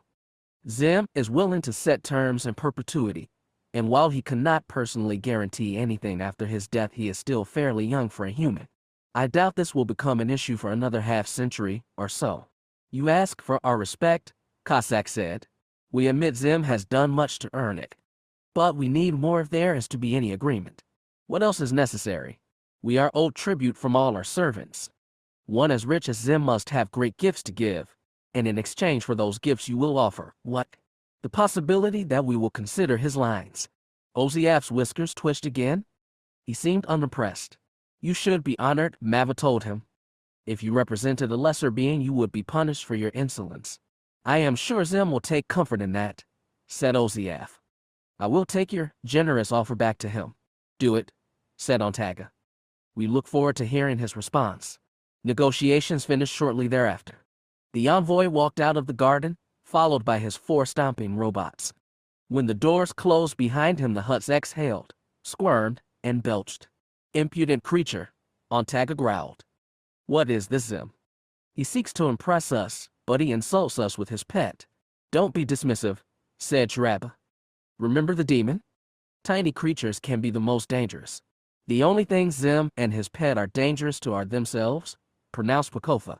He didn't even realize how vulgar it was for a heretic to speak our language. We can crush them, if need be, Mava said, more thoughtful. Still, let us wait and see what he offers us. It may be worth humoring the humans, before we remind them of their place. Cossack had been uncharacteristically quiet after the audience ended, but as he and Churaba squirmed out of the garden, he said, Aunt, I believe these humans will be trouble.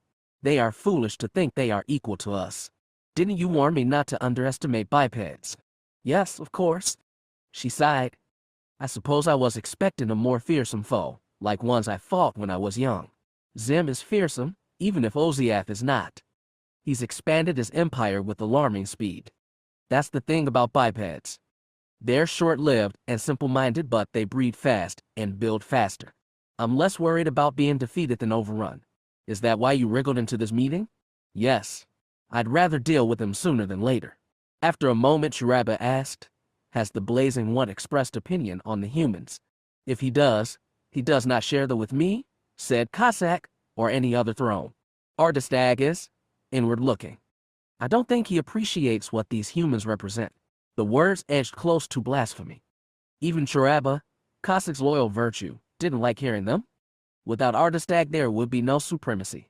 The divine light of Ardos and Evona has shone through him as he guided the Hutts to victory against the Wardens and the Demon. He was the mightiest and holiest Hutt to ever live, and he deserved respect. Cossack, so young and unbloodied, didn't understand that, and it aggravated her. But maybe, just maybe, he was right. Maybe Ardestag's holy light had faded with time. She pushed the insidious thought away. If the Blazing One does not understand, it's because we haven't made it clear to him, she told Cossack. We can't change that when we go to Varl to give audience. Perhaps, Cossack said, then squirmed ahead faster, as though the matter was closed. Word was swirling around to several upper circles that the Ranroon campaign was not going well. An information-gathering mission by the Duchess of Livian and Minister of Finance only fed rumor among the old League nobles. Still, being nobles, they first restrained their doubts to tea party gossip and closed drawing rooms. Restraint burst at the seams when Thane arrived in a whirlwind of disgrace. Some said the old raider had been booted from his post as fleet commander after a humiliating loss to Indrexu. Others dared that Xim had come close to being vanquished by the pirate queen. It sent tongues wagging, but Thane was absent from those conversations. He'd never been one for tea parties, and seemed to be sulking at naval headquarters. Rumor also said the Argaean spent his nights in the capital city's underbelly, daring fistfights with other drunken louses. It was all very colorful, but it was hard to tell where truth ended and fancy began. Vardock or Anea decided the best thing to do was go to Thane himself. The Grand Duke had never liked Thane, or Argaeans in general. It still beggared his mind that such a barbaric people had been the ones to conquer known space. Half the reason he'd been impressed by Xim all those years ago was because he'd been a serious young man, not at all like Thane or Zaire. Nowadays he wished every last one of the wretches would go back to the Ihla Spiral and stay there. But he swallowed down his bile and paid an official visit to Naval Command, where he waited half a day before an ensign as young as his grandson gave him permission to enter Thane's office. Office, however, might have been overselling it. The Admiral, or was it ex-Admiral, had made a mess of his allotted space. The desk was overflowing with papers weighted by dirty dishes. Shelves hosted empty bottles, and a well-used dartboard dangled off one wall. When Vardock stepped in, the Argaean was seated with boots on the desktop and smoking a cigar. His uniform was unbuttoned to the waist, messy gray hair fell to his shoulders, and he looked at the Duke with red hungover eyes. Thane said gruffly, "What do you want?" Vardock stood in front of the desk with folded hands. "Only to talk. Your arrival has roused interest in certain quarters." "Certain quarters?" Thane chuckled. "Have you come to kick a man when he's down?" "Not very gracious of you. Aren't you people supposed to be big on sportsmanship? There are many who'd like to know what happened. So you come to ask me. Who better to get the truth from? There's a lot of concern about the state of Xim's campaign." "Xim's campaign? Aye, it is that." The Admiral puffed his cigar. "He's taking charge, believe you me. Makes him slip up and you are out. Of course, he's the supreme lord of everything, so it doesn't matter how many fights he loses, he'll keep throwing more men into the grinder. Ask Cadenzi. My daughter already did. And you came for me. No offense, but I'd rather you'd reversed it. Your daughter's aged well, you know. Jaemunir's a lucky man. He should spend less time following Xim and more time at home, giving Rissa his." "Don't be vulgar," Vardock snapped. "I'd rather be vulgar than mad. Vulgar people are never mad. I'm vulgar, so I know. Do you want a drink?" At the moment Vardock rather did, but he shook his head. "Do you think Xim is going mad?" Thane shrugged. "Maybe he's always been mad and you never noticed." "I never noticed." "And you did." He shrugged again. "I've known Xim since he was a lad, waist high. He was always different. So serious. Never seemed to get much pleasure from anything. Not like his father at all. We always wondered." He shook his head. "But that's long past." Vardock pressed, "Do you think he's changed? Truly. Or he's become more himself? He's dead set on getting Indrexu." He laughed bitterly. "Can't tell if he wants to kill her or marry her. So he's become obsessive. Xim's always been obsessive. But more so." One more shrug. "It seems to me. Can you tell me, specifically, what led to your dismissal? Or is that classified information?" "Probably. But what the hell?" So Thane told him about the battle at Anesca, the way he and Xim had chased Indrexu, and the way she'd humiliated him. It sounded to Vardock like all three parties were acting recklessly, and Thane had merely been the unlucky one. At the end of his story Thane's anger ebbed. "The thing is I came so close to getting her. But when that second came, his eyes went hollow. I just couldn't do it. Couldn't give the word. Maybe I'm losing it after all. Too damned old. Age doesn't mean you can't correct mistakes." Thane's eyes lit up again. "And what are you implying? Who's the mistake? And how can you correct him?" "It was just an observation." "Oh, come on." Thane rolled his eyes. "Drop your goddamned propriety, Duke, and say what you feel. You're sick of Xim, aren't you?" Vardock's eyes shifted over the room. The old pirate waved a hand. "I'm not an idiot. I have a radio jammer under the desk. Nobody's listening. Many of us are concerned," Vardock admitted. "If this campaign runs aground, we'll waste even more ships, equipment, and men, and we've thrown away too much already. You don't have to tell me that." Thane glowered but didn't mention his sons. "I'll tell you one thing. Zaire knew his limits. He'd have been satisfied with taking your lead. Probably would have kicked back to enjoy his waning years. Perhaps he is," Vardock ventured. "If he still lives. Xim insists he's enjoying retirement, but never specifies where. Odds are even he's ashes by now." And if he's alive, that's even worse. What do you mean? Even if Xim's got him locked up all comfortable, he'd hate it. Xur would have loved retirement, but only if he chose it. A gilded cage is the worst kind. But you wouldn't understand that. Vardock restrained an eye roll at the lie free or die bluster. Forget Xer. The question, as you so subtly mentioned, is what to do with Xim. Do you have ideas, or are you just dabbling? Your kind does like to dabble. Listen, right now we're just talking. There's plenty of talk on DeSevero, but if anything's going to be done about Xim, you'll need guns to back up your talk. Can you still command them, or is your authority limited to your desk now? There's authority, and there's authority. Thane blew out smoke. When Xer got his first ship, I was his first mate. The head taker, we called her, and she was a beauty. There aren't many left who remember her, but some do. And they remember who really started this whole empire business. He waved the cigar. If it weren't for us on the head taker, there'd be no Xim. An old man's ego trip, but it might be true. If you command the loyalty of your fellow Argaeans, that could tip the scale in our favor. Thane scowled. Our favor. Don't get ahead of yourself. We're not in us. If something's to be done about Xim, we'll have to be. You don't get it, Duke. He made the title sound like an insult. Xim, damn him, is still Argaean, and I'd rather follow a man of Argae into hell than any of your stuck-up, super-civilized league-laced curtains into heaven. Vardock stared. Thane puffed his cigar and added, Does that answer your question? Very well, thank you. I'm glad we're clear. Have a good one, Duke. Vardock had a lot to think about as his driver took him across town to his next appointment. In his crude way, Thane had made a key point. He and the other grumbling to Severns needed more than talk, or even money if they were going to stop Xim. They needed weapons and a plan. If Thane couldn't provide them, maybe Cadenzi would. He thought, just for a second, about Jaminair. In this matter, he'd trust his son-in-law as much as he'd trust that rat Oziath. But thinking of Jaminair made him think of Irissa. Any move against Xim was bound to be dangerous, and he didn't want to involve her. Not yet, anyway. Thankfully, there was Maslav Shashiov.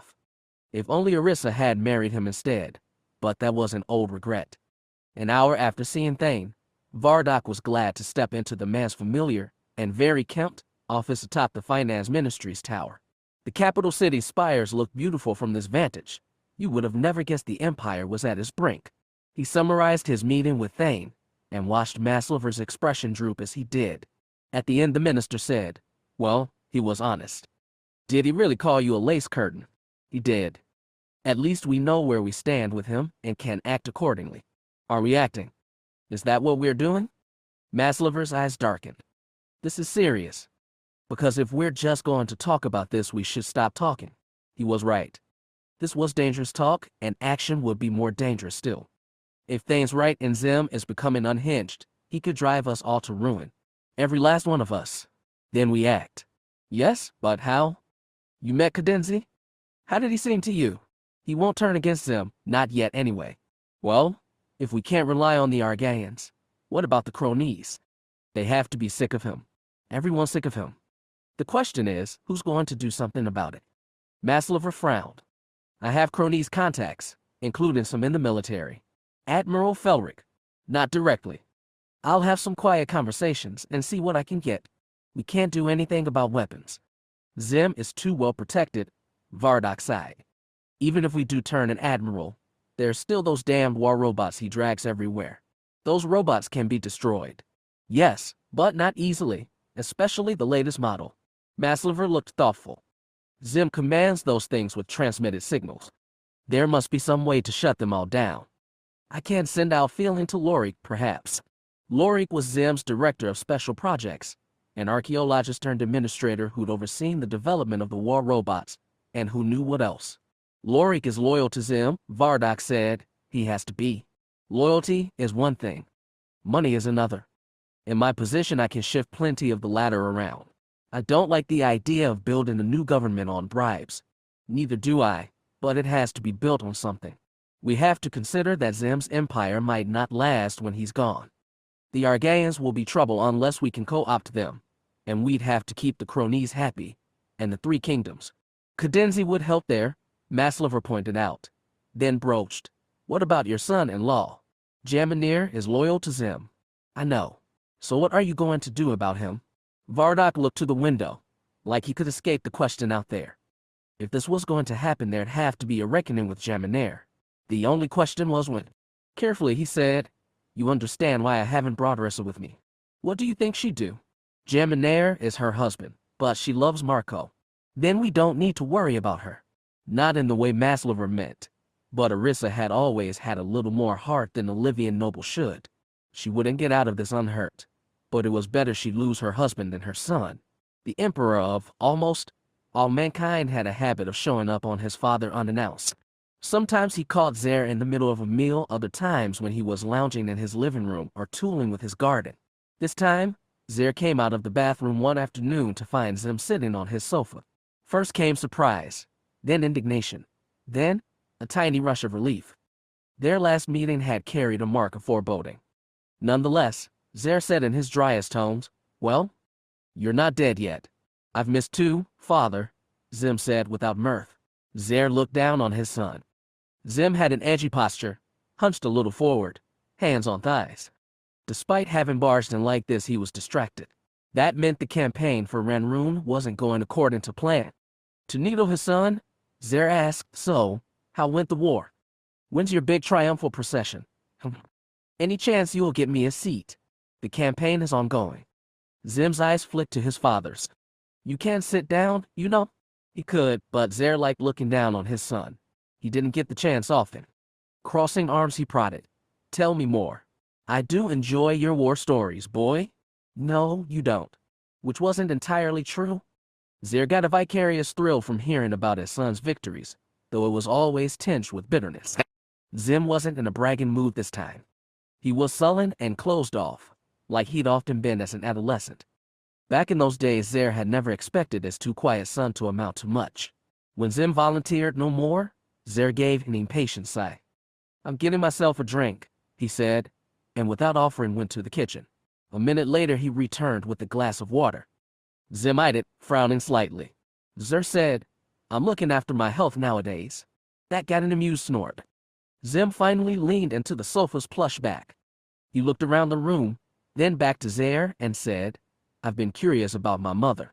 Xer stared back. "After all this time? Now you're curious. You said you remember, and that I never ask." Xim folded hands in his lap. "I'm asking now." Xer should have gotten a strong drink after all. His son's face was blank, but those hard, dark eyes implored.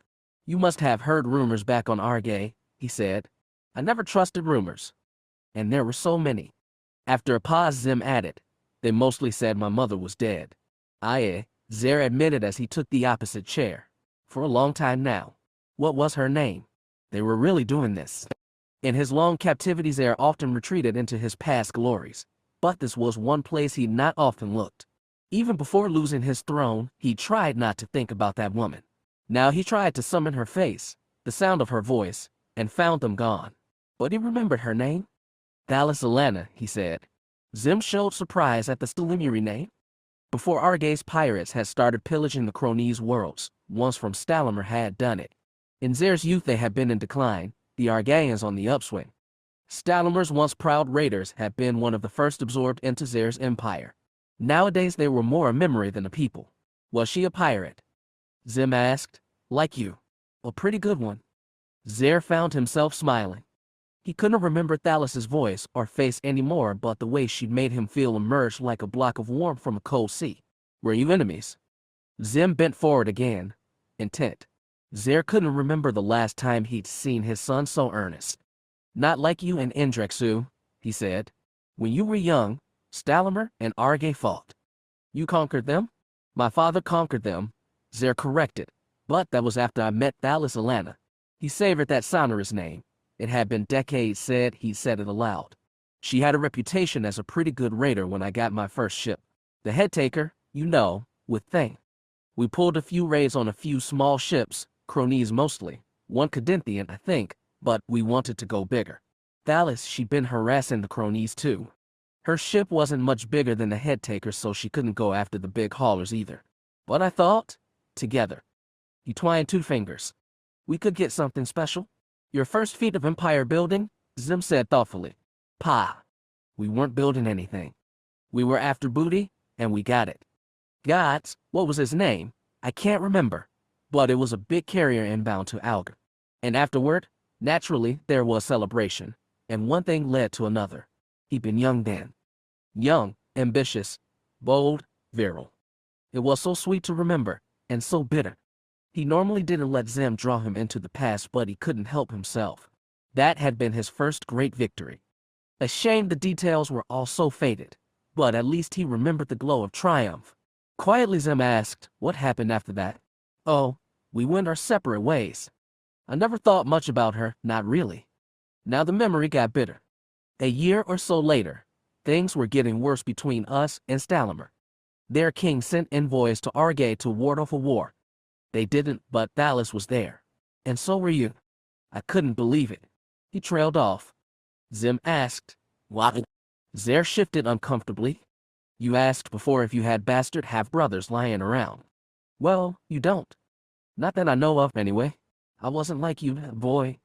I sowed my seed plenty growing up, but children. Never. He looked into his clear, neglected water. I'd assumed I just didn't have the juice for it. You know what I mean. Then you showed up. I thought she was lying until they ran the test. His eyes darted back to Xim's. You are my blood, believe it or not. He looked neither disappointed nor glad. She left me with you. Aye? Said a boy was better off with his father. I don't know what her real reason was, but it didn't matter. She was dead within 2 years. Xim calculated. That was the last war with Stalamer. It wasn't a war, not like you wage. No, that was 2 pirate fleets duking it out in the spiral. Hit and runs, convoy raids, sabotage. Sneaky, nasty business. You crippled their fleet. Stalamer never recovered. We fight all in or not at all. Zer smiled bitterly, and really wished he had a stronger drink. Do you know how she died? How exactly? Zer did. It took him a while to say it. There was a brawl in the asteroid belt by Corliss. They set up a supply depot. We ambushed and wiped it out. We? The head taker and a few other ships. I didn't even know she was there until 5 months later. He gulped down meager water and added, I hadn't seen her since she dropped you off and walked away. You'd forgotten about her. I didn't say that, Zer snapped. I tried to keep tabs on her at the beginning, but it was a messy fight. Memory was too bitter now. He gulped down the rest of his water and added with a sneer, it was us or them. Besides, we kill the ones we love, don't we? Our straight line's just a circle. That's more lyrical than I'd expect from you, father, Xim said softly. Well, I stole it from your poet. You gave me one of those Liachuse's books once. I didn't expect you to read it. I had nothing better to do. I don't like her. She's got more melodrama than talent. Xim smiled softly. Her job is to aggrandize me. She doesn't have to be so shameless about it. You remembered the line. It stuck with me, Zer growled. Anyway, I guess it makes you lucky. His son looked at him questioningly. Then I don't love you, he clarified. Xim said. Well, there was never any doubt there. Father and son sat across from each other in silence. Xim asked no further questions and asked for no apologies. There'd be no point in that. Zer tried to tear his mind away from old times, memories that were no less bitter for their fading. Eventually Xim rose from the sofa. Zer thought he was leaving, but instead he said, I'm going to fetch a small drink. Would you like something, father? Zer stared at the blank face, trying to peer beyond the mask, but he'd never been able to before and couldn't now. He simply nodded. Xim left and came back with 2 glasses quarter-filled with rare Stillimuri scotch. They resumed opposing seats and drank in silence. Vadis thought hard about how to force a confrontation with his brother and win Kator over to his side, but the truth was that he knew his brother too little. He knew only that what was happening here was wrong. He thought Kator knew it too, but had no idea what to do about it. So he continued to grow rich off his master's supposed charity. They both needed guidance, and that was how he decided to take it to Kator. The day after he met with Morguk, he pinned his brother down in the apartment and told him, I'm going to meet someone tomorrow. I'd like to come with me. Kator was confused. Someone we knew from before. No, I just met him yesterday. You told me some interesting things and I think you should hear them. What kind of things? Suspicion now? About the huts. That's what they're called. Those worms that are taking over whole words and getting them to worship them like gods. Your friend claims to know everything, does he? No, he's trying to learn more, and he thinks I can tell him. Everything I know about Charaba, I've told you. But as he said it, his voice faltered. Listen, you shouldn't be getting involved with people like that. Why? Does something bad happen to them? I don't know. But you need to be careful. I don't want anything to happen to you. Kator swallowed. I've been thinking, Vadis, when your father comes back, you should leave Kenton. You have nothing to do here, and there's no reason to stay. You're my reason. I can't take care of myself. So can I, and I'm going to that meeting tomorrow. What do you think you can get out of it? What do you think you can change? Kator's voice grew tight. You've seen the stars. You should know. We're just one little planet. Poor, primitive, divided against ourselves. The worms are giving us more than we could have otherwise. They're still enslaving us, just like the priests. It's not the same. It might be even worse. The Hutts have a huge empire, maybe as big as Xim's. And what can you do against an empire? You're just one man. He touched his brother's chest. One beating heart. That's all. You're nothing, and neither am I. I'm just trying to get by as best I can. His voice cracked as he spoke, and Vadis understood the weight of shame was finally too much. He clasped his brother by the forearms and said, there might be another way. There isn't. You don't know that. Please, just come and hear what he has to say. Talk to him. You might learn something important from each other, something that can change everything. You have too much hope, Kator hissed. Maybe he did. Despite everything, or because of it, Vadis believed in miracles. He'd be long dead without them. Still clasping his brother's arms, he asked, will you come with me tomorrow? Will you talk to him, just once? Kator bowed his head and breathed deep. When he finally looked up, there was fragile strength in his eyes. Just once, he said. Something about Idux reminded her of Tython. Essen couldn't pinpoint it. The world on which she found herself had no violent force storms, no timeless mysteries from long-lost civilizations. The most notable event in its history was probably the crash of an ancient generation ship, whose fire-scorched and wind-cooled hull had been stripped half to nothing to build a town. But something still reminded her of Tython. Perhaps the similarity was inside her. Since leaving Tython, she'd never felt so much a student, and the Force had never seemed so full of mystery. Jeddah was a curious creature. He lived as a hermit on his mountain, but claimed those who used the Force had a responsibility for those who couldn't. He claimed the Force had no limits while insisting on his own. He asked them endless questions about the Jedi, their history, organization, and aims, while revealing nothing about where he come from. She sensed a deep regret when conversion edged toward his past, and like Ericus, decided not to pry. She had her own regrets and kept them to herself. She needed to arm herself for the future. The first time she sat down with Jeddah on the slope outside his cave, she explained to him all she'd been doing with Indrexu these past weeks. She held nothing back. She felt calm, even comfortable before the little green creature. When she was done, Jeddah asked, believe, do you, that the Force can save Ranroon from Xim's empire? I'm trying to find out, she said. But believe, do you? Jeddah cut to the bone like that. No, she admitted. I've come here because I want to believe again. Again, you say? Once you did, then? Yes, right to the bone. There was such raw power on Tython, she told him. When I experienced that, even when it almost killed me, I believed anything was possible. With the Force it is. Then the Force can save Ranroon. It can push the Empire back? She leaned forward. Can you teach me how? Jeddah laughed like a gurgling child. Such conviction you have, even in doubt. So focused you are on saving Ranroon. But why? I ask. To you, what is one world above others? She took time to find an answer that was halfway convincing, to him and to her.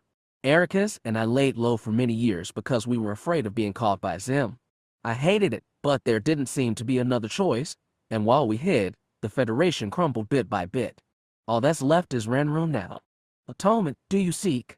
She never thought of it like that, but she knew he was correct. Yes, she whispered. It can never be enough, but I want to do what I can. Jeddah hummed thoughtfully and looked at the afternoon sky. Cares deeply about his family, Ericus does. For that he avoids your war. Found similar bonds, have you? Ericus and I are different Jedi. Plainly you should speak. Yes or no? No, I have not. For the best, That may be joy Ericus finds in his wife and child, but draw him they do from the Force's potential.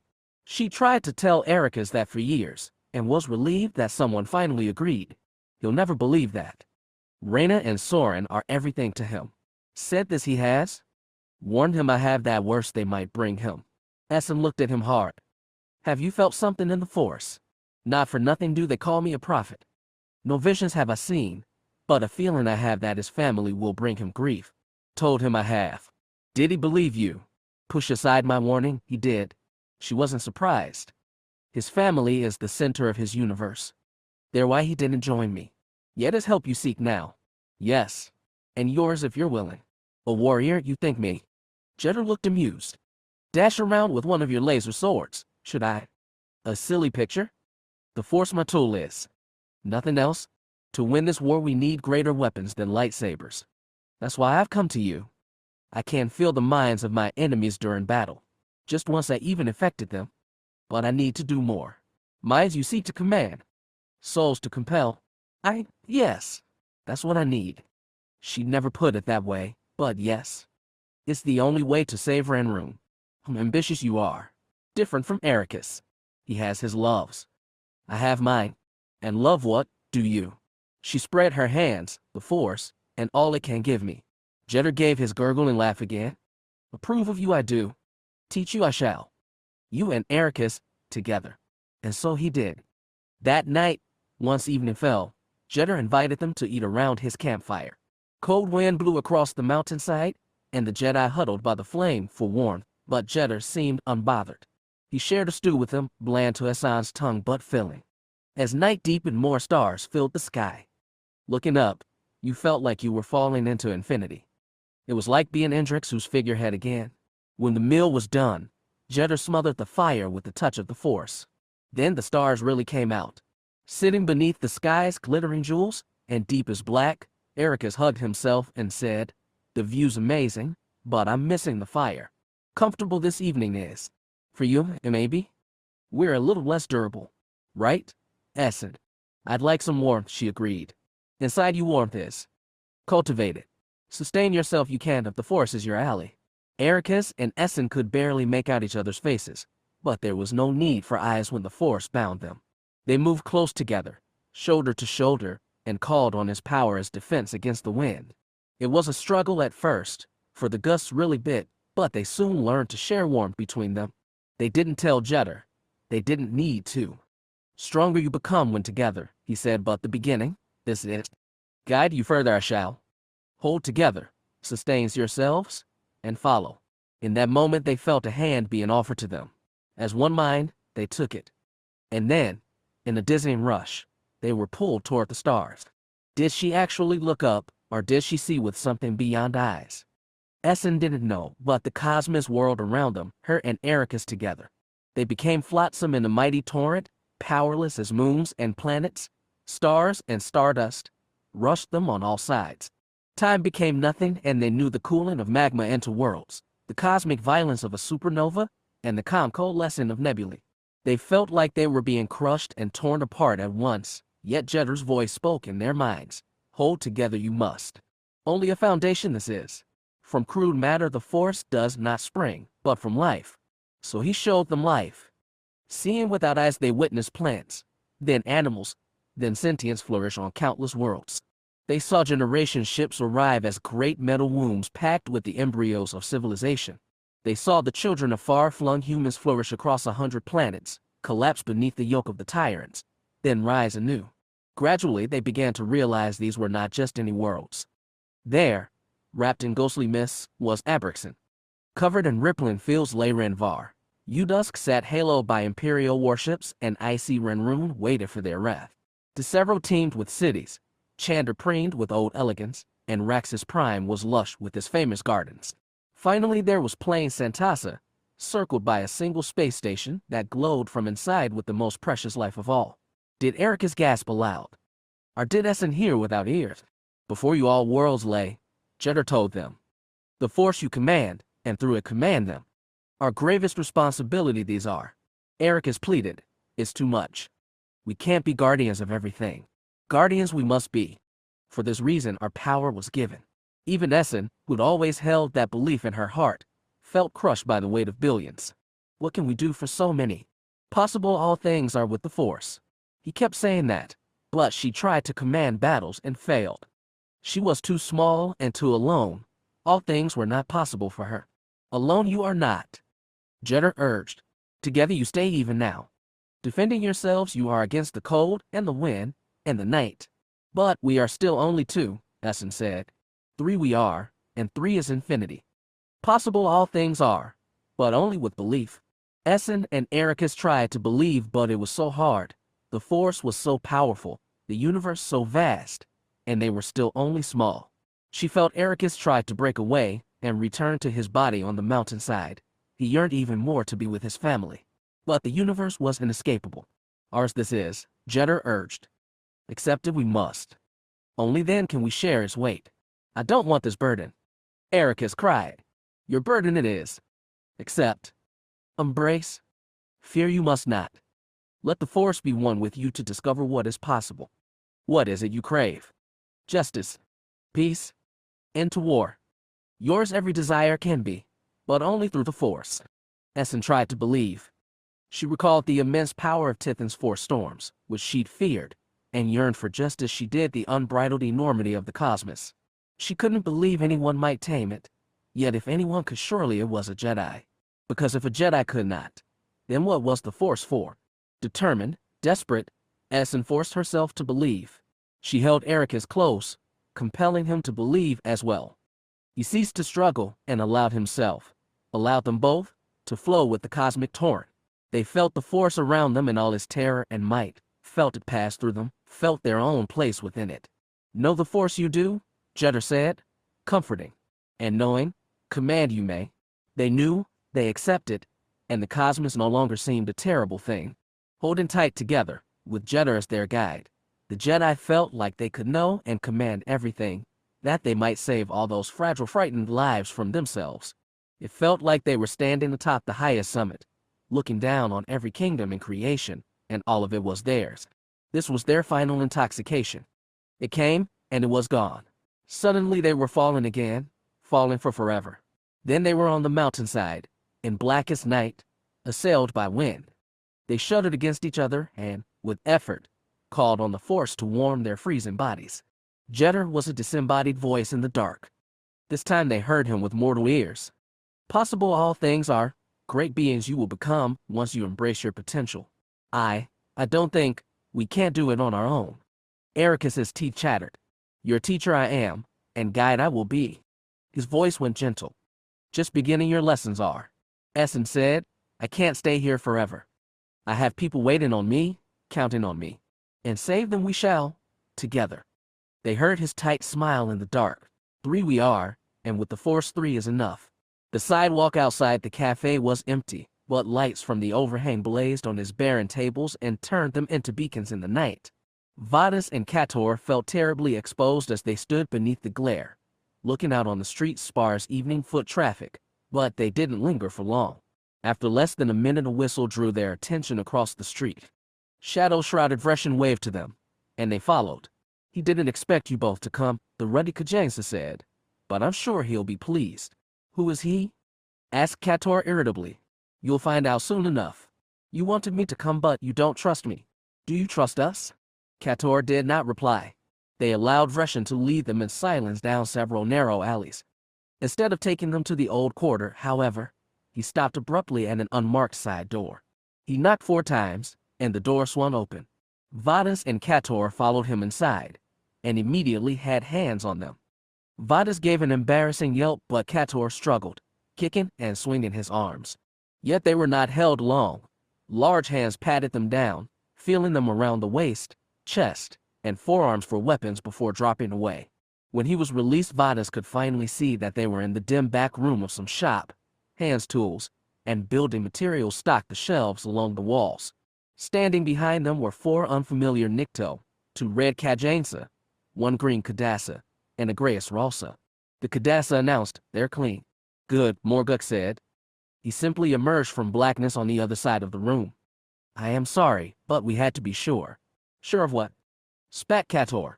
Who are you? My name is Morguk. Kator blinked. That Morguk. You're supposed to be dead. The big Kajansa tilted his face to show his scar. Yes, I should be. But I am not. You've heard of him? Asked Vadis. Everybody on Kenton, everyone who hasn't been away 20 years, knows who Morguk is. You credit me too much, Morguk said. Kator shook his head. I get it now. You opposed the priests, you fought them all the time, and now you're fighting Chiraba. Her entire race. They are called Hutts. I don't care what they're called. Kator looked at Vadis. I'm only here because my brother asked me to come. If you want to convince me, you should get started now, and hope I forget your introduction. It was ungracious, I know. Yet I must be cautious. I'm sure you do. Kator crossed his arms. All right. Tell me all you know about the worms, and why you think I should oppose them. Morguk drew himself straight, took a breath, and opened his mouth like he was going to give a great oration. But that was as far as he got. The room imploded from two sides. The door they'd come through and the door to the front of the shop burst simultaneously, twin thunders, twin flashes. Smoke poured into the room, and so did hard-faced Weequay in thick armor. Traitor! The Asralsa shouted at Kator, right before flinging himself at the nearest Weequay. For an awful second Vadis believed it. How else could the Hutt's minions have found them? But when he looked at Kator, he saw his brother's face slack with shock and horror. That made it even worse. Guilt cut Vadis like a knife. He grabbed his brother and pulled him to the floor, barely evading the swipe of a Weequay's halberd. At the same time, another speared the Asralsa in the stomach, so hard and fast the tip of his spear burst through the dead man's back. An animal roar filled the room. Vadis saw two Weequay throw themselves at Morguk, but the giant Kajansa suddenly had long-bladed knives in either hand. They flashed out, slicing one Weequay through the neck, the other across the chest. Silver blood jetted out and splattered on the walls. With another howl, Morguk threw himself for the exit to the alley, cutting down another Weequay before a fourth tried to stop him. Vreshin appeared, sliding against the Weequay flank and piercing between his armor plates with a knife. The Weequay staggered, gurgled. Morguk slashed him across the face. Run! Morguk bellowed. Run, all of you! Vadis sprung up, both arms on Kator, hauling him to his feet. Both of them staggered to the door as Morguk and Vreshin plunged through it. But they couldn't get there. A Weequay with the halberd lunged for them. He was too close for Vadis to dodge. Instead, he tried to twist, knowing even that wouldn't keep the axe blade from slicing open his gut. But Kator was there. He grabbed the halberd's pole and pushed it up, away from them both. The Weequay tried to swing it back down, and they wrestled over the weapon. Go! Kator shouted to his brother, right before a knife came from nowhere and slashed him across the neck. Kator fell, blood spilling down his shirt. Vadis froze in horror and disbelief. Two Weequay moved for him, one with the halberd, one with the bloody knife. Then the other Kadasa appeared from behind. He stabbed the one with the halberd through the back.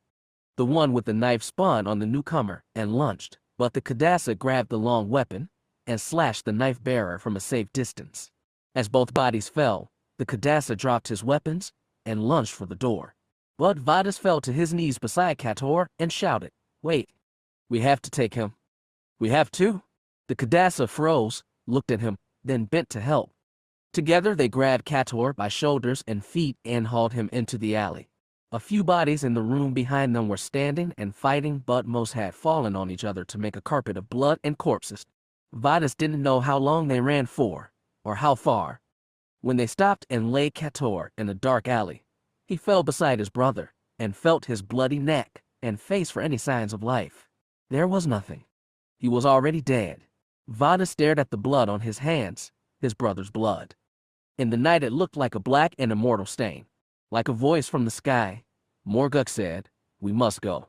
Trembling, Vadis looked up at him. He didn't betray us. Not on purpose, Vreshin said from the shadows. But they might have tracked him to us. We need to keep moving. The body, Vadis muttered, we need to keep the body. We have to? Take care of it. Have to. Morguk's hand touched his shoulder, huge but strangely gentle. Your brother is dead. What is left of him has joined the souls of all our people. You must come with us. But, where can we go? There are always places our oppressors can never find. Come with me, Vadis. We must hurry. Vadas rose. His legs shook and he couldn't keep from looking at his bloody hands, his brother's body. Come, Morguk said, softer this time, and tugged him on the shoulder. Vreshin and the other survivors were already hurrying away. Their boots clapped on the pavement, resounded off the alley walls. But Morguk waited until Vadas whispered the faintest goodbye to his brother. He had so much more to say, so much he never would. One whisper was all he could do. I'm so sorry, he said. Then they disappeared into the night.